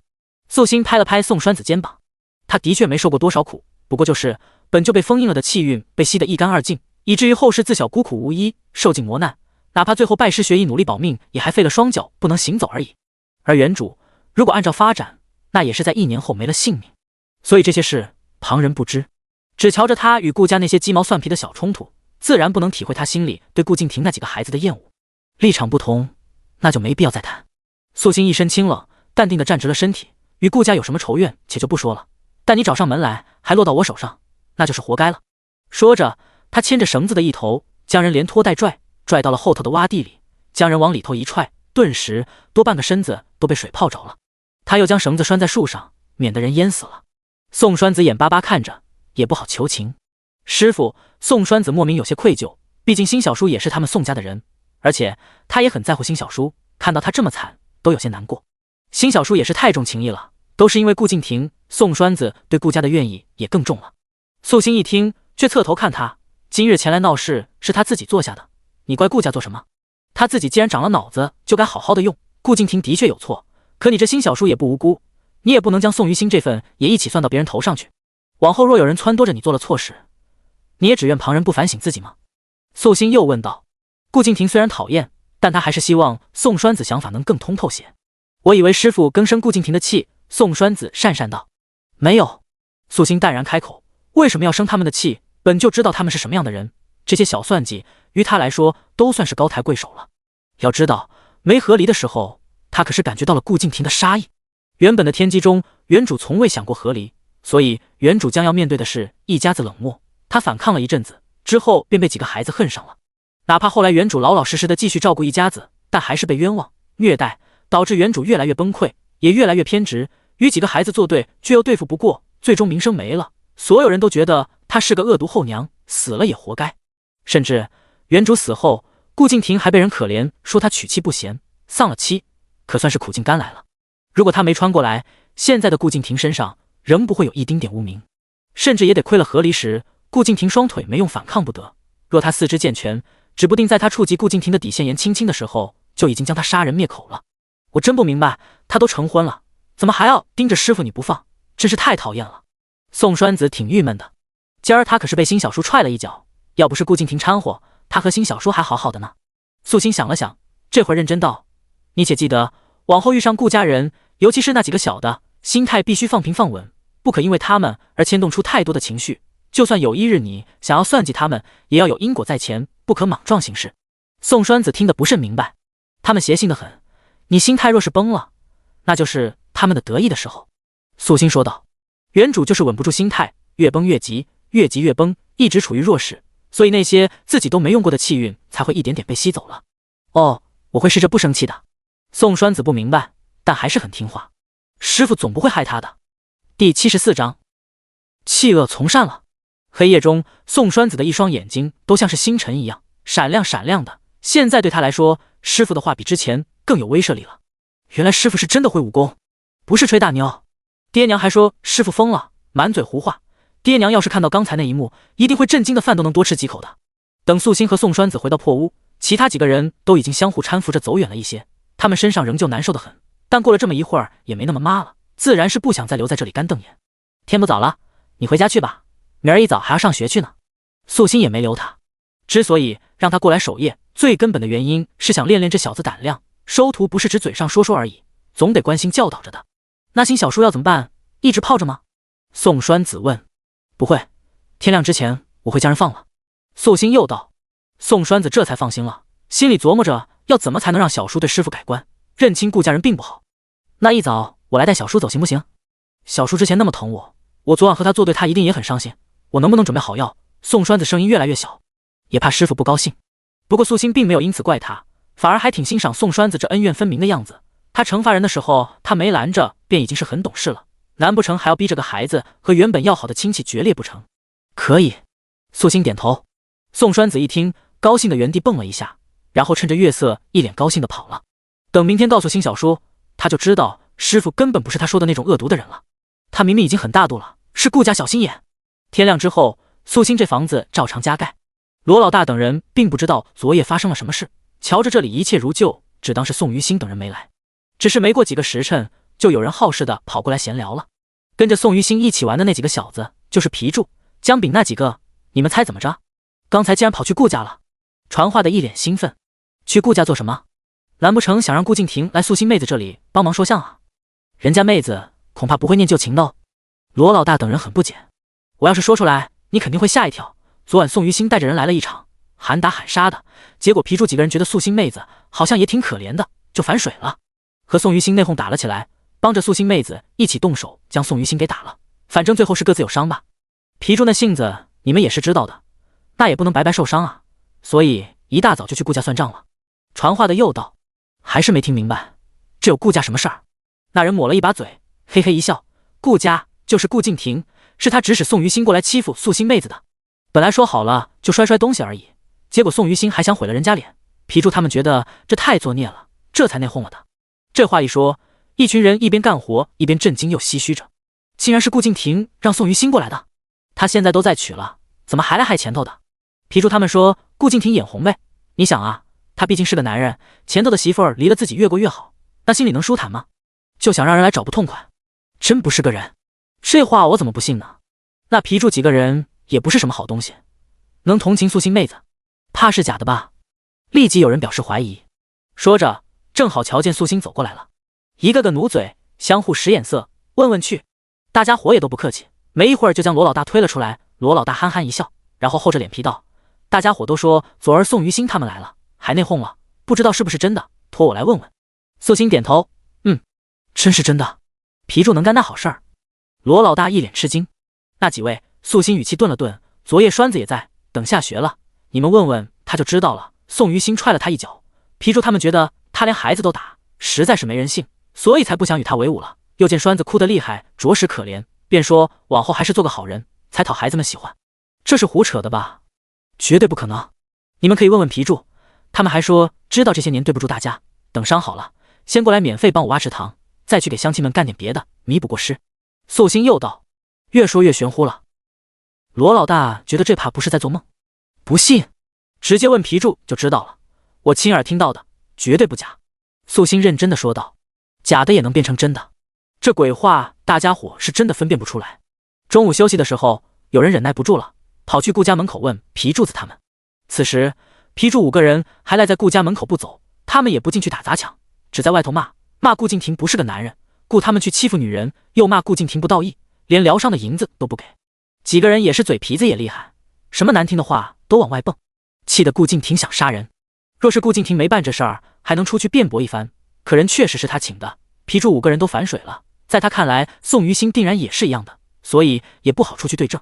中午日头大，5个人这才歇口气，蹲在外头阴凉之处歇息一会儿，顾家才得了个清静。皮柱，你们说要免费给素心妹子家里头挖池塘？有人过来问道。几人大眼瞪小眼，突然有种不祥的预感。谁说的？素心妹子说的呀，她说你们改邪归正了，也不是说你们邪，就是说你们想开了，往后和村民们和气相处。对方又道。几人一听，那险些是吐出一口老血来，想反驳吧，做不到。实在是他们这一行混着的，真就是最怕这种拳头硬的。昨夜他们亲自领教过素心的本事，那诡异的拳脚实在厉害，若是得罪了，只怕以后没个好果子吃。第75章，给个痛快吧。几人表情好似吃了苍蝇一般，满嘴的恶心难以下咽。旁边的人等得也有些着急，没这回事对吧？我们也觉得不太可能，果然是那丫头又胡说吹牛的。她那张嘴啊，昨儿我们大家伙就劝过了，结果这一日比一日的能说会道，你们也别介意啊。她没想和你们过不去，嘴快而已。对方又怕这几个人生气，连忙讪讪笑着。有这事？皮柱僵硬着一张脸，粗声粗气地说道。姜炳也觉得脸上挂不住，可也只能硬着头皮。看他一个女人家也怪可怜的，挖个池塘而已，又不是什么大事儿。啥？真的啊？对方惊呆了。5个人继续点头。那女人可真是记仇啊！昨天将他们打成这样，他们都按照她的要求做了，竟然还要他们免费干活，简直是猖狂，无比猖狂。可那又怎么样呢？一想到昨天挨揍的画面，那点心气儿和怒火根本升不起来，反倒更气着顾敬亭。这姓顾的真是不地道，自己干不过素心，让他们去送死。如今他们倒霉了，他倒是在屋子里头躲清闲，凭什么呀？如此一想，几人更气了，人又爬了起来，冲着院子里头又嚷嚷起来：姓顾的，你给老子们出来！有本事做没本事鹰是不是？我可告诉你，你要是不将要钱赔了，老子就去找你那小媳妇儿。有本事你们一辈子躲在里头别出来，别让老子们碰到。爹，他们怎么回事？为什么要来咱们家闹事？顾明儿不理解，实在不行咱们就报官，让他们坐牢去。本就不是什么好东西，真要闹大了，吃亏的还是他们。顾敬亭一时不知怎么说，只道多一事不如少一事，我出去和他们谈。想了想，顾敬亭又道：他对宋于心又那么大的恩德，如今这人竟背叛了他，这村子里头果真都是些不能多处的小人。宋于心也才醒过来，昨天泡了半夜，一早都晕了，而人一醒，他立马就来了顾家。顾敬亭一出来就碰到了这人，脸色立即冷了几分。我自问没有对不住你的地方，你为何要陷害我？宋于心愣了一下，随后立即就明白了，是我的不是，让别人误会了。宋于心老老实实应了。顾敬亭也有些吃惊，还以为这人要和他掰扯一下，不过既然应下了，那自然更好，便趁机又道：既然是你自己做下的事情，便应当和别人解释清楚，如今还领着你这些兄弟上门讹钱，可曾顾念一点旧情？周边的人听得糊涂。宋于心心里虽苦，但不想让顾敬亭觉得他真做了那背叛兄弟的事情，便立即强撑着身体，冲着外头的人说道：今日之事与顾家毫无关系，是我见冷素心赚了银子，心生歹意，这才去找麻烦。宋于心也有些不甘心，但还是只能道：因与兄弟几个想法不同，这才出了矛盾，受了伤。既然这伤是我打出来的，那也理应由我承担医药费。他倒是想说这伤都是素心打的，可一旦说出来，皮柱几个人就能恨透了他，那真就是一个兄弟都没了。顾敬亭松了口气，既然如此，劳烦你将人带走吧，不要脏了我顾家的地方。宋于心心里不自在，但也点头应下了。皮柱看他这傻样，都不知道怎么说他。你真要担着银子，你应该知道，我们这次肯定得要到银子去的。谁知道那女煞星会不会让他们拿着银子过去交差啊？宋于心没说话，但也是默认了。皮柱还想劝，可感觉到了旁边的人投来了各种怀疑和不解的目光，顿时明白了，现在在大家伙眼里，他们5个可是和宋于心翻脸了的，都打成这样了，自然不能再好声好气的说话，甚至还得针锋相对才符合常理。说了一个谎，竟然还得好几个谎言来圆回去才行，搞得他们现在真的很难做啊。几个人之间气氛诡异，旁人也看得一头雾水，总觉得这中间藏着什么事儿他们不知道。不过不管怎么说，若是皮柱几个人真能改好，那对村里也是一件大好事。大家伙强迫自己不多想了。宋于心没多少银子，为了这事儿拿出了10两家底来，而且在村里的名声更臭了。这几个人都是些皮外伤，过了3、5天也就恢复的差不多了，一个个不情不愿的带着银子过来，将宋于心那银子递给素心。素心并没要。这几个人顾念兄弟情，没有一口咬死顾家，显然没达到他的要求。几人面面相觑，咱们出来混的，既然打不过你，那对你低头也没什么，但顾敬亭将新哥推出来顶罪，我们再去闹，那就是和新哥过不去。都是在一起好几年的兄弟，我们干不出来那事儿，非要逼着我们如此的话，那要打要杀，给个痛快吧。最近不能和新哥一起耍，已经挺难受的了。素心看了看他们的面相，也知道他们不是罪大恶极之辈，就是混不吝，游手好闲，贪便宜，乌合之众，壮声势而已。要说害人性命，那倒不至于，就是嘴狂人凶，不干正事儿。当然估摸着也欺压过其他人，只是还没造成太严重的后果。这么些个人不能杀不能砍的，若要轻轻放过，只怕往后成了顾敬亭的跟屁虫。既如此，去挖池塘吧。素心淡淡的说道。几人愣了一下，就这，不逮着不放了？他们还想着这母老虎没准一生气又要动手呢。好好干。素心又补了一句，眼神在他们身上定格了片刻。只这一眼，几人浑身发毛，顿时觉得如芒在背，立即将银子塞回去，然后老老实实去拿工具干活去。而他们几个人真的出现在浅水塘的时候，村里人惊讶的都说不出话。本以为皮柱他们就是随口应下的，没想到真来这么做了。村里每年修桥修路的时候，哪怕里长亲自找上门让他们去干，他们也没应过啊。现在这到底是为什么？太阳打西边出来了不成？还是说他们看似是来修池塘的，实际上是来捣乱的？对，一定是来捣乱的，换个花样折腾人。第76章密谋。大家伙都不相信皮柱能好好的干活，眼睛忍不住的往他们身上瞄。五人也是心中苦涩，被逼卖苦力也就算了，还有这么多人盯着，万一偷懒耍滑被素心知道了，他还不得生气发飙？没法子，只能认真些。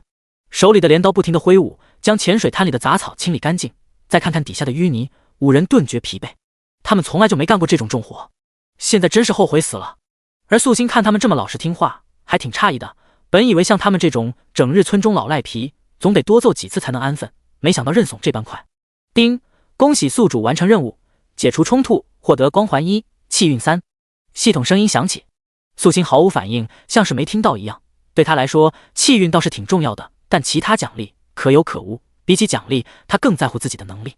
没有存在感的系统已经有些习惯这种卑微了，不等素心主动问，便立即说道：光环就是由系统往宿主身上添加特殊的能量，能使你在特定的时候更彰显气质，更服众。素心觉得这玩意儿很鸡肋，有胜于无。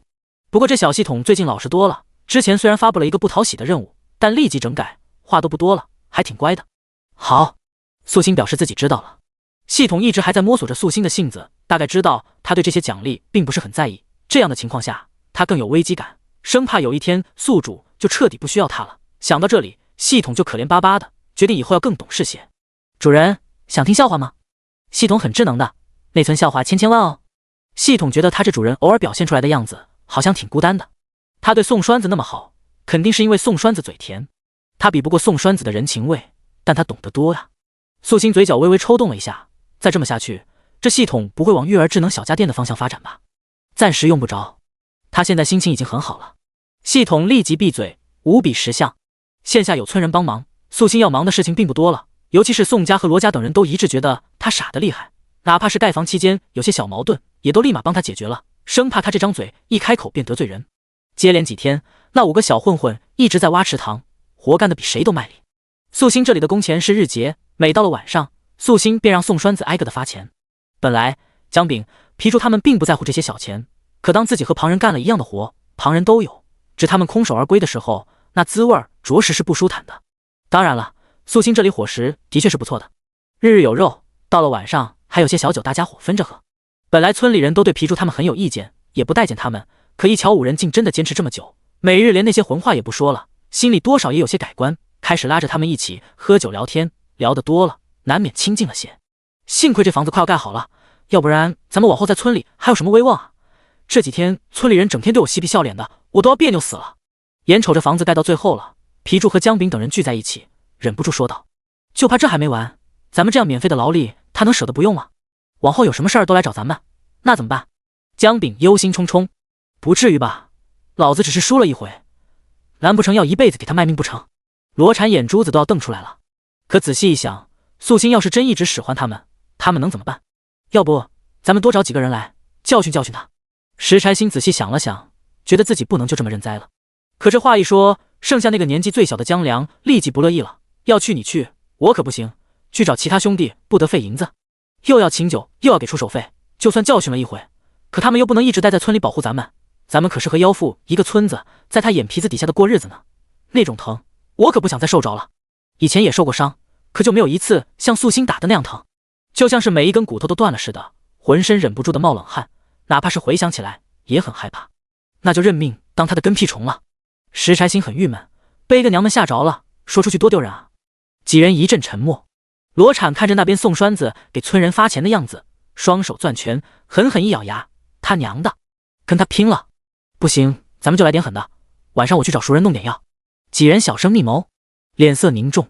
他们是常常做些欺负人的事儿，但一般都是靠拳头，还没干出那下药这种缺的事儿，更何况还是对付女人。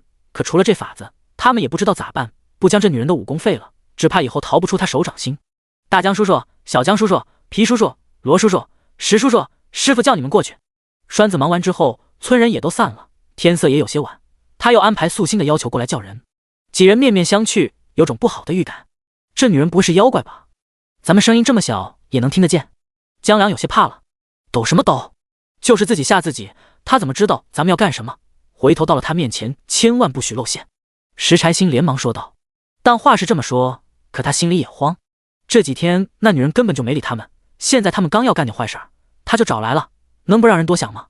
磨磨蹭蹭的过去了。只瞧着几乎收尾的新房子里头，素心坐在堂中，左右还有素心自己打造的椅子，坐上去很是舒适，但他们依旧是如芒在背，都坐不住。这几日干得如何？素心平静地问。皮柱心里咯噔一下，挺好，挺好。说完，往姜饼那里看了一眼，姜饼立即道：“咱们可没偷懒，不信你问问大家伙，就数我们几个干得最卖力了。”第77章，拿人手短。不知怎的，眼前这女人如此镇定地坐在这里，竟比那日打人的时候瞧着还要吓人。明明应该巴不得他们去死，却还能如此和气，心里也不知道在想什么，实在让人心里不踏实。素心看他们这紧张的样子，也不废话了，直接将银子拿了出来。这是你们的工钱，5个人一共做了9日的活，再添上明日的，一共2500文，特地分开串好了，放在他们面前。皮柱直接愣住了，给钱？这是什么招数？不是说白做工的吗？姜饼心里不踏实地问道。若你们随便应付了事，自然是没钱赚的，但这几日我关下来，几位也是着实用心，既然你们给我面子，我也不能白占你们的便宜。这工钱不多，与村中那些叔伯大哥们一样，你们坦然收下便可。素心静静地说道。这么一说，5人真的看不透他了。我们那日过来，不就是让你们请我们干活？当时你不乐意，现在却还给我们工钱。你……姜良差点说，怪不得大家伙都说他傻。你们当时是真心想来找活干的？素心眉头一挑，当然不是。姜良下意识地说道，说完自己也有些心虚，尤其是看着眼前放着的那一串铜子儿，总觉得脸上烧得慌，坐不住。他们好几年没找过活计干了，这几年都是跟着新哥一起，偶尔在赌坊里头看场子，又或是找个没人霸占的街道收点保护费，实在没钱没饭吃，就来村子里偷鸡摸狗的，反正是饿不着。一般都是他们抢钱财，这么长时间还是头一回遇上别人主动给的。我们拿了这钱，你不会还有别的要求吧？想买通他们对付顾家去？可新哥在前头挡着呢，真不好下手。没有。素心一脸理所当然，我这里是两清了，不过你们别忘了，之前还答应村民们要去他们那儿帮忙的，倒也不要求你们像现在一样日日耗在别人家做事，只是偶尔遇见村里有难处的，搭把手便可。将戏做足了，之前的说辞旁人才会信，不是吗？皮柱一听，有点坐不住了。真的能两清了？你不缠着我们？皮柱很是怀疑。素心觉得这几人怕是脑子有问题，这么简单的事情，为何还要一而再再而三的问？拿了钱，明日干完最后一天活，立即滚蛋。废话忒多，素心不想说了。几人你看看我，我看看你，茫然的从这里走出去。天上是有些昏暗了的红霞，明明都快天黑了，可他们竟觉得这外头的光线似乎有些刺眼，就像是重见天日一般。晚上还去拿药不？姜良舔了舔唇，将自己的500个铜板揣到怀里去，顿时整个怀里都鼓鼓囊囊，下垂的力量让身体都稳重了许多。石柴星摸了摸鼻子，我不知道。还去个屁！你们还好意思下手啊？俗话说，伸手不打笑脸人，吃人嘴软，拿人手短，钱都给咱们了，再去找人麻烦，显得咱们多不是人啊。罗禅也觉得自己拿的不是铜钱，是人情。他多长时间没看到那种正常的眼神了？除了头3日，村里人一脸忌惮怀疑的盯着，后头几天他们和村里人相处还不错，瞧着他们的样子也不像是在盯着贼了，反而还特别热情，干活是累，但不得不说心里也特别高兴。唯一不高兴的就是要看着别人拿钱，他们没有，而现在他们也有了，这心里好像一下子就平衡了。从素心这家里走出去的时候，脚步都轻松了许多，只是没走多远就碰上了有些灰头土脸的宋于心，看着那方向似乎是从顾家那边的路过来的。新哥，皮柱立即上前，你这脑门怎么了？伤还没好啊？宋于心下意识地揉了一下，随后龇牙咧嘴，别提了，最近倒霉得很，山上摘果子的时候摔着了。摘果子？几人不太理解，他们新哥能干这事儿？给顾家送去的。江良舔了舔唇，你讨好他们家干啥？这次这事儿咱们是没办好，可也不是咱们的错啊。顾敬亭未免也太小心眼了吧？和素心作对，谁能赢啊？那手段和能力，就算是顾敬亭自己来，都未必能讨得好。和顾大哥没关系，他家那几个小的怪可怜的，想吃果子都没人摘，我就带着那几个孩子上山瞧瞧。宋于心提到那几个孩子，心情还挺好。这事儿他办砸了，顾敬亭多少有些生气，倒是几个小的天真无邪的，什么事情都不清楚，还说相信他是有心替他们做主，还送东西谢谢他。皮柱几人总觉得哪里不对，又说不上来，但他们也知道新哥其实挺喜欢孩子的，比如宋家那些个小辈，他瞧见了也从来不会表现得太凶，面对顾家那几个照顾些也正常。那个女人最近一直为难你们，你们还好吧？不行，我去县城找人来。宋于心也不想让兄弟太辛苦。不用了不用了，我们还行。皮柱咧嘴一笑，然后拍拍怀里那大一堆铜子儿，发出哗哗的响声。那娘们人是野蛮，但也还挺讲道理的，将工钱都结了，明儿再干一天，以后就松快多了。说到这儿，心里竟然还有一丁点的失落。这几天过得是真快。宋于心眉头一拧，他怎么觉得兄弟们有点不对劲儿了？新哥，喝酒去不？兄弟们立即嚷嚷起来。以前也有钱的时候，但就是没现在高兴。宋于心囊中羞涩，算了，你们去吧。哥，你没钱了？江良一眼就看了出来，上次你给的银子素心没要，咱们不是还你了吗？这么快就花完了？宋于心更说不出来了。这几天他心里愧疚，总觉得对不住顾敬亭，没干好事儿还拉他下水，思来想去也不好一接而过，便买了些东西上门。顾敬亭虽然客客气气的，可瞧着也有些疏离冷漠，到底是和从前不同了。那几个小的倒是可爱，他就带着他们去玩，又听说三胞胎过2日就要去明月书院了，本还给孩子们买了几刀纸，结果带着人去书肆，一转头银子丢了，得亏了那几个孩子不在意。第78章，是人是狗没分清。宋于心自诩重情义，顾家几个孩子嘴甜懂事，他也不好让孩子白开心一场，这几天便一直琢磨着给孩子们些东西。我觉得顾敬亭这也太无情了，说到底你也是为他才被人骂的，他怎么还有脸要你的东西，让你帮着带孩子？皮柱就是觉得不舒服，老子自己愿意的。宋于心不在意这些，见他如此，兄弟几个也不好多劝。而此时顾家里头，顾明儿三胞胎正聚在一起商议，明天怎么折腾那个大蠢货。他可真是没用，连几个果子都摘不好，真的是比爹爹差远了，我都不想和他一起玩了。他那些个兄弟冤枉爹爹，咱们岂能饶他？明天就带他去河里摸鱼好了。对了，我知道傻妞经常往那边走，到时候咱们将他的衣服拿走，再将傻妞推过去，这么笨的人配傻妞刚好。顾明寺说着，眼神都亮了几分。另外2个一听也觉得主意甚好。傻妞是村里没人要的姑娘，小时候那脑袋生病烧坏了，什么都不会，整天脏兮兮的，家里兄嫂都嫌弃她是个拖累，早就想将人嫁出去了。可一个整天流着鼻涕，衣服都不会穿的人，谁会要？要是不清不白的和宋于心凑到一起去，那傻妞的兄嫂肯定高兴死了。这么一想，他们也是帮傻妞一个大忙呀。不过这个宋于心是个大混混，若是他不听话，那他们就让爹爹报官去，说他欺负良家女子，不负责可是要坐大牢的。此时皮柱5个人去喝酒，单单将宋于心落下了，这人心也大。第2天又要带几个娃玩，甚至当着顾敬亭的面还说在他腿痊愈之前，孩子交给他，尽管放心。顾敬亭听着那些话，没感觉到开心。在乙车上坐了2个月，他厌恶极了这种无能的感受，更讨厌别人动不动便用同情的眼神盯着他的腿，好像他永远好不了了一样。宋于心这些话倒像是故意表现似的，反倒是颜青青听了之后一脸感激，多谢宋大哥，你这人真的是太好了，外头的话你千万别往心里去。嫂子客气了，我也挺喜欢这几个孩子的。宋于心觉得素心和颜青青相比少了太多的温柔，倒也怪不得顾敬亭会选颜青青了。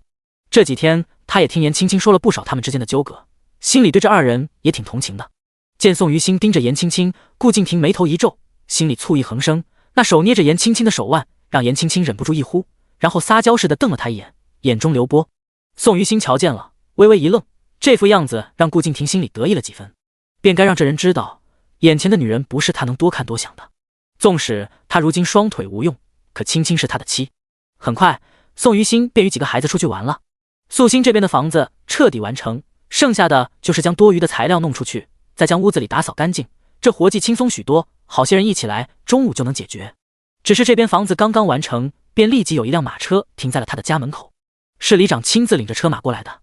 贺毅从马车上下来，吐了口气，已经想好了他踏足一破旧茅屋的准备。然而从马车上一下来，面对的却是个很是清雅的院子，一股桃花香气扑面而来。这是那个素心的家？贺毅有些诧异，之前严青青明明说那女人和离之后没个去处，村中同情不已，给了个破屋落脚，又说那破屋荒凉至极，里头早已被蛇虫鼠蚁占据，多年不见人烟，潮湿发霉，可怜极了。正是的，也巧，今儿才修好。这丫头眼光是好，原本那破房子都被修缮的这般漂亮，都成咱们村独一份了。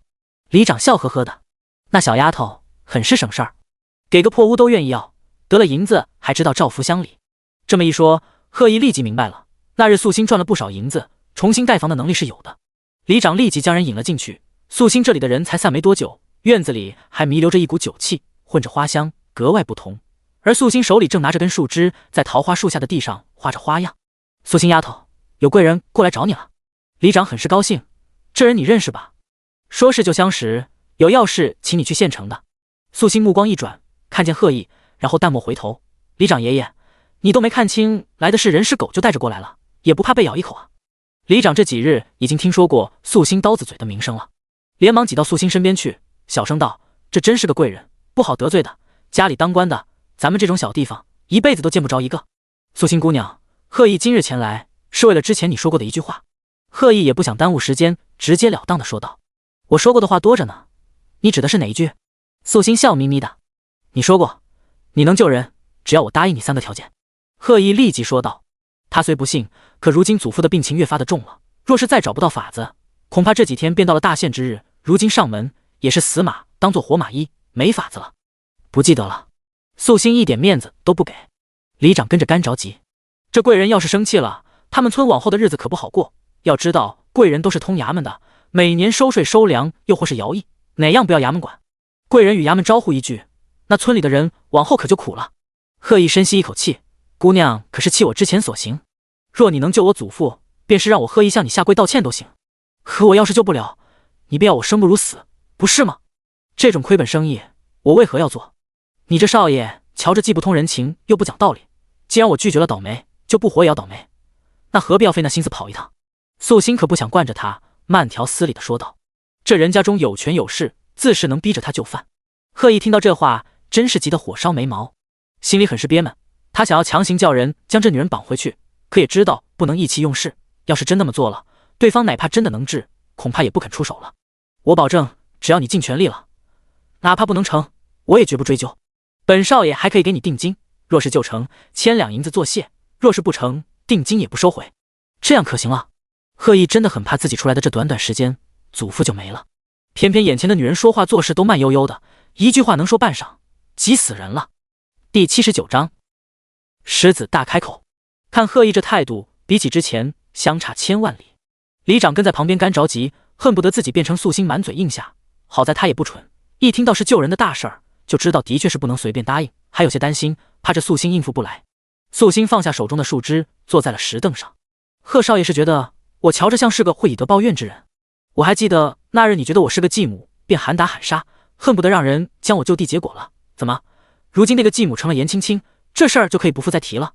素心静静看着他，这一刻面对着素心，贺毅竟有种在看着家中长辈一般的感觉，不自觉地矮了一头。而且明明这人没有承认自己真的能救人，可他偏偏越发觉得他做得到，否则决然不会如此自信又猖狂。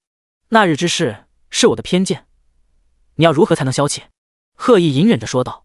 他活这么大，一直都是嚣张自在的，从来就没对一个人如此低声下气过。对他来说，能亲自前来相请，就已经很给面子了。你嘴皮子一碰到个欠便可完了。想得挺美。素心平和又淡然地看着他，有求于人的你，不动脑子想想如何弥补过错，反倒让我来琢磨，天底下没这样的道理吧？贺毅嘴角微微抽动了一下，从未觉得这世上会有女人如此难缠。他在京城见过的那些世家小姐，都个个知礼的，见了他这样的公子，哪怕是看不起他的纨绔，也绝不会露于表面。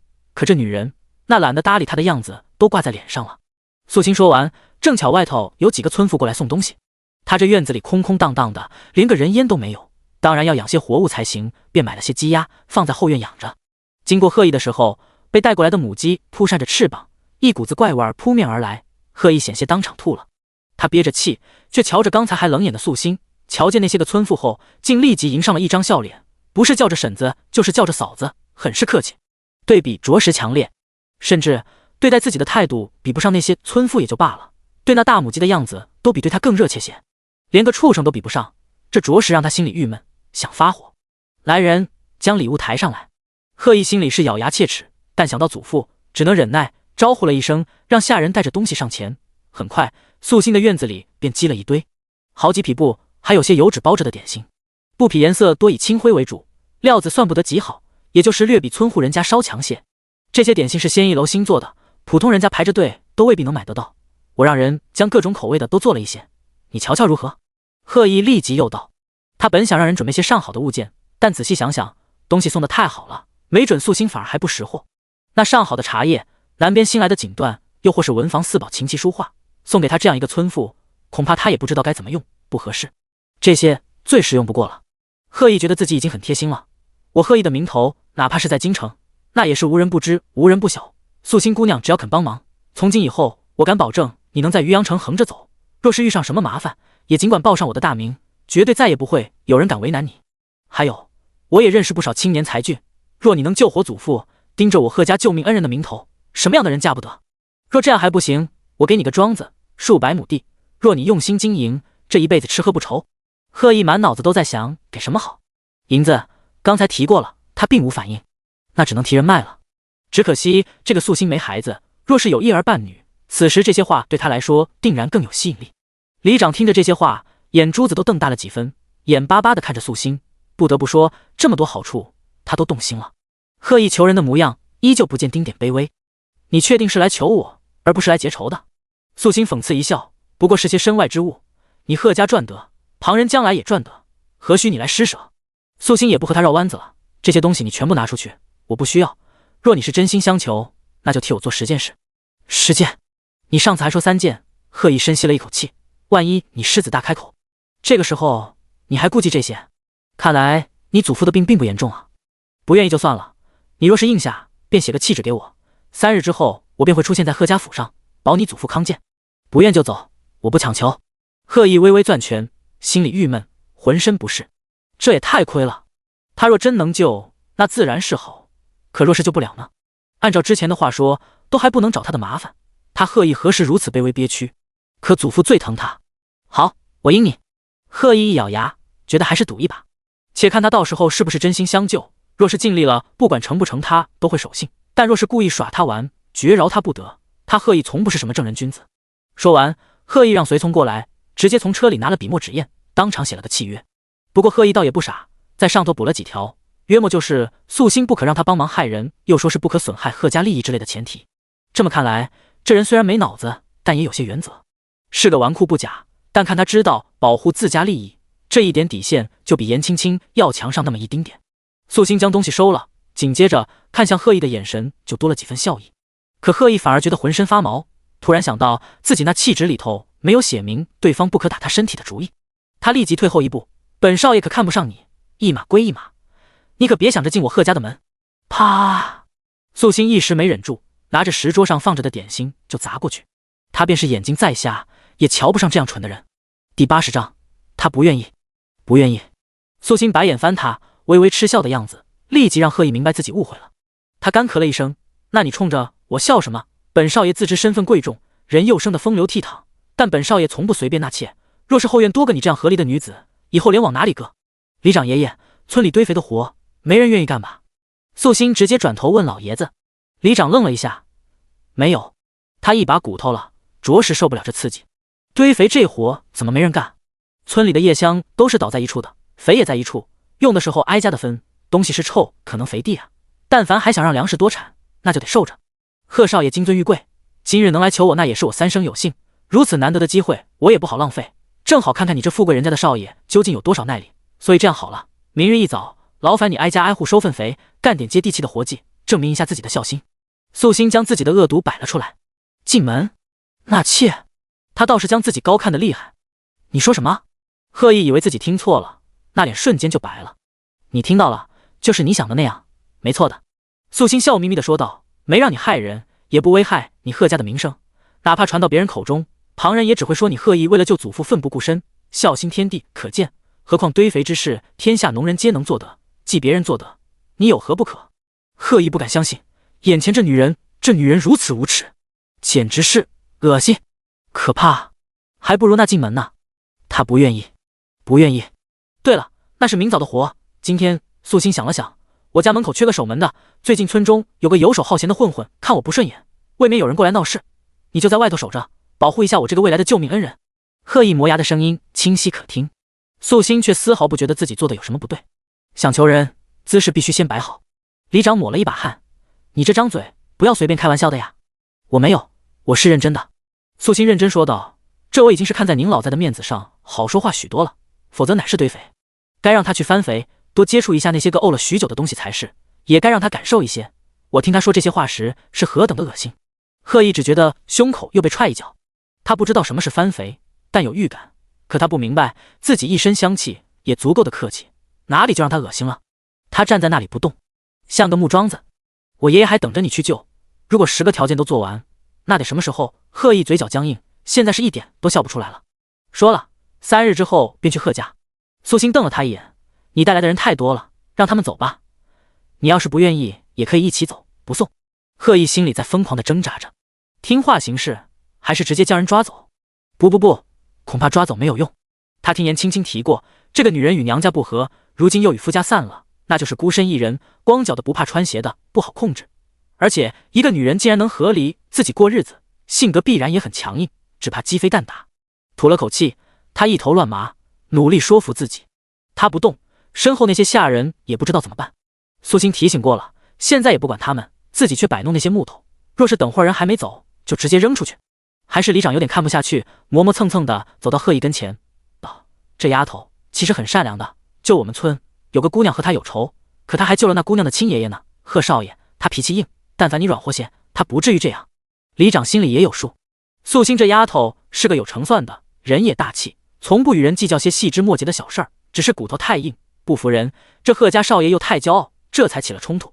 总有一个得低头，要不然什么事儿都办不成。他想让素心低头来着，但是吧，不知道为何竟然张不开嘴。贺意又磨蹭了片刻，这才脚步虚浮的从素心这小院走出去。远远的还有不少村民往这边张望。少爷，随从一脸担心，这女人给脸不要脸，您这样的身份能来请她，那是她几辈子修来的福分，竟然还蹬鼻子上脸，就该让人狠狠的教训一顿。要不我让人去将他家亲人捉过来，给本少爷闭嘴。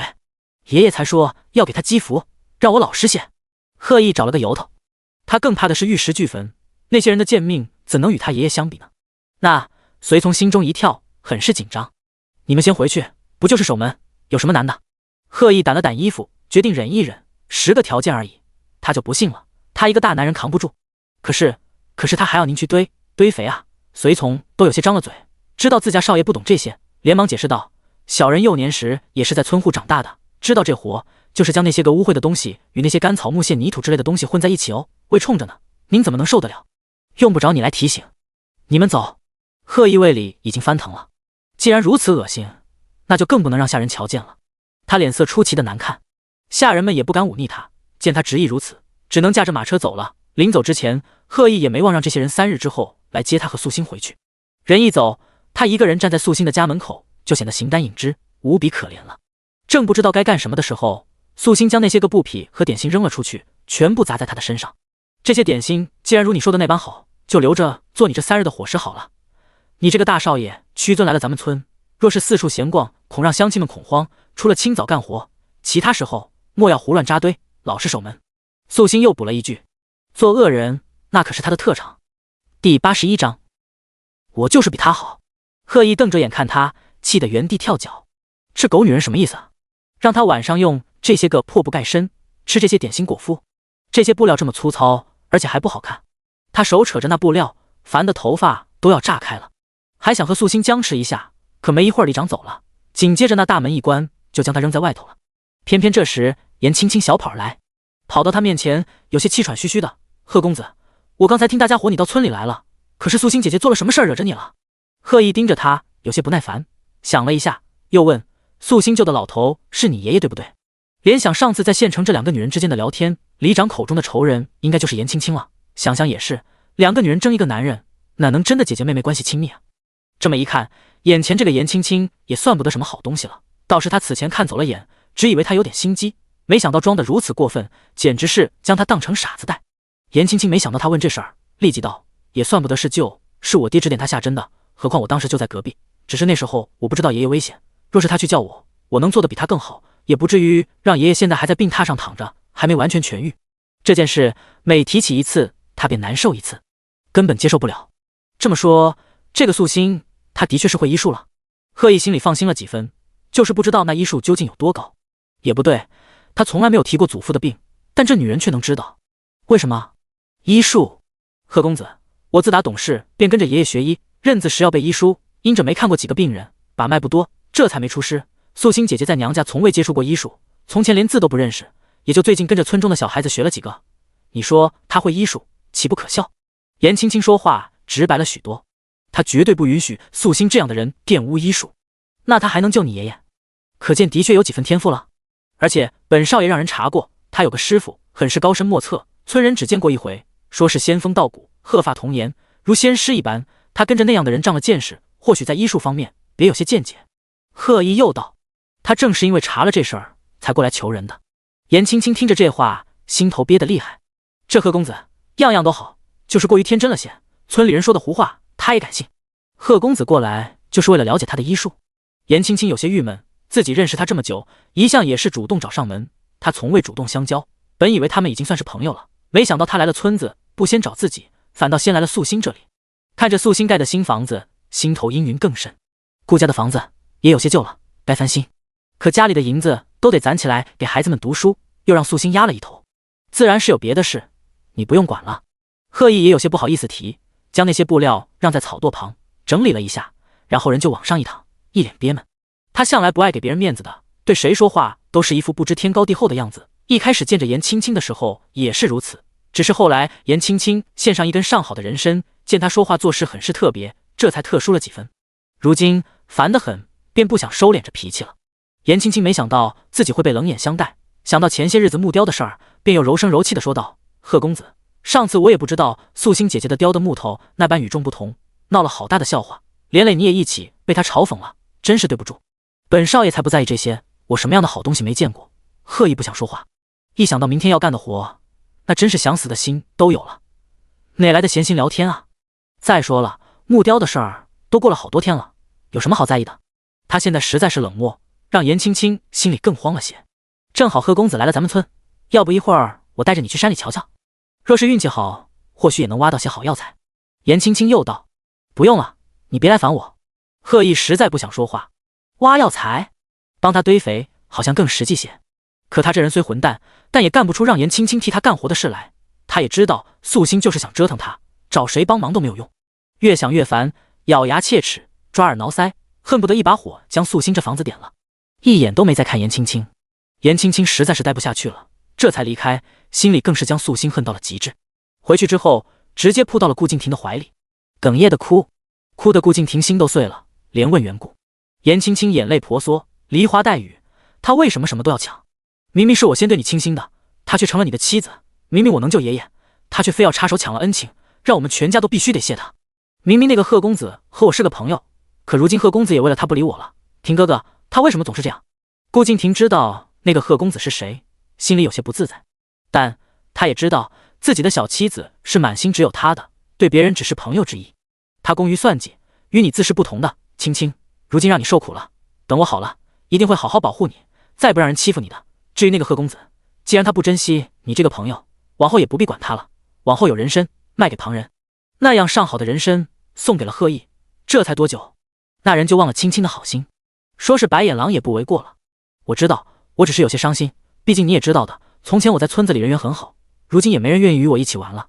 我本以为还有个朋友呢，没想到连他也……颜青青叹了口气，他不喜欢这种被人忽视的滋味。顾敬亭摸了摸他的脑袋，颜青青吸了口气，眼中浮现几分坚定，我没事的，我一定不会输给他。亭哥哥，我想从明天起开始给村里人看病，我要做个闻名天下的好大夫，我要证明我就是比他好，好不好？自然是好的。顾敬亭立即说道。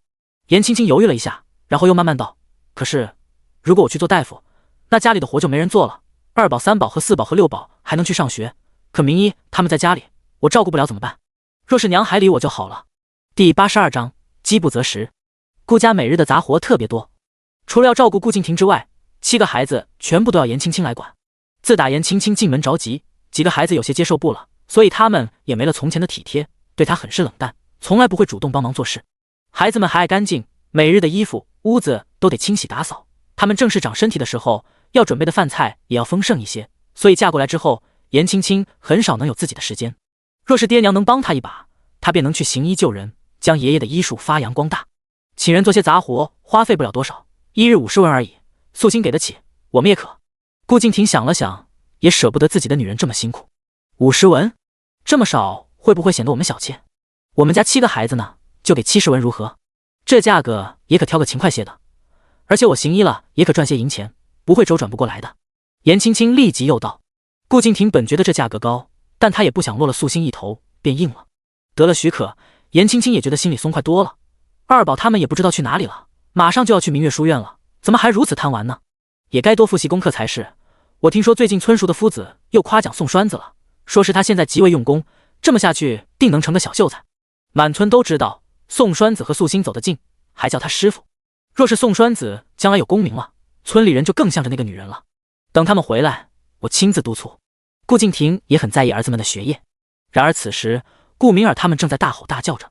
宋于心原本带着其中2个孩子在河里玩得好好的，他一向随意惯了，所以下河的时候只穿了条裤子，光着上身。可不知道怎么回事，那边的芦苇边突然就有个人落下水了，当着孩子的面也不好见死不救，只能过去将人捞起来。这时候原本不在的顾明寺也出现了，吓得厉害，脸色惨白的叫着人过来帮忙。这个地儿其实挺僻静，河边野草芦苇多，旁人本是看不见的，可现在几个孩子一喊，不远处地里干活的人就都赶过来了。只瞧着傻妞落水晕了过去，宋于心急着救人，只能将人倒挂在自己背上，使劲的颠着。他上身没衣服，傻妞4季穿衣单薄，这会儿落了水更是贴身。宋于心好不容易将人弄醒了，就被村民看得正着，一个个表情有些丰富。救人是好事儿，可拖成这样就不好解释了，尤其是眼前这可是傻妞啊，他家兄嫂早就想摆脱这个拖累了，现在被宋于心撞上，只怕是要缠上喽。3个娃相视一笑，心里得意，但脸上还故作担心。我也不知道怎么会这样，刚才我过来的路上遇到傻妞姐姐，我说要下河洗澡去，她一听于心叔在，拦都拦不住，就要往这边跑，她也不看路，就这么掉进去了。顾明思一脸愧疚，我力气太小了，要是能抓住她就好了。大家伙也没怀疑顾明思的话，毕竟这可是傻妞，自然是常常办傻事儿的。只是听这话的意思，傻妞这是想看男人啊。宋于心感觉到大家伙看他的眼神不对劲儿了，干什么？老子带着孩子玩，他自己跑过来的，谁也别想往我身上赖。可是于心叔叔，这可怎么办啊？你刚才为了救他，都将他身上摸光了，他肯定嫁不出去了。顾明山也一脸惋惜，看似着急。宋于心一听这话，登时也有些炸毛。三宝，你别胡说，我哪里摸他了？为了救人，他就按了按肚子，又将人扛到身上而已。他手很老实的。对，于心叔没有碰他的。三弟，你闭嘴！顾明儿欲盖弥彰。3个娃说的话简单，可却已经让大家伙想入非非。眼前的是谁？连妇孺都不放过的宋于心，前些日子还去素心妹子那边骗钱打人呢，能这么好心救人？他这年纪早该娶妻生子了，可到现在一个正经女人都没有，能不馋得慌？傻妞人是傻了点，可模样和身量都是不错的。落了水之后，身上脸上那些脏兮兮的东西也没了，瞧着难免多了几分秀色可餐。宋于心这才饥不择食下了手。没多久，宋于心占了傻妞便宜的消息就传了出去，甚至那消息的细节都变了，变成了宋于心对傻妞垂涎已久，如今终于下了手，被顾家3个孩子逮个正着。孩子们单纯还以为他是在救人呢。宋于心和顾家3个孩子散开之后，还有人跑去顾家那边问3个孩子发生经过，3个孩子支支吾吾说不出个所以然来，以至于谣言越演越烈。当天晚上，家家户户都在骂宋于心不是个东西。吴氏也是村里的八卦能手，得了消息就跑到素心面前嘀咕起来。素心也无奈听了好些，从前觉得宋于心虽然不是人，可好歹还有点良知，没想到他竟然人面兽心到这种地步。傻妞命多苦啊，小时候好好的，生了病才成这副样子。他爹娘本来挺疼他，结果命不长早早没了，落到兄嫂手里，连顿饱饭都吃不上。如今要是真的因这事儿嫁给了宋于心，以后还能见天日吗？吴氏一边说一边叹气，那傻妞比他小姑子还可怜呢。他小姑子疯的时候有家人照顾，而且也只是有点疯，还是能自理的。如今得了素心那扶护着，又在顾敬亭那里受到刺激，如今已经好多了。傻妞那真是傻得连男女都分不清的。素心手里拿着木雕，听着这话道：嫂子与宋于星好歹也是同族，多少也有几分了解。你觉得他当真是这样的人？再说了，这宋于星虽然不务正业，但人长得还算端正，应当也不是娶不到妻子，何至于用这种方式？吴氏愣了一下，这倒是，我这同族小叔子就是被他爹的旧事影响了，这才不娶的。早先也有人给他张罗过，被他一口拒绝了。那我听你这意思，这事儿有误会。吴氏说完，也不等素心继续，突然想到之前顾家孩子对自家栓子下狠手的事儿，顿时拍了一下大腿。我知道了，又是那3个小崽子是不是？外头说的有鼻子有眼的，都说3个小崽子亲眼看见宋于星动手脚，还被吓得不敢说实话。第83章，你敢不敢？吴氏可是知道3胞胎心眼多坏的，现在这么一想，越发觉得自己猜的没错。就刚才还有人与我说，那3个娃变乖了不少，一路护送着傻妞回家，跟在旁边都吓得直哭，说他们年纪小，经历了不少事儿，长大了也懂事了，简直是狗屁。吴氏提起来便嫌弃的厉害。素心听着吴氏这气急败坏的样子，不过是你我猜测而已，事实如何，苦主都解释不清，那旁人更不用说了。说到底也是宋于星自己傻，被几个孩子耍得团团转。如今这情况，还真不能拿孩子怎么着。就如他有夺气运这样的大仇，却也只是稍微教训了几个孩子，然后和离了而已。总不好真的下手将人直接弄死了，哪怕不被人发现，也不能这般冲动。毕竟如今他换了个身体，天机中的那些事儿都还没发生，目前与那几个孩子之间的纠葛还没到不死不休的地步。因果不够，若他过于执着着害人，只怕会伤了自身。也是宋于星那小子该，还说疼栓子呢，明知道那几个小子欺负过栓子，还跑去讨好他们，自讨苦吃。吴氏也觉得宋于星是不争气，自己儿子那前车之鉴在呢，竟都看不清。对了，妹子，外头那位怎么回事？吴氏话题一转，又问贺毅的情况。此时天有些晚了，贺毅嘴馋又口渴，那布铺在一堆草上，可仍旧觉得扎人，坐立难安，又时不时有村民过来瞧热闹，让他里子面子都丢干净了。素心那女人可真是狠啊，竟然都不是说说而已，一点都顾念他的身份，简直是胆大包天。可纵使心头郁闷，这会儿却也只能听话的像个猫一样。他得救祖父啊！素心没和吴氏多解释，吴氏走后，栓子下学又抱着书籍来了，他就让栓子去外头读，有什么不懂的就问贺毅。贺毅就是个纨绔，一向觉得自己不是读书的料，也不爱用功钻研，可到底出身名门世家，打小便有名师指点，哪怕自己不努力，耳旁也会被人强行灌输许多知识。宋栓子的那些问题，他用着吊儿郎当毫不在意的语气全部都答了出来，那见解让宋栓子很是吃惊，同时也有些受创。师傅，夫子说过我很聪明也很努力，但只可惜就是个泥腿子出身，哪怕家中努力供我读书，恐怕也走不了太远。我原本还不服气，可现在这个贺公子明明对念书毫无兴趣，可那基础却仍旧如此牢固，真若用心去读，定有一席之地。像他这样出身的人还有很多，可见我这天分和努力根本没什么用。宋栓子是真的懵了，他能感觉到那贺毅的眼界比夫子还要高些，有些地方解释的也比夫子要好。这世道真的太不公平了。素心看着他，你以为我为何要让你向他讨教？咱们这种小地方，一辈子能见到的贵人，一只手都数得过来。可你将来面对的不只有顾家4子，还有像贺毅这样出身的人，而且那些人比既有贺毅的出身，还有你的努力。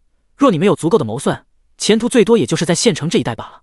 最近宋栓子每日苦读，被夫子大肆表扬，再加上村里各家都夸他聪慧，那3胞胎又没去学堂，以至于他成了上潭村唯一一个尖子生。即便他性子稳重，可长久难免也会飘起来。谋算？我不懂这些。宋栓子有些泄气。我问你，若是让你日日瞧见贺毅，你会不会怕？若是贺毅对你冷嘲热讽，你会不会退缩？素心又问。宋栓子不懂，他为何会这样对我？我并没得罪他，他欠我个人情。我想着你在这村子里能学的东西有限，但这贺家里头应该有名师，将你送过去与他一起进学，或许可行。只是这人对我怀恨在心，就算事情能成，只怕他也会为难于你。素心又道。素心本想着让用这人情将宋栓子弄去明月书院的，但宋栓子心性实在纯良，不懂害人，也没多少防人之心，只怕是还斗不过那3胞胎。反倒是这贺家不错，贺毅这人虽纨绔，但面相并不差，最多嚣张些，让宋栓子多接触一下，正好可以让他在安全范围内练习一下与人相交的手段。再者，贺家有个老爷子，有那位坐镇，宋栓子绝不会在贺家出事。宋栓子听到这里，有些懵住了。师傅，你要送我去贺家？我听人说他家都是当官的，您送我去的话，那得多少人情啊？会不会给您惹麻烦？宋栓子有些担心。你是我徒弟，我自然要为你筹谋的。素心很满意的看着他，你敢不敢？他这人一向护短，既然收了徒，就会负责。而且满村找不到一个比宋栓子懂事的，他重情义也懂是非，唯独缺少些机遇和气运。可气运这东西怎就不能造了？端看人为，他可绝不认命的。敢！宋栓子咬了咬牙，师傅，他要是欺负我，我忍耐就是了。只要我能考出去，什么苦我都愿意吃的。素心闻言微微一笑，你娘刚走，我没和他说我的想法，你自己与他商议，不能让你娘担心才行。这小子对读书进学的认知还是简单了些，现在只是冲着不能被三胞胎打压的目标去，将来还要再受些磨练，放宽心境和眼界才行。只是这事儿还不着急。宋栓子立即点头，被素心送出门的时候，走到贺毅面前，犹豫了一下，还客气拱了一下手，那态度搞得贺毅一头雾水。等人走了，贺毅讽刺道，一个乡野小子，这么大年纪，连几本启蒙书籍都看不明白，蠢笨如猪。素心听了也不气，只慢悠悠问道，自然是比不上贺少爷的聪明了，就是不知道贺少爷家里有几位名师，都是何人？你一个村妇，我与你说你也不懂，我那几位老师可都是城中数一数二的夫子，三人皆有举子功名，无形官场才来我家投奔的，若非我爷爷的名头，谁都请不到。贺毅一脸骄傲，这女人没见过世面，这才对她不恭敬，若是知道他爷爷是何等人物，定然会吓得魂不附体，再也不敢嚣张。第84章，脸掉粪桶了。想到这里，贺毅立即又张嘴，将自己爷爷一辈子干过的大事儿都说了出来，什么怒斥君王、力挽狂澜、教导皇子等事迹，都吆喝得清清楚楚。素心静静听，他安静不出声，瞧着挺乖巧。贺毅越发觉得有用，顿时是眉飞色舞，脑袋都要昂到了天上去，说的嘴皮子又干了一层。素心慢悠悠的点头，真不错，你家爷爷功在千秋，想必贺少爷也承袭了你祖父的天资，定然早已是榜上有名了吧？只是为何在渔阳城待着没去做官呢？瞬间，贺毅的声音戛然而止，尴尬了片刻，立即又道：你懂什么？本少爷不在乎功名，你看你那徒弟问的东西，本少爷都懂，只是懒得去考而已。但事实他心里清楚，他那才学也就比这村中小子强点而已，好些年没认真读过书了。贺少爷的确是清高，既如此，我将我那不成器的徒弟交给你，也就放心了。素心一脸慈眉善目，贺毅没听明白，愣了一下。你说什么？我说我的徒弟宋健，就劳烦贺少爷多加照顾，等我救了你家祖父，便烦请你带着他一起读书进学。我知你家夫子定然也是个有能力的高人，也不好随意强迫对方教学。既如此，除非你家夫子自愿收他，否则便让我这徒弟暂做你的书童。贺少爷读书的时候，带着他一起，哪怕是站着听也可。贺少爷祖父颇有名誉天下，你定会每日按时上课，不逃学，不敷衍吧？素心又道。贺毅明白了，然而整个人都要炸开了，表情就像是见了鬼一样，恨不得将素心那张笑脸彻底撕开。你这人怎么能如此无耻？让我守门堆肥，还想让我负责你徒弟的前程？你知道我那夫子都是谁吗？竟然敢提这样的要求，你可真是厚颜无耻！贺毅不敢相信，这人竟然能贪心到如此地步，还不如要钱呢。让他带着那个村小子去读书也就算了，竟然还要他日日去听课，不逃课，方便那村小子学习。这意思不就是让他当陪衬，让那村小子踩着他的自由读书吗？简直歹毒的不算人。素心被指着鼻子骂，却仍旧面色不改。你不乐意？贺毅胸口一堵，气鼓鼓的，好好一张脸都快绿成了癞蛤蟆，你就不怕我前脚硬下来，等你救了我祖父便翻脸不认人？本少爷捏死你像是捏死一只蚂蚁一样简单。贺毅咬牙切齿，郁闷跳脚。那我便将你签下的气散的全城皆知，让所有人都知道你那位告老还乡的祖父是忘恩负义之辈，只怕老年名声不保。素心黑心道，和我祖父什么关系？牵气的是我。贺毅很讨厌这女人，自私自利，狡猾歹毒。我救的是你祖父，这就够了。素心理直气壮，我这徒弟最是乖巧，你好好对他，我便不会太为难你。贺毅阴云盖顶，从来只有他为难别人，第一次被别人为难，滋味简直如同被千刀万剐一样难受。那个村小子倒是比一般的泥腿子强些，带着他去我家求学可以，但若是你胡搅蛮缠，让我将村里所有的孩子都教一遍呢，难道我也要受着？这契约说明了，不能坏了我家的名声。若你真的那么做，我贺家就成了全城笑话了。教孩子不要紧，要紧的是不能谁都要，否则与他家稍微有些关系，都要找上门来帮忙了。若是拒绝，旁人定会拿村户孩子们说事儿。只此一个。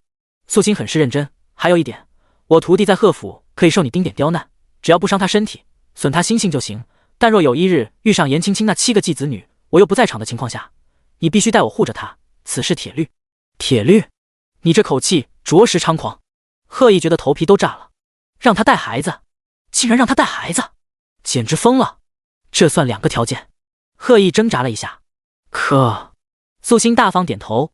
贺毅有些庆幸，幸亏这坏女人没开口提100个，真要是那样，他简直是不能活了。不过他真有些好奇，那宋栓子就真只是个徒弟？10个条件何其珍贵，这一眨眼的功夫就用了2个在他身上。但转念一想，还有俩用在羞辱他上呢。臭女人！宋栓子回家之后，立即将事情和爹娘说了。吴氏惊慌又忐忑，有些不愿。毕竟高门大户，儿子得罪不起，万一出了什么事儿，他做母亲的连做主的能力都没有。宋伯阳这个当爹的倒是胆子大些，此事是咱们栓子的福气。那样的人家，夫子的本事定然比明月书院还好。咱们栓子最近本就担心顾家那3个孩子去了明月书院拜得名师，会甩他一大截。如今他若是能去贺家，也能解了一心病，也是咱们这当父母的没本事。如今素心妹子竟好心帮衬，怎么着也不能拖孩子后腿。吴氏依旧忧心，父子俩又多劝了好些话。吴氏想到那黑心的3胞胎，知道若是儿子不如他们，将来肯定要被报复，咬咬牙，只能将儿子往外推。一早，宋栓子去村塾之前，就先来领着贺毅一起收夜香堆肥了。村里的孩子大多都懂这些，根本就不嫌脏。但是贺毅不行，收一次吐一次，吐到了顾家门口。开门见到颜青青，四目相对，贺毅脸都丢到桶里去了。颜青青也震惊了，那夜香给也不是，不给也不是，脸上也臊得慌。贺少爷，您怎么？颜青青有点想不明白了，是素心威胁你做这种事情的？我听说你请他救人。贺毅表情古怪，目光触及宋栓子，立即随便找个借口。我挺喜欢宋健这小子的，他要收夜香，我陪他而已。本少爷心胸宽阔，村小子能干的活，本少爷怎么不能？宋栓子呵呵一笑，没反驳。这大少爷真够犟的，连早掉粪桶里了，还想往回捞。颜青青还能看不懂他的骄傲，立即说道：我不知道贺老太爷是得了什么病，才让你找素心帮忙。我敢说，若连他这样不懂医术的人都能治，那我定然也能。贺少爷，你根本不用这样委屈自己。第85章，他是牲口吗？这一刻，颜青青充满了自信。论医术，他自问不比别人差。他虽然年纪小，可天资高，爷爷所教的他也都学了，只是经验少些罢了。京城那边也派来了好几个太医，都束手无策。你能有什么法子？贺毅真不信颜青青，那素心说话是狂了些，可有个仙师师傅，指不定那师傅给了些保命良药，但颜青青就是个普通农妇。想到农妇，贺毅目光往这院子里瞧了瞧，这便是那个顾敬亭的家吧？院子里头挂了不少衣服，定然是那7个孩子的。仔细想想，当初颜青青与他闲谈间对顾敬亭的称赞确实多得有些过分。那时候他只当是对长辈的崇拜，但现在看来，颜青青早已有意顾敬亭了。如若不然，就算颜青青照顾顾敬亭，同处一屋被人误会，以她独生女的身份，颜家也不可能将人嫁过来做继母的。贺毅眉头微皱，内心突然多了几分厌恶。他从前对这颜青青真是生不出多少恶感，总觉得这人笑颜如朝阳，处事大方，性格开朗向上，很招人喜欢。可现在这张脸同样是富有野心，可素心更直接坦荡，相比之下竟显得很是小家子气。贺毅自己也有些诧异，这一刻竟然觉得素心那个恶妇都比眼前的颜青青讨喜些。不可能，一定是自己想错了。他默默摇了一下脑袋，让自己清醒一些。我们还要去别家收，没别的事儿就先走了。等一下。颜青青有些着急，咬了咬唇道：贺公子，老太爷的病多一个人看便多一分希望，不是吗？我爷爷行医几十年，我得他真传，我愿意与素心一起过去，证明我的医术不比他差。贺毅有些烦，他和宋栓子还挑着2个大公桶呢，臭味熏天，真不想开口说话。随便你好了，不过我祖父也不是什么药都能吃的，来我贺家治病的大夫，若只是看诊不出药方，可以安然无恙的离开，可若是出了药方，还让我爷爷喝了，稍有好转可得赏银，但要是让我爷爷病情更重，不仅拿不到诊金，还要大棍子打出去的。贺毅又道，看在早先眼前这女人和他还算谈得来的份上，警告几句已算是仁至义尽了。我定会尽力。颜青青认真的说道，他本就要开始治病救人了的，如今正好碰上贺家老太爷的病，若是治好了，也可替他打响名声，往后在这渔阳城便可名声大噪。只是颜青青还是有些忧心，毕竟贺毅也说了，老太爷的病太医也看过，若是爷爷肯将祖辈传下来的医书给他看看就好了，那里头记载了许多的疑难杂症，说是里头的治疗方法多是兵行险着，从前爷爷总说他火候没到，不能看，可爷爷自己也学了几十年，仍旧参不透。不知为何，颜青青就是觉得自己和爷爷定是不同的。爷爷看不懂的，并不代表他不行，而且他运气一向很好，或许此次正好就能找到对症了呢。颜青青脑中的想法不停地冒出来，便再也按不下去了。贺意自然不知道还要做什么，依旧是一脸不情愿地跟着宋栓子一起收夜香，收完了之后还要处理一番，简直是吐得他浑身没了力气。不仅如此，身上的味道都散不尽了，那臭味时时刻刻地萦绕着鼻尖，恶心透顶。偏偏宋栓子竟然能做到一脸如常，这让他觉得不可思议。莫非这些个村户子的鼻子都闻不到东西吗？好不容易熬了过去，贺意回到素心家门口的时候，一脸的生无可恋。我按照你说的做了，你要是敢耍我，胃里还是在翻涌。贺意觉得这天空都是灰色的了。快点吐，吐完了跟我上山砍木头。素心一脸无情。贺意弯着腰捂着肚子，一手抬起来指着他，不可思议道：你拿我当下人用吗？我现在没力气，你最好快一点，这次需要进深山，今天晚上应当还回不来。你若想让我及时去贺府，便老老实实跟着。素心说着，已经将东西准备好了。贺意真的心累，他瞧见素心往那篓子里放了粗饼子，一看就是难以下咽的东西。好了，现在连点心都吃不上了是吧？我和你单独进山。孤男寡女，你想干什么？贺意有些防备，他总觉得这女人不安好心，没准就是想方设法的想进他贺家的门呢。素心白眼瞪他，你再胡说一句，我就活劈了你了。这种自信少年实在是没被毒打过，着实不懂事儿。贺意讪讪地看了他一眼，就算我说的不对，但你我两个人确实不妥。人多拖累也多，进了山若有野兽出没，难免会连累旁人。只你我两个轻装简行，反倒能快一些找到东西。素心说着，将装满了东西的箩筐扔给了他，没死就咬牙坚持着，要是死在山里，到时候你爷爷就是白发人送黑发人。当然了，这人一看就是个死不了的，就这面相定然长寿。不仅如此，他气运足着呢，所以才要拉着他一起进山，如此才能避免许多不必要的危险。若他一个人去，恐怕所有的功夫都要用在蛇虫鼠蚁和野兽缠斗上了。再者，运道好，自然也能瞎猫碰上死耗子，找到需要的物件。你到底要找什么？和我爷爷的病有关系吗？是采药，可你都还没去看诊，而且我贺家私库里有许多宝贝，何必亲自去山里采？贺意不理解，一辈子都理解不了。素心找了根绳，一头扔给了他，让他绑在腰上，另一头自己牵着，避免自己因为气运而倒霉时不小心跌到某个山坑里。如此连起来，这贺家毛头的死活就和他连在一起了，自然也就能保证他自身的顺利安全。他可真是个小机灵。贺意撇着嘴，那真是浑身难受。这恶毒女人竟然还绑着他，他又不是牲口。第86章，诓不了我。贺意哪怕有千万个不情愿，可现在那也是素心板上的鱼肉，随他横竖剁切的。将大门一锁，给栓子留个信儿，紧接着便顺着旁边僻静的小路上山了。他这院子的好处便是接触的人少，靠近山的那一边更是野草树木多，一眨眼人进了山，外人就再也瞧不见。二人相处的样子不至于被别人指指点点。不过素心倒也不甚在乎这些，毕竟乡亲们也都聪明，哪怕八卦，可也不敢随便开贺意的玩笑。进山之后，贺意明显感觉到周边凉了许多。你怎么不理我？哪怕你拿本少爷当条狗用，也得先告诉我寻什么吧。贺意很憋屈地说道。素心咧嘴一笑，你这人还挺有自知之明的，现在用寻路狗来形容你，那真是再贴切不过了。你秀傲太过分了，你这样还算是个女人吗？哪个女人如你一样胡搅蛮缠的？就算本少爷以前得罪过你，可你罚也罚了，气也出了，我还答应你照顾那个宋栓子，你还不知足，会遭报应的。贺意很气，特别气，处处被孟凌风那狗东西碾压的时候都没这么气。我且问你，太医都是怎么说的？素心道，你该不会自己不会看诊，现在想要趁着我害怕的时候套我的话，然后借着太医的说辞给我爷爷看病吧？我可告诉你，没门，你诓不了我。贺意立即又道。素心忍无可忍，拿着一根竹竿，冲着他的脑袋直接敲了过去。我问你答，闲话莫说。素心干脆地说道。贺意又是一阵的咬牙切齿，知道四周危险，后悔都来不及了，整个人像霜打了的茄子。祖父去年夏日突然中了暑气，太医当时便治疗了，有些好转，可总也没好全。我以为祖父只是年纪大了身子弱，补一补就好了，所以也没当回事儿。但今年他越来越严重了，经常浑身没有力气，双目无神，一睡便是几日。祖父身边的人瞒着，我也是最近才了解。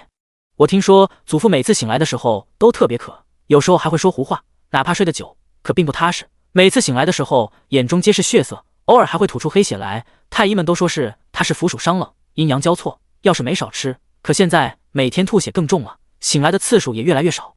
提到这些，贺意一脸的伤心。这世上他最在意的人便是祖父了，若是能代替祖父承受那些痛苦，他都愿意。所以我希望你不要骗我，你这些条件很是过分，但只要能救我祖父一命，我都能忍。这人突然老实了许多。哦，素心的回应却冷冷淡淡的。贺意一口气不上不下，按理说他刚才那句话也算是推心置腹了吧，若是换成旁人，多少也要感慨几分，表现出些关心和感同身受的样子来，而他简直就是个冷血之人。贺意闷闷的也不说话了，他觉得自己问也问不出什么来，反正落他手上了，还能怎么办？可这走着走着，只瞧着树木越来越粗，野草越来越高，连一点山路都没有了。这女人时不时会推他出去探路，然后砍出些道来。咱们进深山了，你看这天都越来越暗了，这山里有狼有虎的，你想要本少爷的命吗？贺意的声音有些颤抖。放心，你是个命不该绝的。素心咧嘴一笑，你家老爷子是中暑不错，不过也中了邪，邪气不除，暑气不散。我现在带你来山里找个辟邪之物。中邪？也有大夫让我们试试找大师瞧瞧，那些个开了光的宝物也没少用，可还是没痊愈啊。贺意不太信，若没有那些宝物撑着，你爷爷早没了。只是那些东西相对来说力量还是小了些，需要一件重器压制邪气才可。素心淡淡的说道。贺意表情严肃了几分，可这山这么大，找不到怎么办？找得到。素心看着他这张脸，很是自信，只要你想要救你祖父的心构成，便可。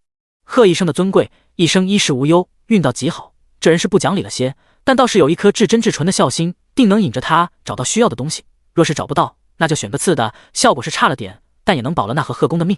需要一节雷击枣木，还要有几十年的木龄，你不要多想，只管带路就成。素心又道。贺意惊呆了，这不是坑人吗？带路？什么雷击枣木？他见都没见过，怎么带啊？眼看着天色越来越黑，周边一点光亮都没有，贺意真的是有些绝望了。哪怕素心点燃了火把，亮出了微弱的光，可那风声和隐隐约约的狼嚎让人毛骨悚然。他浑身发抖，现在也记不得那些恶心的味道了，毕竟与眼前要命的环境相比，早上那收夜香的事情简直不值一提。偏偏素心还能吃得下。二人累了之后，他就坐在一个大石墩上啃饼子，吃的那叫一个香。我们会不会死？贺意老实多了，感觉自己不见天日，即将命丧黄泉，也没了那么多的脾气。也许吧。素心吓唬他，我死了，我爷爷的病也不用治了，他老人家会直接伤心跟着去的。贺意很郁闷，到时候我那些个仇人可高兴了，孟家指不定还会放鞭炮。素心呵呵一笑，这人话好多，就算是死，肯定也是他先啊，就他这可怜的气运，刚刚一路少见的几次危险，也都是冲着他来的。而这贺意最多就是被石头绊了几下，野草划破了皮肤，怎就慌成这样？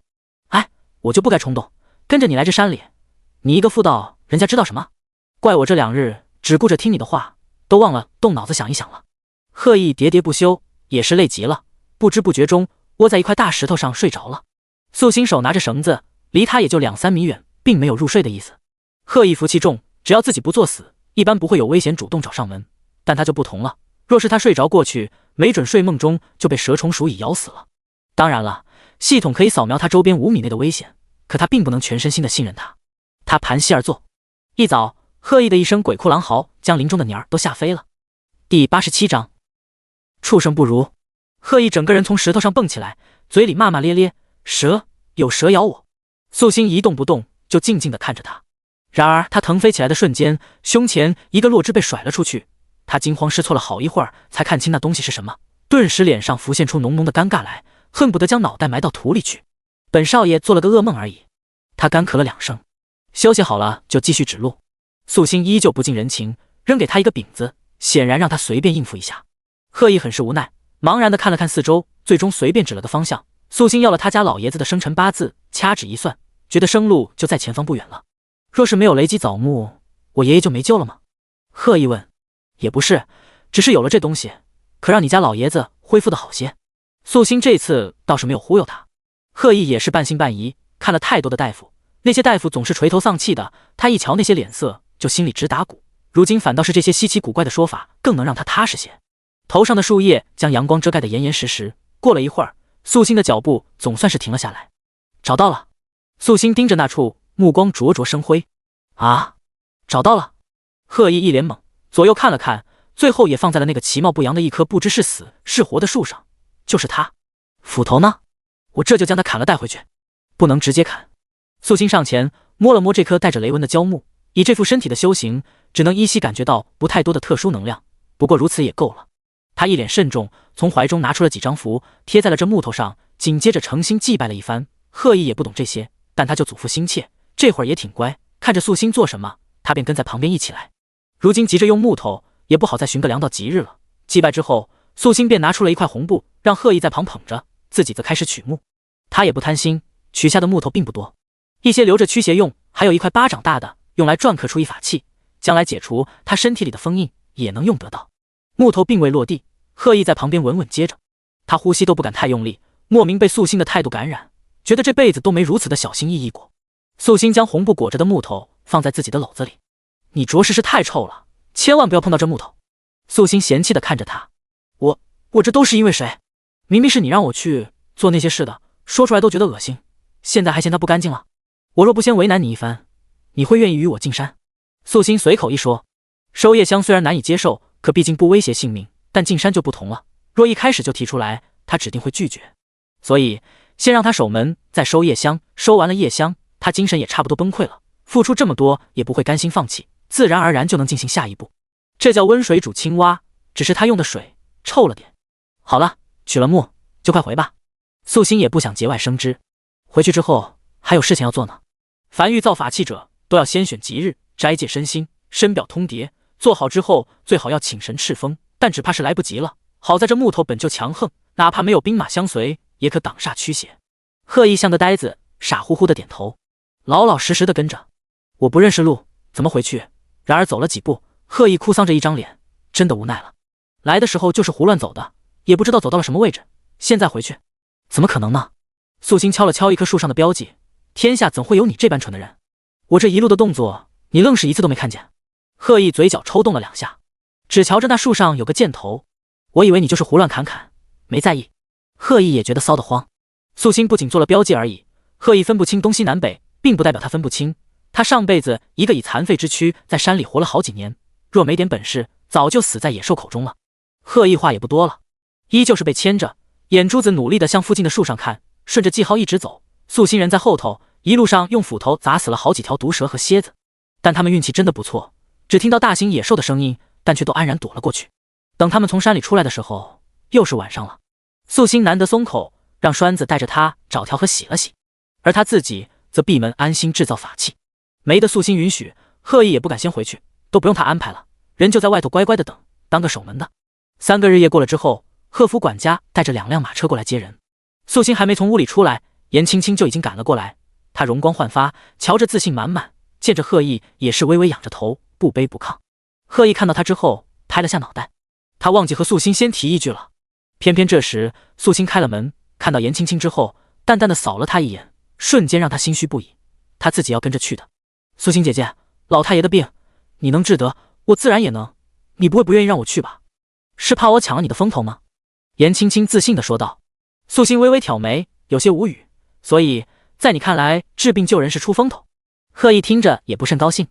颜青青立即道，我的意思是，我能治好贺老太爷，这3日我钻研医书颇有进意，只是怕你为了自己的利益，不愿让我出手而已。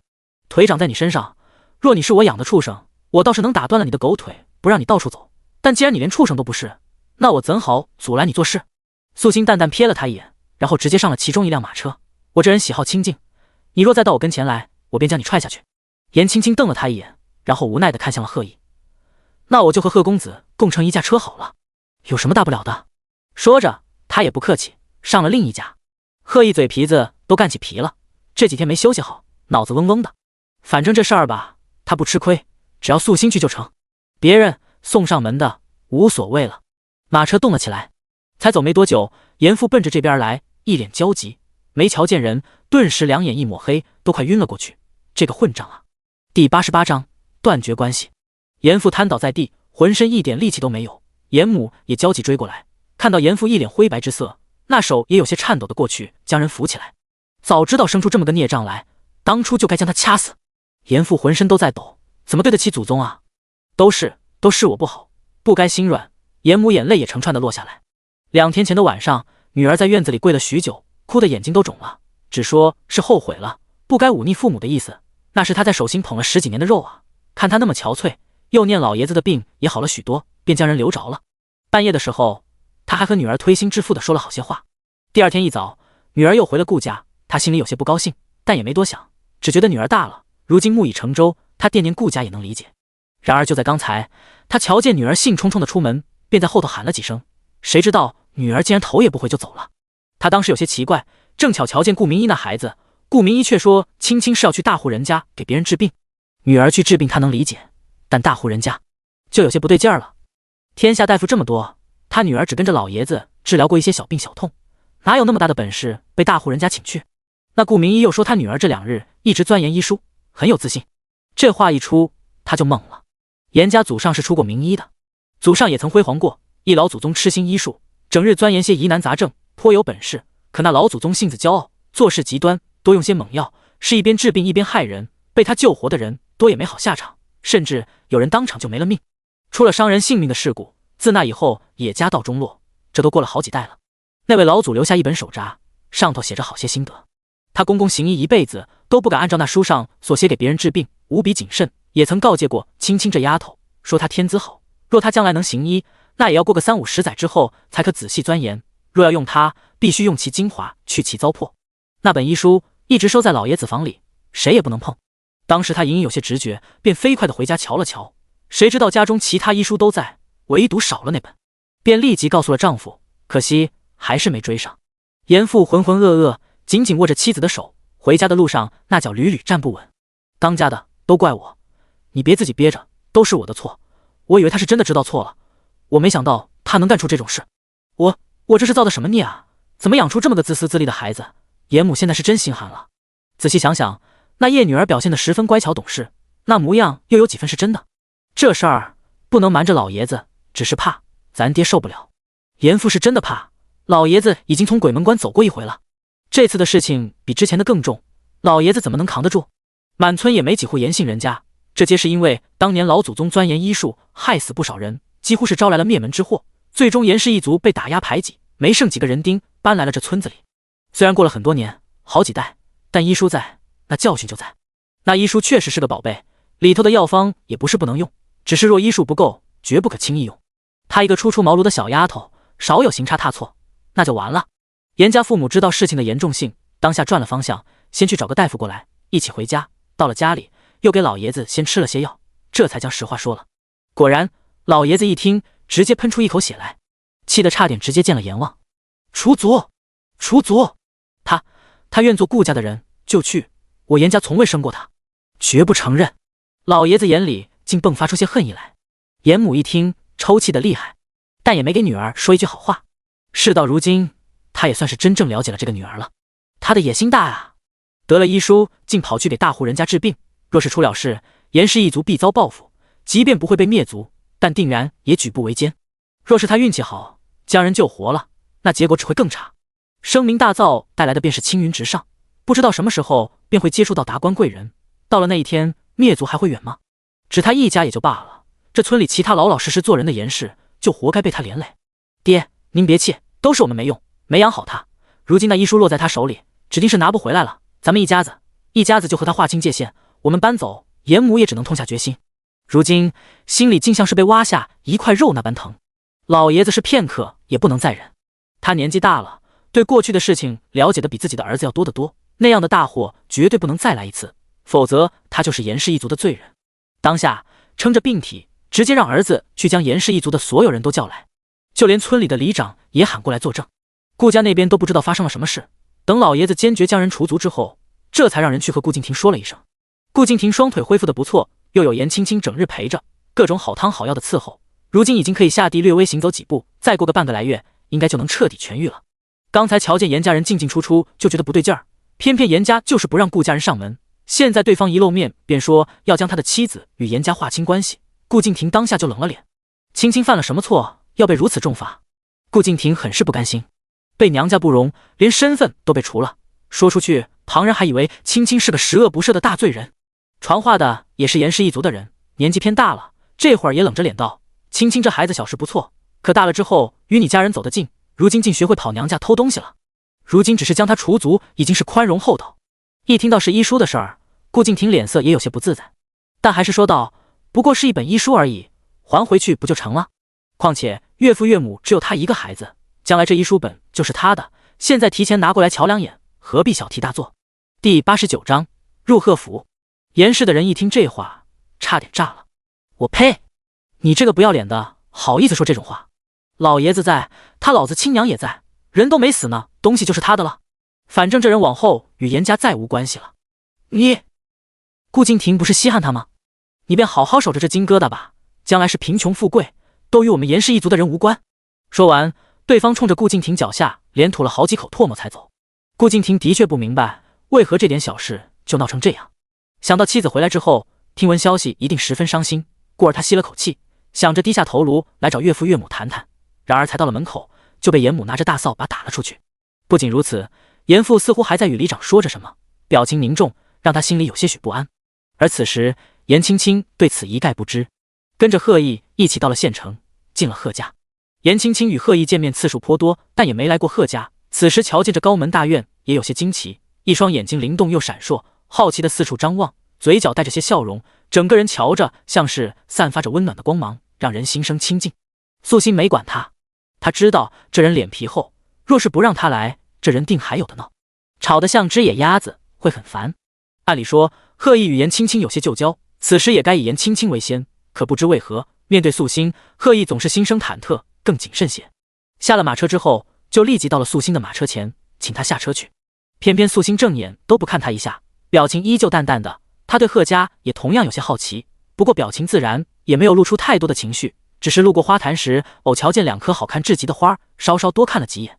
从前贺毅觉严青青这样的姑娘不错，真诚热情，但现在素心与他站在一起，贺毅便觉得严青青有点咋咋呼呼的了。尤其是今日是来治病的，这严青青反倒像是来游玩的一样，高兴的有点过分了。素心姑娘，你先在这里等等，我让人问问祖父现在的情况，方不方便过去？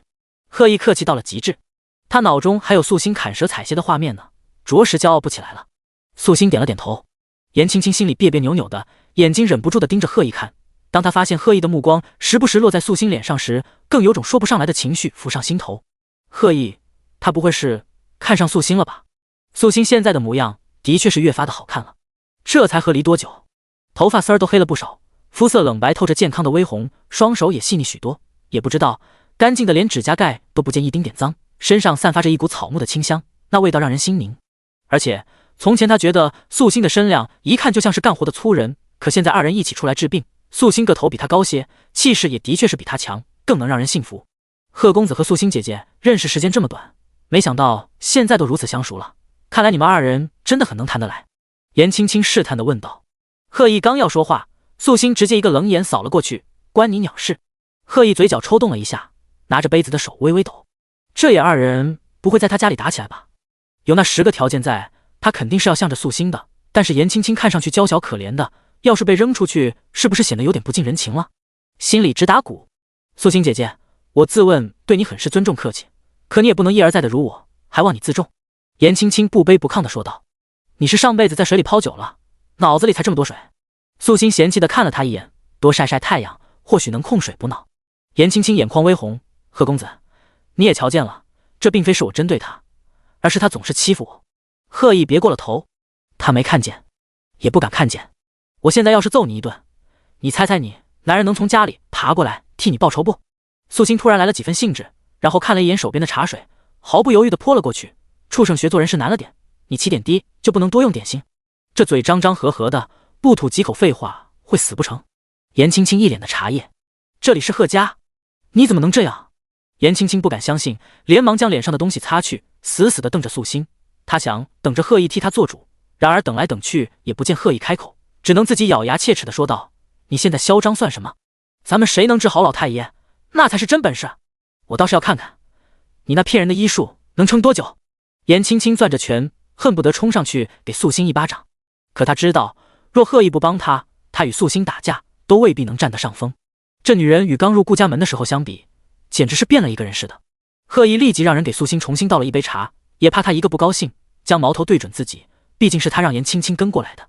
素心慢悠悠地喝了一口茶水，没一会儿，下人来报，说是老爷子目前状态不错，人也半醒着，可以去瞧瞧。三人这才过去，很快便到了老爷子院中。素心左右看了看，这院子布置的不错，就是水气重了点。不过年纪大了的老头，一般多也喜欢养些鱼龟之物，图个吉利。经过小桥的时候，明显瞧见水里的鲤鱼都聚了过来。咱们老爷这些鱼很少这么亲人的，倒是与二位很有缘分。老太爷院中管家有些诧异，和气地冲着素心二人说道：“我与鱼无缘。”素心直截了当地说道：“这吉利的名头，他可要不起。我自小便喜欢这些，偶尔去河边也能捉到不少鱼呢。”颜青青喜笑颜开，他们真的很可爱，鳞片可真美。说着，颜青青往水里伸伸手，紧接着那些鲤鱼便如同见了好吃的一般，直接跃出了水面，溅起不少水花。这一画面，连贺意都有些呆住了。素心也饶有兴致多看了两眼。颜青青有些得意，自小爹娘便说我是有福气的，能给身边的人带来好运。从前我给爷爷当药童出去行医的时候，但凡有我在，爷爷给病人治病的时候都会很顺利。第90章，选谁？颜青青的优势便在于此处了，村中能遇到的难事儿都不大，所以但凡他真心想要的东西，想护住的人，几乎必然是能成的。只是此时素心看着他的脸，面相突然与之前有些不太相同了。不知是不是被他那茶水泼过的缘故，颜青青此时的气色不算好，尤其是父母宫晦暗，一根茶叶挂在上头，他都没察觉，没乱神智，颜家是出了什么事？看这样子，颜青青亲缘要断啊！你看着我做什么？颜青青被素心盯得不自在。素心只是淡淡道：“你是不是又做了对不住你爹娘的事？”颜青青神色一闪而过的慌张，随后立即否认：“没有，前2日才与我娘和好，爹娘疼我，早晚会接受我和婷哥哥。我知道你不希望我好，但是让你失望了。”素心意味深长地笑了笑，自欺欺人不是好习惯。贺意，你爷爷这病不宜见水，你还是找人将这池塘填了吧。这鱼养得不错，红烧清蒸都可，吃了补身子。素心一脸正义地说道：“这话可没骗人啊！”贺意愣了一下：“哦，成吧，你故意的是不是？”颜青青怒了：“真不是。”素心嘴角一咧：“就算是，你又能拿我怎么样？”说完，素心也不与他废话了，大步子往里走。老爷子屋子里一股子浓重的药味儿，刺鼻的让人直皱眉头。贺意在外嚣张，可一进屋，立即就像是小狗似的，连忙就跑到了老爷子床前：“爷爷，您怎么样了？我带了人来，他一定能治好您的。”贺意努力给自己一些信念，可他也知道这些话爷爷不知道听了多少次了。好孩子，老太爷手有气无力的往贺意的身上放了一下，然后那双眼睛便似乎又要睁不开一般，瞧着十分憔悴。素心靠近看了看，和他预想的差不多。老太爷双唇隐隐发黑，身上散发着一股淡淡的味道，如同腐烂的淤泥，味道很不明显，可素心能够察觉到。叮！宿主触发特殊任务，除邪。贺家老太爷病重已久，原因不明，请宿主治疗他，并找到解决源头。系统将刷出的任务扔了出来。这任务3天前就在数据库里了，但系统不敢随便扔出来，怕宿主做不到。但现在人都到了贺家，他猜测宿主应该是有些自信的。还请你看看。贺意脸上一片哀色，看上去很是难过。颜青青倒是没抢先，而是骄傲地扬了扬脖子，等着看素心的笑话。不用看，先请个大夫在外头候着，我先开坛做法，做法之后让大夫再将之前的去暑气的药给他服用，约莫就能好大半了。素心道：“做法啊？”颜青青听着觉得无比荒唐。素心姐姐，你可真是张口便随便胡来，明明人是病了，你用这些歪门邪道是想害死老太爷吗？我倒是将你忘了。素心看他一眼，他这人的确是有几分运气，不管用什么法子，应当可以暂保你爷爷不死，只是邪气不去，身体不可能全好。想要活得久，活得好，还是得听我的来。理智的说，不论颜青青医术如何，有他特殊的能力加持，暂时是治不死人的。就算死，也不会死在颜青青手里。可就算是活，这老爷子定然也活得煎熬，去病要除根啊。贺意双眼通红，盯着素心，又看了看颜青青。我有我家的祖传药方，定然是能为老太爷延命的。贺公子，难道你不信我，却信他的鬼话？颜青青皱着眉头，有些着急。可否让我仔细考虑？贺意一脸认真地冲着素心道：“我不是怀疑你，只是此事事关我祖父，我必须慎重。”可以。素心并不计较这些，他坐在一旁慢慢等。贺意先让颜青青把脉，颜青青有些紧张，但做的确实不错，也能将病症说得七七八八。府中原本的大夫也过来了，一边听着一边给贺意解释。没一会儿，颜青青便开出了个药方。只是这药方被那大夫一看，顿时对方便变了脸色。安城颜家与你家是什么关系？颜青青顿时白了脸，我是来治病救人的，不是让你刨根问底的。怎么了？贺毅连忙问。这药用法像极了传言中的异人，那人过世都有200来年了，可很多大夫都知道，这人用药多用毒，以猛攻之法治病，就算能将人从阎王门口拉回来，之后身体大多也废了。老大夫一脸认真，若是没别的法子，倒是可以试试，只是老太爷年纪大了，只怕以后扛不住身体苦痛。颜青青其实并不懂这些，她只知道症状挺像的，应该可以用的。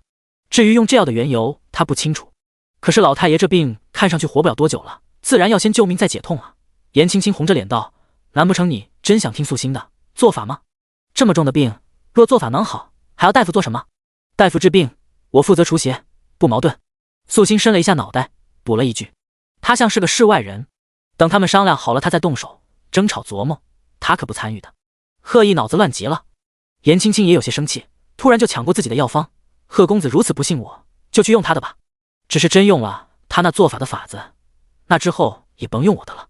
素心可以装腔作势，他为何就不可了？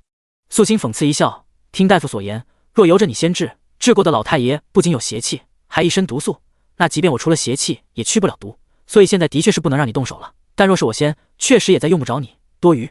他这人不爱拿旁人性命之事开玩笑，而且他与贺毅都签了契，自然会守信，不会因为颜青青故意抬高自己的身价威胁贺毅，没必要。贺毅脑子都快炸开了，看了看二人，如今选择的方法全凭他对这二人的了解。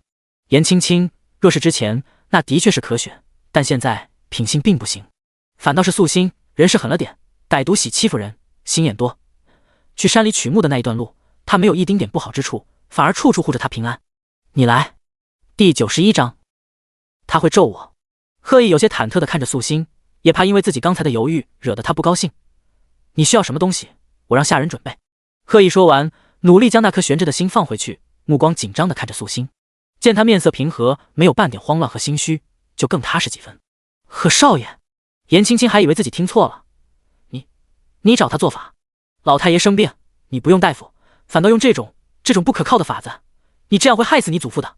他是真没想到贺毅竟然会选素心，他是大夫啊，素心算个什么东西？是因为自己现在的后娘身份吗？颜青青连吸了2口气，认真又道：贺少爷，我知道你觉得我现在嫁入顾家，年纪轻轻恐怕不能做个好母亲，觉得我会变得恶毒，可你大可派人去村里打听打听，我与顾家几个孩子关系甚好，我根本不是你想的那种女人，反倒是素心。婷哥哥不要她，就是因为她欺负孩子们，她这样的人，你怎么能选她呢？贺毅闻言有些不高兴了，他这人有些古怪的癖好没错，见不得那些个恶毒后娘，但这事儿虽是大家心知肚明，可也没有一个敢在他面前直言不讳说出来的。大夫刚刚也说了，你这药毒性甚大，便是救活了我祖父，祖父往后也要被苦痛折磨，我祖父一生辛劳，他也不会愿意以这样的方式苟活于世的。贺毅克制着不悦，冷着脸说道，他是最近才知道祖父病重，在那之前，祖父一直都在努力遮掩。祖父是个要面子的人，如果不是为了他，恐怕早就撑不下去了。他不能将祖父从阎王手中拉回来之后，再推进另一个深渊去。我会医术，我以后可以替他解毒的啊。颜青青很不甘心，他都已经跟过来了，却连治病的机会都没有。贺毅真的太过分了。贺毅眉头皱着，本少爷说了，我要让素心姑娘出手，还请你先行离开吧。颜青青面色惨白，气得浑身发抖。你一定会后悔的。颜青青气鼓鼓的，这怒火他不敢发在贺毅身上，转头瞪着素心，你不会觉得亏心吗？利用贺少爷对你的喜欢，害老太爷的命。啪！素心一巴掌抽了过去。颜青青哪能受这样的委屈，当时便开始回击，只是那手停在半空，被素心抓住了。嘴巴放干净些。素心不咸不淡的看他，我本还以为你的医术真的如此高超，竟能自己开方救人了，没想到用的是别人的法子，以你爷爷的人品，必然不会让你用这种法子救人，所以你这些个法子都是怎么来的，又可会亏心？颜青青的确有天资，但现在还没成长起来。一个大夫想成为真正的名医，是要一步一个脚印，从最基本的小病开始，慢慢累积经验，便是花费10年、几十年都不为过。他天赋高，聪慧，运气又好，还有多年学医的底子，对他而言，或许只需2、3年的用心磨练，便可甩出一般大夫几条街。可他连这点耐心都没有，如今这才出师，就想插着翅膀飞上天。他手中的药方若真的完美无缺，颜家早就名誉于阳城了。颜青青半边脸上有着清晰的掌印，这是我家的事情，与你何干？你就是嫉妒我有本事，现在用手段不让我救人，愚不可及。素心将人甩到了一边，擦了擦自己的手。我若是你，现在就回家看看亲爹老娘。你就是想赶我走？素心，你别得意，不就是做法吗？好，我看着你做。若是老爷子出了事儿，我看你怎么交代。像你这样的人，就该被抓去官府，一辈子不见天日。颜青青也怒极了，看着颜青青这副样子，素心都有些没想到，这人从前不是这样的。他刚穿来的时候，颜青青心机多些，可能克制得住，说话做事尽量做到懂事乖巧，得人喜欢，那一颦一笑都让人如沐春风，哪怕痴心顾敬亭，可也能算得上是个孝顺孩子。可短短时间，这人已经变得狰狞不能看了。不过想想也是，颜青青前头10几年顺风顺水，被所有人捧着，自打与顾敬亭的丑事败露之后，一落千丈，父母不容，连顾家那几个孩子都不像从前那样喜欢他了。他除了顾敬亭，几乎是一无所有。偏偏作为颜青青情敌的他，还生活得好好的，对比之下，心态是容易崩啊。此刻，贺毅也觉得颜青青身上原本拥有的所有优点，全部都没了。将人请出去，没了就交情，贺毅顿时不客气了。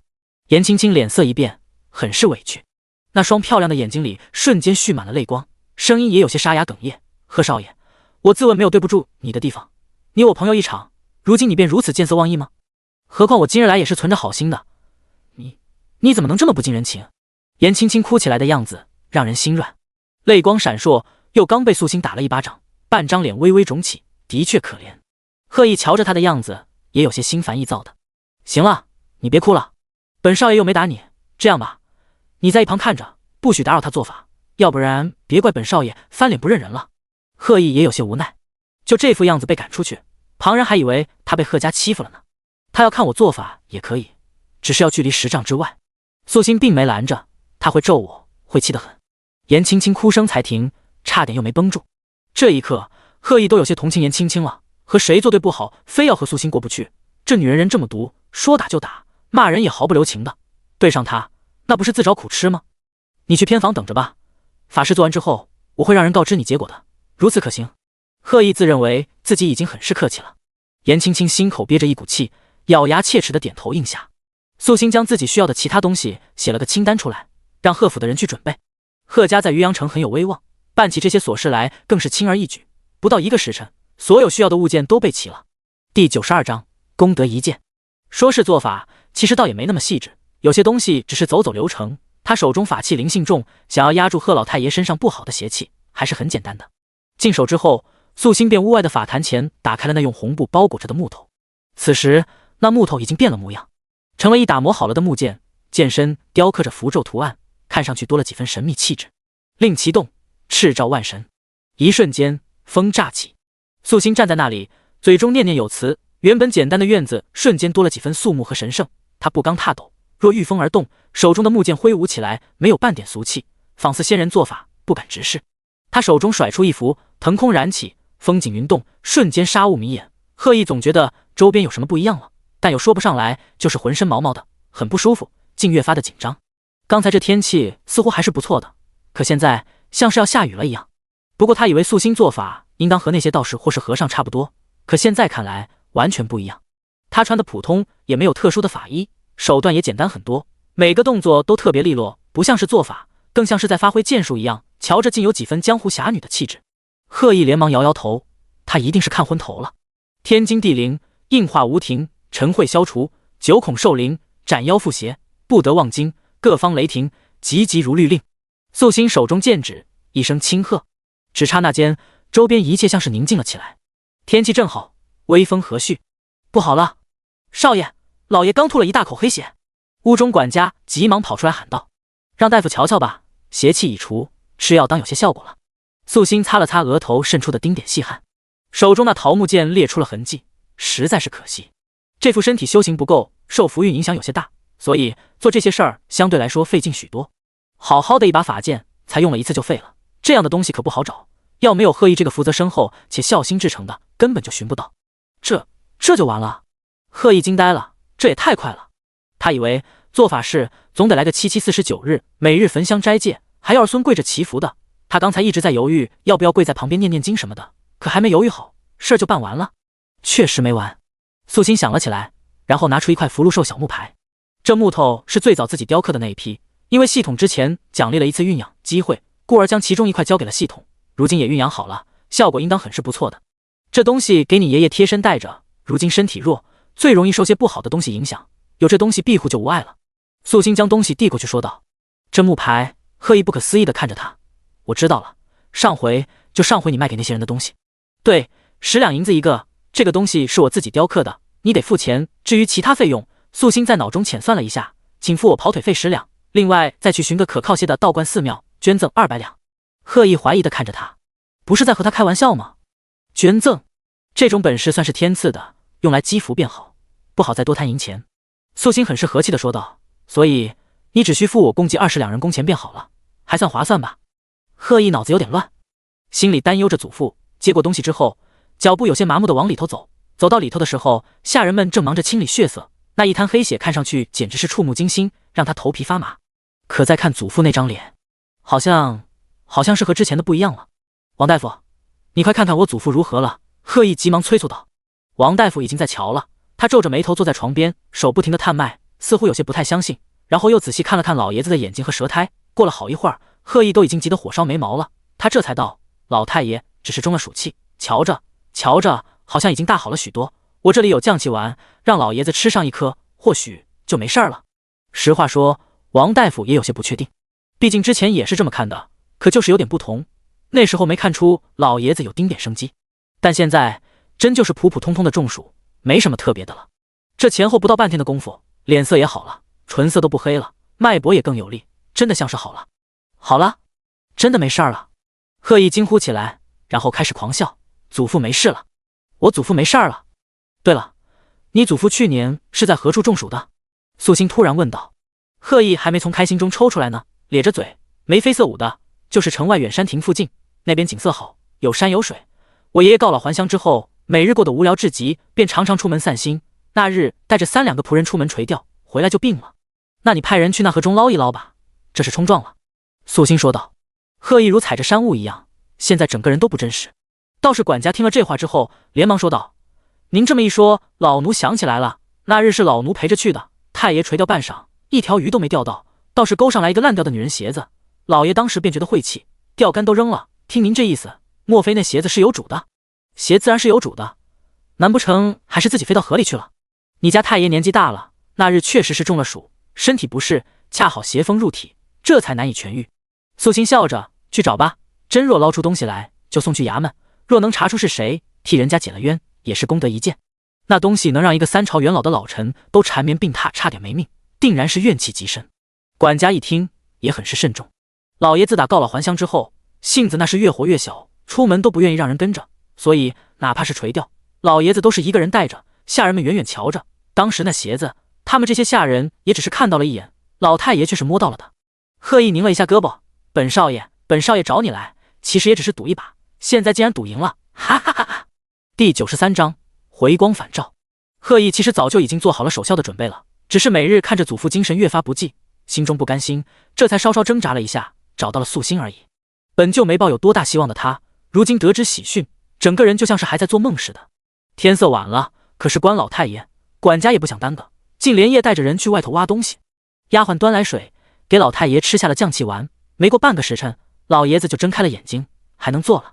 素心也不好一直待在老太爷的屋子里，贺意让人带着他逛一逛园子，他心情好，非要好好招待一番，还说要将外头池子里的鱼都捞出来给他送回村。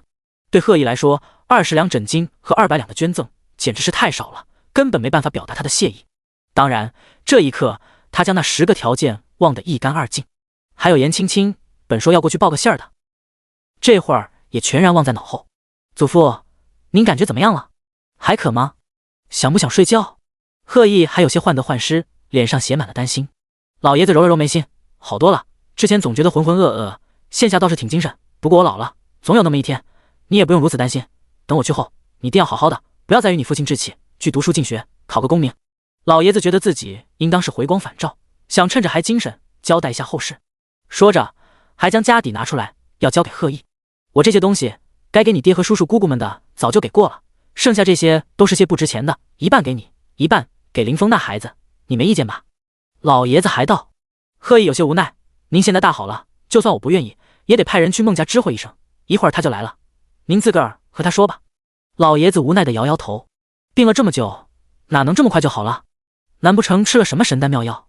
虽是回光返照，可也能让他身体稍稍松快一会儿，倒也不错。他活了这么大岁数，如今才死也不算憋屈，正好他死后，儿子丁忧暂时远离朝堂纷争，好好在家教导孩子。只是他死后不放心林峰啊。孟家与贺家是多年的老交情了，贺家书香门第，孟家则是以武传家。多年前，贺老太爷奉旨赈灾，孟林峰亲爹孟威为领军相护，当时灾情严重，也有义军造反，赈灾途中危难重重，孟威为了救贺老太爷没了性命。孟家子嗣少，孟林峰的祖父那一辈就是武将了，一身病痛早早离世，孟威的几个亲哥哥也早死在战场。孟威没了命，孟家真就是一蹶不振，只剩下些孟林峰以及其亲伯父们的孩子了，年纪都不大，都是孤儿寡母。自那以后，家道中落，在京中也没了地位。后来贺老太爷长媳过世，求娶续弦时想到了孟家，当时孟林峰关系亲近的血亲并无待嫁女子，便只好娶了孟林峰的族中堂姑进门，也是有几分扶持之意。只是孟林峰已经是一门独知，堂姑姑到底是远了一层，与孟林峰也并不亲近，却还因此让自己贺意对孟林峰生出了几分怨怼来。贺老太爷每想到孟林峰父母皆亡的身世，便无比自责，尤其是后来孟林峰京中坠马伤了腿，贺老太爷就更难受了，到了还乡的时候，非要将他也带着，恨不得养在贺家。只是孟林峰并不喜与贺家老爷子来往，虽跟着来了渔阳城，但自己买了宅子，老爷子常常叫他过去，但他10次有8次都拒了，偶尔来了也表情淡淡的，与谁都不亲近。这等态度让贺意更是气恼，故而2人矛盾越来越深。这会儿顾家去叫人，也都是到了快到晚上的时候，孟林峰才到。贺老太爷无数次担心自己撑不过去，但没想到孟林峰到的时候，他身体不仅没有半点虚弱，反而更舒坦了。这回光返照的时间似乎有点长。你这次找的是个什么大夫？贺老爷子也感觉到不对劲儿了。那可是个厉害姑娘。爷爷，你不知道她瞧着根本就不像是能救人的，我还以为她诓我呢，没想到真能行。就刚才在外头刷挥了几下剑。对了，那剑还是我入山与他一起砍的，是雷击木呢。贺意眉飞色舞，很是骄傲。说完之后，看着姗姗来迟的孟林峰，哼哼一笑，我爷爷的病可是我找人治好的。恭喜。孟林峰神色淡淡的。贺意瞪了他一眼。贺老太爷无奈地看了一下孙子，然后又用无比慈和的目光盯着孟林峰。劳累你跑一趟，我还以为我活不了多久了，不过你来都来了，这些东西拿着。孟林峰看都没看一眼，多谢，只是用不着。孟林峰，我爷爷给你东西是你的福气，你凭什么不要？贺意很郁闷，他爷爷这么大年纪了，都病成这样，还惦记着孟林峰，死了都要将东西分他一份。他呢，来了之后不哭不笑的，瞧着就像是个陌生人。这么多年了，爷爷对他比对亲孙子还好，就算是块石头也能捂热了吧。义儿，不可无礼。老太爷立即严肃起来，凶了自己的孙子。当初都是他的错。林峰的母亲身怀6甲，得知夫君死讯，难产一子，好不容易人救活了，林峰的亲弟弟没了。这也罢了，他本以为给儿子娶了孟家的女子做续弦，可以拉近2家关系，谁知道自己这个新儿媳在闺中便与孟林峰的母亲不睦。那女人嫁入他贺家之后，一次回门竟去孟林峰母子面前耍威风。孟林峰那些个族亲也都不是好的，搓磨孤儿寡母，导致这孩子丧父之后又丧母，就连当初坠马恐怕都是被算计的，就是为了他父母留下的家产。说到底，那些人底气都是他给的，哪怕他当时不知情，可终究是造成了不可挽回的后果。偏偏自己那混账儿子竟然还被孟家那个女人迷得颠3倒4，助长了对方气焰，以至于林峰这孩子委屈至今。贺意到底是听老爷子话的，顿时不吭声了。对了，义儿，你找的那个大夫本事如何？可能给阿峰看看腿。贺老太爷灵光一闪，连忙说道。贺意哼了一声，应该不能，那素心姑娘只会驱邪，不会医术。刚才爷爷你吃的那个降气丸还是王大夫给的呢。不过还有个大夫，我刚才没用着，他手里有些方子，不知道能不能治。王大夫说他的方子用药猛，小白脸肯定受不住。素心姑娘，孟林峰侧看着他。第94章，怎么可能呢？贺意好不容易办了一件得意的事儿，此时自是骄傲无比，看到孟林峰一脸疑惑，更是高兴。这位素心姑娘脾气倔得很，连对本少爷这样的人都毫不客气。你这人脾气如此差，他对你就更没好脸色了。所以啊，你该向本少爷多学学，为人处事还是要谦逊谨慎些好，别总是给脸不要脸。贺意说话不好听，要不是老爷子不让，他早就想将孟林峰揍一顿了。这名字的确熟悉，让我想起一人。孟林峰只是淡淡说了一句。贺老太爷见他认得，便立即道：既然那是老夫的救命恩人，义儿，你可曾好好招待一番？可给了诊费？自己的孙子自己懂，突然能抢到这样的人物，也不知是用了什么法子。自然，我已经让人陪着他逛园子了，过一会儿亲自派人送他回村，20两诊费也已经结清，放心吧。贺毅高兴地说道。20两？贺老太爷老脸抽动了一下，他家大业大，孙子出门吃个酒可就不止这银钱。见贺老太爷皱眉，贺毅立即炫耀地说道：所以我说他古怪呢，只收了这木牌的工费和跑腿费，让我们去观里捐赠200两就行了。刚才他还急着走，我说了要将您外头的鱼全部捞出来给他带上，他这才愿意多留一会儿，一会儿让您见见，倒是个奇人。老太爷有些诧异，好，一会儿设宴款待，我也亲自瞧瞧。老爷子开心，贺毅就如同得了奖赏一般，尾巴都要翘到天上去，偶尔向孟凌风投去一个眼神，也充满了鄙视和骄傲。既然你将这位姑娘说得如此特别，我也见一见。孟凌风脑中回想起之前见过的那人来，只是不知道是不是他。当时一见，只觉得那姑娘心狠又冷静的厉害，与他那一家子都不是一类人。贺毅想到素心那不近人情的样子，就感觉到一会儿孟凌风要受白眼了，心里开始有些期待。而且素心那张嘴很是歹毒，瞧见他两腿残废，指不定还要说些难听话呢。最好将孟凌风原地气死才好。孟凌风并不想和这祖孙俩多待，转着椅车便去了院中，看着下人们捞鱼。而屋里头，老爷子狠狠瞪了孙子一眼，若非是我，阿峰如今也有父母在旁，哪至于成了孤家寡人一个？我说了多少遍了，让你对他客气些，谁让他目中无人？贺毅哼了一声，他做什么都不为过。孟家那些个蛀虫恨不得趴到他身上吸血，前2年有我压制着还好，一个个还能老实些，如今你爹当了家，那些个人越发的猖狂了，真是可恨。老爷子也有些有心无力，一代新人换旧人，他老了，从前那些个人脉早一点点的挪到了自己的儿子们手中，如今他告老还乡，就更说不上话。更何况那是孟家族内事，他也不好将手伸得太长。孙儿只是看不得您这般讨好他，当年他的确是受了孟家的欺负，可您也立即为他做主了呀，又是请太医，又是亲自照料，甚至连自己的名声都不要了，直接给孟氏灌了汤药。对他下手的那人就更不用说了，早发配边境去了，如此难道不够？这人小心眼，记恨到现在，我就是看不惯。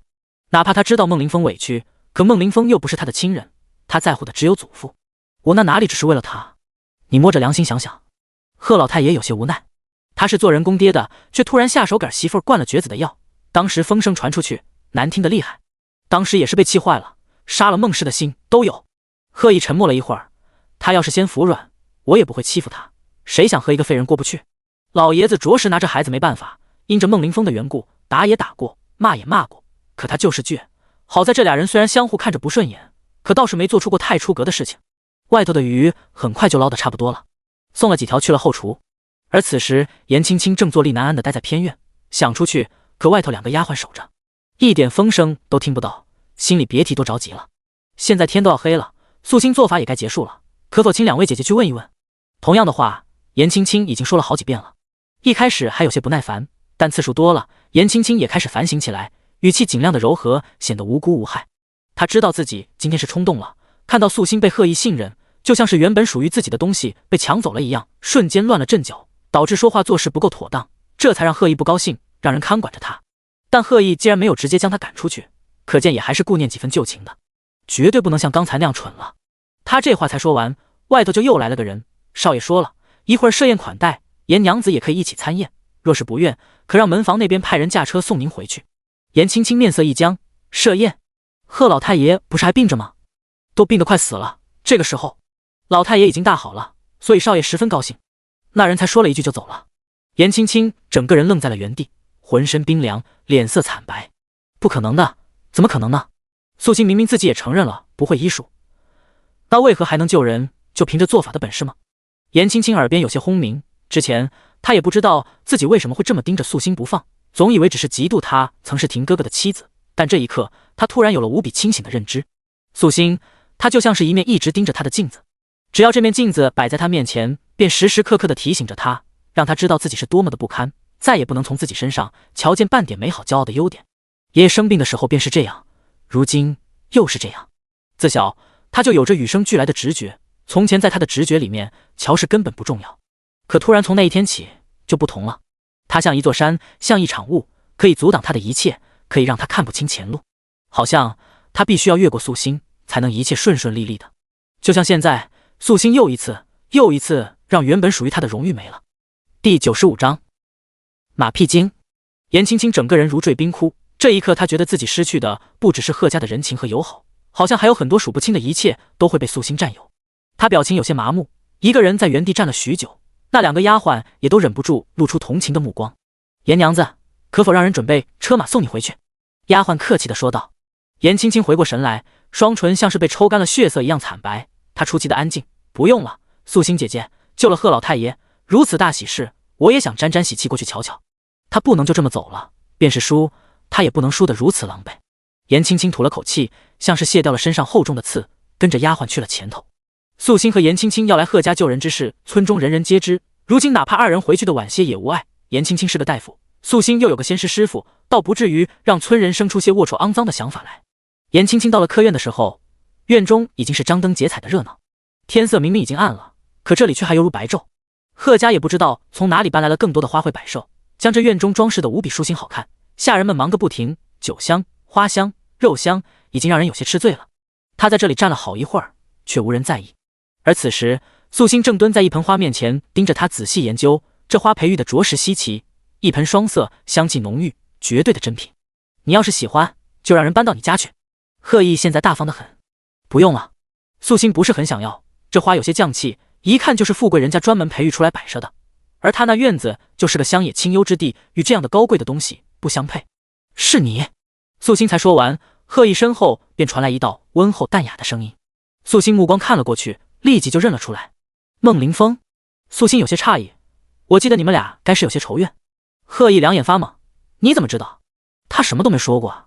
素心记得那日孟凌风派人殴打顾敬亭时，严青青曾提起了贺意的大名，不提还好，提了之后，孟凌风身边的那些个下人下手更重了。他就是一狗皮膏药，甩不掉粘得很，整日招惹些是非之人，早想教训一番了。孟凌风丝毫没有掩饰，话里话外都是对贺意的嫌弃。当初那个小姑娘一口一个亭叔叔，叫得他都觉得稀奇又恶心，真不知道贺意是如何与那样做作矫情之人相熟的。贺意挥了挥拳头，像是要打人一样，但耀武扬威一番，那手也没敢落下去。这可是我的客人，你这个外人一边吃酒去，少来凑热闹。然而话刚说完，却瞧见素心看着孟凌风的眼神很是和气，突然有种被打了脸的感觉。你看他做什么？一个小白脸。贺意有些郁闷，忽而又眼前一亮，是不是他招了什么不干不净的东西？不是，只是瞧着他面善，可以交个朋友。素心一脸认真的说道。面善？贺意要疯了。那他呢？守门掏粪还去山里相依为命，就不是朋友了。才见孟凌风一眼，就觉得这人面善，这人眼珠子怕是坏了。贺意像个炸了毛的刺猬，他一个废人，和他说话都得低着头，你也不嫌累得慌。这样的话孟凌风早就从贺意口中听说过无数次，所以也没什么感觉，只是讽刺的笑了笑，然后转动自己的椅车，直接转头就走。废人说的倒也没错。素心看了孟凌风一眼，像是没听到贺意的话，只是说道，今日贺家杀了几条鱼，很是肥美，可以浅尝一下。孟凌风手上的动作停顿了一瞬间，老太爷养的那些的确都是好东西。贺意一头雾水，这是当他不存在，简直是欺负人。贺意有些失落，但又说不清是怎么回事。像他这样的人，无论走到哪里都是众星捧月，从来没人这般冷落他。可素心和孟凌风二人简直就是他的克星。素心虽然也搭理他，可很少对他说这样的废话，目光像是看着陌生人，但看着孟凌风倒是有种见着老友一般的稀罕。他才不在意素心的看法呢，只是孟凌风又哪里比他讨人喜欢了？论才学，孟凌风也没考过功名啊。当然他一个废人没法考。论玩乐，孟凌风吃喝赌样样都沾，偶尔发起疯来一掷千金那样的荒唐事也是做过的，孟家那些个家底都快被他花完了。论心性，孟凌风也不是多良善。贺意吐了口气，你和他聊做什么？他会做法，可不会医术。你看看那边那个严娘子才是大夫，你应该去求她。孟凌风顺眼望去，看到严青青乖巧地坐在那里，灯笼下美得厉害。你有本事连这小晴妹妹都请来了。孟凌风嘴角勾起，肆无忌惮地笑，那日他就是哭喊着你的名字向我求饶的，那滋味甚是不错。求一个自己打过的人。他是废人，可他不是软骨头。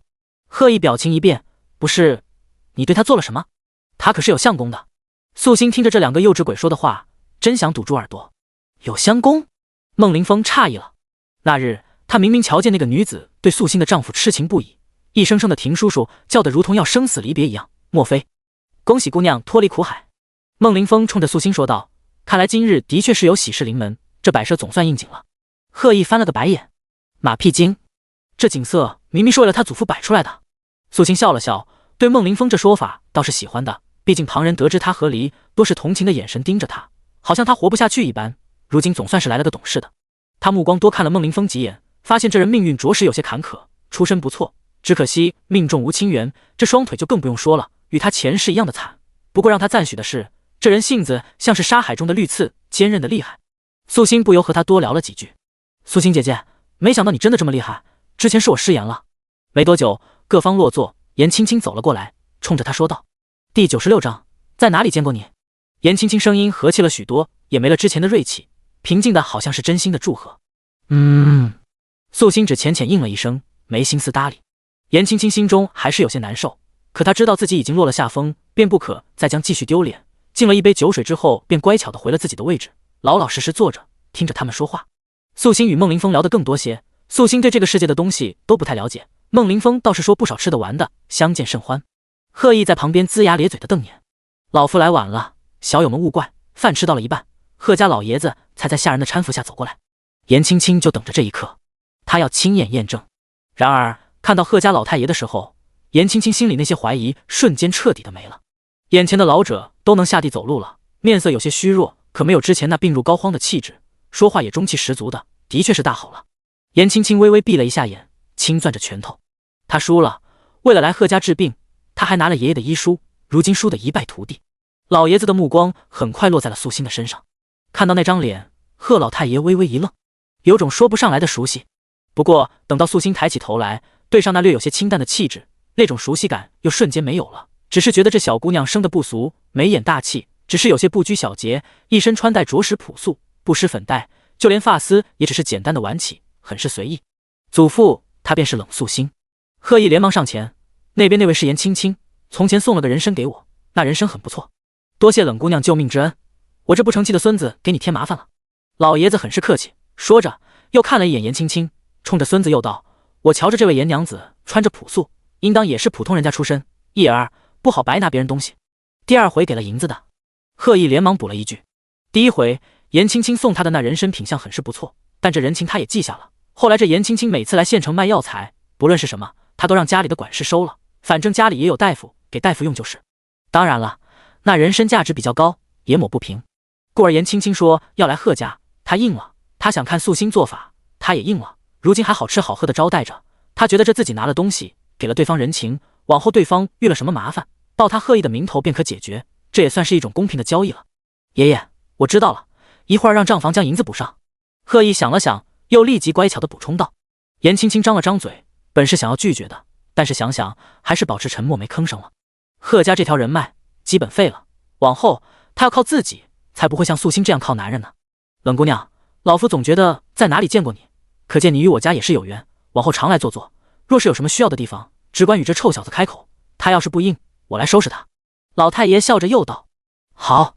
素心简单应了一声。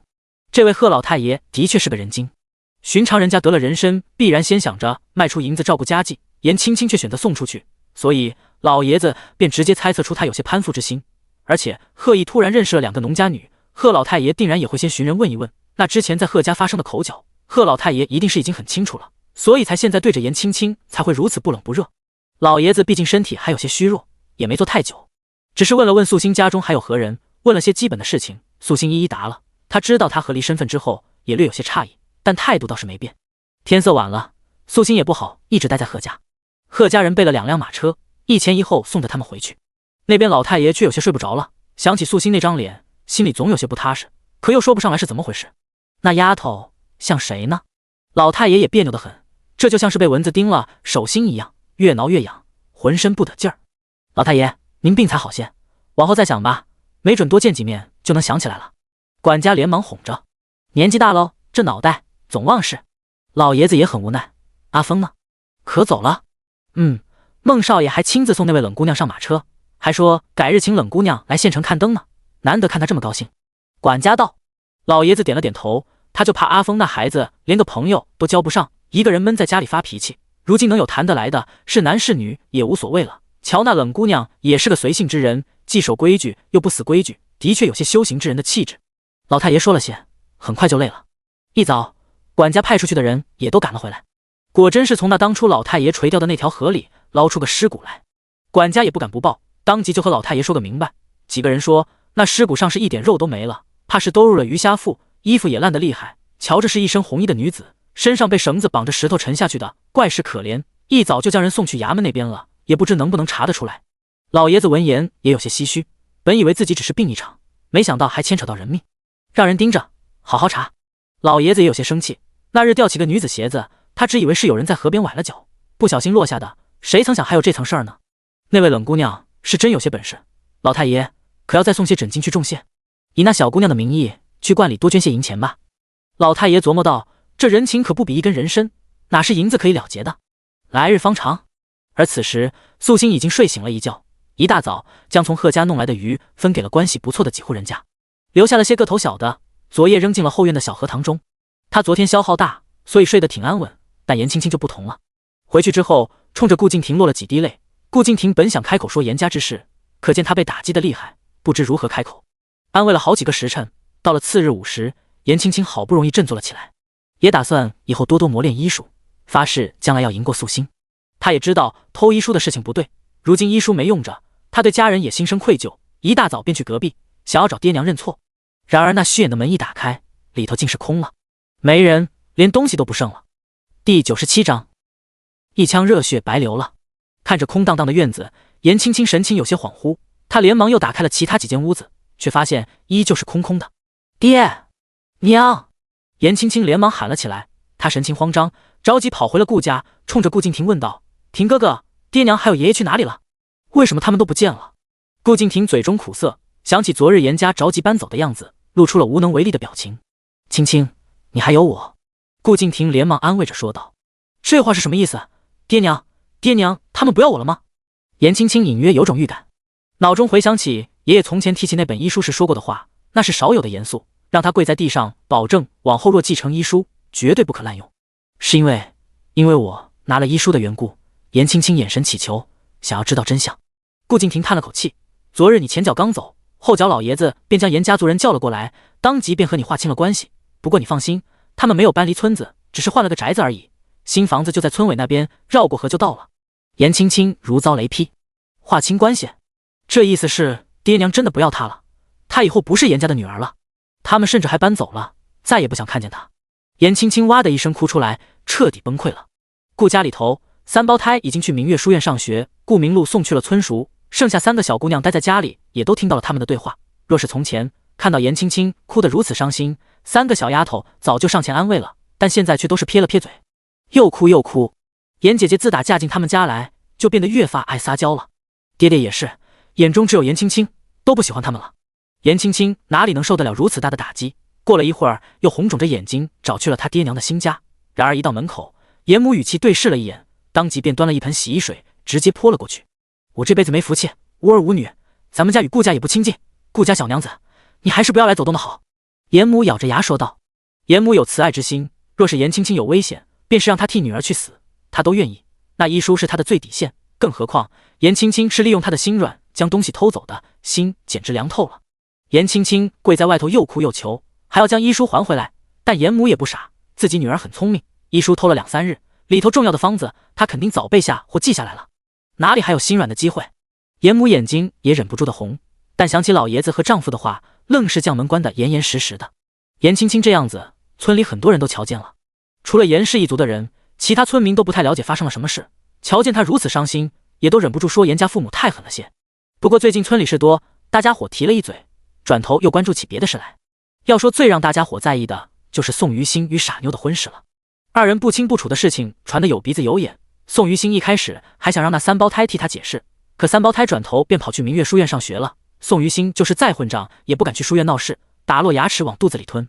这婚事是不得不应下了，否则傻妞家里人就要去衙门，村里琐事一般都是里长处理，若是闹去衙门，里长面上也不好看，自然也要找宋于心聊一聊。宋于心整天黑着一张脸，那样子简直是生人勿近。辛小叔最近已经不去顾家了，看样子应该是和顾家断了情分，以后一定不会再来找师傅的麻烦了。又过了2日，宋于心下学之后，与素心闲聊着说道：栓子还有些课要和村塾的夫子学完，这才耽误了几天。明日一早，素心带着他练完功，就要领着他去贺家报道。刀子没割到自己身上不知道疼，如今砍得他浑身血刺拉呼的。若他还能说出顾家的好来，那我敬他是条汉子。素心笑着说道。宋栓子真心觉得顾家人心狠，辛小叔虽然没办成事儿，可也是替顾家出面的，结果不被感激也就算了，还被三胞胎耍了。耍了他之后，三胞胎拍拍屁股走人，留下辛小叔面对一堆烂摊子。傻妞家里恨不得他们立马就成婚，说是万一傻妞怀孕了，影响家里名声。辛小叔一直都在解释，但是那家人根本不听，这事儿应该推不了不多久了。宋栓子也有些同情辛小叔，一腔热血白流了，但是吧，好像也是他活该，就挺复杂的。到时候咱们吃酒去。素心咧嘴一笑，颇有些幸灾乐祸。师傅，你好幼稚啊！宋栓子觉得师傅的态度怪怪的，毕竟这事儿牵扯的不只是辛小叔，还有傻妞呢。别人都说等傻妞嫁过来，一定会被辛小叔折磨的，好可怜。你觉得宋于星是那样的人？前2日我远远瞧了傻妞几眼，他瞧着本不是个长命的，但现在看来面相有些变了，落到宋于星手里反倒不会吃苦，还会享福。不过能像傻妞这样的改命的情况可不多，往后你要是被人算计了，还是要想法子脱身才是，不能像傻妞一样将自己的命运放到别人手里去。傻妞太傻，没得脱身，正好遇上宋于星这个还算心软的混蛋，日子会比在兄嫂手里过得好，那就等于享福。我知道了，师傅。宋栓子立即点头，努力将素心的话都记到心里去。说完，见他雕刻的东西越来越离谱，心里有些不解，师傅，你怎么不去摆摊了呀？财运没到。素心叹了口气。宋栓子一头雾水，不去试试吗？上次不就卖得很好？时运不济。素心又道，上次那是算准了当日能走偏财运，这才敢去摆摊的，否则像他这样没运数的，怎么可能有客人光顾？师傅整天吃的用的都值不少银钱，这么下去怎么能养活自己？可是我年纪太小了，还不能孝顺您。宋栓子很是担心，他觉得再这么下去，师傅又要回到之前那吃上顿没下顿的时候了。他每日都会雕刻些东西，又或是摆弄些野花野草，后院鸡鸭他也要养，可米面粮油都要买，只出不进，这样下去可不成啊。素心手里动作一停，突然眼神亮了几分。好徒弟，去叫你爹娘来。第98章恶人。宋栓子被他突如其来的高兴吓了一跳，但是师傅有命不能不从，乖乖的放下手里的书，噔噔噔的跑了出去。有个跑腿的就是好。素心看着他的背影，忍不住乐。他一脸焦急，宋家父母还以为素心是出了什么事儿，很快就赶了过来。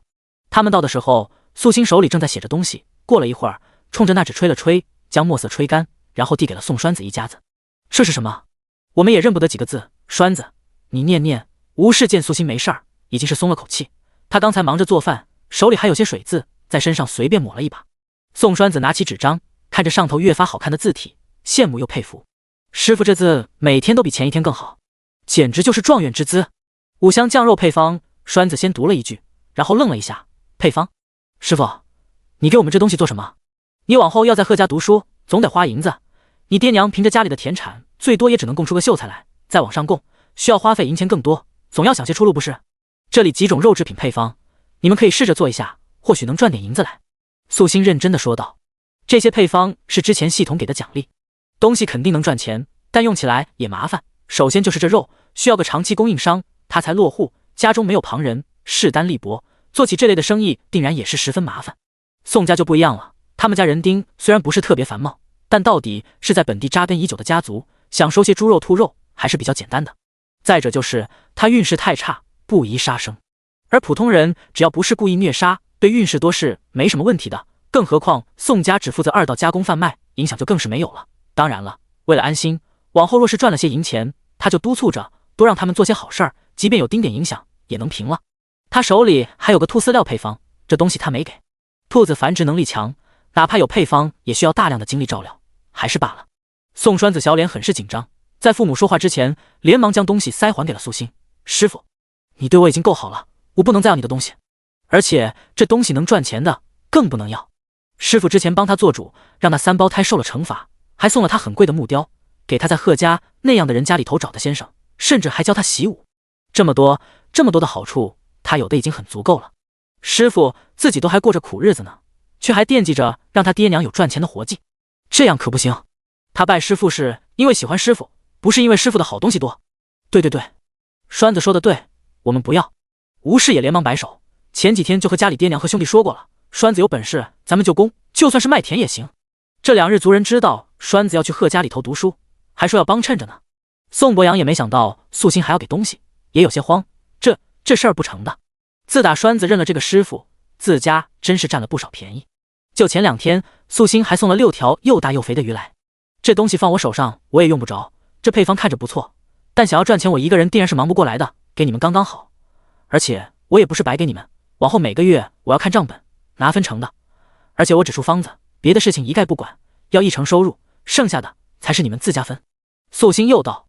这么一说，宋伯阳夫妻俩相互看了一眼，这才有些松动。素心一脸认真，将自己写下来的东西又交给了栓子。你也看到了，你师傅懒得很，又爱干净，能不能让我有银子享受，就看你的选择了。师傅，你说的明明都是借口，就是想帮我。宋栓子一脸感激，他能看出来师傅对他有多好的。师傅这人看着慵慵懒懒的，但其实什么事儿都能做，既能坐在桃树下悠然看书，也能蹲在后院养鸡喂鸭。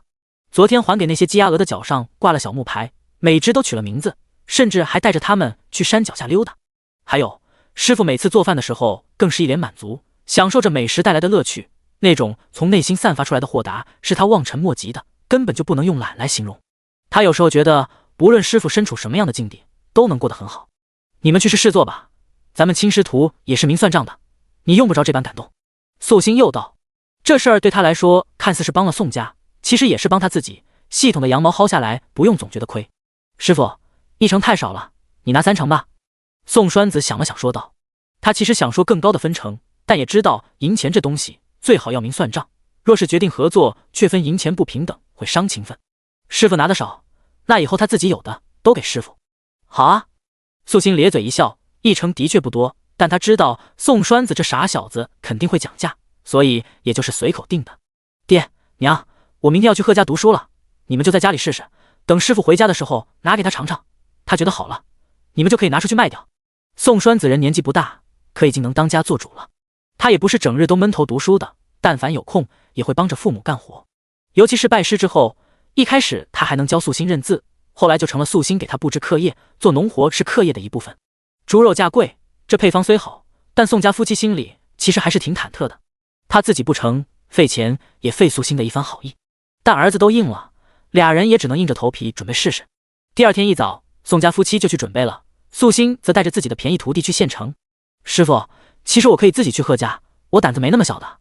宋栓子还想说，他好歹也是个男子汉，出门还要师傅陪，显得太娇气。我要去县城买东西，顺便。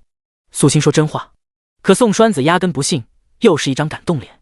素心觉得这小子真的是太单纯了，轻而易举就能被别人影响了情绪，将他送给贺毅，一定是个非常不错的选择。想要锻炼出一个恶人来，首先要让他知道恶人是什么样。第99章入学。贺毅在家里躲了几天，伺候老太爷。眼下下人说素心带着宋栓子到了，贺毅立即露出了一言难尽的表情来。那个宋栓子一看就是个没见过世面的小书呆子的，往后要带着他读书。贺毅有些生无可恋，但转念一想，宋栓子可是素心的徒弟，他欺负不了师傅，还能连徒弟都降服不了。读书有什么好的？那个村小子没见过繁华世面，要是见识过了那些好玩的，才不想读书了，自然也就不会拖累他一起。只要是宋栓子自己不愿意读，素心还能说是他的错吗？贺毅咧嘴一笑，和老爷子交代一声之后，很快就见了师徒俩。瞧见贺毅，素心一脸语重心长的说道：贺少爷，我就这一个徒弟，你知道吧？知道。贺毅觉得这人好像突然有点奇奇怪怪的，多了些墨迹。我呀，年纪不大，但和离之后也没想着再嫁，或许这一辈子就这么一个徒弟，将来伺候我终老，孝顺我一辈子了，懂吗？素心又道。贺毅表情怪怪的。素心这是什么意思？装可怜？我希望我徒弟将来能有出息，你家的夫子本事大，交个状元郎出来吧。能不能做到啊？素心又一脸欠揍的问道。你这是痴心妄想呢？天下才子这么多，你想要状元郎那就能有了。贺毅觉得不可思议，这才几日没见，这女人的脸皮又厚了。你家不是还有个老太爷吗？老太爷是3朝元老，你爹还是当朝大官，你既然是贺家子弟，定然也不差，有你们护着，我这乖徒儿只要好好读书，定然能前程似锦。贺少爷，你不用太谦虚，徒弟交给你，我十分放心。素心笑眯眯的。宋栓子听着他的语调，就知道他是故意的了。当下也有些无奈，但他也没戳破，只是老老实实的站在那里，然后冲着贺毅露出了期待的目光。师傅之前提醒过他了，来贺家不只是读书的，也是磨练。贺毅气得浑身难受，没想到这冷素心竟然是如此厚颜无耻之人，咬牙切齿地说道：“此事看他自己造化了。你说过的，他只是个书童，想要真的被夫子们指点，还得看他自己的本事了。”可以的，素心继续笑。他希望贺毅对他乖徒弟的磨练能猛烈点，就是不知道自己说的这些话效果好不好。那表情一看就是不怀好意，贺毅总觉得浑身瘆得慌。他自己也不敢相信，与这女人才认识没多久，竟然就有一种忌惮又害怕的情绪了。真不知道这种女人那个顾敬亭是怎么敢娶回家的。素心交代一番之后就走了，留下贺毅和宋健大眼瞪小眼。素心一走，贺毅那胆子就大了几分，再想起刚才素心的话，更是嗤笑连连。一个野小子还想当状元，简直痴人做梦。你不会傻到相信了你师父的话吧？师父自然是不会骗我的。宋健表现得很是孝顺。那你可真够傻的。贺毅很是嫌弃。说完想了想道：“你第一天来，咱们先不着急去念书，我先带你熟悉熟悉家里，吃些东西，休息一下，如何？”不要，师父说了，每日卯时练功，辰时进城，4时之前要开始读书，有时才可回村，不可懈怠。贺少爷，时辰不早，咱们是不是已经可以开始了？宋栓子一脸认真地说道。他绝对不能动摇，必须要读书，每天都要完成师父安排的任务。师父说了，他要在院子外弄个梅花桩，以后若是读书任务完不成，回去就要站桩，还要挨揍。疯了，这一天到晚就不能干别的事儿了。贺毅头皮发麻，不行，我还困得很，本少爷还要睡个回笼觉呢。我现在是你的书童，师父说了，我可以督促你带我读书，如果你不愿意，我可以去找你爷爷解释一下，让你爷爷知道你是个不诚实守信的人。宋健连忙补了一句：“你可以派人拦着我，但是师父也说了，我是个客人，你爷爷肯定知道我的存在，他总有一日会见我的，到时候我也可以告状，除非你打死我，否则我让你带我去读书，你就必须要听，除非夫子收我做弟子。”贺毅瞪着双眼，果真是有什么样的师傅就有什么样的徒弟，都一样的歹毒，张口闭口就要告状，你是小孩子吗？是啊。宋健狐疑地看着他，我还不到11岁。贺毅也只是生气，说顺口了，被宋健这么一噎，顿时说不出话来。还有2刻钟就要到4时了，贺少爷，你准备好了没有？宋健自己身后还背着书箱呢。贺毅胸口堵了一口气，也知道自己和素心约定的事情是不好改的，除非宋健自己退缩，否则他就得陪着读书。不过到底谁才是书童啊？当然他也不想让这个野小子真的成了夫子的弟子，真要是那样，那往后出入贺家就更理所当然了，最好让他知难而退。读书是吧？行，你给本少爷等着。贺毅磨了磨牙，带着宋健过去。贺家3个夫子，一个擅长正统的科考课业，一个则擅长些杂学，还有一个则是对琴棋书画吟诗作对这些十分精通。他们是举子，却都不无心继续科考。贺家给的银钱多，他们又欠了贺家的人情，这才过来教导贺毅的，但是贺毅每个月也只来3、2回。这会儿人来了，3个夫子就按规矩教，而贺毅也不得不按照素心的要求，让3个夫子改了课，让宋健能跟得上进度。贺毅坐着，他看了宋健一眼道：“你是书童，只能站着听，一会儿我渴了还要给我倒茶，只要我不离开课堂，我让你做什么事儿你都得听。”哦。宋健心里其实也紧张，但还是故作镇定。他站在贺毅身后，几乎是竖着耳朵，生怕漏掉夫子说的每一个字。可贺毅哪能让他听得顺利？在宋健认真嘀咕记着东西的时候，贺毅就让他在一旁跪着磨墨，不需要磨墨了，便让他负责翻书，做累了又指挥宋健替他捶捶肩。宋健才听了1堂课，就能感觉到这里的夫子和村塾的不同，越发明白为什么师父要让他过来。心里开阔，面对贺毅的要求，他能忍得很，努力让自己做到一心二用。虽然有些难，夫子说的好多东西都没记住，但对他来说，这个开始已经很不错了。第100章分账。折腾了一天，宋健也没吭声，甚至午时的时候，贺毅还特地让人准备了各种珍馐美味，当着宋健的面品尝起来，而宋健则只能默默地拿出家里带来的菜饼，站在一旁勉强下肚。贺毅就没见过这么能忍的小子，才10来岁的年纪，瞧见好吃的竟然还能受得住，那硬邦邦的饼子吃的还挺香。贺毅碰了个软钉子，心里不得劲儿。你第一次来我家，本少爷理当招待你一番，也算是尽一尽礼数，你觉得可对？贺毅看着收拾东西的宋健，不甘心让人就这么走了。他就不信一个孩子能有这么大的忍耐力。我第一次来，爹娘担心的很，更应该早些回家。如果贺少爷你想要邀我的话，可定下日子，我和爹娘以及师傅说一声，他们应下才行。宋健防备心极重。贺毅咬咬牙，挥了挥拳头：“小子，你给脸不要脸是不是？他都张口留人了，他竟然不乐意。贺少爷，你不能打我的，师傅说了，你不能伤我身体。”宋健连忙退后一步：“师傅，张口闭口都是那个女人，他也不过就比你大了6、7岁而已，你至于这么孝顺他吗？而且他教你什么了？驱邪。贺毅觉得眼前这臭小子真的是固执极了。今日说的最多的话便是师傅说了。宋健张了张嘴，然后又闭上了，没吭声。师傅才没有教他驱邪呢。师傅说了，他既然是要光耀门楣的人，便不要学得太杂，只管往科考的路子上走。教他武功只是为了强身健体，保护自己，也不是想让他逞能的。如今他才跟着学了几天的基本功，什么都不会呢。说出来贺毅肯定会笑话他。师傅就是师傅，哪怕大1岁也是。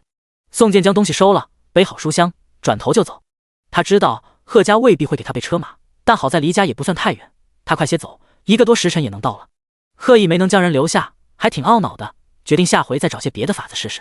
宋健能坚持1天，但想坚持几个月甚至几年，那肯定不可能。早上送栓子去上学之后，素心就去县城的书肆买了好些东西，笔墨纸砚备了不少，一股脑的带回了家。回去之后，素心又去山上砍了些木头，在旁边的空地上立起了些木桩。1天时间根本不够，他还打算多做几个木头人，之后教栓子练功的时候肯定是能用得着的。第2天晚上的时候，宋家人带着做好的东西来了。他们采买材料，再加上肉品的腌制，如今先做出了3种，分别是烤肉、5香酱肉以及一个香味肠。香肠还需要再经过晾晒才行，这会儿送上来的先经过烤制的，味道与成品会有所不同。我们尝了一下，味道确实好，只是这烤肉和酱肉都是实打实的纯肉，定然要卖高价才能有的赚。香肠里头加了别的料，相对便宜些，只是清洗肠衣十分麻烦。吴氏有些紧张地看着素心，这烤肉要用无烟的果木，肉质要细皮瘦肉最好，想要将皮晾上1天，然后再切成肉条，用素心给出的几种香料水腌制浸泡入味，腌制好的肉晾干之后才能进行烤制，出炉之后便可皮酥肉嫩，香而不腻的成品。酱肉则需要特制的卤水，还要用到酒水和白糖，也要耗费不少时间，只是出锅之后那肉鲜美醇香，险些将他们一家子的舌头馋掉了。这2日忙活着做肉，为了不让配方外流，家中大门紧闭。然而即便如此，肉香依旧传得到处都是，村中有些孩子在外头蹲守了好久，宋家人实在看不下去，只得拿出1块来给几个孩子分了点。不过看到那些孩子喜欢，宋家人心里也踏实一点，证明他们做的还不错。素心挨个尝了尝，也赞叹于吴氏夫妻俩的做活的细致，这味道如此鲜香，定是他们严格按照了配料来，没有偷工减料的结果，挺好的。素心很是喜欢，但想了想又道，不知道你们家有什么打算，怎么分配？宋家人口不多，老2口都在，50岁左右，身体还很硬朗。宋伯阳是长子，吴氏为长媳妇，然后就是宋雪珍这个小姑子，另外还有弟弟以及弟媳妇。宋栓子有个小堂妹，年纪不大，挺乖巧的。他之所以和宋家亲近，除了因为与宋栓子有些缘分，另外就是挺喜欢宋家的和气，这一家子关系不错，少有矛盾。昨晚我们与弟弟谈了，这配方毕竟是你给的，知道的人越少越好，就我们夫妻俩拿着，利润分爹娘1成，2房2成，雪珍和栓子各1成，剩下的2成是我们夫妻俩的。栓子那一份我们夫妻俩不要，由他自己花用，做什么都好。吴氏说道。他们知道素心肯给他们方子，那是看在栓子的份上，所以单独给栓子1成，用来读书以及孝顺素心这个师傅。爹娘年纪大了，也无意与他们分账，将来总是要留给他们的，所以分得少了些。我那小姑子雪珍现在身体还不错的，虽然还常常发呆，可已经能帮着干活了。这长衣就是她负责洗的，干活细致没出错，我检查了好几遍。吴氏担心素心不喜欢宋雪珍，特地解释了一下。素心想起宋雪珍，觉得她那脑袋瓜再过些时日应该也能好全乎。嫂子，我也不是要掺和你家里事儿，你心里有数就好，至于分给谁我就不管了。